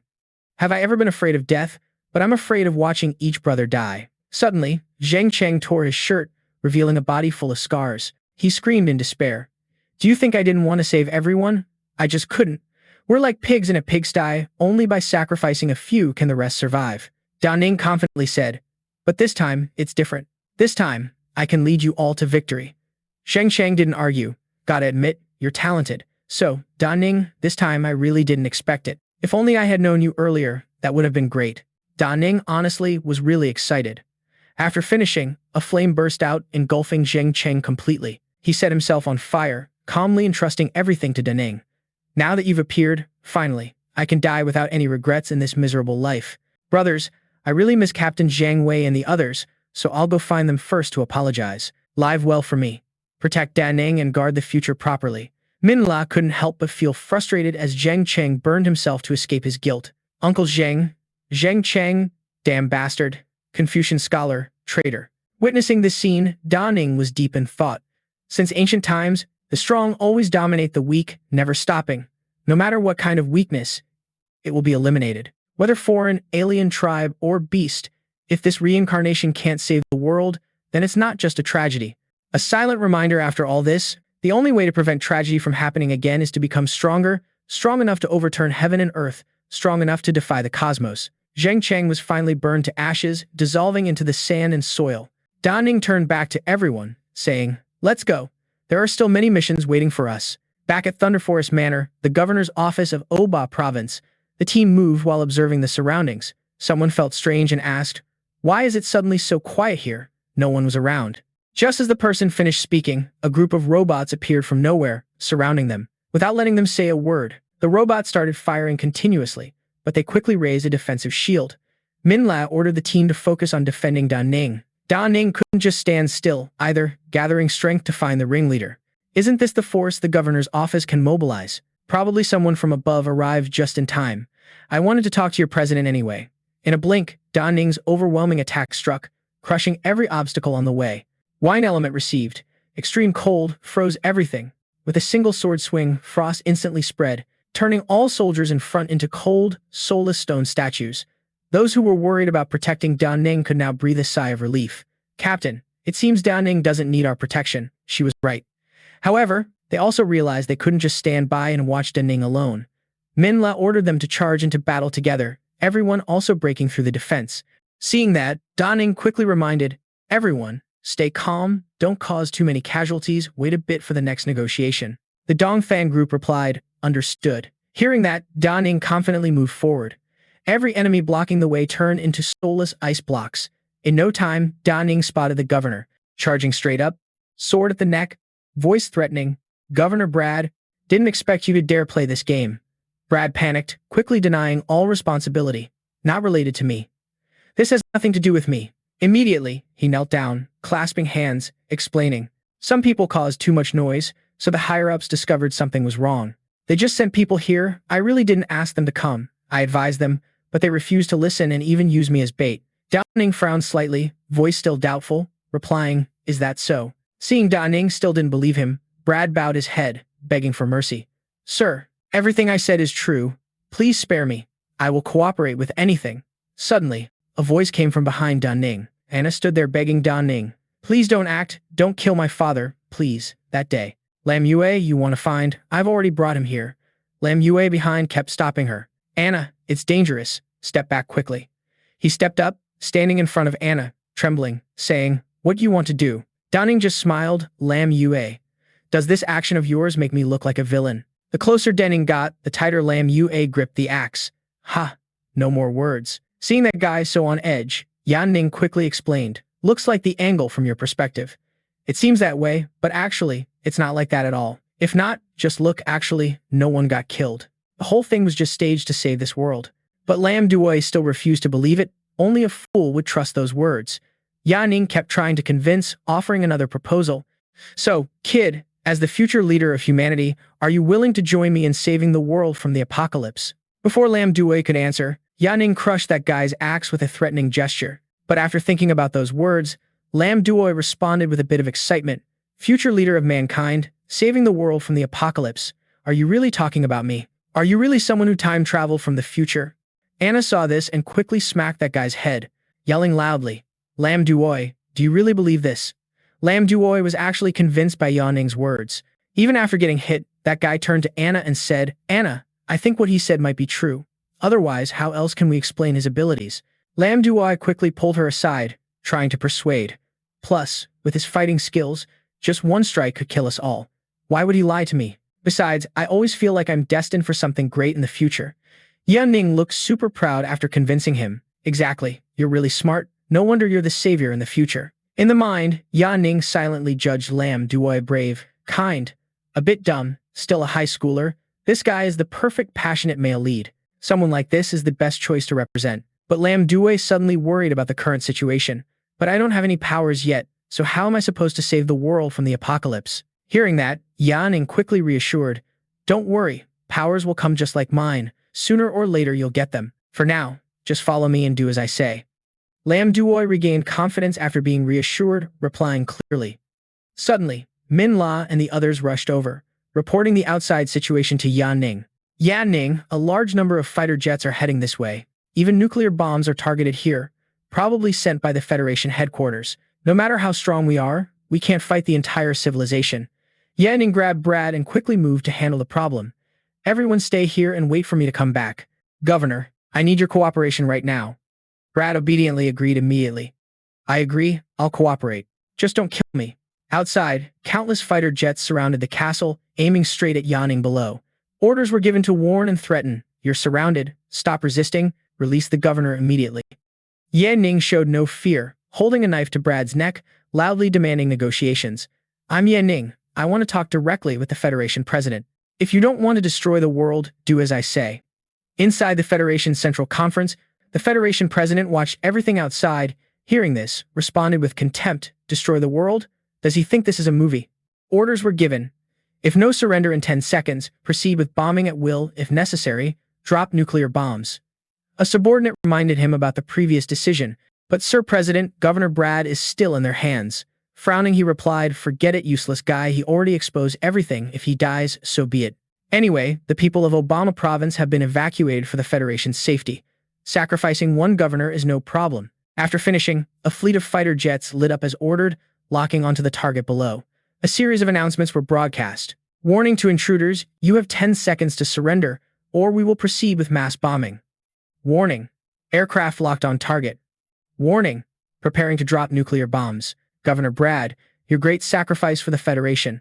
The Federation will never forget you. Brad couldn't believe what he just heard. He said fearfully, "What? Has the Federation abandoned me?" Others also didn't expect things to go this far. Minla spoke up, "This is getting headache-inducing. Thought that killing all the rivals would make the mission go smooth." Liu Yifei complained, "Won't die, right? This doesn't match what was said about the main character's development." Ning, seeing no more use in him, bluntly threw him away. "Commander, looks like you're useless now. Go back and wait. Isn't this just a nuclear bomb? I'll handle this." After finishing, opened the system, mind constantly calculating. Even though the battle suit was immune to all weapon heat attacks, hands kept working on the keyboard because Ning wasn't just worried about self but also others, so had to think carefully. Fighter jets gradually withdrew. Ning led the group forward. Everyone was terrified by the power. What the hell is going on? Ning can actually do this? Is this the kind of power I'll have in the future? This is just too much. Captain, were all our previous combat ideas wrong? This kind of efficiency is insanely high. Ning pulled Minla close, whispered something. "Minla, after meeting the president, I need you to cooperate with me, then do this." He responded suspiciously. "Huh? Will they believe it?" Federal Conference Hall. Before entering, turn back to remind everyone. "Minla and I will go in. Others wait outside and protect Liu Yifei." They all responded clearly, along with soldiers already present. Seeing Ning enter, he angrily said, "Ning, right? I'm the president here. Tell me who you really are. What's your purpose?" Went straight to the main point immediately. "We're time travelers from the future. In 1 year, the whole world will suffer a disaster called the apocalypse." Ning recounted the inevitable events in the next year. "Consequences no one can stop. Then many zombies and mutants will appear. Countless people will die at the hands of zombies, and the Federation will collapse. In the 4th year of the apocalypse, humans launched a nuclear war against the zombie waves. Even though civilization collapsed, the disaster couldn't be stopped. But luckily, in the 6th year, we developed a time machine, traveled back in time and changed everything before. To increase credibility, showed proof while speaking. This is a video recording of us fighting monsters in the future. The authenticity can be analyzed, so we're saviors, not invaders." The commander was gradually convinced but still half-doubted, saying, "You mean monsters eating humans will appear in the future? This is terrifying. Although the video proof is convincing, how can I believe you're really here to help us instead of monsters sent to deceive?" They all answered in unison. Along with soldiers already present, seeing Ning step in, the president angrily said, "Ning, is that you? I am the president here. Tell me who you really are and what your purpose is. No beating around the bush, straight to the point. We are time travelers from the future. In 1 year, the entire world will face a disaster called the apocalypse." Ning recounted the inevitable events within the next year. Consequences no one can stop. At that time, many zombies and mutants will appear. Countless humans will die at the hands of zombies, and the Federation will collapse. In the 4th year of the apocalypse, humanity launched a nuclear war against the zombie waves. Even though civilization fell, the disaster couldn't be stopped. Luckily, in the 6th year, a time machine was developed, allowing travel back in time to change everything before it happened. To add credibility, proof was shown to him. This is a video recording of us fighting monsters in the future. The authenticity can be analyzed. So we are saviors, not invaders. The soldiers were gradually convinced but still skeptical, saying, "You mean man-eating monsters will appear in the future? That's terrifying. Although the video proof is convincing, how can I believe you're really here to help us, not sent by the monsters?" Seeing the guy still wasn't fully convinced, switched to a taunting tone, "You might not believe it, but I really can destroy you all. Even before the apocalypse hits, I already am the apocalypse." Hearing that, the guards immediately aimed their guns. "Stop, or we'll shoot." But just a light tap on the table, and the guns floated in midair. "Our guns. You finally lost patience," shouted. "I warn you, no time to waste here. If you don't cooperate, your future will be destroyed. Better to be wiped out by me than by monsters, at least that way, death comes faster." Minla stepped up in front, trying to calm down. "Ning, I think the president just can't accept this right now. I know you don't want to see humanity wiped out again. I know this is our last shot, but I still ask you to give them a little more time." Suddenly, spinning back, grabbed the collar, words cold and sharp. "Don't hesitate anymore, or we won't get another chance. Last time, we risked everything to break through command, but the rescue force failed. This time traveling back, some monsters came with us, those same monsters we killed on the outskirts. The more Minla spoke, the tighter the grip on the collar got. Voice rising. Mr. Deep Ning was also disappointed with the higher-ups last time. A teammate died because you surrounded them. Watching Minla's act, Dad Ning couldn't help but regret the decision. Minla's acting skills are seriously off the charts. Can't stand watching this anymore. Should have picked someone better at acting. Still pushing to convince the other side, Minla pulled out a pen. If you don't cooperate this time, there won't be a next. Of course, we brought gene-enhancing drugs this time. Take it, and you'll gradually become as strong as us. The other side took the pen, impressed by its effects, immediately agreeing to Dad Nin's terms. Extend lifespan and become as strong as you? I trust you. This time, I'll cooperate fully. Seeing this, Min La turned back and smiled, deal sealed. Only then did Da Nin breathe a little easier, thinking luckily brought the enhancement drugs. Besides threats, benefits still matter. After the successful negotiation, the other side bowed respectfully. Honored saviors. How do you meet our cooperation? Da Ning laid out the conditions. First, I need the Federation to ramp up spirit ore mining as much as possible. Second, find Dr. CR to help investigate the origin of the apocalypse outbreak. The guy was surprised by the simple demands. Immediately complied. Just that. I'll get right on it. Everything went smoothly. Dadnin thought happily, this mission is seriously awesome. With the Federation's backing, mining is basically just like regular mining. The system finally popped up a notification for Heavenly Time Mission. Stage 3 of the preliminary mission is complete. Next mission phase, find the origin of this world's apocalypse. Continue? No hesitation. Agreed. Continue. Thought to self, the system's initial apocalypse mission is done, but the Sword God system's mission hasn't improved much. Seems like to change the world's future on a big scale. Holding power and controlling the main character is just a small step. The key is to find the apocalypse's origin and stop it at the start. That way, not only can the blueprint for the Heavenly Void Carrier be obtained, but this place can become a real-life farm. Dad Nin's group faced off against the Black-clad group. Gave orders. Min La, Hoang Van, and Lam Duye follow me to meet Professor Crocker. Lam Ban, lead the others with the army to the mine to supervise ore mining. Lam Ban immediately responded. Dad Nin, I guarantee mission completion. Lam Ban happily turned to chat with the others nearby. Before, control was limited to just a few trade guilds, so only a few types of minerals could be mined, and the quantities were never that big. But this time, just standing around means billions, even tens of billions of tons of spirit ore can be collected. The person next to them happily replied, exactly. Thanks to the brilliant decisiveness of Lord Yi Ning, the days of getting slaughtered by other war zones are finally over. Wonder if the army will be so hyped up they pass out on the spot when returning? At the Federal Genetic Research Institute, Yi Ning's group stopped the car and looked up at the towering building ahead. Yi Ning's group walked straight inside and met Crocker. Crocker introduced himself. Hello, Lord Yi Ning. I am the head of the Federal Gene Research Institute, Crocker. Yi Ning seriously told him, Professor Crocker, I need you to answer a few questions, then started raising doubts. First, what exactly are you researching right now? Second, have there been any unusual phenomena or problems in your research projects? Third, are you conducting any private research? Crocker got scared and broke into sweat, hearing these questions, replying, all my research complies with federal laws. There are two main research areas.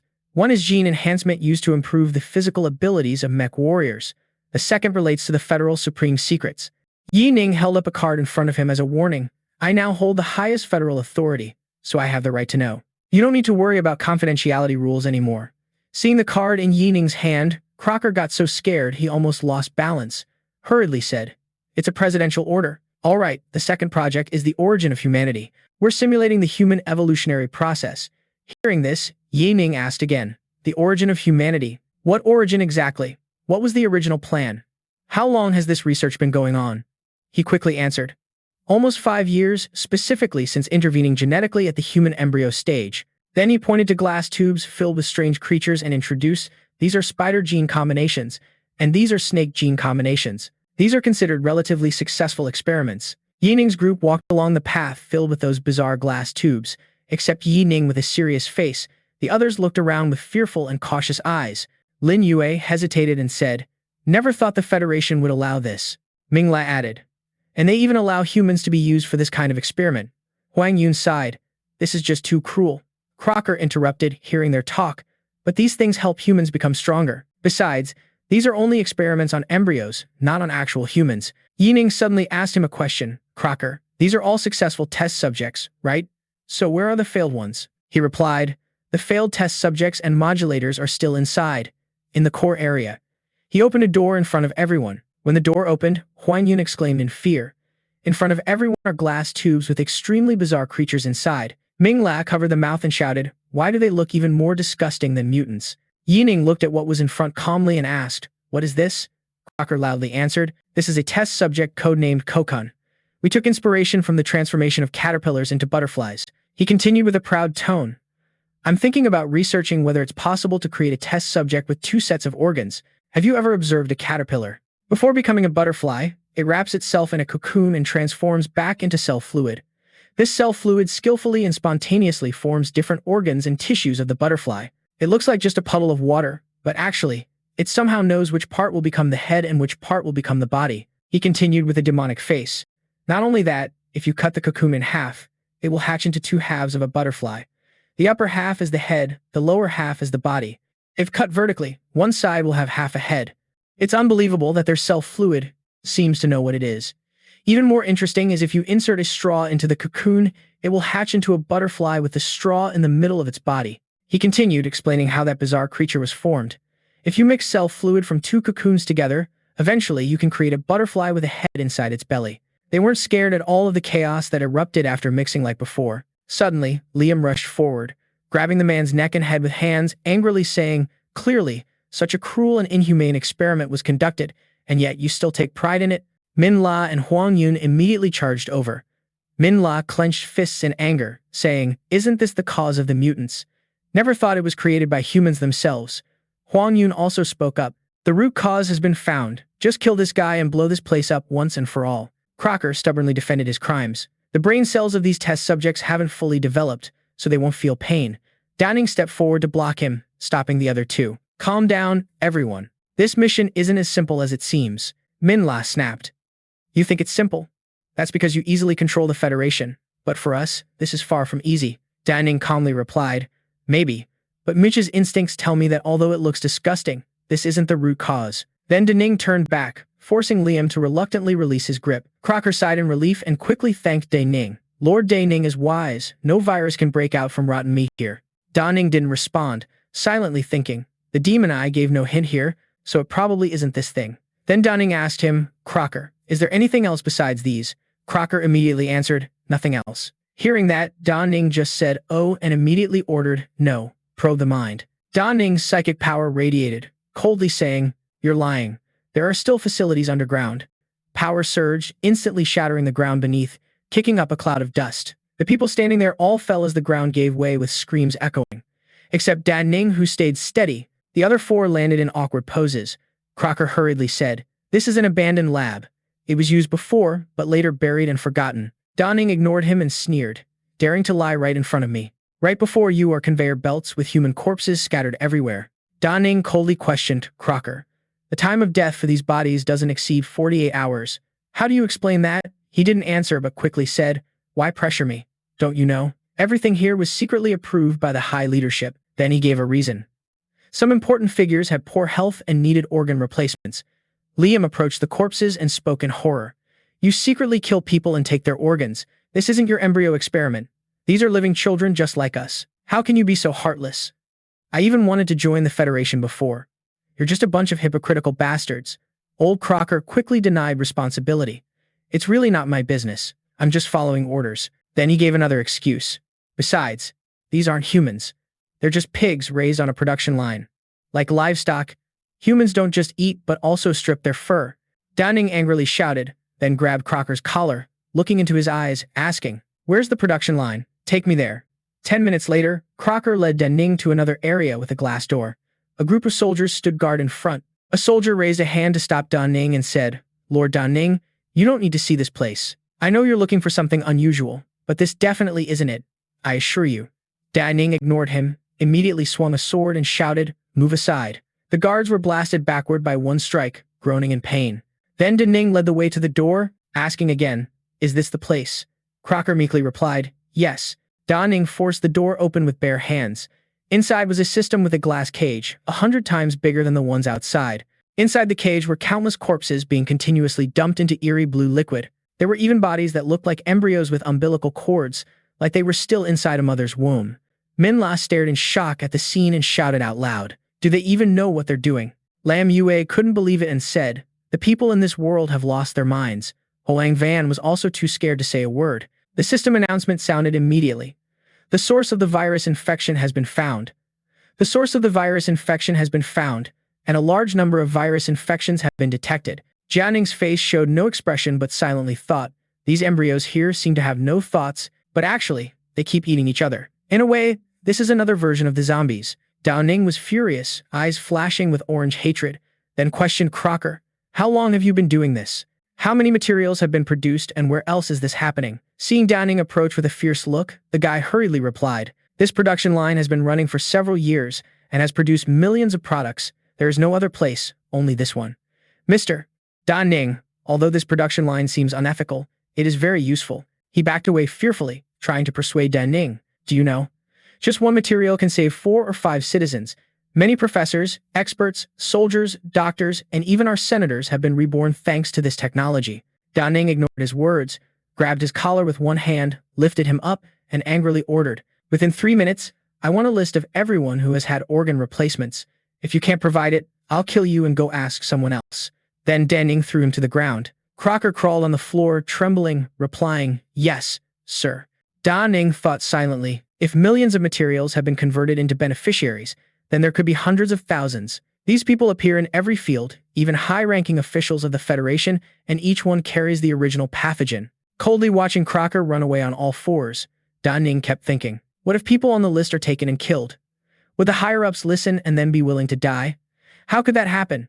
To solve this crisis, the world might have to be destroyed. But if that happens, this place can no longer be considered a farm in the real world. Minla frowned slightly, voice deepened, and decisively spoke. Ning, do you suspect this place is the root cause of the outbreak? Ning paused for a moment, then nodded slightly, eyes still on Minla, voice lowering. It's not suspicion, it's certain. Worry showed clearly on the face, quickly asking for a solution. So what do we do next? Should we just destroy this place directly? Ning shook the head slightly, emotionless. It's too late. Too many people have had organ replacements. Even if this place is destroyed now, it would only be like cutting grass and disturbing snakes. Lam Yue hurriedly interrupted, clenching fists with determination, eyes firm. Then we'll persuade or threaten the Federation to hand over all of them for a collective solution. Persuade. Ning closed eyes tightly and replied, that's like persuading them to surrender, which is impossible. As for threatening, if everyone dies, who will care about the threat of nuclear bombs? Unwilling to give up, Lam Yue kept arguing, hands waving anxiously, full of urgency. Are we just going to sit and wait to die? You're strong enough to kill them all. Hearing this, Ning quickly explained, my time is limited. I can't eliminate them all in a short time. Even if one fish slips through the net, disaster will happen. Besides, if I act alone, the army will definitely betray me. Then social instability will be no different from doomsday. Lam Yue stepped closer, gently placing a hand on Ning's shoulder, offering the most reasonable solution. What about delaying? Even if we can't stop it, we can at least delay it. Ning pondered for a long time. That's what I was thinking. Trapped in a mess of thoughts, Ning tried to find a way out to make a final decision. If the apocalypse can be delayed, that would be a big change in this process. What else? As long as the process can be changed, there's still hope to gain power and get the blueprint for the non-carrier mothership. Shaking off all wandering thoughts, the guy tilted the head slightly. Liu Yue, are you willing to be the savior in the shadows? The guy froze, surprised, unable to believe the ears. Me, a savior in the shadows? Sounds pretty cool. Ning stared straight into the other's eyes, voice firm. Exactly. On the surface, I'll keep cooperating with the government to maintain order, but you, as the Dark Knight, save this world. Liu Yue stammered, feeling the helplessness clearly, but no superpowers like others. Ning, no need to worry, I can stimulate your potential first. Reaching into the system panel, skillfully pulling out a set of shiny iron armor, metal gleaming under the light, along with a pair of glossy metal boots, intricately designed and sturdy. Ning reached into the tray, quickly grabbing a syringe filled with a mysterious green liquid, silent, immediately injecting it into Liu Yue's neck, catching the guy off guard, who screamed in fear. Suddenly, Liu Yue's whole body burned hot, waves of purple energy like blazing flames surged around the body, breath heavy. Ning stood nearby, eyes calm as if expecting all this. Jian. This is an enhancement drug that can boost your strength. Now, put on this gear. As soon as the words ended, Ning held the battle suit out in front of Liu Yue. The moment Liu Yue donned the armor, a powerful aura spread throughout the body, causing shock and an exclamation. This kind of power, this gear, feels even stronger than a mech suit. Da Ning sensed something off. As an automatic warning sounded, a flicker of doubt crossed the mind. Auto warning cancelled. Is it because he's the main character in the dungeon or due to the sword god system? While Liu Yue awkwardly laughed, removing the sweat-soaked suit, a deep voice suddenly rang out. Don't take it off. Your body just had an unusual reaction, but it's fine now. Suddenly, Crocker rushed in, clutching a clipboard tightly, voice urgent, making Da Ning glance over. Lord Da Ning, I have the list you requested, all here. Da Ning took the clipboard, eyes quickly scanning the info, brows slightly furrowed. Order me to lock down the entire research base. All researchers and projects entering and leaving vehicles must be controlled. Without my order, not even a fly can slip through. Da Ning turned and walked away, glancing back at Crocker, eyes reassuring. Don't worry, this is just supervision and also to protect everyone's safety. Da Ning's group quickly boarded the plane. From above, a decisive order was given. Liu Yue, drive to the federal government building. Liu Yue immediately responded clearly. Min Lang, sitting beside, glanced sideways. Da Ning, you want to find the president and trick him into handing over the lists so Liu Yue can kill as many people as possible, right? But relying on just Liu Yue as the assassin, even though stronger than before, you calmly explain the tactical issues. This time, Liu Yue is just acting as a distraction. The real massacre depends on us. Min Lang paused after hearing, we. Didn't you say before we couldn't expose or clash with the military? Da Ning smiled and replied, that won't work now, but what if I disguise as a monster? Just imagine. Behind, Huang Yun frowned slightly, eyes showing worry. Suddenly, she understood the plan. Got it. Killing two birds with one stone, a clever strategy. Da Ning raised a hand to calm down. The order was sent. Li Fugui, help me buy 4 disguise props and 1 illusion device. On the other side, he immediately responded. Understood, master. The federal government building, someone stood timidly in a corner of the room, shoulders hunched as if wanting to shrink into the shadows. Voice cautious, Lord Da Ning, maybe you misunderstood the research base issue. Slowly speaking, it really was a misunderstanding. The experiments, though brutal, have nothing to do with the virus. Hearing this, the side seemed relieved, hurriedly bowed head, stammering with relief. That's good, that's good. A slight smirk appeared, thinking Bin also had a kidney transplant at this base 2 years ago, so suspicion and alertness from him can't be raised. Da Ning opened the briefcase in hand. Inside were neatly and carefully arranged emerald green vials of solution. But, Mr. President, it seems the physical condition of those transformed might attract monster attacks in the future to prevent a tragedy from happening. Hope you can hold a global meeting and try to gather the important people on the list. Brought a lot of medicine from the future. They can not only solve this problem but also enhance strength and extend lifespan. No immediate response from the side, stunned, eyes drawn to the briefcase. Really? Then we'll quickly arrange it. Federal Conference Square. In the hall, 2 strangers stood out. The Special Forces team wore black armor and expressionless white masks, lined up neatly like living stone statues. Each was a skilled combat machine, silent and unmoved, only radiating a cold and deadly aura. Suddenly, one stepped forward, a low voice sounding like a command. Soldiers, pay attention to security. Half of the federal senior leaders are present here. Political and business elites will attend, including some public figures. This Congress must not have any problems at all. Standing next to Da Ning, eyes serious, signaled with a hand, voice clear, let's give a warm round of applause. Welcome, messenger from the future. Da Ning spoke, standing firm on the high podium with a serious face. Da Ning presented a detailed analysis of clear potential risks, echoing throughout the hall. Ladies and gentlemen, I believe everyone has read the information provided by the military, a looming apocalypse threat. To protect everyone's special physical condition from future monster attacks, decided to distribute medicine. Suddenly, a terrifying power surged. Under the dazzling light from inside it, savage monsters began to appear. Da Ning glanced briefly, eyes showing surprise. Danger, they have crossed time to come here? We're still 1 step behind. The side panicked and stepped back. What should be done now? Calm, voice reassured, eyes determined. Just a pity that teammates are all in the mine, but Mr. President, rest assured, won't let them harm anyone here. Huang Yun quickly rushed to help. One hand suppressing the curse from the monster's throat, a deadly purple, toxic gas erupted, quickly twisting into a bizarre skull shape, hovering in the air and growling threateningly as if wanting to devour everything. The fierce toxic gas struck, causing members in the hall to simultaneously spit black blood and collapse motionless on the cold floor. In a blink, Ming La burned like a blazing golden flame, rushing close, unleashing a critical strike, the 8-style blade kick, power flashing like fierce slashes. Dark magic rays spread rapidly, sowing disaster to those around. Da Ning exploded in fierce blue energy, cutting through the wind element recognized, powerful magic unleashed, quickly sweeping everything away. The special forces screamed in despair, focusing fire on 3 monsters wreaking havoc. One shouted loudly, open fire now." The giant X-monster still emitted eerie purple light, opening its black mouth like an abyss, creating a terrifying suction pulling the special forces straight into its throat like moths to a flame. The horrific suction from its mouth continuously emitted intense, terrifying refracted light. Lin Yue in Da Ning's shell stood above, lips slightly curled, witnessing the destruction below, heart burning with delight. When will mastery of this damage class be achieved? Flashback to the past. Before this perfect plan unfolded, Da Ning gently placed a hand on Lin Yue's shoulder, reassuring but also full of trust. Voice low and clear, "Lin Yue, because the first deadly mission tomorrow night is heavy, we'll temporarily disguise as monsters to handle it. You just pretend to be me and cooperate with the act. Once our term ends, everything here will be handed over to you. For convenience, sometimes you can play my role, sometimes the monster. Over time, we will be able to eliminate those infected." Lin Yue nodded in agreement after hearing this, firmly said, "All right, I understand this." The side, face pale with fear, cautiously stepped forward, voice trembling.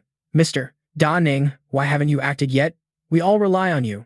Lin Yue in Da Ning's shell slowly drew the sword, eyes cold, a deep, steady voice with determination. "Don't worry, Mr. President. Protection is guaranteed." The sword flashed like lightning, aimed at the monsters controlled by the teammates. Liu Wei shouted loudly. The monsters were doomed. 2 monsters under the control of Minla and Huang Yun pretended to be scared, gradually retreating, blending into the blazing pit of fire before slowly disappearing. Now, only 1 black serpent monster remained, Da Ning, evolving and controlling everything. Liu Wei kept kicking away large stones, creating loud echoes before charging forward, imitating a threatening growl to spark a fight. "Only you are left." Da Ning, in monstrous form, holding a sword radiating strange power, shouted loudly. "The ultimate move can be unleashed without consumption. Only the Hellfire human once and the Divine Wrath once remain. This killing spree is about to end, and the final outcome will be you all killing each other." Hellfire human. A gloomy purple smoke suddenly appeared, swirling like a fierce wind, emitting a cold and threatening aura. The black smoke surged, twisting into a demonic skull shape, screaming terrifyingly like echoes from the deepest hell. "Kill!" The masked special agents turned pale, dropped their weapons, and fled chaotically, some frozen in place, blood drained from their faces, stammering. Under Da Ning's control, the last serpent monster suddenly lunged into the void and quickly escaped. Liu Wei charged forward, pretending to be angry and shouted, "Damn it, must kill you." The federal experimental base slowly rose from the spatial pit in Da Ning's serpent form. Eyes glanced around, thinking that destroying the experimental base personally wasn't possible, but the monsters could do it. Da Ning, in serpent form, opened the mouth wide, revealing sharp fangs in a terrifying display. The tongue flicked out, spewing fire to burn the entire base. After this lesson, it's believed the people here won't dare to restart organ replacement so easily. After all, replacing organs here will make the body more vulnerable to monster attacks in the future. The serpent coiled in midair, the body shimmering with strange purple streaks before gradually dissipating, transforming into a misty smoke. The smoke twisted like it had life, condensing back into Da Ning's form. Landing gently, feet touched the ground, causing fine dust around to quietly scatter, speaking calmly. This attack temporarily spared the president to help control the situation more easily later. Later, Liu Wei, after wiping out all the infected, can be killed. By then, Liu Wei could become the new ruler of this world and work for Da Ning. The system suddenly activated with lines of information. The current dungeon progress has changed. The main character in the original dungeon was Liu Wei. The change value is 49.1%. The main character of the original dungeon, Grower Death, changed by 87.2%. The infected count dropped by 10.17%. The change value is 23.3%. The total change in the national story is 53.2%, currently holding the highest dungeon authority. Suddenly, the system sounded a series of urgent alerts. Warning. System process abnormality detected. Warning.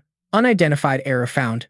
Warning. Dungeon authority revoked. Immediate cleanup sequence initiated. Da Ning paused, a brief panic flashing across the face. Furrowing brows slightly, eyes flickered over the blazing red warning lines, blinking like a spear pointing exactly where Da Ning stood.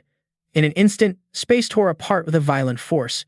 Pain struck fiercely, burning from skin to bone marrow. Da Ning screamed, the shout echoing in the air, immediately triggering the cleanup sequence. Blue energy exploded, engulfing Da Ning, thick black smoke billowed from the chest. Da Ning tilted back, lying midair, body lifted by an invisible force, the black smoke surging from the chest, never stopping. Panic-stricken, stammering, this was the shattering atmosphere. Light flashing, then fading out. Like a shattered dream in a moment enough to daze Da Ning. The pulling force suddenly vanished, falling freely, crashing hard onto the cold, hard ground. Sharp pain gradually spread along the spine upon contact with the damp earth. Finally, in the center, strange characters began to slowly appear, containing mysterious, unpredictable power. The characters swiftly slid across the orb, endlessly extending into the silent space. A familiar voice sounded, cold, emotionless. Error, no anomaly detected. System check complete, alert cancelled, dungeon settlement begins. Witnessing the strange scene before, Da Ning couldn't help but ask in confusion, is that black and yellow light the Sword God system? Could this be related to the Apocalypse System wipe program? Suddenly froze, involuntarily recalling the system's previous warning. The system warned, this violates system regulations. Please recall all system devices given to unawakened NPCs within 10 seconds, or you will be forced to become a dungeon NPC. Liu Ning furrowed the brows slightly, suspicious. Looks like the previous incident was also caused by the Sword God system's interference. Before, thought the Sword God system was just a sneaky little thing with some power, but never expected it to be this strong. Reached out to check the whole body, confirmed no injuries, then quietly thought, no wounds at all. And that yellow light appearing from nowhere, even the Apocalypse system could handle it. That's freaking awesome. Gotta remember, the Apocalypse system controls life and death of all survivors. It's like some kind of deity. Liu Ning gently punched the chest a few times. Hey, big bro. Wow, you're super cool. Can you actually end the apocalypse directly? Hey, Sword God system, big bro sword. Sword bro, little sword. Waited a bit but no response. Just a sigh, hands dropped, totally ignoring everything. Guess gotta rely on self after all. System activated with settlement info complete. Current dungeon progress 100% complete 19.7%. Current rating, SSS-RANK, reward. Mineral spirit, energy, attribute points reward, attribute bonus, reputation points reward, equipment reward, blue-headed blood wolf claws, green elemental fist, angelic strategy green, skill enhancement reward, learning rank B. Exclusive dungeon, mechanical sync rate rank A. Exclusive dungeon, lines of dense text kept scrolling non-stop, receive exclusive authority, reward rank SSS. Skip storyline 1. Skip storyline. When entering next dungeon, forced to enter any irreversible future storyline. Received antagonistic reward item, main battlefield.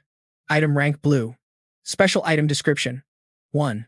After use in National Dungeon, all members receive +3 to all attribute rewards and +35% recovery speed for all statuses and force integration. 2. Can enter dungeon early, regardless of power gap with opponents. Maximum entry time is 4 hours.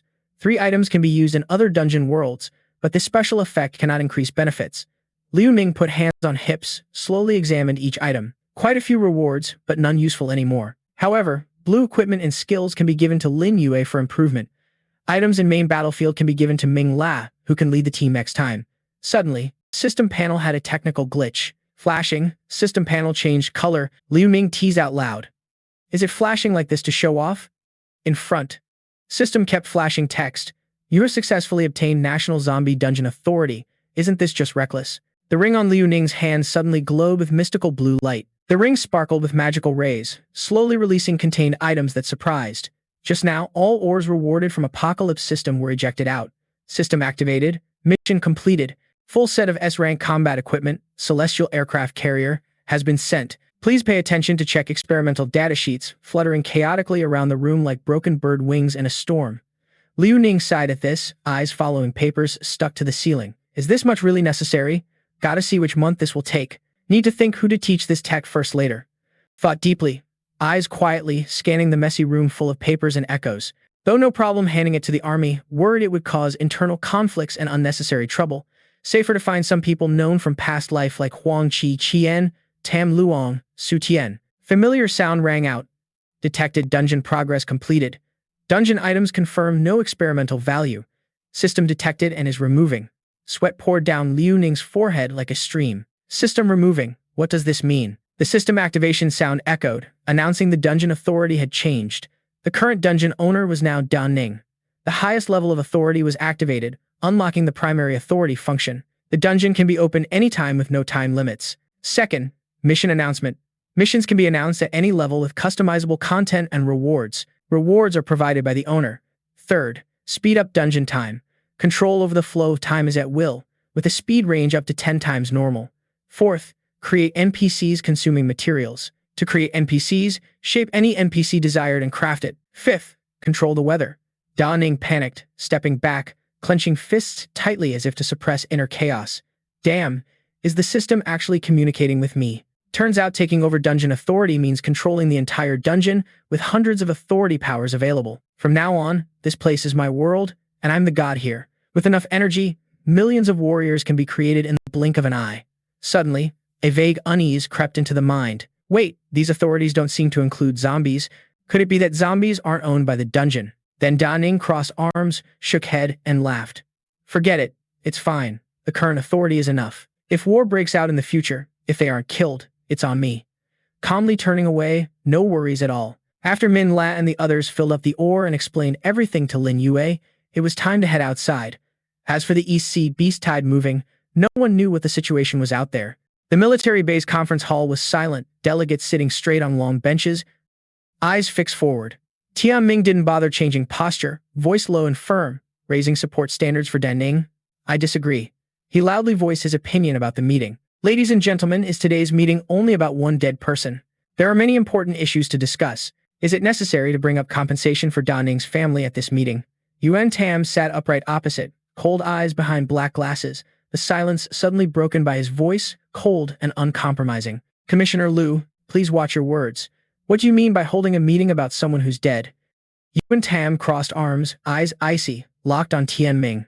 What we're discussing is how the military should properly handle things if something happens to Da Ning, so officers and soldiers won't lose morale, not because we think he's dead. Clenching fists tightly, his gaze darkened, a cold flash passing when looking at Yuan Tam, then furrowed brows, voice dry and sarcastic.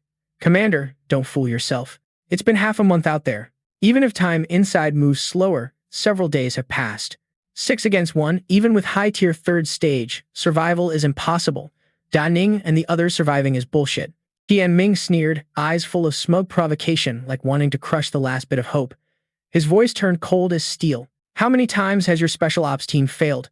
In my opinion, we should give up fighting dungeons in the future.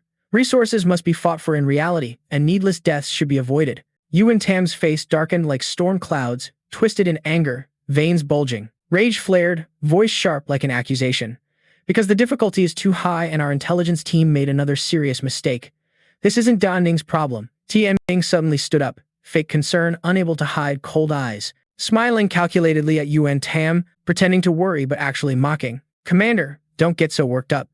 I just mean if survival isn't possible, instead of wasting resources compensating Da Ning's family, better to save resources and give them to useful people. Tian Ming smirked, voice dripping with sarcasm. Also, I remember Da Ning was the top soldier, right? Now that he's dead, that position should go to Wang Kai. The supplies Da Ning took earlier should be returned to the army and redistributed. Anyway, can't let the dead take over the spot and resources. Rage in Yuan Tam flared up like an unstoppable fire. The arm clenched into a fist, muscles bulging, face turning red as if ready to smash everything around, slammed the fist hard on the table. Yuan Tam, furious, pointed straight at Tian Min, shouted, Commissioner Luke, you really crossed the line this time. Tian Min stayed calm in the face of Yuan Tam's anger, just smirking with pride, every word spoken softly but full of challenge. How dare you lay a hand on me? Qi Bin stood up abruptly, cutting off the heated argument. The whole room suddenly went silent. All right, let's stop discussing this here. The top spot is the rising star of our army and also represents its face. Just slightly frowned, then crossed arms. The attitude was steel-strong, eyes deep and cold. Lowering the voice, the old man slowly explained, voice steady and deep like announcing important news about Da Ning's retirement benefits per state regulations. Of course, the premise of all this is to confirm Da Ning is dead. When back, we'll report to the commander. National Port Station, entrance to the zombie apocalypse dungeon. Under the swirling blue energy wave, the hole gradually widened, surrounded by soldiers whispering. It's been half a month already. Do you think Dong Yafeng and that Hua Sha pig killed them? Nonsense. You think all of them are as useless as you? The participants are all elite. I guess those pigs inside are scared to death too. Right. I heard from spies that even Hua Xia's army confirmed all their people are dead. In the dark camp, a tall, skinny soldier with shifty eyes suddenly sneered, a cocky half-smile showing clearly. Thinking back now, this mission was even easier than before. After this, Hua Xia probably won't dare come in again. The laughter was bitter, voice hoarse with disdain. Exactly. When our people go out, it's time to start the war. Without Kuang Lin Nang, Hua Xia will definitely lose. Women, resources, land, then whatever they want. The blue energy swirl surged. Suddenly, a voice rang out. Look quick. The teleport gate is stable. Our heroes are stepping out. Hurry and call for backup. This time, Kuang Lin Nang will definitely take longer to transport. The soldiers crowded around the reception station, eyes glued to the roaring energy vortex in the air like it was an exciting show. Loud, shameless laughter erupted. Except for old Kuang, Dong Yafeng probably came back with a few more heads. I'll record a video showing how those Huaxia pigs' heads look. From the vortex came the cold system voice. A sharp notification appeared in midair. Dungeon cleared. Number of survivors this time, none. The soldiers froze, mouths agape, eyes wide like they might pop out. One stammered, voice breaking in panic. No survivors. Another nearby couldn't help but blurt out. No survivors. Vague voices echoed. Impossible. Why? Huaxia Port Station, entrance to the zombie apocalypse dungeon. Among the solemn soldiers under dim lights, shadows of Tran Min and Hung Ho stretched long, creating a tense silence. Hung Ho eyed Tran Min suspiciously, snorted doubtfully. Colonel Tran Min, should we retreat now? No need to wait anymore. Tran Min quickly replied, voice decisive, no need to waste resources here anymore. Commissioner Luke ordered all personnel to move immediately to the southeast border. Hung Ho tilted head, eyes betraying worry. But what if Da Ning and the others Tran Min didn't even glance over? Just slightly frowned, then crossed arms. The attitude was steel strong, eyes deep and cold. Lowering the voice, Colonel of the East Sea Border Peacekeeping Force under Luke Thien Min. Captain Triu Hungdu's Special Operations Team backup is not here, but if you want to retreat, then retreat. Stop talking nonsense. Hung Ho spoke cautiously but wisely, weighing every word. Colonel Tran Min, how about this? I'll send some people here to guard first, the rest you take ahead. Tran Min smirked slightly, cold laugh without mercy. Really can't see the Yellow River and not worry. Suit yourself. I'll leave at most 2 people. The rest just honestly follow me, if after 3 days. Both stared fixedly at the swirling energy vortex, waves of fierce light rolling up. Liu Hung clenched fists tight, voice hoarse with worry. Is the dungeon already over? Is anyone among us still alive? Everyone has to survive out there. Tran Min stepped back, face pale, eyes full of panic. No one can get out alive, don't even think about it. From the vortex, a lone figure boldly appeared, stepping slowly but decisively through the tearing light. Min La emerged, perfect armor, expression unusually calm. Tran Min froze, eyes wide with terror, body stiff. Mind in chaos, how could this happen? Liu Hung beside him blinked, wide-eyed, stammering. Is that Min La? We still have survivors. Min La, is it just you alone? Behind Hoang Van, Da Ning and the team also advanced. Hoang Van glanced at him, voice half teasing, half urging. Captain, what are you spacing out for? Don't block the way. Da Ning's group strode out of the energy vortex boldly, shocking everyone around. The system chimed, dungeon ended, current survivors count. Liu Hung couldn't believe his eyes, rubbing them quickly, then exclaimed, all 8 are still alive, everyone's alive. Am I dreaming? So, anyone hurt? Why is the medical team just standing there? Go check now. Tran Min stood silently nearby, saying nothing. Da Ning stepped forward slowly, voice calm but firm. No need for medics, these are just ores. Everyone, come grab them. Liu Hung frowned, eyes scanning around before looking at Da Ning. Suspicious, did the special ore storage tools get damaged? Da Ning shook head, exhaled lightly. No, not that, just not enough people here. Call everyone to come move them. Hearing this, Liu Hung gaped, almost couldn't believe it. 1 third-tier person is enough, yet calling everyone? Damn. Glittering ores poured from the vortex like a waterfall of light. Liu Hung couldn't hold back excitement, rushing forward, eyes shining bright, shouting loud. Oh my god, laughing, mesmerized by the ores, speaking as if couldn't believe the eyes. Never seen this much ore in my life. Is this a mine robbery? No, this is like robbing 10 mines at once, right? While Liu Hung was lost in the ores, Tran Min quietly faced Da Ning, eyes serious. Da Ning. Didn't you guys clash in the row and hat area? Is our intel wrong? They don't cooperate, right? How did you survive? Da Ning lifted chin, cold voice ringing out. How? You think we escaped just by luck? Min Lei stood silently behind Da Ning, eyes cold as fog, locked on Tran Min, voice sharp as a blade, no hesitation. Colonel Tran Min, I've met you before. You're with Commissioner Luke, right? Let me tell you. We didn't just bring back huge resources, Da Ning even led us to kill everyone in other battle zones. Hearing this, Tran Min's face went pale, mouth agape, stammering dumbfounded. What did you say? A fierce fear rose inside. Damn, yesterday Commissioner Luke took all resources from Da Ning's base. Tran Min panicked, sweating, heart pounding, mind in a mess. The report about replacing the leader was already submitted. Da Ning didn't die but made a great achievement. If Da Ning finds out about this, must find a way to warn Commissioner Luke as soon as possible. Standing straight, hands on hips, eyes coldly scanning Tran Min. Voice deep and powerful. Colonel Tran, why is your reaction different from the others? Do you hope we die in there? Tran Min stepped back, face pale, stammering. Why would that be? Commissioner Da, you're overthinking.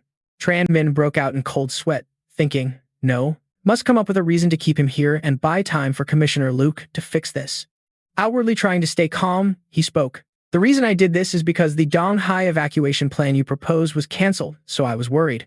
Da Ning's eyes flashed with anger. Stepping forward, grabbing Tran Min's collar, voice sharp.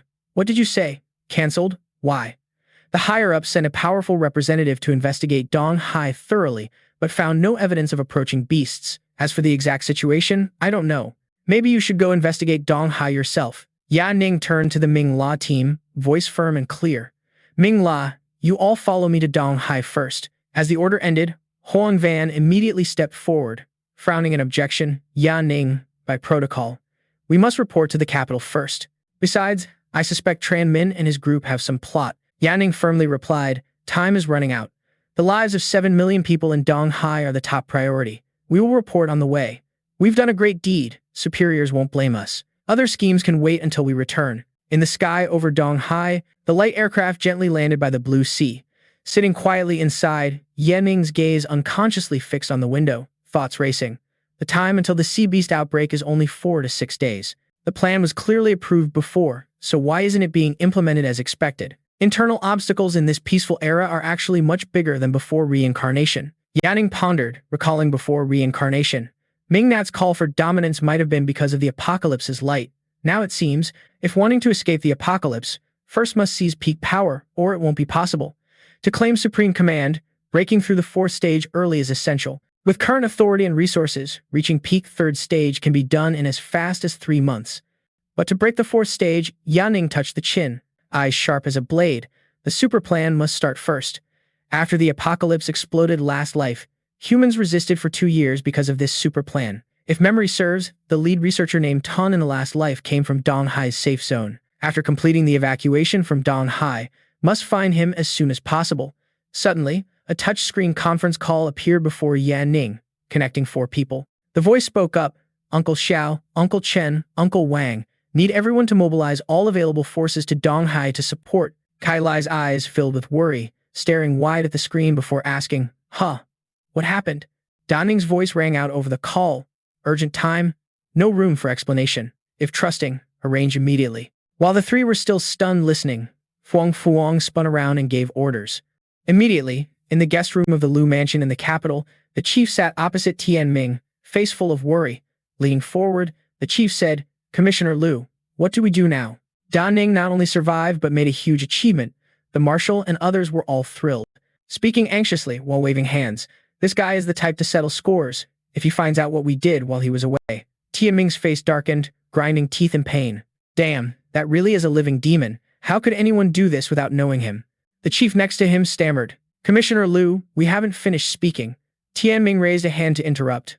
But Chief Wang, don't panic too much. Didn't Tran Min say Da Ning went to Donghai? There's still time to clean up, just return the resources stolen from Da Ning's place.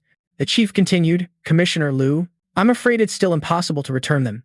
Those high-level spirit energy orbs were eaten by my son last night, plus, his sister is really hard to deal with. The image of Xiao lying motionless on the hospital bed suddenly appeared in the chief's mind. He frowned slightly, sighed softly.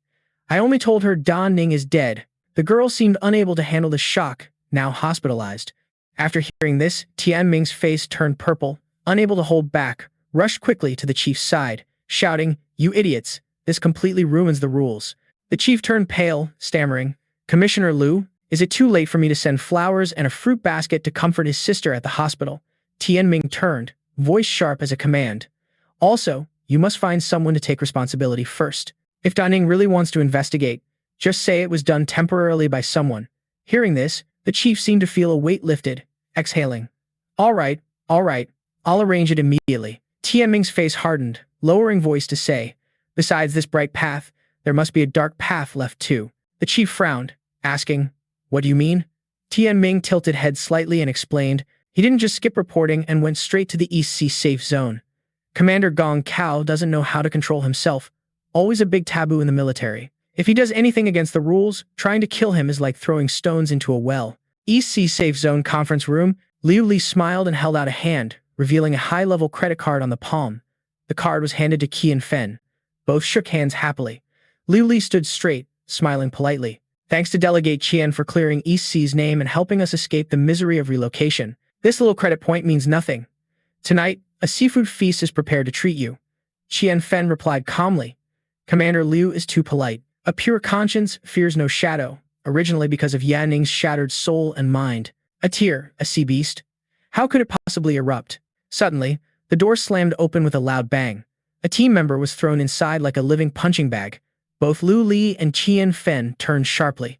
Liu Li frowned and shouted, what? Who dares barge into the East Sea Safe Zone meeting room? From outside the door, a familiar figure appeared. Yan Ning's group stepped in. Liu Li froze, eyes wide, lips slightly moving. Yan Ning. Kai Xian Gang stepped forward, cold gaze and authoritative voice. I want to reinvestigate the safety issues in East Sea. Hope everyone cooperates, or don't blame me for being rude. Qian Fen placed hands on hips and spoke. Yan Ning, we already investigated East Sea's safety. All anomalies you mentioned in the meeting were compared and found no problems. The results were reported yesterday. You can review and verify yourself. Liu Li then stepped forward and said, that's right, Commissioner Yan Ning. I advise you to leave immediately, or under Article 27, Section 33 of the military, if you trespass into a military base seeking classified info, I have the right to kill you on the spot. Just one order from me and hundreds of awakened soldiers will. Yan Ning ignored the empty threats, raising a black card in response. I have Tier A authority. Ming La, take some people to search. I want all info within half an hour. Focus on the water area and the military's deployment log. Ming La immediately bowed slightly and replied crisply. Half an hour later, Yan Ning's group, along with Qian Fen and Liu Li, entered the info room filled with rows of devices and brightly lit screens. Yan Ning stepped forward, eyes thoughtful, scanning each image on the screen. Yan Ning's whole body glowed with a radiant purple light. Folding arms, spoke with a determined tone, feigning skepticism. What? An outsider directing experts? Can he even understand the data? I couldn't even find anomalies myself. What could he possibly investigate? Liu Li, standing nearby, couldn't hide anger, sneering, is that how Tier A authority is used? I must sue the capital to have the military revoke his authority. Yan Ning tilted the head, cold eyes fixed on them, and asked, a month ago, there was a minor earthquake in Sea Zone C07. You concluded it was a normal longitudinal wave. You didn't consider sea beast migration. On the first day of the month, the temperature at the hydroelectric plant rose 3.9 degrees. Your conclusion was equipment failure? Liu Li smiled slightly and answered, the issue you mentioned exists, but if it can be explained by normal theories, there's no need to blame sea beasts. Minor earthquakes happen yearly.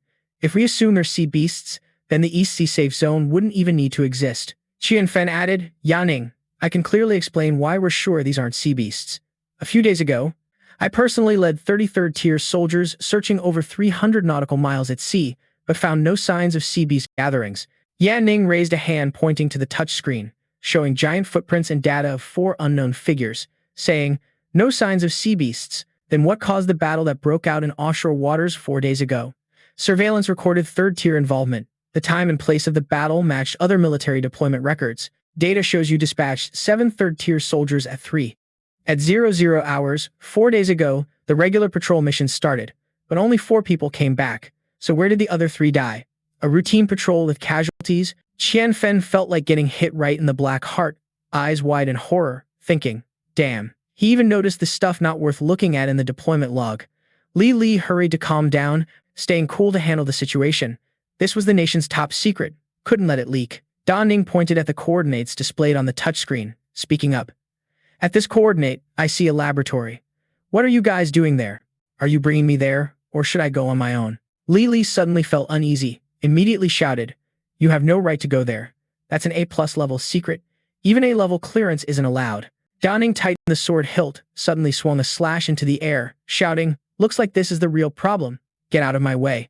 Li Li and Qian Fen were shocked and stumbled back, quickly retreating, yelling orders. Someone, stop Da Ning, don't kill anyone else.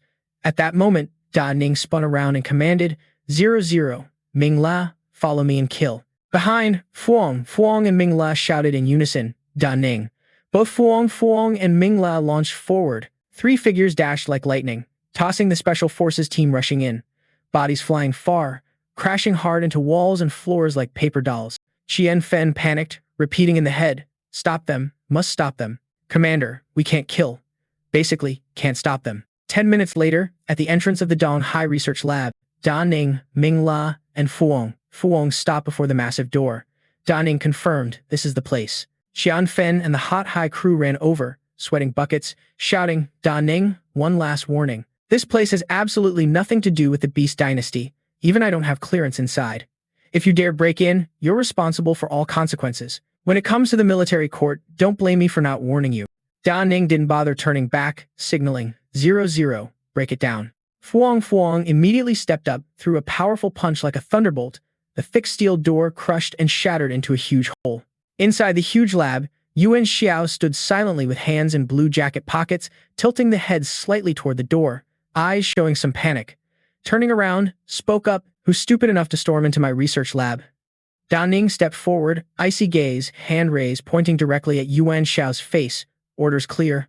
I want all info here within 1 minute. Yuan Xiao's face darkened instantly, shouting, who do you think you are? Let me tell you, this project was specially approved by the old leader 14 years ago. Even Commander Li Tuyen Kwok would be polite to us. Without a word, Da Ning just glanced. The command transmitted mentally. 0-0. Arrest him. I want control of this place within 1 minute. Without hesitation, Fuang charged forward, a strong strike decisively flinging Yuan Xiao far away, clearing the way for Da Ning. Yuan Xiao was slammed hard, sprawled on the cold floor, painfully lifting the head, yelling, crazy, you're all crazy. You're doomed. Little mutts. I'll definitely report this to the army. Just wait. Da Ning continued ordering, telling to shut him up. Fuang obeyed immediately. Fuang quickly pulled off a shoe and stuffed it into Yuan Xiao's mouth, not giving a chance to speak, only able to glare up with eyes full of hatred. Da Ning moved closer to the water tank, silently observing, thoughts swirling wildly, sea beast modification, jealousy extraction, organism fusion. Embryo screening. Are you guys taking baby embryos to combine with sea beasts? Yuan Xiao pulled the shoe from the mouth, voice full of anger. So what? As long as we can combine the powers of sea beasts, we can create a powerful, awakened one. We don't experiment on survivors, everything's legal. Da Ning sneered inside. Familiar events, familiar lines, just like in the zombie nation. Truly, human ignorance and arrogance bring nothing new under the sun. Da Ning dashed forward, movements lightning fast, slashing through the air straight at Yuan Xiao's face at a speed no one could react to. Shouted out, what happened 4 days ago? Did you guys release the modified creature outside? Speak now, or else, death. Yuan Xiao gritted teeth, finally lowering the voice. You can't know about this. All right, I admit 4 days ago there really was a mutant that escaped outside. But it's no big deal. That thing was just a juvenile, not aggressive yet. Da Ning glanced and said, not aggressive. Then what about the 3 third-tier people who disappeared? Don't tell me they fell into the sea and drowned. Yuan Xiao groaned. Da Ning, if I tell you, your death won't be far off. Are you sure you want to know? Da Ning snapped coldly, cut the crap. Yuan Xiao gritted teeth, then had to spill it. None of those 3 died. They were just locked up because they saw things they shouldn't have. The mutant's head used for transformation, it was made from the old chief's genes. Hearing that, Da Ning's eyes darkened suddenly. Slowly tilted the head. What did you say? The system suddenly activated with special mission info. A-level sea beast ambush event, mutant description of the incident. The newborns were contaminated and led the tide beasts. Instinctively, they will seek the mutant. The first tide beast wave is expected to approach again in 4 hours. Mission description. Please evacuate all survivors from East Sea. Mission completion will be judged by number of survivors. Mission reward, 1,000 reputation points, spiritual energy solution for corpse level. Notification, killing the mutant will slow down the sea beast's movement. Da Ning tilted the head back and sighed softly, head buzzing with thoughts. Only 4 hours left? Basically, wanted to investigate thoroughly and provide enough proof for the military to cooperate, but now it seems totally impossible. Da Ning muttered quietly, talking to self, killing the mutant to slow down. But deep inside, the thoughts were completely different. With current power, it's impossible. Even the current commander can't do it. Now all that's left is to retreat and resist. Words are willpower now, but thoughts are the harsh truth forced to face. Ning pushed aside the tangled thoughts, eyes instantly sharp, ordered 009 to contact Xiao Hai immediately. Chen Kailai and Wang Tian must re-engage and launch evacuation plan from East Sea fast. Upon hearing the order, Fang Fang immediately spun around and dashed off like a gust of wind. No questions asked, just action. At the Secret Research Institute in East Sea Security Zone, Ming La looked quite annoyed and said, "Deep, Ning mobilized the army without permission. That's basically treason. Even if your judgment later proves right, it won't make up for the crime. Are you sure you want to do this?" Deep Ning replied immediately, "Ming La, I understand everything you said. Right now, the best thing for me is to leave and pretend nothing happened." The expression was very serious, so I'll still be the top genius of the Big Summer, with unlimited potential in the future. Not only that, as soon as the disaster happens, my prior warning will bring me credibility and praise, and everyone in the army will regret not believing me. Even if millions of survivors die horribly, no one will blame me. Instead, they'll think I did my best. He looked very surprised. If you already know all this, then why? Deep Ming glanced at Ming La, because suddenly things got very serious. I know if I don't give my all for the survival of millions, inside I'm filled with determination. If I've been reborn and still can't stop the tragedy, then what's the point? Once again gave him the choice. Ming La, you can decide if you want to jump into this muddy pond with me or not. Even if you choose to retreat now, I won't. Ming La just stood there, dumbfounded. Ning. Everyone immediately stood at attention. Sir, Ning, please don't misunderstand. Our lives were saved by you, through fire and water. Please just give orders. Deep Ning smiled at them. Thank you all. Fang Fang just silently smiled. Deep Ning looked at the chaotic space ahead. Li smiled smugly and said, Ning, you guys know things you shouldn't. No one leaves here alive today. Though I don't dare kill you, but if you dare rush into this electrified zone to die, that's none of my business. Qian Fen also sneered and said, Ning, now you know why no one dares to keep investigating, right? This place isn't short on food or drinks, so I suggest staying put and waiting for orders from above. But that guy immediately drew the sword and charged. Time's tight. No time for chit-chat with you guys. Both were stunned beyond belief. What? He can actually resist high-voltage electricity? Ning, what kind of skill is that? Both sides unleashed freezing moves, spiritual energy barrier walls, elemental armor. Yi Ning instantly swung the sword, dimensional slash, quickly pressing the blade to their necks. What the hell just happened? I can't figure out how he pulled that off at all, eyeing them with a threatening glare, standing still. If you don't want to die, cut off the electric field immediately. No dawdling. Qian Fen looked terrified. Li grabbed a device. Don't hurt the delegate, Qian. I'll shut it down. The barrier vanished instantly. Ming La was still confused.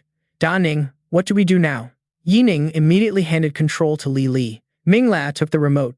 Everyone else, cut off all communication outside the Donghai safe zone, then snatched the device from Li's hand. Got it. Meanwhile, Fang Fang helped Li down, pushing him inside, then said, as for Delegate Qian, this place has plenty of food and drinks, so just stay put for now. Ming La immediately activated the device, turning on the electric field. No one inside was allowed to leave. Qian Fen was furious at this and shouted, Ning, you damn bastard. Yi Ning immediately ordered Li Tongling to hand over all command rights in the Donghai safe zone. I'm taking over. Furious at him. What? Ning, you really want a rebel? Balls are big, huh? Do you know who's backing me? The former commander. Even the current chief respects him a lot. Li threatened Yang Ning. I hold an irreplaceable position in the secret research lab. If you dare touch me, you're dead for sure. Yi Ning showed contempt. An irreplaceable position in the secret lab? His status didn't even bother Yi Ning. You don't have the right to know. Looking at the opponent, thinking something was off. Probably Yuan Xiao lied about the specimen. The chief really is the specimen. But this time, the specimen's offspring running away might not be him. So maybe Yuan Xiao's words were just to scare me off. The sea monsters showed off their power last life. The main target of this sea beast tide is the Donghai safe zone. After the apocalypse breaks out again, the sea beast tide will attack the capital. If the offspring triggers the tide to find the specimen, the target might be Li. The boy's eyes turned blue, demon eyes scanning. The system immediately returned info. Demon eyes investigation complete. Identity, Li, leader of Donghai safe zone, hiding one of the gene fusion sea beast specimens. 2 specimens total.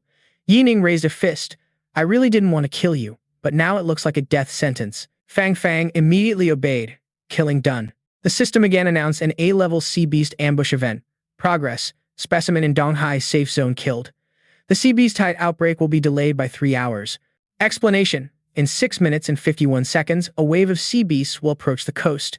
Please evacuate survivors from Donghai as soon as possible. Looking at the screen, thinking only 3 hours could be stretched, but better than nothing. At least more survivors can be evacuated. The group then ran quickly. Ming La, let's split up. You go to the outskirts of the safe zone with Chen Kailai, while Xiao Hai and the others gather, lead everyone into the city and organize an orderly evacuation. Contact me via video system if any trouble. Ming La was urgent too. Many people were gathering here. The wilderness near Donghai's safe zone. Wang Tian was quite curious. Commander Chen, Leader Xiao, Da Ning. What exactly do you want to do here? My eyelids kept twitching. Xiao Hai was also confused. I don't know. Just hope it's not a big problem and won't last too long. We can still stay here to train. But if staying here too long, definitely the higher-ups will notice. Kai Lai said in a very serious tone, advising everyone to get ready mentally. If it was a small matter, no need to make such a fuss. But even if it's a big deal, can't rush it like that. After all, Yanning just made a huge achievement. At that moment, a helicopter appeared in the sky. That armed helicopter seemed to be heading toward us. Could it be Yanning? Ming La stepped up to them and shouted, Commander Yanning orders to immediately lead troops into Donghai, evacuate all survivors. He will take over Donghai within 1 hour to support the evacuation. The 3 others were shocked. What? Xiao Hai couldn't believe his ears, sending troops into the city, taking over Donghai, and even evacuating. Over here, Wang Tian was also worried. Isn't this basically treason? Kai Lai also asked curiously, is this the army's idea, or is Yanning acting on his own? Ming La had to confirm again. The army gave no orders. This is Yanning's decision. An A-level disaster is about to happen in Donghai. We have the responsibility to evacuate survivors. This is extremely risky, but I trust Yanning's judgment. Time is running out. I hope everyone can quickly make a decision. He was still very worried. Whether this succeeds or fails, we probably won't see anything good from this. Xiao Hai was very annoyed by this action. Yanning clearly has unlimited potential, so why take such risks? Kai Lai then touched Xiao Hai's shoulder and said, Xiao Hai, you're right. Think about it. Among the people here, whose future is better than Yanning's? If he is willing to throw away his future and take such risks, why should we still be selfish? Once committed to him, naturally sharing both blessings and disasters, Xiao Hai finally calmed down. True, since ancient times, gentlemen risk everything for righteousness. Deep Ning was still observing everywhere and asked, Safe Zone Donghai 009. Do you think this prosperous place looks like before the apocalypse? Fuong honestly replied, I've never seen what it was like before the apocalypse, but I heard it was very beautiful. There was a very happy family, everyone thought life was getting better, and the apocalypse seemed like a distant legend. But sadly, everything will be destroyed in the blink of an eye, even if they can be saved this time. But the pain of having to evacuate afterward is unavoidable. Suddenly, the sky rumbled with thunder. Warning! A-level tidal beast attack imminent. Warning! A-level tidal beast attack imminent. Your troops also began to move. All survivors in the Donghai safe zone are required to evacuate immediately and orderly with military support. Warning, all survivors in the Donghai safe zone, please evacuate immediately. Diep Ning lowered the head and said, if we want to end all this, we still have a long way to go. She also encouraged him. I understand, you can do it. Diep Ning regained spirit. That's right, I can do it. Now is not the time to be weak. Next, I have a very important mission for you. Go find all research institutes in the Donghai safe zone and look for a researcher named Sun Li Cheng. Right after, Diep Ning left and brought him to me. He is the important figure in the future. Fuong had received clear orders.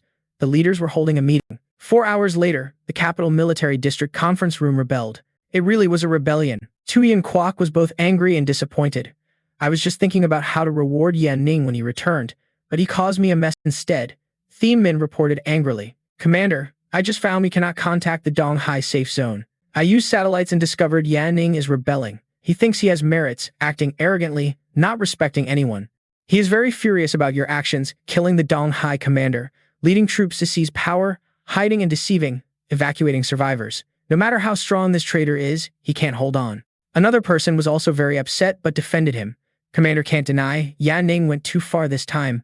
But what if Yan Ning's prediction is right? What if tidal beasts really break out soon in Donghai?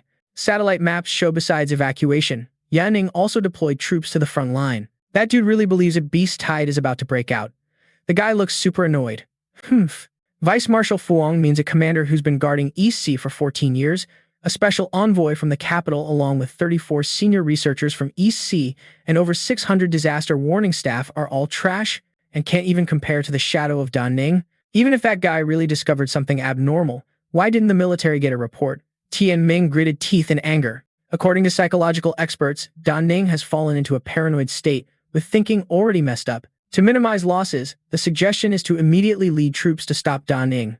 If necessary, carry out a decapitation plan. Suo Truong got pissed hearing that. You're going too far. Qibin seriously gave an opinion. The decapitation plan is off the table for now. First, we have to stop Dan Ning.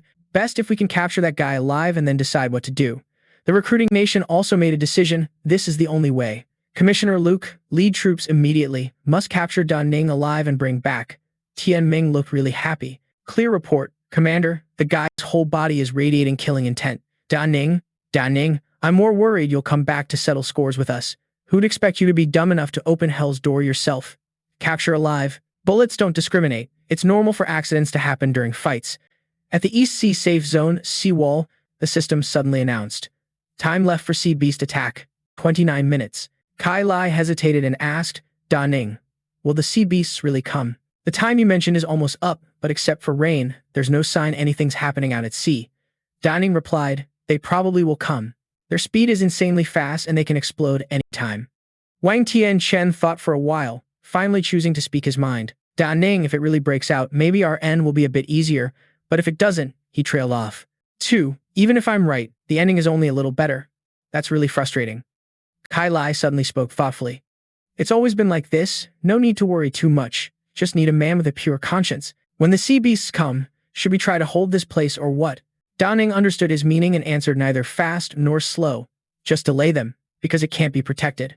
Da Ning paused, then explained more. The scale of this attack is huge and our troops aren't enough to stop it. If we can hold out until all survivors evacuate, that'd be lucky.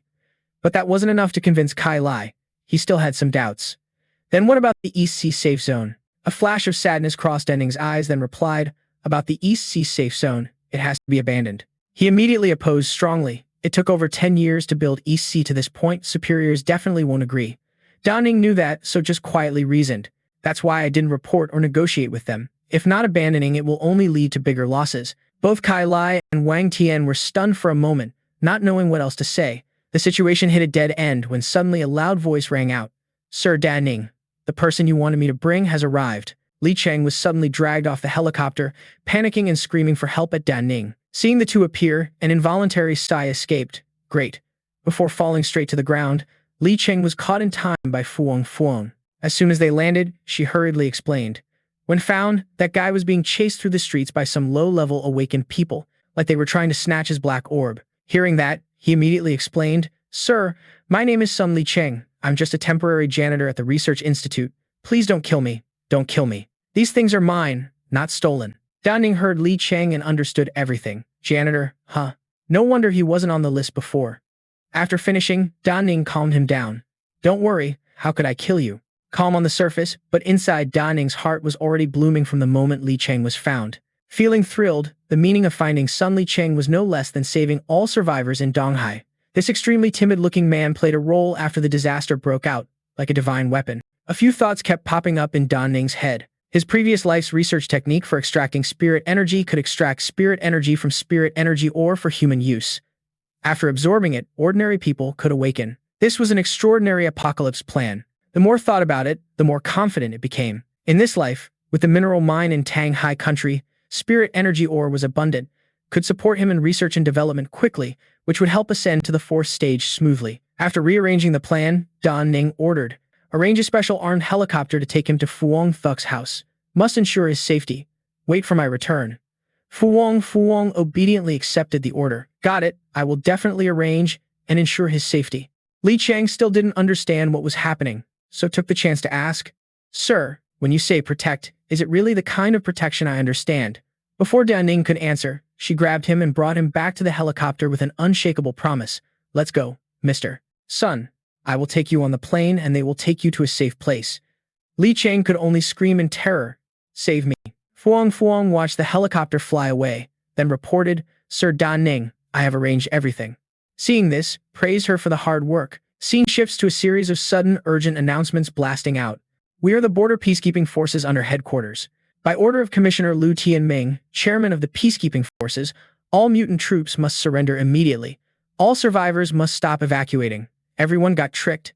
The army never issued an evacuation notice, and there was no sea beast attack either. At the same time, countless warriors were charging straight at them. Kai Lai panicked and asked, did they send people from above? Da Ning squinted in anger and cursed, damn it, the annoying pests have finally arrived. Uncle Tran, please watch the sea for me. Leave these guys to me and 009 to handle. Just as the words left the mouth, one of them aggressively spoke up. Da Ning, I am La Cheng, Deputy Commander of the Border Peacekeeping Army. I'm here to arrest you under Commissioner Lu's orders. Then La Cheng seemed to feel that wasn't convincing enough and added, Xiao Hai, the people you arranged to evacuate have been captured by us. Your evacuation plan has completely failed. Hearing this, Da Ning got even angrier. An abnormal power radiated from all directions. If you know what's good for you, come quietly. Resist, and you'll be killed without question. Kill without question. Humph, not only did you arrest Uncle Tiu, but you're also blocking the survivors from evacuating. Idiots, you're just asking to die. At that moment, Da Ning didn't realize standing face to face with death itself, so the arrogant threats continued. Da Ning, the army has checked via satellite. Everything in Donghai is normal. No signs of a beast tide outbreak. Give up your delusions. Do you know how much damage you've caused Donghai? The higher-ups are furious and have dispatched the capital's third-tier elite forces, who will arrive soon. Today, I won't spare you. Contrary to Da Ning's rage, Fuang remained calm and asked, Sir, should we kill them? The reply was measured. Not yet. Try to delay as long as possible. Conserve energy. Deal with the beast tied behind. Plus, their worthless lives might come in handy later. Hearing this, she obediently accepted the order. Understood. Before fully activating, La Cheng suddenly attacked first. While striking, he cursed, Clueless fool. Go for it, Kai Tian Mansion. Da Ning immediately responded, quickly shifting all points into agility, dodging his deadly strike like a squirrel. A series of moves like Void-Shattering Fist, Heavenly Golden Hammer, Earth-Breaking Mansion, and some piercing arrow were fired at the two. However, Fuang could defend against those thunderous attacks without weapons. Da Ning spoke up, switching to the third type of comprehensive defensive battle armor, a pure red protective layer instantly enveloping the body, making attacks from all directions gradually meaningless. A moment later, Liu Ning was forced to break out of the cocoon, and those outside were knocked down by the sudden burst of power. At that moment, Liu Ning suddenly realized, ugh, damn it, these guys really want to kill me. Just wait and see. I'll settle the score with you all later. Still lost in thought, La Cheng suddenly rushed over with a sneering voice. Liu Ning, you're just a low-level third stage, yet you dare to fight us high levels? What a tiny ant shaking the tree without knowing its own strength. Liu Ning immediately raised 6 arms to block all the attacks thrown out, while warning, I advise you all not to push it, but it seemed like those words had no effect on them. A second later, another guy charged toward Liu Ning. Just as he was about to land a hit, Liu Ning leapt up to dodge, causing the punch to miss and slam into the rocky ground. Moving swiftly and continuously, dodging attacks and countering at the same time, the stench of blood kept hitting the nose, but Liu Ning didn't care, busy calculating to hold back the ultimate move for now. Besides this, Min still had another card. The strongest willpower technique apparently had to be revealed today. Although this move might not work on the beast tide, it was very effective against those already awakened. Thinking this, Liu Ning unleashed the violent psychic storm spell.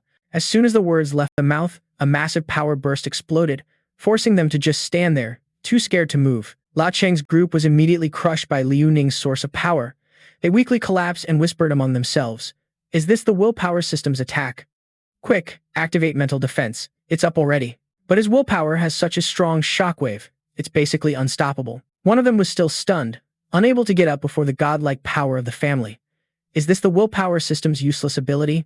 No way. Can't resist it. Can't even move the body. Fuang took advantage of their weakness to unleash a spinning kick, sending the whole group flying in circles through the air, then crashing painfully to the ground.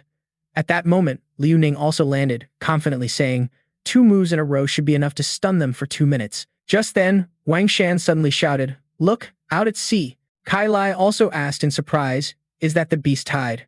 Has it really arrived? The system kept sending alerts, beep beep, detecting high-speed moving objects at 1134. Beep beep, detecting high-speed moving objects at 771. Facing this life or death situation, La Cheng's group panicked completely. What? The sea beast tide really broke out? Was Liu Ning's prediction right? What do we do now? Quickly informed Commissioner Liu.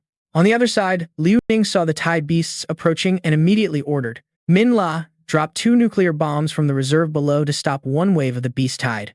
Min La on the other side received the order and acted immediately. Order received. A second later, a cold command echoed. Drop the atomic bombs now. Immediately after, a massive explosion shook the entire sea area. Kai Lai was shocked and exclaimed, Liu Ning, you detonated nuclear bombs? Then Donghai won't be livable anymore. Liu Ning calmly explained after hearing that. Once you see the number of the next wave of Beast Tide, you'll understand why I gave up on Donghai. This is just the beginning, and the nuclear bombs only delay it. Finishing. The voice rose to command. All artillery, prepare to fire. Awakened Legion, get ready. As soon as they reach the shore, attack immediately. Everyone responded with fiery spirit and clear voices. After organizing the team, Liu Ning turned to negotiate with La Cheng. La Cheng, right? Can the evacuation plan start now? Release Xiao Hai and order the whole city. Continue evacuation support. Risk your lives fighting the sea beast tide. If anyone survives, I promise not to pursue this matter anymore. Hearing this, La Cheng decisively replied, Got it. At Donghai's command room, Tian Ming asked with a calm mood. What's up? Have you caught Liu Ning yet? Or killed him already? Haha. Suddenly, a piece of news arrived, making him furious and surprised. Ah, Tian Ming, judging by your face, what did you say? The sea beast tide really broke out. Did Liu Ning even detonate nuclear bombs in Donghai? After finishing, he suddenly put on a dangerous expression, then muttered calculations. Ha ha, still managed to turn the tide, even if that guy Da Ning guessed right. Pushed back the beast tide, evacuated the survivors, so what? The radiation pollution level in East Sea alone is enough to make you pay the price. Capital Conference Room, high-ranking officials were holding a meeting in the main hall of the building. The National Secretary was so anxious, almost jumping up. Everyone, the beast tide in East Sea has really broken out. Time is running out. We need to discuss and find a solution as soon as possible. Also, about Da Ning, we must decide quickly. Ho Chi-bing gave decisive opinions before the meeting about countermeasures while 6 major war zones were mobilizing high-level awakened people to assist. 27 safe zones near the coast were also ready to receive survivors. The old man proposed an extremely smart strategy. Just delaying the front line by 2 hours could keep casualties controlled within 7%. Huang Hao agreed happily. So what's left to discuss? Da Ning saved millions of people. That's a huge achievement. The guy boldly declared, as for the truth about the military shirking duty, if we want to cover it up, it's very simple. Just tell everyone all of Da Ning's actions were arranged by the military. The third-level awakened sent to arrest him can just say they were reinforcing him. After the disaster ends, actively promote Da Ning as a hero of our country and reward big. But Luke Thien Min immediately opposed. Deputy Commander Fuang, what kind of joke is this? Da Ning faked military orders, arbitrarily commanded troops, detained representatives, made unauthorized judgments, violated military orders. Isn't that treason?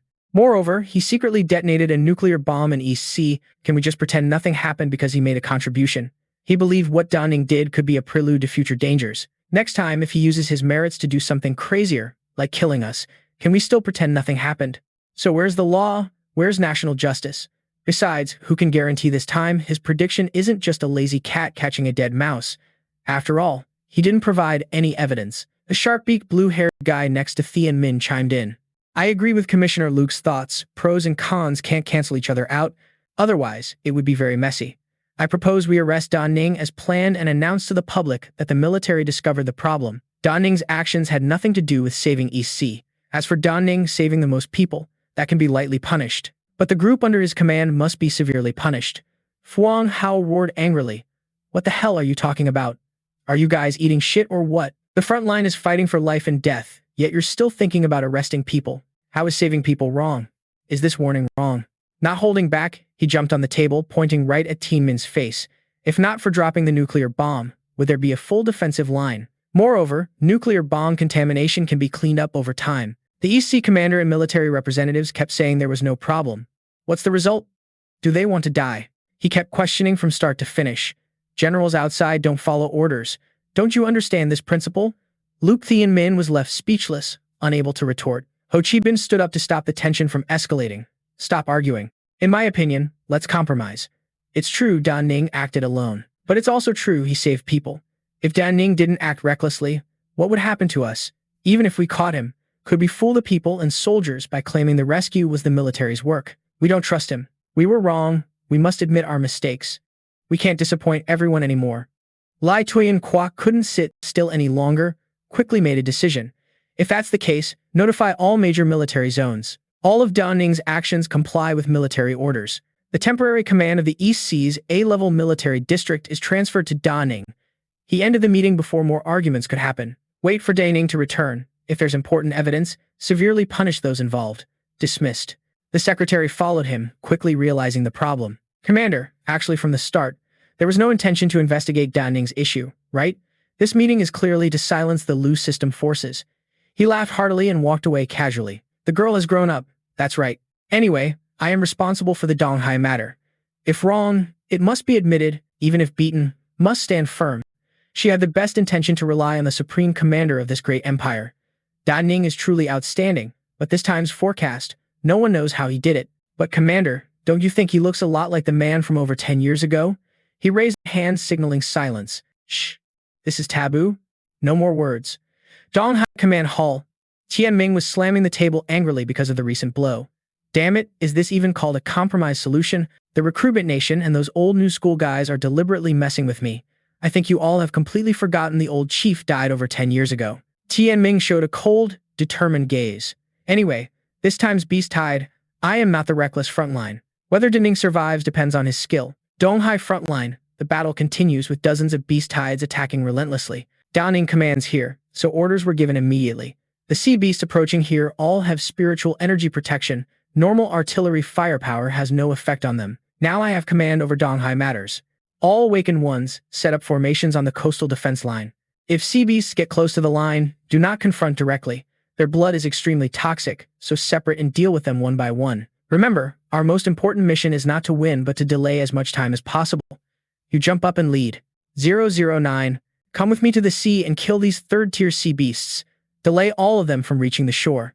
The pink-haired girl nicknamed 009 accepted the order. Roger. Kill. She drew her sword, ready to strike at the sea beasts. First, kill all the riffraff in front.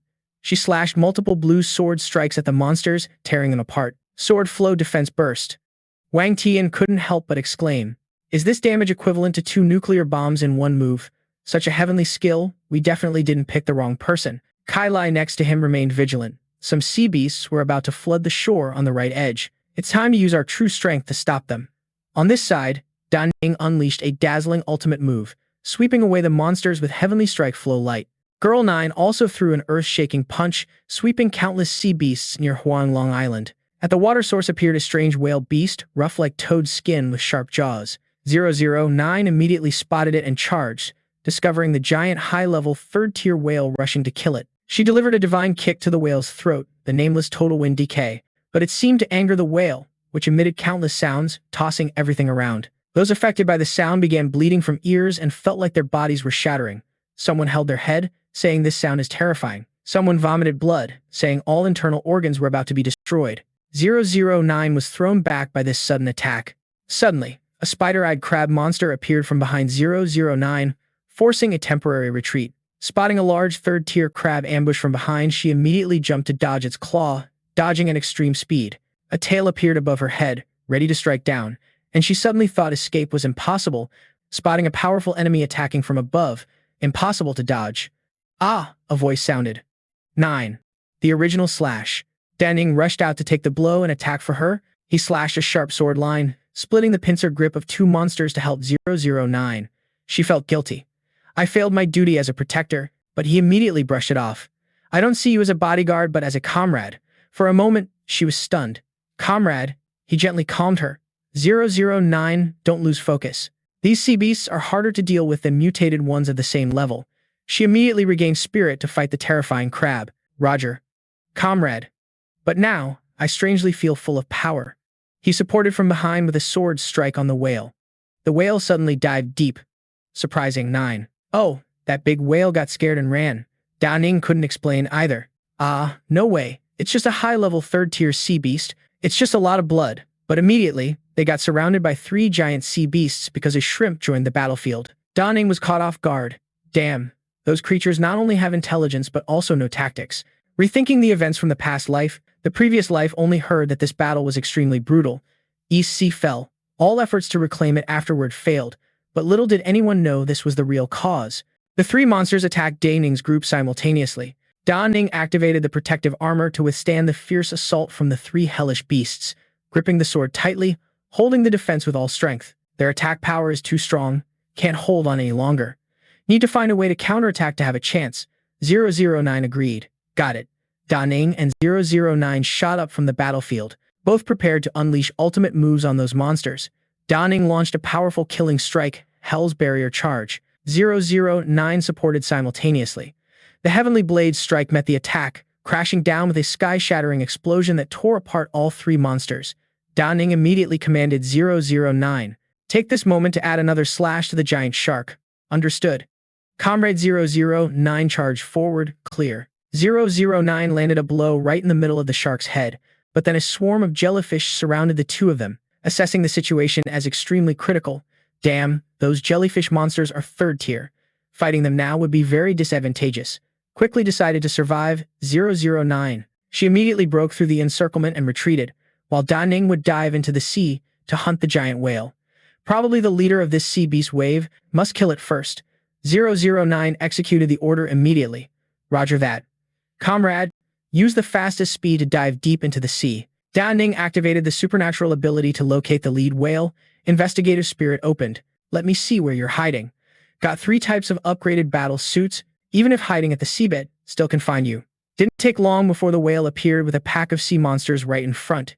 You just mobilize all the high-level ones, right? Relying on this army of crab generals won't stop me. Da Ning unleashed a move that swept away the obstructing tentacles. Wielding the sword, transformed into a super-powered variant, ready to confront the giant whale. Angry god of the 4th rank, after I kill you, will be like a dragon without claws, then take your soul to deal with your beast minions. The whale wasn't weak either, shooting balls from its mouth to attack Da Ning, while emitting deadly supersonic waves. But Da Ning wasn't about to stand still and take it. Moving like lightning, shredded the whale's attack. Your strongest moves can't hit me. Da Ning swung the sword for a decisive strike, ready to die. Stabbed the sword right into the whale's forehead, generating a massive force. But the whale immediately slammed back the counterattack. Da Ning highly respected this giant whale. Humph, no wonder it's a sea beast king. This power is truly impressive. Da Ning swiftly sliced down the whale's body with a deadly sword stance. Too bad today, the one you met was me. Da Ning finished the strike as the red power gradually faded. Standing high, looking down at the whale sinking to the seabed. Humph, looks impressive, but 10 seconds is really too short. Da Ning kicked water, flying up lightly as if never having experienced the underwater death battle. Wielded the sword, creating a blue sword aura surrounding the sky. One more move. The rest depends on own people and the troops sent to capture me. So, Underworld DM La, summon the souls of defeated sea beasts to form a mighty spirit beast army. Waved the sword, pointing at the enemy formation. O towering sea beast souls, turn back and chase them down for me. 009 was still surrounded by hundreds of strange sea jellyfish. She cursed, damn it. These third-tier jellyfish are really hard to deal with. She stood up, ready to fight the jellyfish raising electric tentacles. They not only attack from afar with tentacles, but also surround and block vision. She threw a punch at the legs of the attacking jellyfish. Even worse, their tentacles grow back quickly every time they're cut off, making it very hard to sever the roots in a short time. Her fist was wrapped by a jellyfish, making her even more annoyed and frustrated. Going in circles, not to mention breaking through. Even the reserve spiritual energy was almost depleted. She unleashed a move to cut off the annoying tentacles clinging to her. Gasping for breath, a red warning flashed on the forehead, signaling energy was about to run out. Without a timely return to recharge spiritual energy, death here seemed inevitable.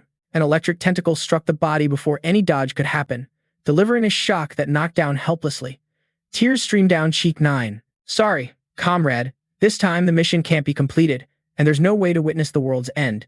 Da Ning rode the terrifying whale spirit, charging forward, leaving 9 completely stunned. A comrade. Already back? Quickly grabbed the hand, pulled up. 9. Come with me. Relief flooded as rescue arrived just in time, bonded by unbreakable friendship.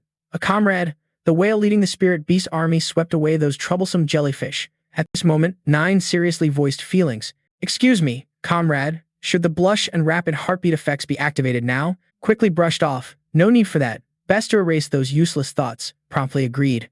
Understood. On the other side, monsters surged into the city. A warrior swung an axe straight, chopping the spider-headed beast's neck, toppling it. Breathing heavily, the veteran muttered. Who? Never expected a second-stage peak sea beast to be harder to handle than a mutated creature of the same level. But having fought on battlefields for years, not exactly a novice. A spiked ball flew, shooting spikes at soldiers, landing critical hits. Everyone joined forces against the octopus, thrashing tons of tentacles everywhere. Too dangerous. The helmeted warrior led the charge to fight to the death. Damn, these sea beasts are a nightmare. Many low-level warriors already fallen. Might as well let whoever survives. With this many sea beasts, looks like death is certain today. The veteran decisively swung the axe, commanding backup soldiers to focus power on killing the third stage octopus ahead first, then deal with the rest. One axe strike sliced half the left face, followed by a blow between the right eyes, completely toppling the beast. The helmeted warrior panted, "Hoo-hoo." A third stage monster already this exhausting, and countless second stage peaks remain. Hoo-hoo. This is basically sacrificing lives to fill the gap. Hoo-hoo. What the hell is Commissioner Liu doing? Da Ning's words were spot on. Without Da Ning, things would be even worse. Someone shouted in dissatisfaction. Who? How dare you talk back to a superior like that? The hybrid dragon attacked from above. The helmeted veteran led the charge, ignoring the raging thunderstorm. So what if talking back? This time, truly an inhumane act was done. Dangerous stuff like this, the veteran wouldn't dare face it alone anyway. We're all doomed here regardless. Screw the superior rank. Follow me to lure that electric stingray from the sea and trap it. Behind the dragon, countless sea spirits flew up. Looking up in shock, these are spirit souls of sea beasts. These sea beasts can keep fighting after death? What the hell? With this nonsense, what's the point of fighting? No, these spirits are attacking other sea beasts, meaning someone's controlling them. Indeed, the spirits swarm the dragon from all sides, some even losing control of their tongues. Who? On the battlefield, the highest level is us. Who else could have this power? The helmeted veteran looked suspicious. Could it be Da Ning? But Da Ning is only a third stage beginner. How could this be? The gray-haired guy wasn't sure either. Maybe not. Not necessarily. Did the freaky willpower attack just now come from him? Panic showed on the veteran's face. If he controls these spirits, then was he holding back on us earlier? Where did Jia Ning suddenly appear before everyone? Pointing the sword at the helmeted commander, the fierce sea beast. Yet senior warriors just stood dumbfounded. Don't you want to live anymore? He backed off with restraint. No. Da Ning? Sir, we're just amazed by you. No patience to stand around chatting. All right, enough nonsense. Although the main wave of beasts is controlled, many still slip through. Everyone, go finish them off. The helmeted veteran immediately ordered. Understood, Lord Da Ning. Da Ning moved forward, heart heavy with worry. All major energy-saving moves had already been used. Although spiritual energy is still enough, only the Wrath and the Human Realm DM-La can be used one more time. The remaining amount is mostly enough only to use ordinary skills like Wind Element Reception and Fake Paralysis Shield. For the remaining sea beasts, those awakened should still be able to handle them. If not absolutely necessary, no more action will be taken. The status board lights up. The first wave of sea beast attacks has been contained. The second wave of sea beasts will arrive in 3 hours, with twice the number of the previous wave. Attention is drawn to the last item, second wave of sea beasts. Careful reconsideration of this moment in the past. At this time in the previous life, the army had not yet discovered, so no participation in this battle. Only heard that this battle was especially brutal. The Dong Hai safe zone was completely unprepared and was totally destroyed. Later, the army sent people to reclaim, but was repeatedly defeated and finally had to give up. So there was a second wave of beasts. A doubtful breath is exhaled. 3 hours, other army corps arriving won't make it in time.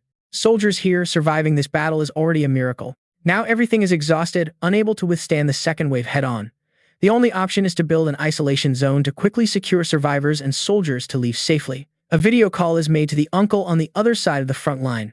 Tu Thuk, how's the evacuation on your side? Everything okay? How much longer to complete the evacuation?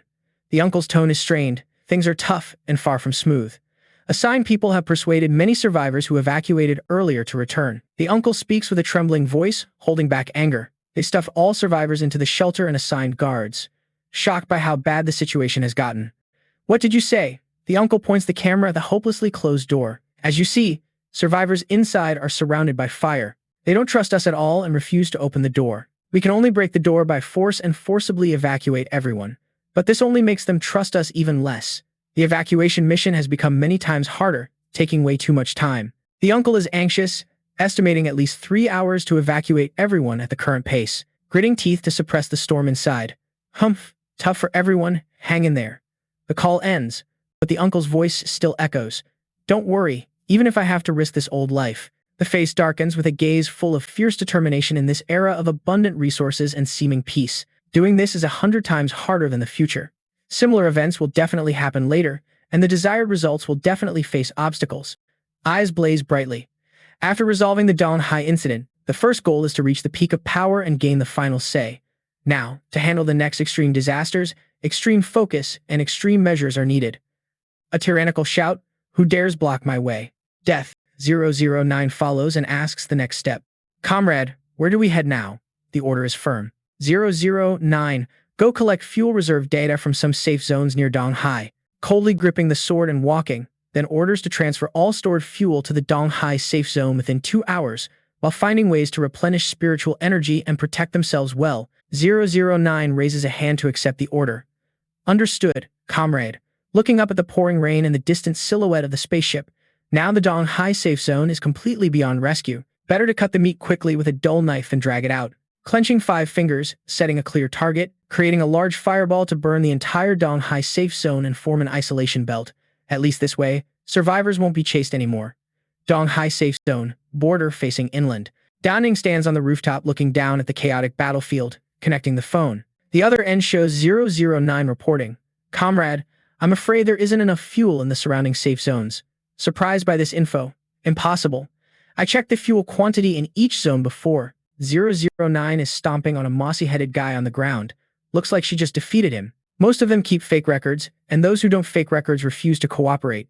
Even killing them won't solve the urgent problem right now. The guy shouted in frustration. Aren't the sea monsters already controlled? You still want to burn down the entire East Sea safe zone? Do you even know how many years the East Sea safe zone has been established? I've teamed up with 6 surrounding safe zones to report to the capital. The guy stubbornly stuck to the plan. The capital definitely won't agree. You don't have the right to demand fuel from us. The voice on the screen sounded uncertain. I know. KH9, you should head back. The eyes flashed with rage at this unfair world. No cure, no hope left. If these useless scum aren't wiped out, exhaustion will kill us sooner or later. But for now, gotta stay calm and find a way to solve the problem first. A deep sigh was drawn to comfort the restless soul. Phew, stay calm. The pickup truck left the chaotic city. People on board were crying. Boo-hoo-hoo, our home is gone. Boo-hoo, why is someone wearing a hat full of anger? Why didn't you tell us earlier? Why only now decide to retreat? The cloaked figure showed clear dissatisfaction. We've paid so many taxes, and the army treats us like this. Some people still resist the army, trying to get inside. Let us go back to get our stuff. Give us back our vehicles. On what grounds do you want to requisition my truck? The woman knelt on the cold ground, hand in a cast, soaked by heavy raindrops. She begged the soldiers. We went bankrupt gathering this shipment. More than half of our people died just to transport this here. These are all men from my family risking their lives to bring this back. If you destroy the city and these things are gone, how are we supposed to live?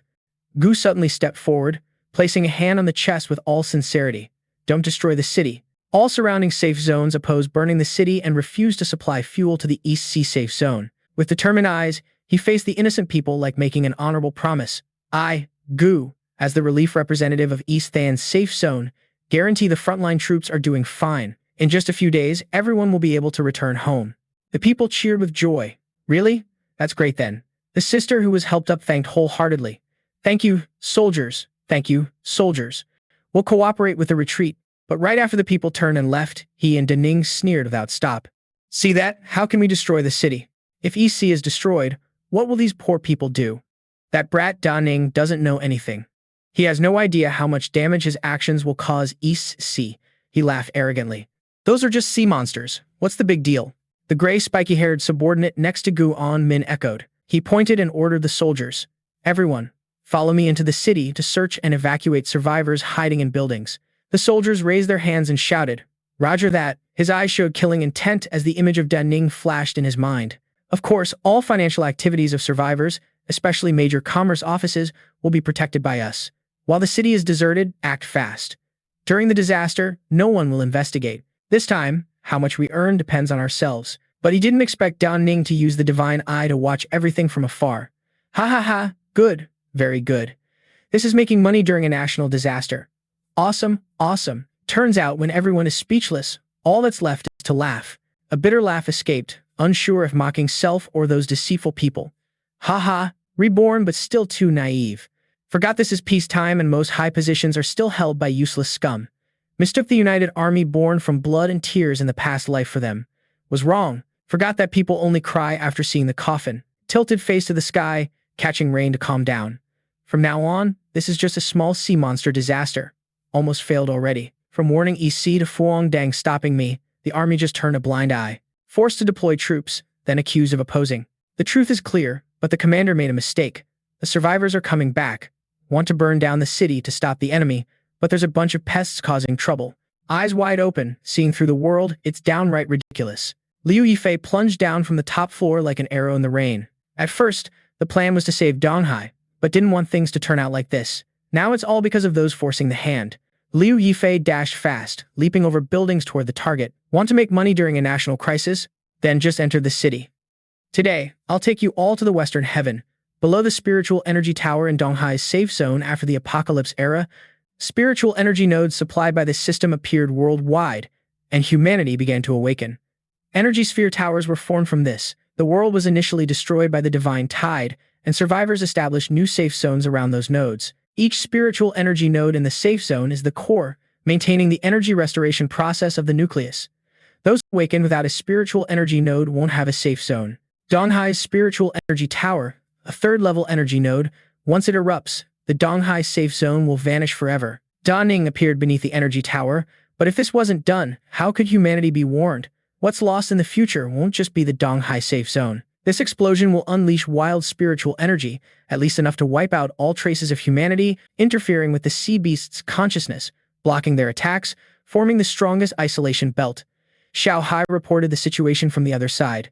Da Ning, the rescue mission for survivors is basically complete, half an hour ahead of schedule. However, reports say some soldiers from surrounding war zones have returned to the city. We found them, interrupted the uncle to rush the immediate issue, ignoring them. All you need to do is evacuate the survivors out of the Dong Hai safe zone as soon as possible.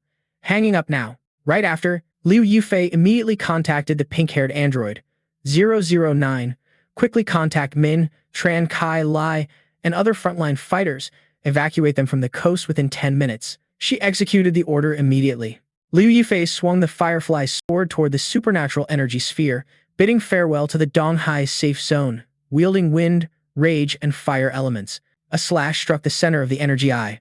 The huge explosion damaged the barrier quite a bit. Liu Yifei braced hard as the energy core collided violently. The full-power combat suit is holding up for me. Liu Yifei charged forward quickly to finish this. One more slash, a critical strike hit the exact center of the energy core, piercing through the sphere, then leaping high. The sphere seemed to exceed its limit and began cracking wide open. Liu Yifei dashed out of the building at top speed. Just before the massive explosion could swallow everything, activated the super speed ability, agility attribute with a point. The cheering group here was looting houses, the subordinate happily carrying stolen goods. Old representative, there are lots of high-grade materials and equipment here. We're gonna get rich. He smugly snorted. That's obvious. This time we don't even need to fake the records. He shamelessly shouted slogans like a joke. Everyone, we have to save all Dong Hai citizens. That's our responsibility. Even the close aide praised the ancient representative's wisdom. Every word must be clearly stated. The energy sphere just now expanded toward the cheering group, swallowing everything in its path. He didn't even have time to react. Yeah, just after a few words, he was mercilessly swallowed by the sphere. The sphere grew large, embracing the whole city like a mini sun, devouring buildings as it spread. Capitol Conference Room. Senators watched the screen showing the Dong Hai safe zone being swallowed by the sphere. Ho Chi Bin's face darkened. What is Da Ning doing? Li Tuyen Kwok's face was blacker than a pot bottom. Is this the destruction of the spiritual energy node?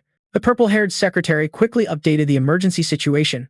The node cannot be restored, and the Dong Hai safe zone will never be rebuilt. Fu Hongzhou froze at the chaos Da Ning caused. Luke Thien Min rushed into the conference. Da Ning is simply lawless. The tide in Dong Hai was clearly controlled and the situation was favorable, but that Da Ning proposed burning down the city. It seems like that guy was just waiting for a chance to snitch on Da Ning fast. Tried to stop it, but no luck. Had to rush back and report. Can't believe that dude is actually the commander. This crazy, reckless type can't be trusted or pampered. Li Guo lost all patience now. Da Ning, could it be that this old man really trusted you wrong? Where are you? Let's go. Fu Hongzhou immediately volunteered. Commander, let me go personally. I guarantee to bring Da Ning back. Whether dealing with Da Ning or his bodyguard 009, no problem for me. But deep down, he already planned to investigate this thoroughly. If the commander sends more people, it might cause more misunderstandings. Then Da Ning would be hard to save. Li Guo quickly decided, all right, take my Thunder Fighter, bring Da Ning back as soon as possible. I'll interrogate personally. 10 minutes later, East Sea Safe Zone, the advanced plane landed near Da Ning 1. The assistant reminded, Vice Commander Fuong, according to Commissioner Deep Ning's Level A clearance card, this is a locked area. He's on the mountain outside East Sea Safe Zone. Fuang Hao immediately ordered, "Land, I want to see him." Da Ning calmly awaited what was about to happen. Haha. The supersonic, most advanced plane from the big base was sent. Looks like some big shot came to accuse me now. Fuang Hao landed. Da Ning, you caused big trouble. Quickly recognized the old uncle. Uncle Fuang Hao tried to persuade Da Ning to speak out the issues to have evidence for defense. Da Ning, you destroy the East Sea spiritual energy node. If there's anything to explain, say it now. Before going back, I can help you figure out a solution. But no attention was paid. Uncle Fuang, I'm tired. Too lazy to explain. Right in front of you, I'm an energy field spreading all over the city. Da Ning just pointed that way. Look over there. In a minute you'll understand. Fuang Hao still didn't get what the nephew was up to, what the point was. But a minute later, in the distance, huge bizarre shadows bobbed up and down, and he immediately recognized. This is the second Tide Sea Beast. They tried to attack the energy field, but were instantly turned to dry bones. Jia Ning asked, "Now do you understand?" Fuang Hao finally realized. "I get it. You used this extreme method to stop the Tide Sea Beasts from chasing survivors, but why didn't you explain clearly to the higher-ups?" Da Ning closed eyes, tired, explained clearly. "What time is there? Didn't I make it clear from the start? But what's the result? Who would believe it without seeing it with their own eyes?" Fuang Hao patted the shoulder to comfort. "Da Ning, you've been through a lot. Though it's frustrating, Uncle Fuang still wants to advise you to go back to the capital first and explain everything clearly." He continued to advise. Now the results are clear. The commander is not unreasonable. Next, leave the loose fish to me to arrange and handle. Da Ning obediently agreed. Okay. Fuang Hao added about the tense situation at headquarters. Right. When you return, be careful with the Luke Thin Min gang. Before, when you were struggling in the dungeon, they came to your house. Mom and your little sister are still in the hospital. Da Ning was shocked to hear this news. What did you say? The sound of hurried footsteps echoed through the empty street. Da Ning rushed toward the building, every step heavy with anxiety. Xiao uncurled up on a small chair beside the sickbed, her face soaked with tears. "Brother, where exactly are you? If you're still alive, please come back soon. Mom has been unconscious for 2-3 days. I'm so scared." Da Ning pushed the door open, face panicked, voice full of worry. Xiao An heard the noise, slowly lifted her head, eyes brimming with tears, softly gasped through sobs. "Brother." Xiao An immediately ran over, hugged Da Ning tightly, sobbing. "Brother, boo-hoo, I thought you were dead." Da Ning gently comforted the little sister. "Xiao An, don't cry. I'm not dead. Didn't I come back safe and sound?" Gently patted her head, tenderly instructed. "Xiao An, be good. Let me visit Mom first." Xiao An nodded softly. Mom fainted as soon as she heard you were dead." She lowered her head, voice trembling. "Although the doctor said Mom is still okay, she still hasn't woken up." Da Ning quietly stepped to the bedside, gently held the thin hand of the unconscious mother. "Mom, I'm sorry for making you worry. I'm back now, I'm okay. Mom, wake up fast." That skinny hand trembled slightly, as if stirred by the desperate call.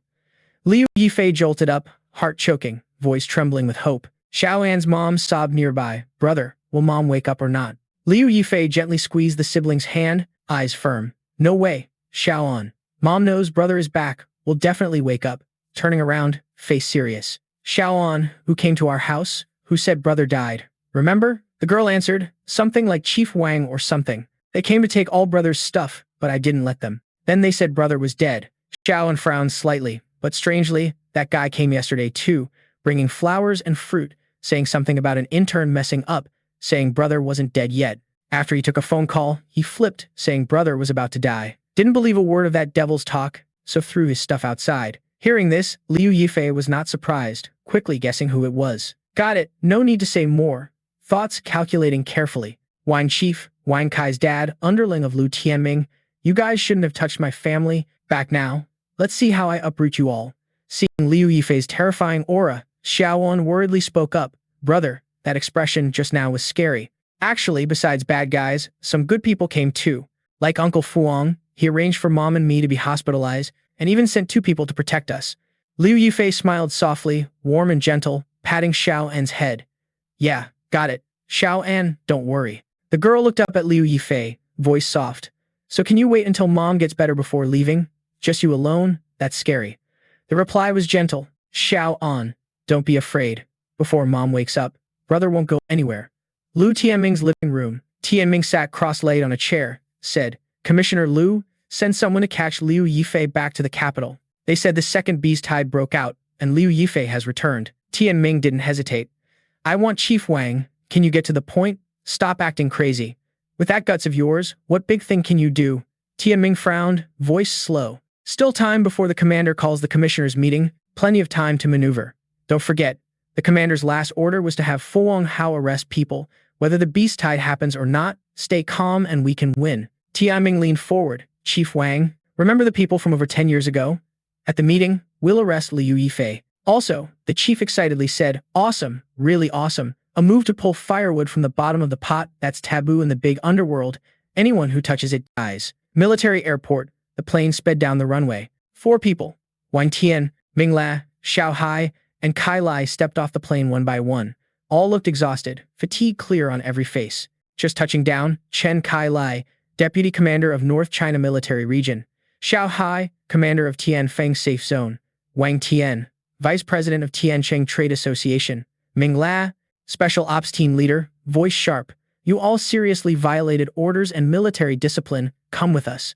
Ming La shouted angrily. We spilled blood fighting, just rescued millions of survivors.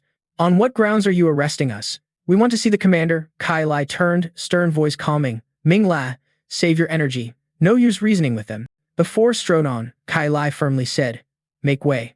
I can walk myself. I Chen Kai Lai have lived a life with a clear conscience. From afar, Fuang witnessed everything. She promised herself to quickly inform Comrade Liu Yifei. Capital Military Conference Hall, the national flag stood solemn on the high podium in the vast auditorium. The voice rang sternly. I think everyone has seen info about the second beast tide outbreak in East Sea. Deputy Commander Fuang is in charge. Also, the East China Safe Zone has set up barricades, so no major chaos will happen for now. The reason I called everyone here today is mainly to discuss qualitative issues related to Liu Yifei's series of actions. Kwok Bin sat deep in thought among the delegates. The face showed clear seriousness, slowly raising a hand to review the results. Da Ning had saved hundreds of thousands of survivors and stopped the sea beasts. Even though this process broke the rules, the advantages outweighed the disadvantages, especially considering the far-sighted vision. This should be exempt from blame and praised. Moreover, a sincere apology to Da Ning is owed. Tian Min leaned slightly, voice full of hidden meaning. Commissioner Ho, isn't that conclusion way too quick? Tian Fan suddenly stood up, voice sharp and full of anger. I refuse to accept this. Everyone was deceived by Da Ning. Did you know that before Da Ning destroyed Dong Hai, infiltration into the secret Marine Research Institute happened? Da Ning not only killed Commander Li but also stole all the research results there to claim them for personal gain. To erase evidence of the crime, Da Ning decided to destroy all of Dong Hai. Tian Fan pulled back the collar to reveal a large scar. Pointing forward, voice trembling with rage. Da Ning nearly killed me. If not for Commissioner Lu Qi sending help, I would have been left behind in Dong Hai for sure. At that moment, the truth would never be exposed. Luke Tuong, sitting nearby, calmly raised a hand, a deliberate gesture that instantly silenced the entire room. Looking up, eyes scanned the conference before speaking. Besides the crimes mentioned, a few words as representative of the Chu-Kin coastal area. Luke Tuong stood up sharply, voice firm. 1. The sea beast's tide in Dong Hai wasn't that severe, but Da Ning completely destroyed the Dong Hai safe zone. 2. Dozens of officers were sent from the nearby safe zone to rescue, but as soon as they entered the city to search and rescue, Da Ning destroyed the spiritual energy checkpoints and killed them all. Just because their safe zone leader refused to supply fuel to burn Dong Hai. This is simply selfishness. Before the silence could settle, the director suddenly stood up. The chair behind screeched sharply, saying, also, we discovered Da Ning secretly took many supplies from the Dong Hai safe zone. I even suspect Da Ning's so-called predictions. Actually, Da Ning was the one who triggered this sea beast tide. Otherwise, how could such accurate predictions be made? Unless it's a thief calling to catch a thief. Hearing these blatant accusations, Vian Tam couldn't hold back anger and protested. Enough, you're just spreading nonsense, twisting truth and spitting venom. Damn you all, only caring about yourselves, framing others. If you're so capable, why not go to the front lines and kill the sea beasts? The director replied sarcastically. Commander Trin, that angry? I know Da Ning contributed greatly to your useless team in the confrontation dungeon, but business is business, you need to open your eyes. Don't be like those traitorous staff who rebel against Da Ning based on his achievements. Vian Tam was so furious, pointing straight and shouting, I rebel, damn you, I'll kill you, believe it or not. Kwok Bin quickly rushed over to calm down. Old Trin. Calm down, Director Vuong, this is understandable. Kwok Bin continued. After all, if he can kill Da Ning in the first choice through this, his son Vuong Kai could be promoted to number 1. You're the father. Ha ha. The director looked panicked, as if exposed, stammering, Lai Tu Yen Kwok, you're spitting venom. Thien Min raised a hand to stop him. Let me say 2 words. Calmly stepping out of the seat, speaking clearly. Commander, it's undeniable that Da Ning is the world's best in 4 systems and a rare genius with great achievements. But whether it's talent or work style, Commander, don't you find him familiar? Do you remember the small-scale sea beast tide outbreak 10 years ago? That person seemed to be chasing that. Tui and Kwok slammed the table from the podium, shouting loudly, echoing through the hall, Shut up. Commissioner Luke, watch your words. Thien Min walked straight to the podium, still talking. Clear it up. Rest assured, I'll keep it confidential, won't leak it. Just want you to know I found something very interesting. His voice was cold, mixed with sarcasm. Before heading to the capital, Da Ning used the name Yi Lin in various dungeons. Tell me, is that just a coincidence? Suddenly, a strange noise outside made both of them jump and turn back. Tui and Kwok immediately asked, What's going on outside? Thien Min squinted and said, I guess that noise might be because Commissioner Da Ning has arrived. Don't believe it? Let's go check it out. Thien Min and the group hurried outside, and the scene before them left everyone speechless. Amid the rubble, Da Ning stood silently, surrounded by soldiers who had been taken down by a sharp sword. Thien Min stepped closer. What did I say? That's the legendary equipment, the paralyzing gloves and wind element, right? Da Ning spun around with a look of disgust. Humph, so there really was a trap, a damn chain trick. 2 minutes earlier, in front of the conference hall, Da Ning faced Fuang, frustrated, and said no one expected those bastards to strike Minla's group so fast. Luckily, Min's mother had woken up, and it was time to deal with them. You hide for a bit, I'll go inside and check. Act however you see fit. She decisively agreed after hearing that. Da Ning sensed something off, thinking silently, Oh, there's hidden killing intent, then slowly drew the sword from the back. Eyes alert, scanning the surroundings, suddenly 3 figures dropped down from above behind. Da Ning spun around, locking eyes on the 3 soldiers rushing in, their weapons flashing like lightning ready to tear through space. Da Ning calculated silently. These are low-level 3rd stage using lethal moves, and none of them made a sound. If using Fury, accidentally killing them would make it impossible to explain later. Hands clenched tightly, sparks of red fire shot out from the gloves. Only able to deal with this one first, the gloves of blood rage. Da Ning swung, a burst of red energy flared powerfully, hurling the soldiers away, shattering rocks and debris flying wildly in the air. One soldier coughed, thick blood gushing from the mouth like a fountain, staining the ground red. Da Ning blinked, face showing clear surprise. Damn, they quickly pulled back their attacks, and didn't even raise their defense? Is this some kind of deliberate injury? A humiliation tactic? Back to the present, a fallen soldier struggled to stand and said, Commander, we only told Commissioner Da Ning to wait a bit, yet he dared to attack us first. Cough. Thien Min waved hands and slowly said, Commander, see. I told you Da Ning's gone crazy, killing anyone who displeases. Tui and Kwok silently observed, then asked in a deep voice, Da Ning, got anything to say? Da Ning snorted lightly and replied, Humph, interesting. Honestly, I'm too lazy to explain this or the whole Dong Hai situation again. Standing tall and defiant, hands on hips, Da Ning ordered decisively, Come out. Immediately, Fuang dropped down from above. She spoke, projecting recorded images. From her eyes, a blue light suddenly flashed. Then the space before them displayed clear images, showing the attackers targeting Da Ning, capturing every moment before their arrival. Thien Min froze, eyes wide, stammering. What? Da Ning smirked, eyes glancing at Thien Min with a hint of sarcasm, calmly saying, Commissioner Luke, the light here is too bright, so the projection isn't clear. How about we go inside and watch? In front of all the leaders, Fuang showed them everything. After turning off the presentation, Fuang announced the video replay was complete. After all that, Tui and Kwok's face darkened, struggling to hold back anger, thinking, Commissioner Luke, what you did was totally wrong. Thien Min awkwardly replied, Commander, I admit the ambush at the gate was wrong, but I did it for the safety of Dai Ha. He defended himself, Commander. Judging from the video, although Dong Hai's rebellion was fierce, it didn't warrant complete destruction. Da Ning only acted out of selfish interests. Commander, have you forgotten what I told you earlier? Tui and Kwok pondered. Suddenly, an alert popped up, warning that the Hoa war zone was about to face an attack from an AC+ grade sea beast. Please prepare for the mission to eliminate the peak 3rd stage giant sea demon. Seeing this, Thien Min took the chance to change the subject and exclaimed, What? Tui and Kwok and everyone else immediately received the alert too. He said in shock, This event is recognized by the system as a disaster, and it's even a top-tier 3rd grade sea beast mission. The second wave has already risen to A+ level. This has never happened since the Great Disaster was rebuilt. At this point, Liu Ning calmly commented, "Haha, this system warns just in time, saving me from having to explain.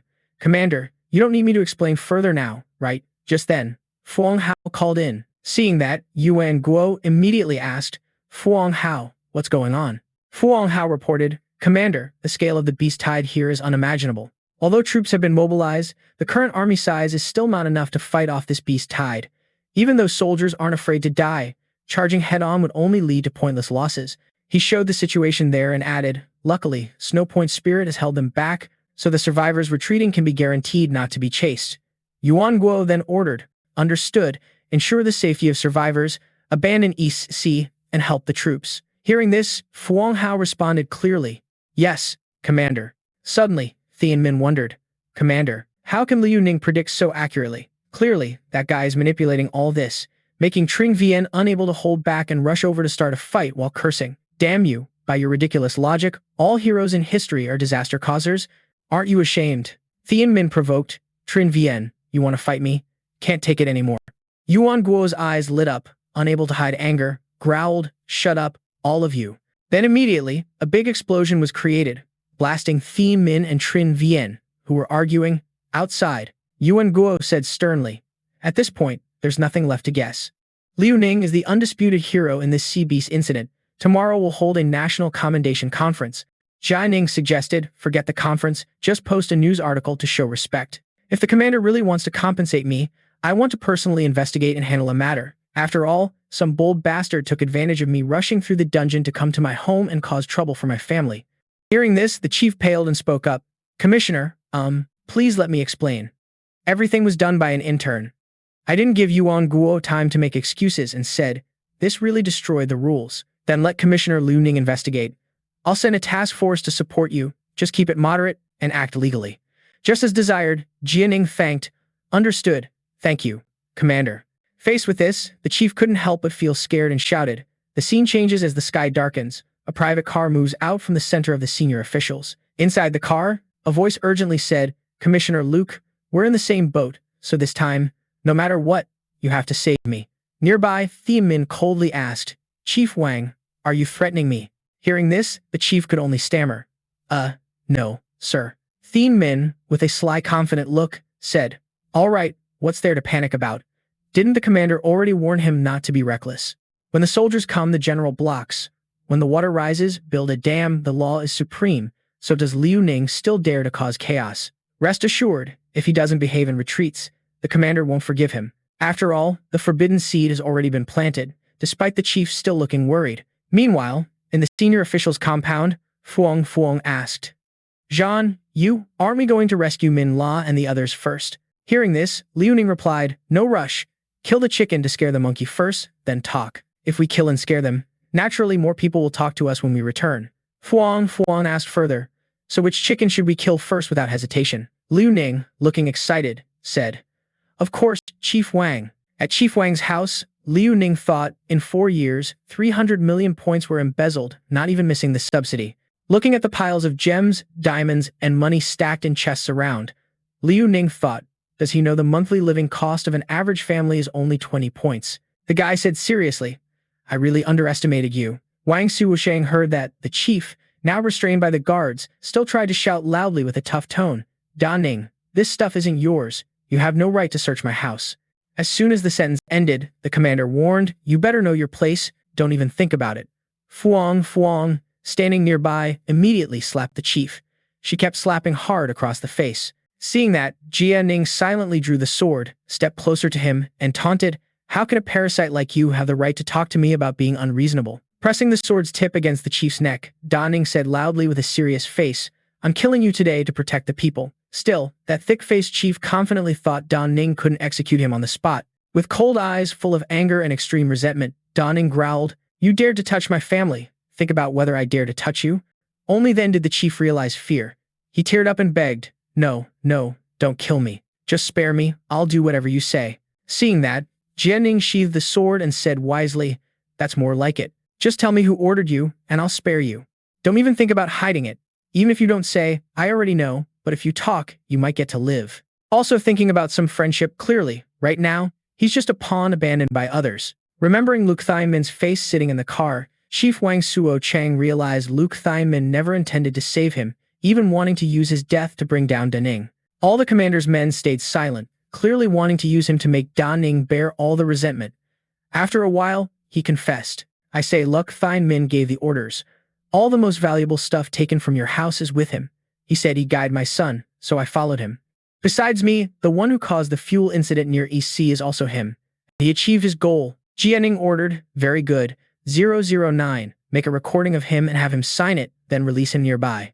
Fuang replied, understood. Then Da Ning took the chance to reclaim all the chief's wealth and said, I'll take these first. Later when the investigation is clear, they'll be redistributed. Outside, the guy called Xiao An. Seeing that, Xiao An spoke up. Big brother, what's going on? Hearing that, Da Ning suddenly said, Xiao An, big brother wants to teach you something. Told Xiao An that when facing bad guys, bullies must be killed. Cheating the dead doesn't count as cheating. Meanwhile, behind Da Ning, the scene showed the chief being decisively dealt with by Fuang. At the same time, at the Lu mansion, that Thaimin guy had no idea what was happening and stayed calm, cuddling Hewitt Oan on the bed. In Hewitt Oan's arms, he pervertedly said, Hewitt Oan, today I'm extremely pissed off. You have to help me cool down. At that moment, a guard suddenly rushed in and announced, Commissioner Lu is in trouble. Seeing the embarrassing scene, the young man immediately blushed and shouted, this ruined the fun. Thaimin grabbed the nearby teacup and threw it at the guard's head, shouting, damn it. Thaimin hurriedly dressed and angrily asked, what happened now? Seeing that, the guard quickly answered, Wang Suo, he's dead. Da Ning just arrested many of our men, and now they're heading towards us. Hearing this, Thaimin couldn't help but curse. Is he crazy? If this keeps up, how can the army save face? Quickly report to the commander, say Da Ning has gone mad. Receiving the order, the guard replied clearly and hurried away. Then Thaimin suddenly paled, realizing, no, the commander sent someone to follow him, so he must know. This is bad. I need to meet the old chief immediately. Outside the Lu mansion, important figures connected to Thaimin were also restrained by Fuang. Da Ning and she calmly marched straight to Thaimin's place. Da Ning ordered, take these people for a parade down Chang'an Avenue, especially in front of Lu Thaimin's house, broadcast all their crimes live. Let everyone know everything. Behind, Wang Hai tried hard to stop them. Enough, Commissioner Da Ning, please stop. The higher-ups knew dissatisfaction was brewing, so they were pretty lenient. But this is just too much. What do you take national laws and military rules for? Da Ning, with anger boiling inside, just sneered and replied, too much? When they slandered and tried to kill me, don't you think that's too much? When they don't care about the lives of survivors, don't you think that's over the line? You shout loud, too much? This is just the beginning. There's way more outrageous stuff coming. Spirit energy fully unleashed, waves engulf the whole city, then shoot straight to the 6 realms. Da Ning kept throwing attacks to provoke Liu Tianming, shouting loud, Liu Tianming, you dog thief, get out here for me. Swinging the sword wildly with fierce power, voice rough, Liu Tianming, get out here, you damn mutt. Got the guts to act but not to face the consequences. The flames Da Ning created grew bigger, covering the entire 6 realms. Da Ning thought, since the deputy leader of the Zombie Nation Squad's authority was already exposed to save a few people like Ming, now it's time to maximize the benefits. The more shocked everyone is, the better it is for me. Only by fighting the sea beast to the end can there be a chance to drag that old bastard down. Political calculations? No way. That won't give me or humanity any time to hesitate. In response to the challenge, Liu Tianming, old dog, stop being cowardly and get out here for me. Liu Tianming ran like hell trying to escape the death named Da Ning. Watching the mansion burn in a sea of flames, Liu Tianming angrily said, so he used spirit energy to insult me all over the city. Raping and going too far, really can't stand it. He yelled, I gotta kill that bastard with my own hands, about to rush to Da Ning for a showdown. But the attendant immediately stopped him. Commissioner Liu, that brat is deliberately trying to provoke you to show up. He thought facing him now might not end well, especially since he's protected by a master like Bu Qi. Then Liu Tianming snorted coldly and said, let's go. After I meet the old chief, that brat will die without a grave. Inside the capital's military conference hall, all senior officers gathered. Tui and Kwok spoke, Da Ning, this meeting has no outsiders. There are some things we need to discuss first. He thinks things have gone this far, it's time to stop. Otherwise, later we won't be able to protect you. Da Ning replied, Commander, this is the confession of Chief Wang Su before dying. All this was masterminded by Liu Tianming. Does everyone not know or just want to turn a blind eye? Qi Bin took the confession board and said, Da Ning, even the commander's secretary didn't come today, meaning we want to be more open with you. Didn't you notice? The old man was annoyed and thought you needed to be spoken to sarcastically like that. Nearby, Yuan Tam also spoke. Da Ning, since you left the deputy-level confrontation, my support for you has been clear, right? Though I want to kill Liu Tianming too, the timing isn't right, we can't force the commander to get involved. Hearing this, Da Ning asked, what do you mean? Qi Bin immediately said bluntly, Da Ning, there are some things at your level you're not allowed to know. But considering your potential, we decided to take the risk. The old man thought Liu Tianming just lifted a finger, but it affected everyone, with forces behind him. Even the current commander has to be cautious. If the conflict escalates too much, the capital might immediately fall into civil war. Border countries are watching, waiting for us. Even if the commander recklessly goes all out, even if winning the government, it only makes a wedding dress for other nations. Tui and Kwok added, so, some things aren't about unwillingness, but impossibility. No one wants to kill them more than me, but the situation is urgent. Right now, as long as we don't split, at least we can unite against outsiders. So bite the bullet on this family matter. As for Liu Tianming, he can be punished, demoted, or given warm water frog benefits, but absolutely can't be killed recklessly. Hearing this, Da Ning pondered for a long moment, then frowned and coldly replied, I understand your meaning and thank you for trusting me. If killing recklessly isn't allowed, Da Ning proposed, then allow me to challenge Liu Tianming to a life-or-death duel. On the main road. According to Article 131 of the committee's regulations, rotation standards for standing committee members can be based on ability. Hearing this, Tui and Kwok growled, you brat, don't you understand human language? Furious, he slammed the table and decisively stood up. First, these are old laws no longer suitable for the current regime. But talking about a death match, do you think Liu Tianming's third-tier strength is just a decorative pillow? Let me tell you, you're wrong. He climbed to his position through battlefield prowess. Ning wasn't backing down either, standing up to retort. So what if that's true? Tui and Kwok immediately shouted, so what? I see you, a brat, really don't want to live anymore. He furiously summoned his power to suppress Da Ning, believing his strength was no weaker. You really think a low-level third tier like you can compete? Today, I'll teach you the difference between potential and actual strength. Nearby, Ji Bing intervened. Commander, please calm down. Fighting a kid will only lose face. Yuan Tam also reassured Da Ning. Commander only wants what's best for you, best for the lower ranks. Refusing to yield, even under Tui and Kwok's power, Da Ning forced internal energy and said, Phumph, really cowardly. Although I can understand your views and positions, in a flash, power exploded, breaking through Tui and Kwok's suppression as a shout rang out. I want to offer a different perspective. Hearing this, Tui and Kwok was shocked and asked, Brat, are you really going to rebel? With anger rising, Da Ning's eyes filled with killing intent, saying, what if our greatest enemy isn't factions or even foreign influence, but something far more serious? What if the East Sea Beast Tide was just a small beginning, and then A+ and S-level Beast Tides exploded in many places? What if that happens again and the 4th stage mutants attack the city? Would all humanity be destroyed? What if there's no time to slowly boil the frog in warm water? Hearing this, Ji Bing anxiously asked, and what if the 4th stage mutants destroy humanity again? Yan Tam asked with great worry, Da Ning, are you crazy or what? Yuan Guo also looked puzzled. Da Ning, why do you say that? Da Ning confidently replied, if I said I have the ability to predict the future, would you believe me? In an instant, the whole room fell silent. Just then, a call came from the deputy minister. Seeing this, Yuan Guo said, trouble's here. Picking up, the man politely greeted, old director, are you looking for me? Next to him, Jia Ning silently wondered if that old director was the extreme central template director. On the screen, the deputy minister appeared, wearing a mask and a black cloak covering the whole body, and said, Little Li Zi, still having meetings? Looks like being commander is really tough. Huh? You're getting old now. If you really can't handle it, why not hand it over to the younger generation? Hearing this, Yuan Guo replied, old director, you're mocking me again. I'm only 60 years old, still a kid who can eat 8 bowls in one meal. At this age, still able to charge forward, still have plenty of strength to do great things. The deputy minister immediately got to the point. Stop babbling. I heard from little Lu that recently there's a genius who kills and sets fires without hesitation. Ah, of course, I'm not blaming him. He's a genius, so naturally deserves special treatment. Such things can be tolerated, but if his subordinates break laws and discipline, shouldn't they be severely punished too? Next to him sat Tian Ming. Tian Ming poked his head in. Liu Yang smugly said, Commander, if you really want to follow the law, then Minla, Chen Kai Lai, Xiao Hai, and the others all deserve to die. At this point, Yuan Guo just replied, I will handle this carefully. Old director, please rest assured. Hearing this, the deputy minister reminded, good. Remember, don't destroy Daha just because of some genius. The deputy minister warned, don't let the tragedy of that so-called genius 14 years ago happen again. Ning wondered why the old director was wearing a mask. His voice sounded like some kind of electronic voice changer.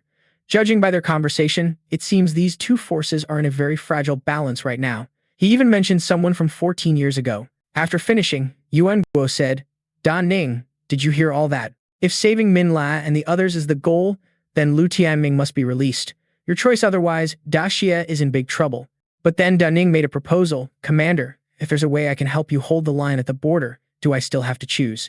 Yuan Guo, confused, asked, what do you mean? Explain. Ning confidently boasted, I've already taken control of the Tangxi Guodu Dungeon's authority. Hearing this, the three high-ranking officials immediately stirred. What did you say? Dungeon authority? You actually got the legendary dungeon authority? What kind of rank is that? Can it teleport awakened people? Ning introduced it as the highest level authority. All resources and technology inside the dungeon are fully at my disposal. Every person inside the dungeon obeys my orders. All dungeon rules are decided by me. Hearing this, the high-ranking officials couldn't help but gape in shock. Once they recovered, they burst out in celebration, shouting, oh my god, it's divine. The rule level is the rule level. That rule level, we're rich, flying high, going up. Seizing the moment, Ning slyly made a proposal. Hey, aren't you guys getting a bit too excited? Is this really enough to handle the internal conflict pressure? Give me a solid answer. This question immediately snapped Yuan Guo back to reality. He sighed. Hey, calm down, calm down. He strode straight to Ning, ignoring the other two officials still celebrating, and sternly said, that damn genius weirdo. Kid, I'm gonna make my stance clear right now. Then Yuan Guo suddenly hugged Ning and puckered up, making Ning panic and shout, enough, enough already. Pushing Yuan Guo away, Jibing and Yuan Tam rushed in, shouting that this rule level was basically like wanting to kill all the Tam Gi from foreign forces. We just have to say the word, right? No wonder this kid can slaughter all over the dungeon. Let me give you a kiss. Ning groaned, do you have to show off so much? Shut your mouth. Ew, that stinks. Finally, Yuan Guo happily decided, tomorrow morning, I'll release Min La and the others. Everyone gets promoted and a raise. Ning then brought up something. What about my death match with Lu Tianming? Yuan Guo just replied, Ning, for your safety, I still advise against it.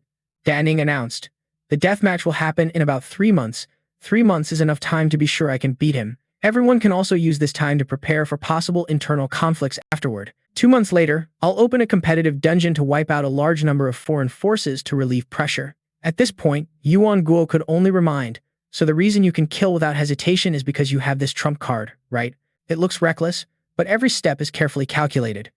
He asked Ning, I want to know if you really can predict the future, but Ning just answered, if you believe it, then yes. If not, then no. Of course.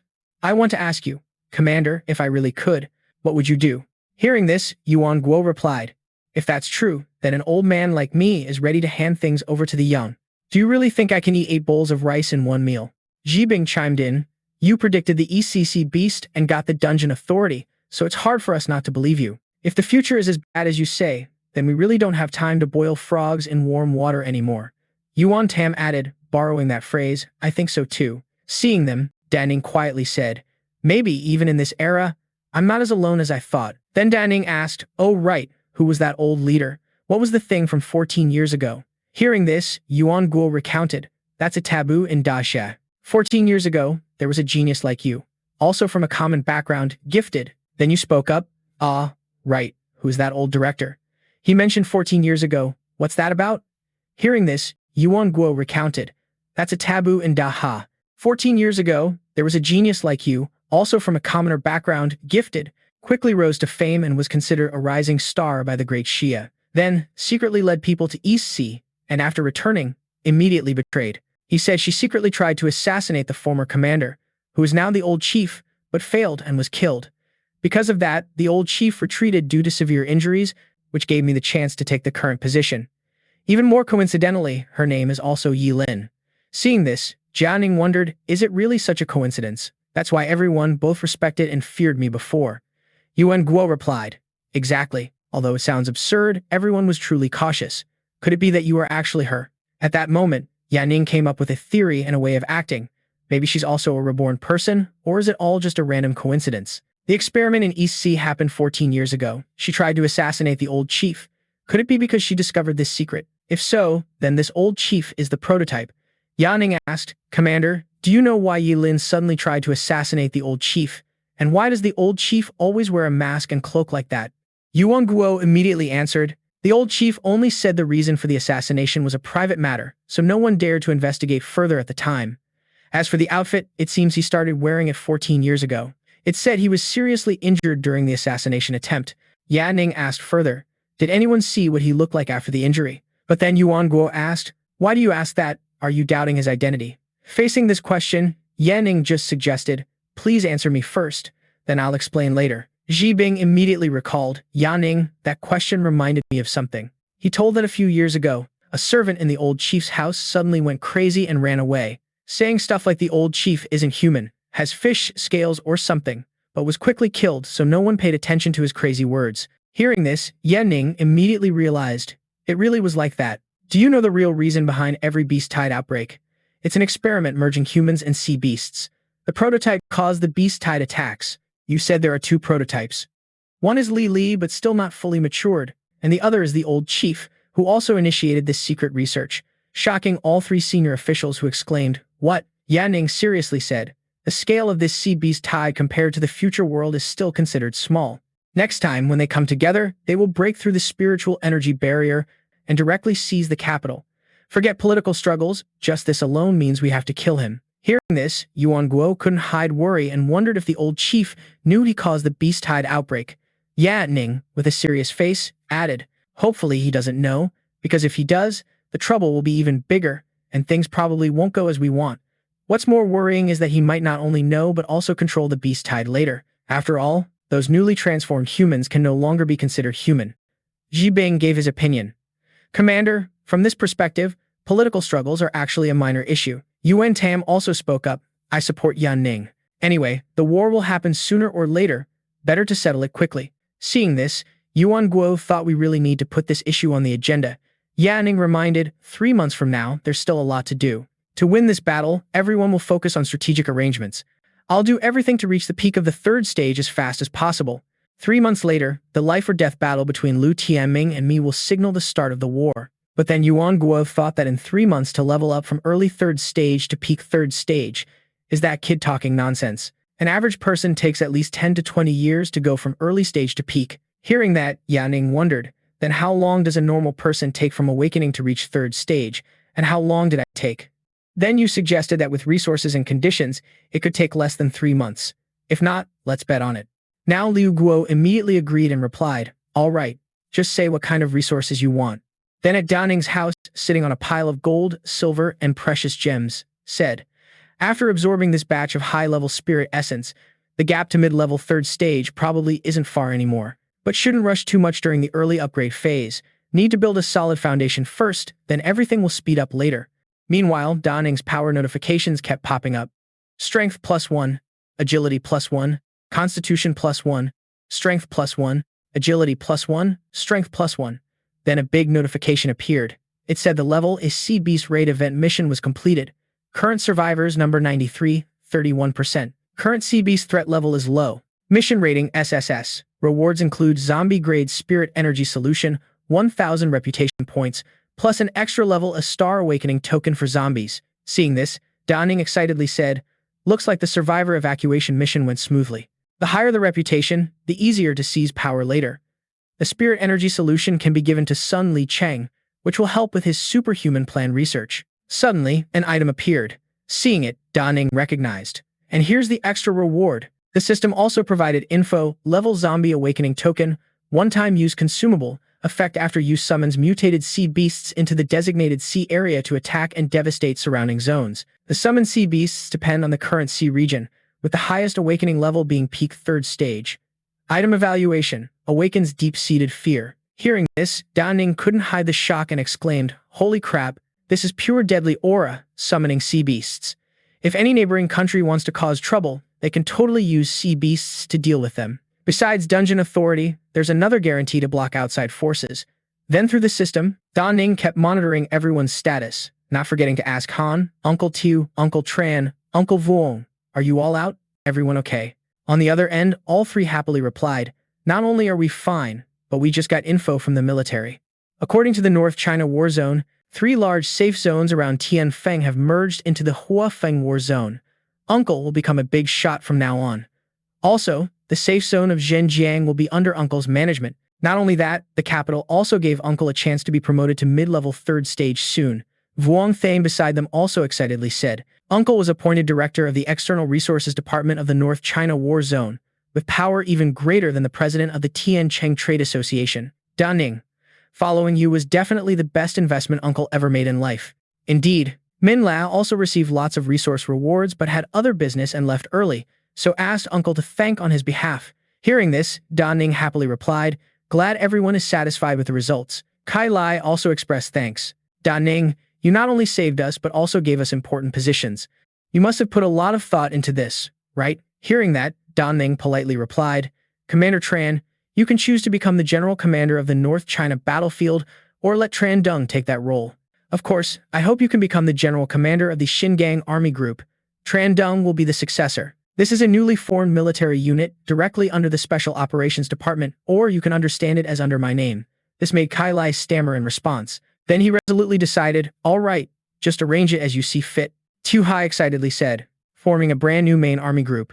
With this, Da Ning officially opened the path to future command. By the way, Kai Lai also reported, yes, our sun is about to rise. At Research Institute number 7, Da Ning introduced Sun Li Cheng. This is the secret lab I opened for you inside Research Institute number 7. Are you satisfied with it? Whatever people or equipment you need, just make a list. Research Institute number 7 will fully cooperate with you behind the scenes. Li Cheng Hot Hai ran after, stammering and asking, my own lab? Commissioner Danning really cares that much about my project. The guy shyly said, you're not messing with me, right? I was just a janitor before. You sure you didn't mix me up with someone else? Without another word, a clap from Danning echoed. In an instant, a bunch of researchers appeared, standing politely to greet. Professor Sun, if you have any requests, please assign them to Research Institute 7. We'll give full support to cooperate. Li Cheng was stunned. Seeing this scene, tears welled up in Li Cheng's eyes. Dark memories from the past flashed back. Bullies always mocked. A janitor wants to study research like others? Ridiculous. And trying to use spiritual energy from industrial mining on humans? Isn't that like forcing people to drink gasoline? Better buy a cleaning robot and sweep yourself away. To calm Li Cheng down, Da Ning stepped forward, placed a hand on the shoulder, and confidently said, trust me, your research will shock the whole world, even change it. Hearing that, Li Cheng couldn't hold back and shouted, Da Ning. With determination, Li Cheng regained confidence and declared to all staff, I officially announce the launch of the extraordinary plan. Prepare the 3rd-class gaseous spiritual energy purifier, a cryo-electron microscope. Seeing this figure, Da Ning thought, that's right, Dr. Sunday. After a while, the head of Research Institute 7, Hot Hai, rushed over and reported, Commissioner Da Ning, we have news about the identity set and the core demon you asked to investigate. Da Ning asked, where? The head seriously reported. The identity set is currently held by Captain Ying Long, Blood Shadow Legion, in the Far Frontier area, Research Institute 7's head. As for the core demon, no one has it yet, but legends about it exist in the Far Frontier. Da Ning wondered, can the army transfer the identity set first? The head replied, that's difficult. You might not know, due to history, many private forces exist in the frontier regions, especially the Blood Shadow Legion. They rule there and aren't under army control. Forcing troops to fight there would likely cause brutal battles and innocent casualties. Seeing this, Da Ning answered, understood, thank you, Director Tran. Thinking to self, time is running out, must quickly gather materials to upgrade the new Sword God system. The army is about to start an internal power struggle, probably won't focus on the Far Frontier for a while.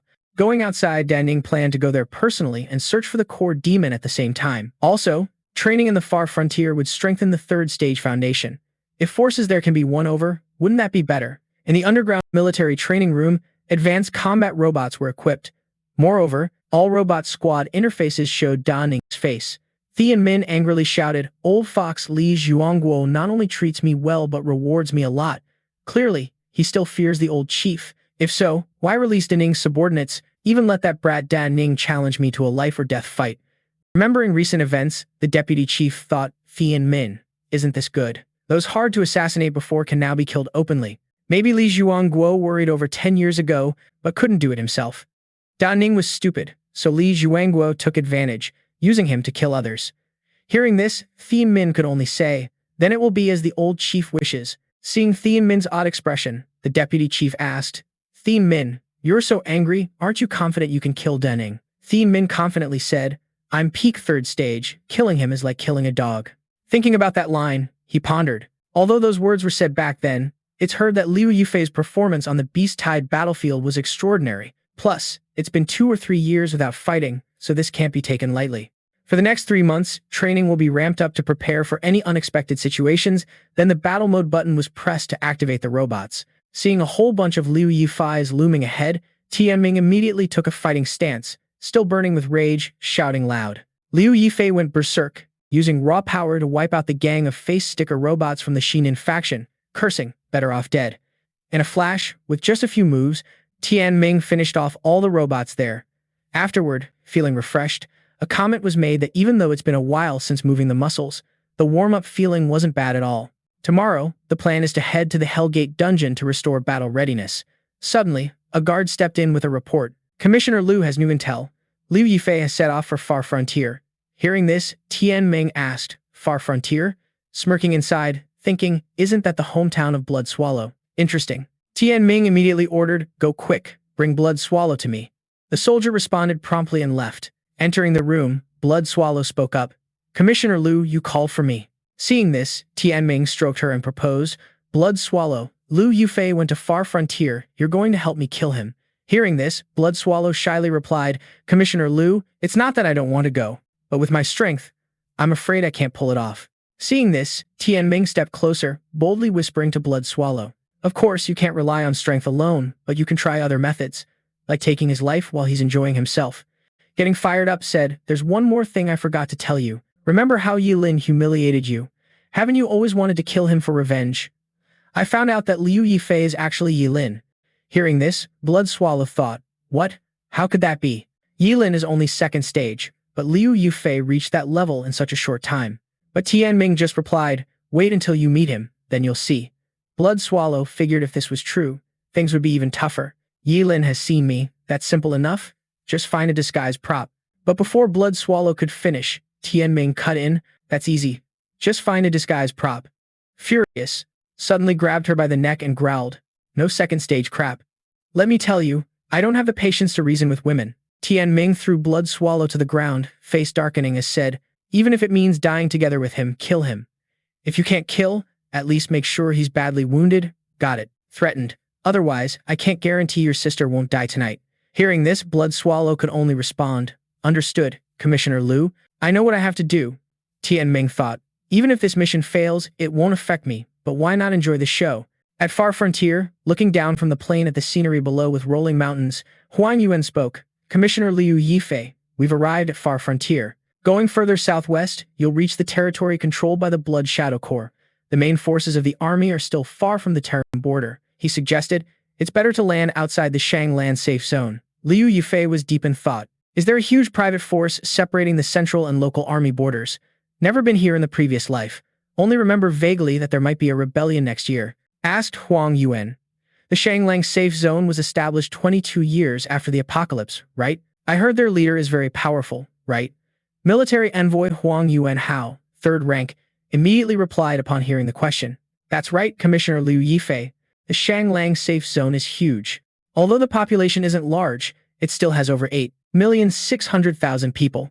According to military stats, there are 3 large awakened corps, with over 200,000 second stage awakened and 31 third stage awakened. The people from the stories began to appear.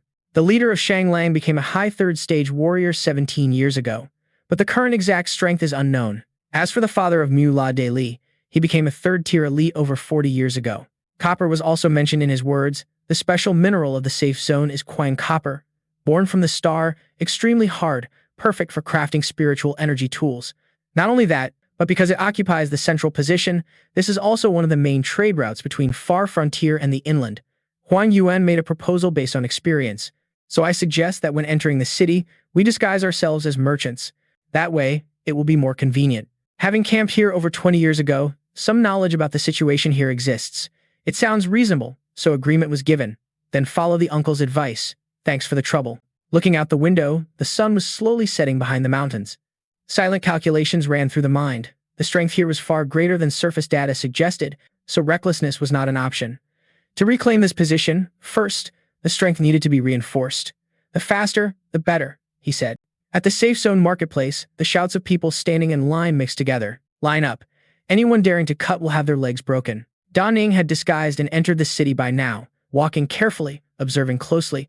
Most stalls in the inland safe zone sold fried rats and similar dishes, while this side sold equipment. Suddenly, a soldier blocked the way, shouting loudly, "Stop! Haven't paid the entry fee but want to enter the city?" Confused, Ning asked back, "Entry fee?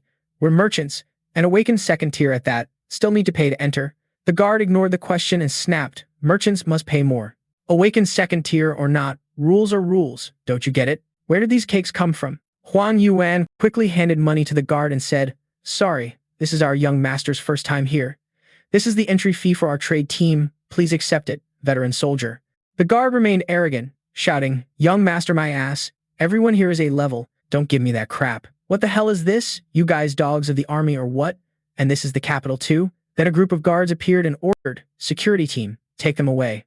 These guys are from the capital. There's a reward for this area." Ning looked around and asked Uncle Huang what was going on. He glanced around and replied, "Haven't been here for many years, didn't expect things to come to this." Fuang nearby sensed trouble and asked, "Should we fight?" The answer was, "Not yet. Starting a fight before entering the city will only make things harder later." Then Fuang Hao's voice came to the ear, Ning. "Heard you went to far frontier. I asked someone to pick you up. If any trouble comes up, just report to this guy named Duong Hai, and you're the second-generation young master Da." A quiet smile appeared. Uncle Fuang really helped out. Then Ning stepped forward to negotiate with the guards. "Military official, we're here to deliver goods to Duong Hai." One guard replied with a sarcastic tone, "Duong Hai? Which Duong Hai? The head of the supply department? You capital mutts deserve that." Before any reply, they swung a blade without hesitation. "Cross your arms and take it, or you're dead."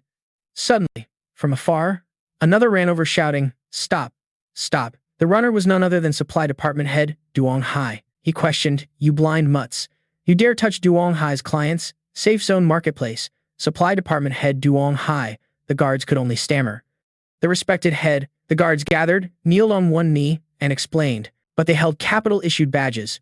He said, "So what if it's the capital? My clients come from major trade guilds. Can't they do business here?" The guards responded in unison, "Yes, head." Then he turned to Ning respectfully. "This is young Master Da, truly sorry for the offense. Tonight, I will definitely treat you well to make up for it." The reply was a careful nod. Huang Yuan wondered why this happened and asked, "Brother, are you also military? What's going on with these soldiers here? Why did the capital army just kill on sight right after meeting? Even if they weren't welcome before, it shouldn't be this extreme." Director Duong laughed and replied, "I think you guys got it wrong. I'm not part of your army. I was just saved once by Lord Fuang Hao, so welcoming you is just repaying that favor." He continued with a mocking tone. "As for the army, their current status here is basically no different from rats running in the street. Especially some time ago, I heard the army clashed with some big powers and lost a lot of people." Hearing that, the guy immediately made his own judgment. No wonder Fuang Thuk called him Da Thiu. Besides the imposing power, Duong Hai actually isn't someone to fully trust.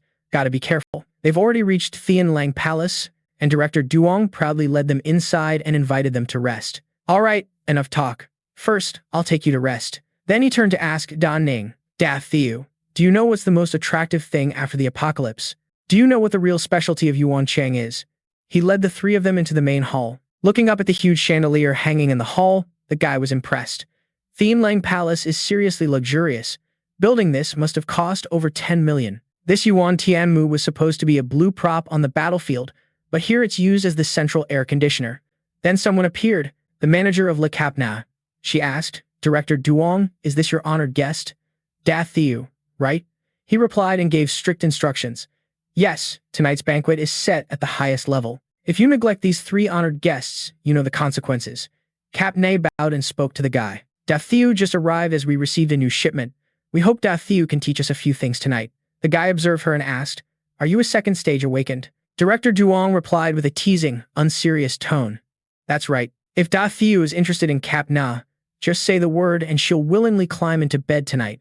Though a bit older, her skills are definitely top-notch." I still advise checking out other performances before deciding who gets to entertain you. The guy put a hand on the shoulder and said, no rush on the show. First, let's find a place to talk. Then they sat in the guest room chatting.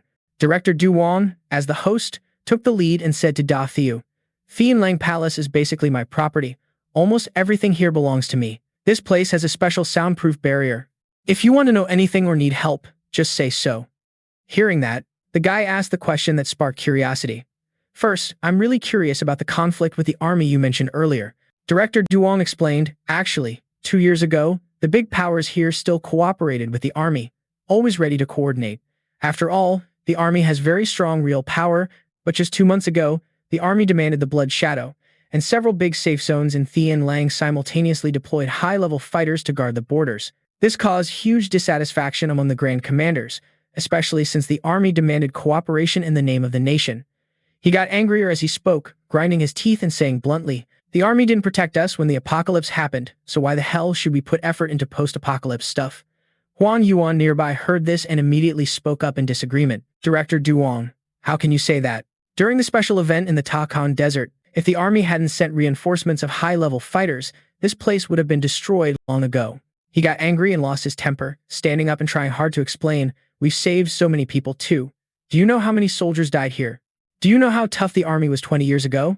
Not to mention the storm that happened 60 years ago. We even chased monsters north instead of letting them head west. How could these things be forgotten if they're not mentioned? Hearing that, Director Du Wong paused for a moment. Da Ning noticed the atmosphere was pretty tense and coughed a few times to remind, Uncle Huang, don't get worked up, sit down and talk. Huang Yuan seemed to realize he was a bit too heated and said, sorry, I didn't mean to be rude, but thinking about the teammates who sacrifice in battle just makes me unhappy. Then, Chief Duong also eased the mood by clinking a glass of wine. Da, I really apologize. Just wanted to remind you to be extremely careful here. Not good at talking. Maybe because since childhood, it was heard that the army abandoned this land. Consider it unspoken. Self-punish with a drink. You agree happily, I'll drink with you. Drinking while reflecting on their conversation. Seems like the previous generation already twisted memories and confused concepts for their generation. Taking over this place looks way harder than expected. After finishing the drink, Ning continued with the main point. Let's not talk about the army anymore. Actually, the main reason for coming here this time is personal. Want to buy the high-level face collection documents of the Blood Shadow Legion captain, Ying Long. Chief Duong heard and immediately objected. Face collection, that's impossible, probably don't know yet. The power of Blood Wound Ying Long had reached the peak of the third calamity 17 years ago. He recounted, under the Blood Shadow Legion, there are 3 main safe zones, 16 gathering spots, and the spirit energy mines are the most important. The face collection is a war trophy from a famous battle before he founded the Blood Shadow Legion. No way he'd sell it to you. Hearing this, tried to find another plan. Then can you introduce me? Want to talk to him and see if I can trade it for other gear. Chief Duong shook his head. Don't say you, even I don't have the right to meet him. Seeing it's unlikely, asked, do you have info about his nearby residence? Chief Duong said, heard he might move to a newly formed dungeon recently, but don't know exactly where that dungeon is. Got some info, happily said. I can investigate the dungeon myself. Thanks, Chief Duong. He replied, you're welcome. Then thought silently. Chief Duong was watching closely. At this moment, in the previous life, a famous dungeon appeared in Far Frontier, where a legendary set dropped. Think the only place that would make him come personally is that dungeon. In this real world, none of the 3 of us have a chance to snatch the face collection from Ying Long, but entering the dungeon is different. If the blade is big enough, maybe there's still a chance. Then Chief Duong clapped to grab everyone's attention. He said, Da, business is settled. Time to relax. I'll let you experience what Tian Han enjoyed back then. Every horse here is a Khan blood treasure steed. You can ride any you want. Then he presented a group of beauties and introduced, Da. The dancers here are all carefully selected virgins, also well-trained, so they understand what's needed.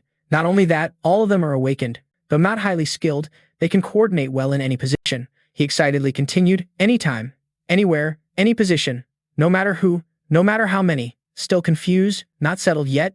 Then one girl, among the 4 approached, body flexing in poses, saying, Master, please allow me to pour you some wine.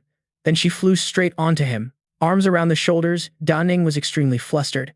She raised the glass to drink, then moved close to his lips. Da Ning was shocked. Then quickly stepped back to refuse.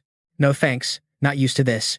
Chief Duong nearby saw and ordered. Looks like Da is very unhappy with her service. Someone drag her down for punishment. Hearing this, spoke up to explain, not like that. mainly worried that when desire rises, won't control force. They're all fragile. If too rough, will break them. Ning was very scared and panicked. Can't destroy the second life. Must find an excuse to back out first. Chief Duong seemed to misunderstand. Why not say earlier? Young people like flowers, want something interesting. Today is the right place. You got a bad feeling. Huh. And he ordered the beauties. You all step back, invite Miss Blood Blossom, 3rd tier, up. They reluctantly stepped back. Clear. The 3 were shocked hearing Chief Duong's words. Spoke out loud, 3rd tier. Huang Yuan thought in surprise, 3rd tier cultivators are playthings here. Has it gotten this lawless? Huang said nothing, eyes cold. Captain Duong placed a hand on his shoulder. Young master, don't doubt. 3rd tier is 3rd tier, plus that terrifying appearance perfect for your taste. Miss Blood Orchid isn't some fake product, but a true awakened 3rd tier cultivator. Her strength might surpass yours. That aura, that beauty, I guarantee it. Looking across the entire safe zone, she's the ultimate prize. After hearing Captain Duong's words, the young master couldn't help but ask again. According to Captain Duong, he really admired Miss Blood Orchid. So why would he give her to me? The man explained, if he could keep her for himself, he definitely wouldn't give her away. But Miss Blood Orchid's personality is arrogant, not the type to flatter anyone. Don't you know?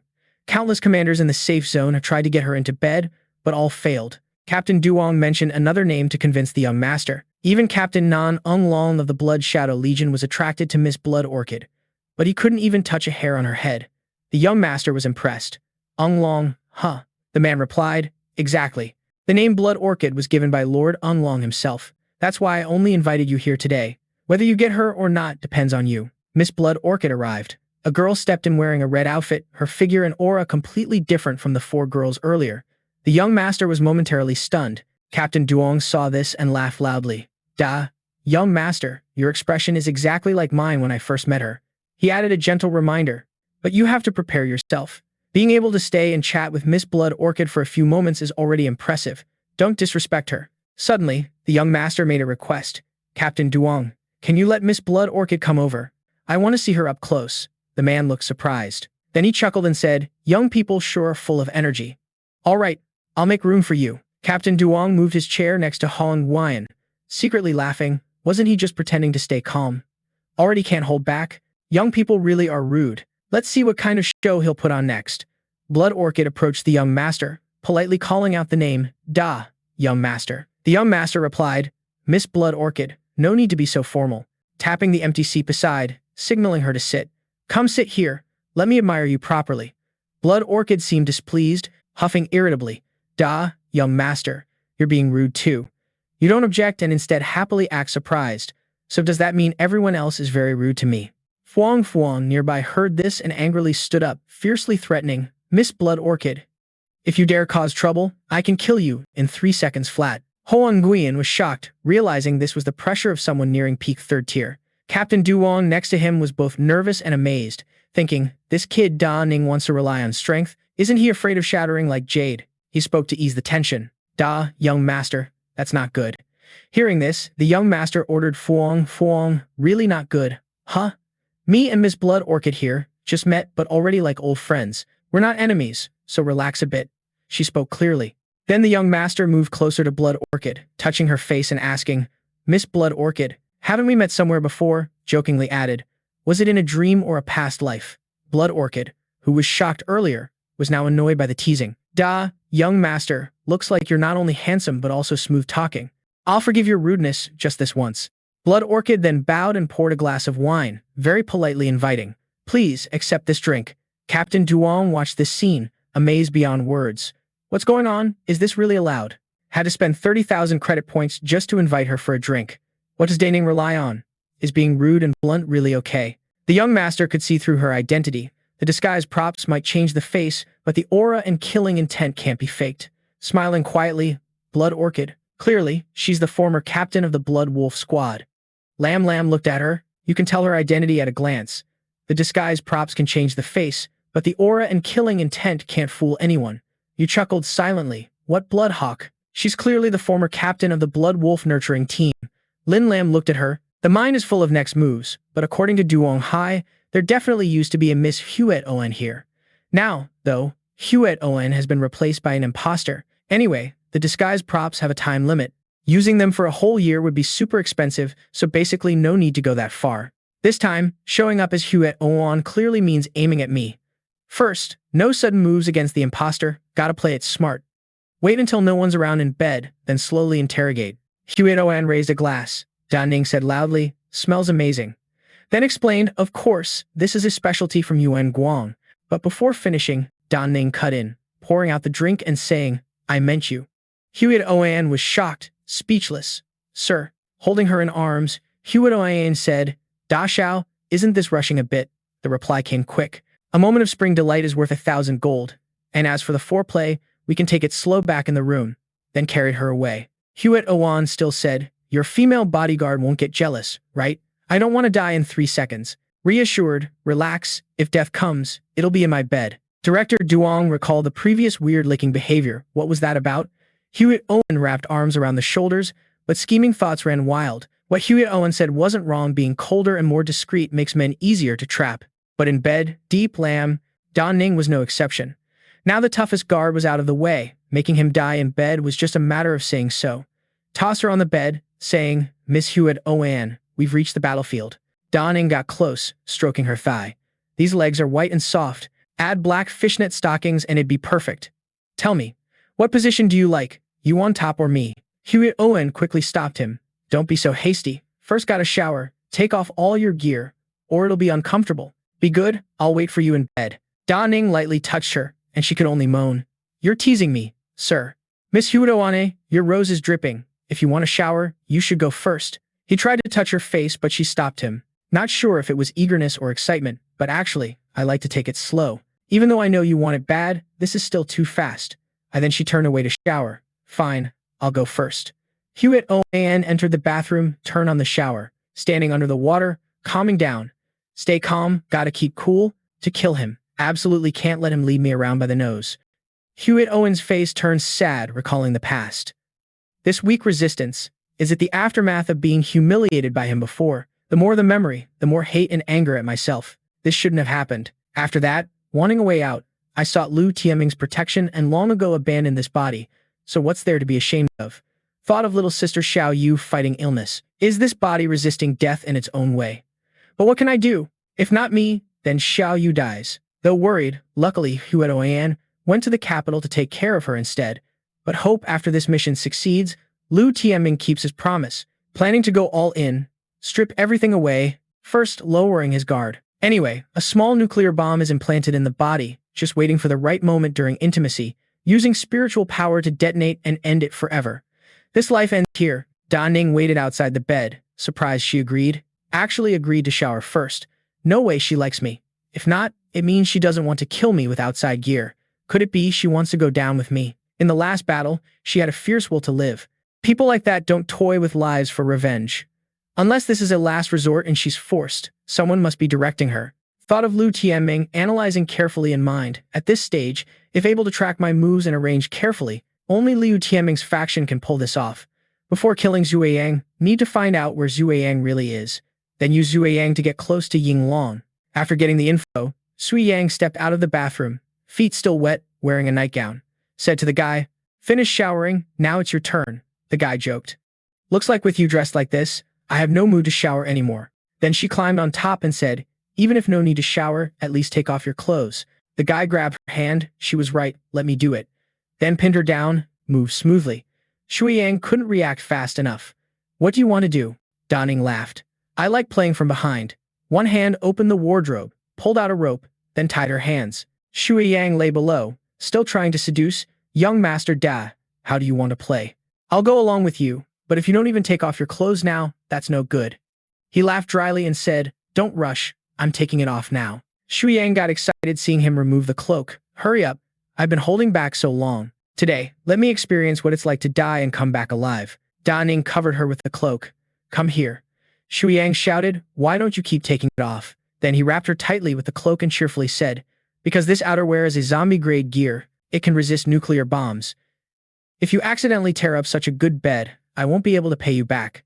Shui Yang panicked after being caught. "What do you mean?" He wrapped her in the cloak and tied her up. She rolled on the floor. Da Ning crossed his arms and stared. "Lam Nam, stop pretending. From the moment I walked in, that familiar aura. made me suspicious of you. You accidentally released killing intent while trying to probe me. That proves my point. Shu Yang didn't deny and shouted, no, impossible, my disguise props. A normal third grade can't break them. He laughed. Looks like you forgot. I'm not a normal third grade. Plus, I'm the so-called worthless third grade of willpower you all mock. He kicked her and interrogated.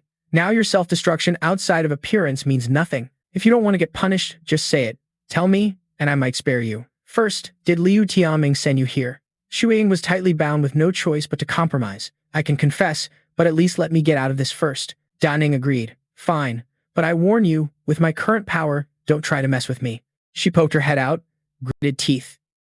He sent me here. But if you want to use that against him, I'll self-destruct immediately. He was curious. You confess everything but still think about self-destruction? Looks like you have something on the old man's hands. Besides death, what else scares you? Could it be a family member? Shu Yan muttered sadly. If it's like that, why bother? Then he asked, so where's the real Shu Yang? She honestly answered. She went to the capital, replacing me to take care of our little sister. He thought to himself, going to the capital? This is tough.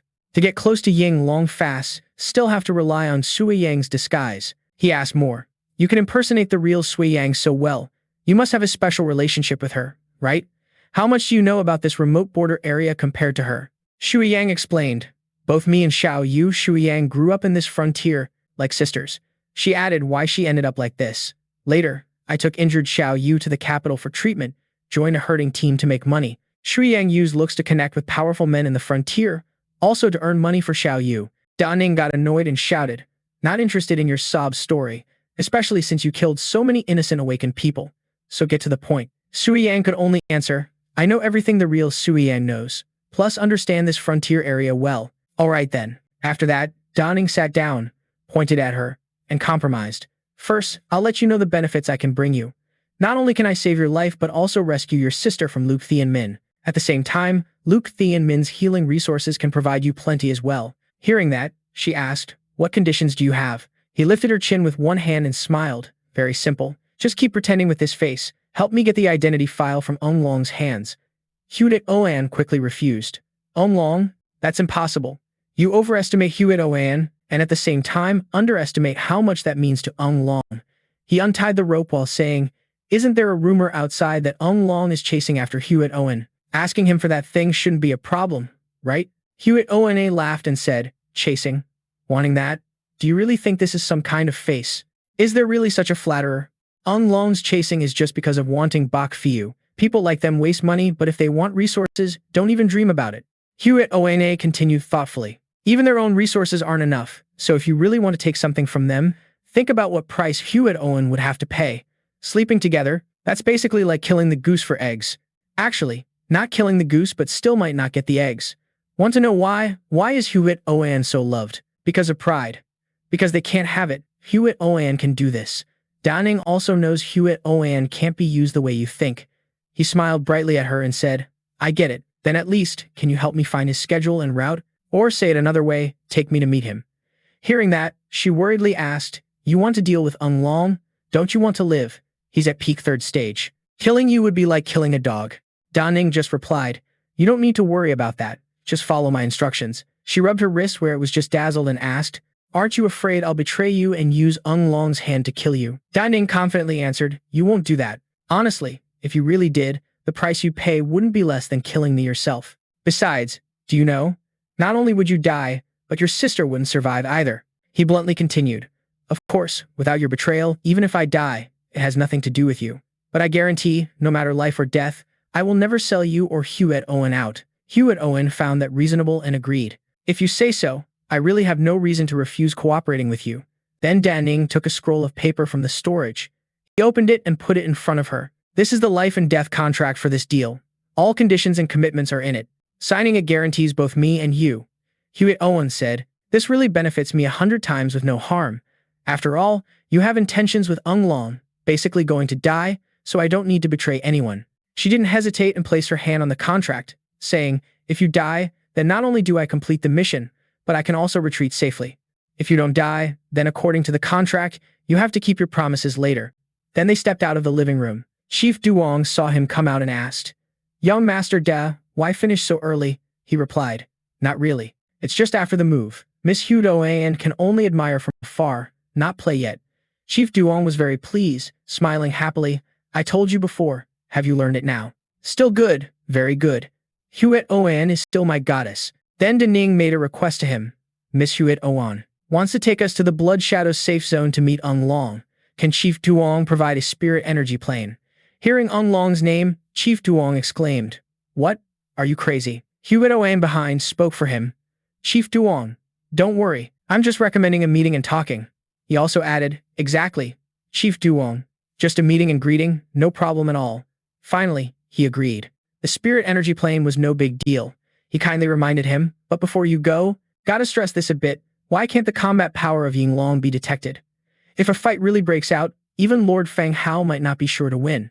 You all better know this well. The reply was rebellious. Got it. Duong so truong, don't worry. At Blood Shadow Core's Safe Zone 1, the Lightning Group's plane arrived and was about to land. The guards immediately surrounded and ordered to shut down engines. Everyone got off one by one and showed ID cards. If any suspicious moves happen, kill without asking. A glance around then said, security here is way tighter. Compared to Thuong Lang's safe zone, let's disguise ourselves a bit for safety. Activate disguise props. Duong So Truong stepped forward, handed out some gear, and said, gentlemen, this is our young master. Yes, young master, under orders from Duong So Truong to deliver supplies here, there's a small gift, please accept it. The guard holding the card chuckled. At least you know the rules. Go in, remember, you can stay a maximum of 3 days. After that you must report again at Thuong Lang's safe zone. Suddenly, he noticed Huet Oan playing herself from behind. He shouted, Miss Huet Oan. She stepped forward, showed her card. He quickly waved off. No need to check you. Miss Huet Oan, we didn't know you were on the warplane. Are you coming to the safe zone this time? La Lam said, I want to visit the command center. Can you arrange that? The guard agreed immediately. No problem. We'll arrange an escort. Escorting the young lady through. He turned back and called his men. Where are the guys? Immediately assigned third-rank guards to open the way, must ensure Miss Huet Owen's safety. Ya felt secretly relieved watching that scene. Never thought Huet Owen's status would be that useful here. Could it be because of the rumors on the streets? Is Ying Long into Huet Owen? The guard explained to her, Miss Huet Owen, if you want to meet Lord Ying Long, no problem at all, but these people at Thuong Lang safe zone, we don't have authority to arrange. Huet Owen calmly replied, no need for arrangements, just let them handle it themselves. Then Huet Owen was led in by the guards while the group was stopped. The thought crossed the mind, just as she said before. The level of treatment is worlds apart.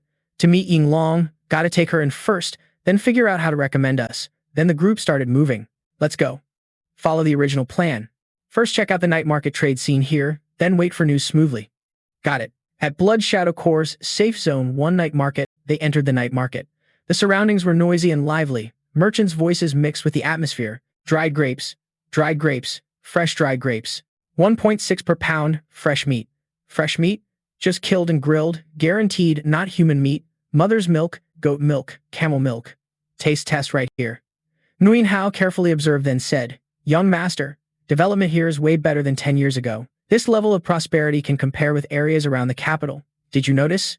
Small vendors here can afford electricity bills. Not only that, their management is much more standardized than Thuong Lang. I think Blood Shadow Corps must have a complete administrative and military control system like this, showing their ambitions aren't small. Suddenly, a knife sound.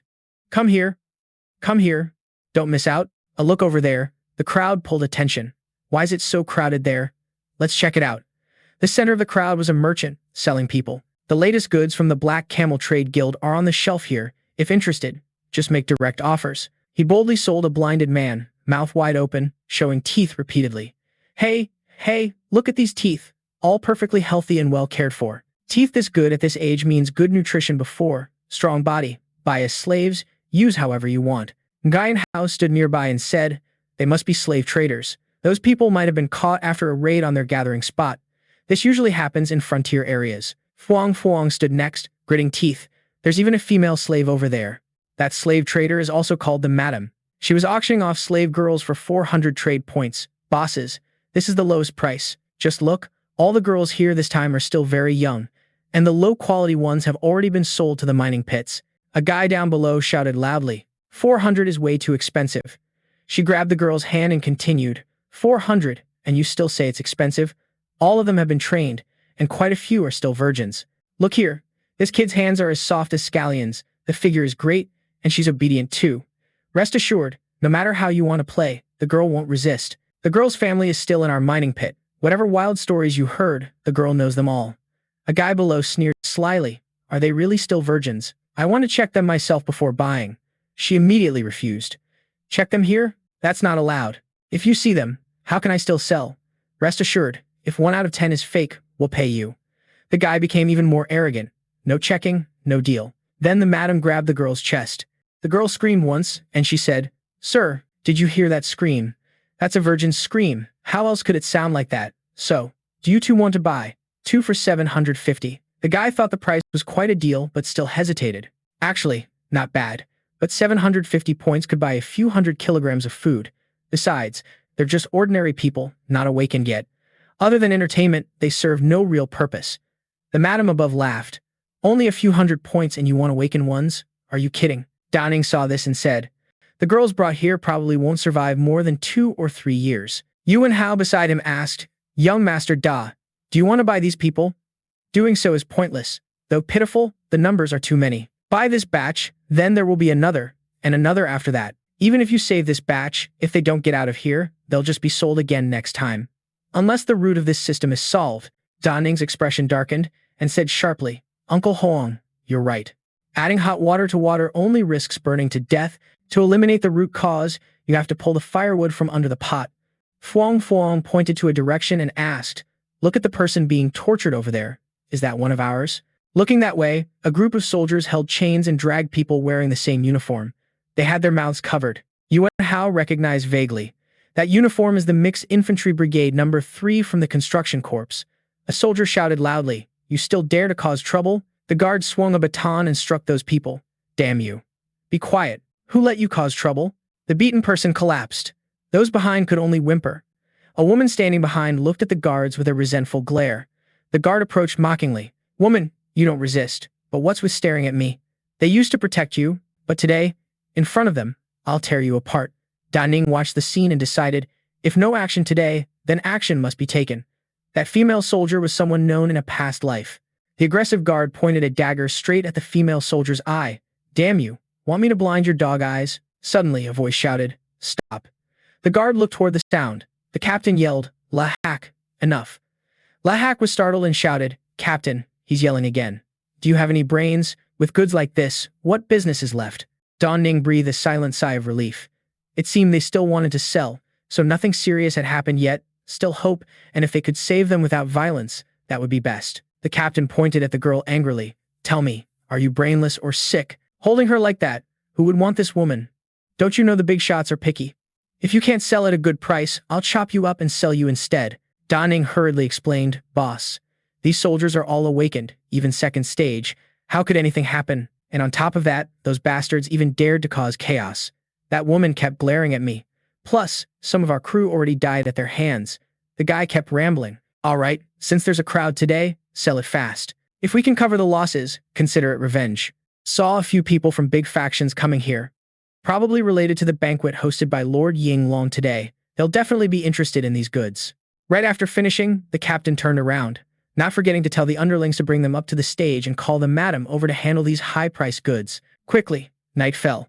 The madam stood among the human traffickers and announced, The grand final battle is here, bosses. Come and take a look. Frontier Construction Army, second stage awakened warriors. Anyone holding a grudge against the military or wanting to taste something new, don't miss this chance. The crowd below got excited. Military folks are top-tier goods. Getting this would seriously boost status. What kind of goods are these? Yuan Hao was furious. Ning immediately put a hand over the mouth. Shish, Uncle Huan, now I'm Yi Xiao. I'll save these people, don't worry. The uncle was startled and quickly replied, Sorry, Yi Xiao, I was too angry and lost my mind. Better let these people go with me to avoid dragging you into trouble later. Ning whispered softly, Uncle Huang, if trouble really breaks out later, I can't just stand aside. Besides, if a fight happens, based on your strength, you won't be able to get out of here. Above on the stage, Loblak started tempting. Let's auction this one first, a second stage peak awakened warrior. A military henchman who's also a company leader, very strong. Just look at that killing intent. The madam interrupted. Dear bosses, if you win the bid, we'll train for free. Couldn't even make him kneel and eat dirt, no problem. Getting this guard dog would also add face. Starting price is 70,000 trading points, each raised by 10,000. The crowd below started buzzing. Second stage peak and military too. This one's interesting. Starting at 70,000, I bid 80,000. He sneered, mocking buying it just for guarding. Those disgusting soldiers deserve to die. Another man said, I bid 90,000. The first guy immediately interrupted. I bid. Manager Xiao frowned. Hey buddy, I'm Manager Xiao of the Bone Crusher Arena. How about giving me some face? Let me take it home to please the boss. The other was startled. I didn't know Manager Xiao was here. You've seen them, so go ahead. People nearby heard the name and thought silently. Although Manager Xiao isn't very strong, behind Bone Crusher Arena stands a high third stage elite, and below are a bunch of third stage warriors. Everyone speculated that their strength might even surpass our small private safe zone. Who dares to compete with him? Manager Xiao quickly stepped onto the stage. No need for training. Just send this guy to our arena. We happen to be short on this type. I want to see if he can beat that mutant. It's been a while since we saw a real fight to the death. Besides this batch, any other types, just introduce them to me directly. If suitable, I'll buy a few more. Meeting me means you're lucky. Hearing this, the madam got excited. Good, good. La Black smiled warmly. Please take a look at this one. Mid-level, second stage ranged fighter. When we caught it, we lost 2 people. Fighting 1-on-2 against it, plus a scout. The scout is also mid-level second stage. Though just a scout, when desperate, just as crazy. Then there's a big, strong type, also very powerful. That lady spoke up. Yes, sir, you can see the killing intent in their eyes. These goods come from the border, often fighting awakened people from abroad. Take a look, or just buy them all. Manager Xiao Chen hesitated a bit. Let me think. Suddenly looked at the girls behind. That woman is also a second stage military. Bring her out, I want to see her figure. The madam suddenly broke into a sweat, hearing about the girl. Manager Xiao, aren't you supposed to find suitable people to kill monsters? This one's not quite right. No hiding it from you. These types are planned to be disciplined all at once, then sent out for prostitution. He frowned, telling the madam to just bring them out. Why waste words? Why would I buy them? Can you manage? So what if they're female? Nowadays, watching women fight without clothes is all the rage. The madam was startled. Manager Xiao, please don't be angry. I'll bring them out for you right now. The perverted fake name eyed the girl cunningly, thinking. A second-rank female soldier fighting monsters without any clothes on. That scene was really stimulating. If a few special mutants were added, it might be a deadly combo. Thinking of that, excitement was impossible to hold back. Manager Xiao firmly said, a virgin show like this will definitely hype up the big shots. Down below, Yuan Hao was about to lose it. Da Ning, knowing the anger toward these perverts, spoke up to calm. Brother Huang, don't rush to watch. Wait until they come out and we see the total price first. Right after, the girl was brought before him. The madam was enthusiastic. Here she is, Manager Xiao. Just look at everyone's reaction. This is absolutely the army's top beauty. Unable to resist, he stepped forward to caress her face. No need to say, it was wild already. Both body and face were not bad, yet still a minor rarity.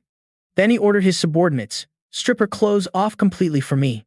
Covered in dirty blood, nothing recognizable. The other immediately obeyed the order. With the master's permission, the man leered hungrily. He lunged at the girl like a wild beast, ready to tear the prey apart. The guard sneered cunningly. If it weren't for the collar-suppressing powers, these guys would have wrecked this place already. True.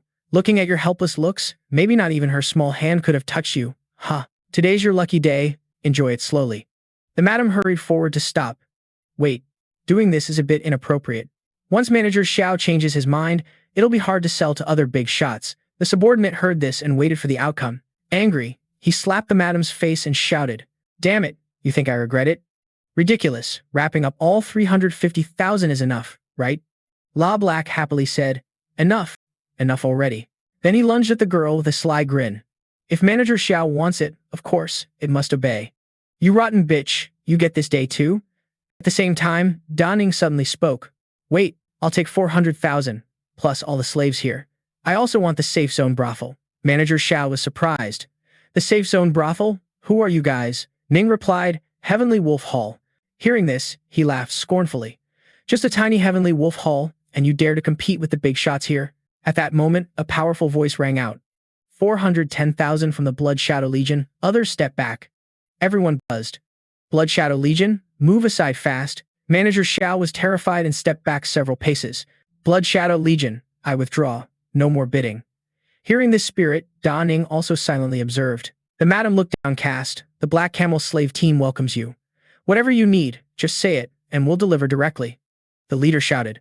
Madam, you talk like we won't pay her. Everyone knows. The Blood Shadow safe zone rules are strict. Rest assured, not a penny will be missing. The newcomer quickly ordered, People, bring the money all here. His soldiers immediately obeyed. Captain. Then Da Ning loudly said, I bid 420,000. It's an auction. Highest bidder wins. I think Blood Shadow Legion won't break the safe zone rules, right? The crowd whispered. Damn, dare to snatch someone from Blood Shadow Legion. Is the kid from the safe zone brothel crazy? The Blood Shadow captain sneered. Rules? Then I bid 430,000. Safe zone brothel? Are you sure you want to fight me? Da Ning raised the bid to 440,000. How much more? I'll match it. He felt a bit bitter inside. Kid, you think your status in the safe zone brothel is that important? You really dare to fight me? Da Ning replied calmly. Auctions are about financial resources. What does status have to do with it? Unless you want to break the rules and use status to bully people. The Blood Shadow captain laughed scornfully. Big talk? Got a lot of money? Huh. He then showed 2 cards. Is 10,000 enough? If not, I'll add 1 million more. The crowd gasped again. Damn, people from the Thong Lang safe zone sure have a lot of money.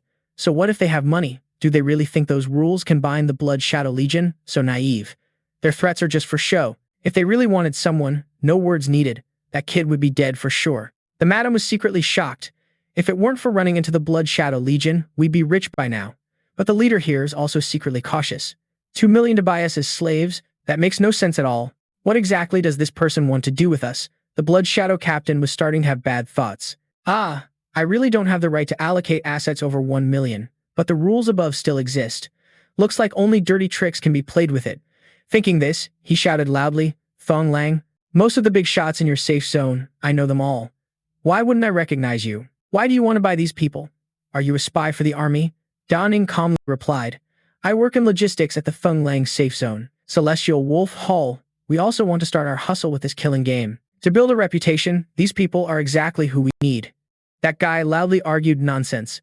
No one in this world does business without thinking about costs like you. Guys, round them all up and bring them in for questioning. Seriously, doubting the identity and motives of those guys. Everyone, just follow us obediently for a bit. Xiao Hai whispered, Want to make a move? These guys, I can take them down with 1 move. Da Ning said coolly, I can too. But hold up, Huet Owen and I already gave the heads up. Gotta wait for news from the other side first. Timing-wise, the supply should be arriving soon. After finishing, a loud voice rang out. Looking at the situation, the Blood Shadow Legion isn't negotiating their ready-to-use force. Didn't those guys always claim to believe in justice and swear never to abuse their power? The Blood Shadow captain's face darkened. Stop accusing us of abusing power. 2 days ago, we got intel that a group of military spies sneaked into our safe zone to rescue their people. Why does it feel like they're talking about you guys? Da Ning was ready to fight to the end. If that's the case, I'll tag along with you guys for a bit, but if Lord Ying Long invites me to a party later, only you guys can escort me there. As for what I'll say at the party, no promises. That guy laughed bitterly. Listen to this dude, daring to use Lord Ying Long to threaten us? Idiot. The banquet already started, and you're still here talking smack? If those guys don't know their place, then first we gotta beat some sense into them. Roger that. At the same time, after checking the system, the Blood Shadow captain suddenly shouted, Stop everything. Only then did he bow low and pass by. Yes, sir, really sorry. The flood is rushing into the Dragon King Temple. I had no idea you were a guest of Lord Ying Long. I'll arrange the guards to escort you there. Da Ning sneered a bit. This lord really switches faces fast. I still prefer your rebellious, defiant attitude from earlier. Sweating nervously, he ordered, Get the people ready. Immediately escort the guest in front of the Shanglang safe zone to the central area. Don't offend them. Da Ning then arranged his own people. Old Huang, take these soldiers and find a place to set them up. I'll come back to check the supplies later. Xiao Hai, let's go meet Lord Ying Long. Both replied in unison. Roger that. Young Master Deep, right now at the Tianlong Manor, Da Ning and the crew have quickly arrived. Da Ning glanced around, silently assessing. Just as expected, all the guests here are high-ranking members of private forces around this area. We're just nobodies here, so won't get a warm welcome. The reason the Blood Shadow team was so polite to us earlier is because the word came down from the top, layer by layer, that this was a personal invitation from Ying Long himself. Then Da Ning told Xiao Hai, Let's stay humble. Just stand in a corner and observe quietly. She immediately replied clearly. Just then, Huyet Oan was already waiting for everyone. Seeing Da Ning, she said loudly, People here can't help but whisper, "Who is this? And is it really worth the personal reception by Miss Hewitt Owen?" Unlike those people, Ning felt annoyed inside. Damn, what does this woman want? Wasn't it already said to stay a bit away? Being the female host of the banquet, is it really appropriate to go greet others? Saw you just standing there waiting, Blood Orchid shouted loudly. Little brother, hurry up and bring your girlfriend to sit next to me. I saved a spot for you. Ning was left dumbfounded by her, but thanks to that, no more attacks came. Turns out she's her little brother, no wonder. Ning quickly walked over, thanked the sister. Xiao Hai, let's go back to our spot. Everyone kept chatting nonstop, never heard that Miss Blood Orchid had a little brother before, maybe a sworn brother or something. Even if that's true, he's not the type you think he is. Didn't you see he has a girlfriend? Ning lost patience and asked as soon as sitting down. What do you want to do? Blood Orchid whispered. Didn't you say earlier you wanted to observe Yinglong? This spot is the best for that. Besides, I already told Yinglong, you're my adopted little brother. A really capable person. You know, if you didn't do this, you wouldn't even get in here. Try to act as natural as possible, whispering. Don't you know doing this puts me in a really dangerous spot? Blood Orchid smiled lightly. Yinglong's not even here yet and you're already scared. You want to scheme against Yinglong like that? Don't you think that's kind of ridiculous? Ning said again. Not really. I don't like accepting danger that's out of my control. Too bad. Blood Orchid cut in. Yinglong is the boss here. Nothing is up to you. Ning's face showed silent speculation. Clearly, she was testing reaction skills to see if it's worth siding with. Pretty sly move. This kind of provocation isn't considered betrayal, so no fear on her part. Must stay strong 1,000 times over. Can't fall into a weaker position. Before thoughts could pull away, a blazing red power suddenly surged in. Everyone couldn't help but gasp. Ning was extremely surprised, silently wondering. This was the echoing shout, welcoming the Blood Shadow Legion captain, Lord Yinglong. Yinglong has arrived. Sorry to keep everyone waiting. The guy just arrived and explained. There was a bit of a delay earlier. Please everyone sit down. No need for formalities. The crowd shouted in unison. Thank you, sir. Ning silently judged. Mountain and sea. Powerful as blood prison. This strength might even surpass Uncle Fuang. The blood smell was still fresh. Did he just kill a mutant before coming? Before the meal, yet went hunting mutants. Seems like a typical battle maniac. The people here whispered cautiously. Just that aura alone made everyone sweat. Yinglong's strength as commander feels like it's gotten even stronger. Right. Did you see the blood shadow behind him? Feels like it's about to come alive. Maybe Lord Yinglong killed some high-level mutant and fused with it. Ning thought silently. Fusing with mutant blood shadow. Is this a special innate ability? Then whispered to Xiao Hai, 0-0, if you fought Yinglong, what are your chances? She pondered, judging by the power just shown, at most 3 out of 10 could escape. If there's still hidden strength, almost impossible. After greeting the guests, Yinglong immediately went to his seat and sat down. Ning was still lost in thought. There really is a huge difference between barely reaching peak 3rd stage and true peak 3rd stage. Even though carrying plenty of sword skills, if wanting to escape, probably only the dimensional slash would work. Need to analyze his fighting habits first just in case. Left arm muscles are more developed. The spear behind him has blood on the tip. So this guy is left-handed and specializes in stabbing. Yeah. Ning assessed, equipped with special anti-slip gear.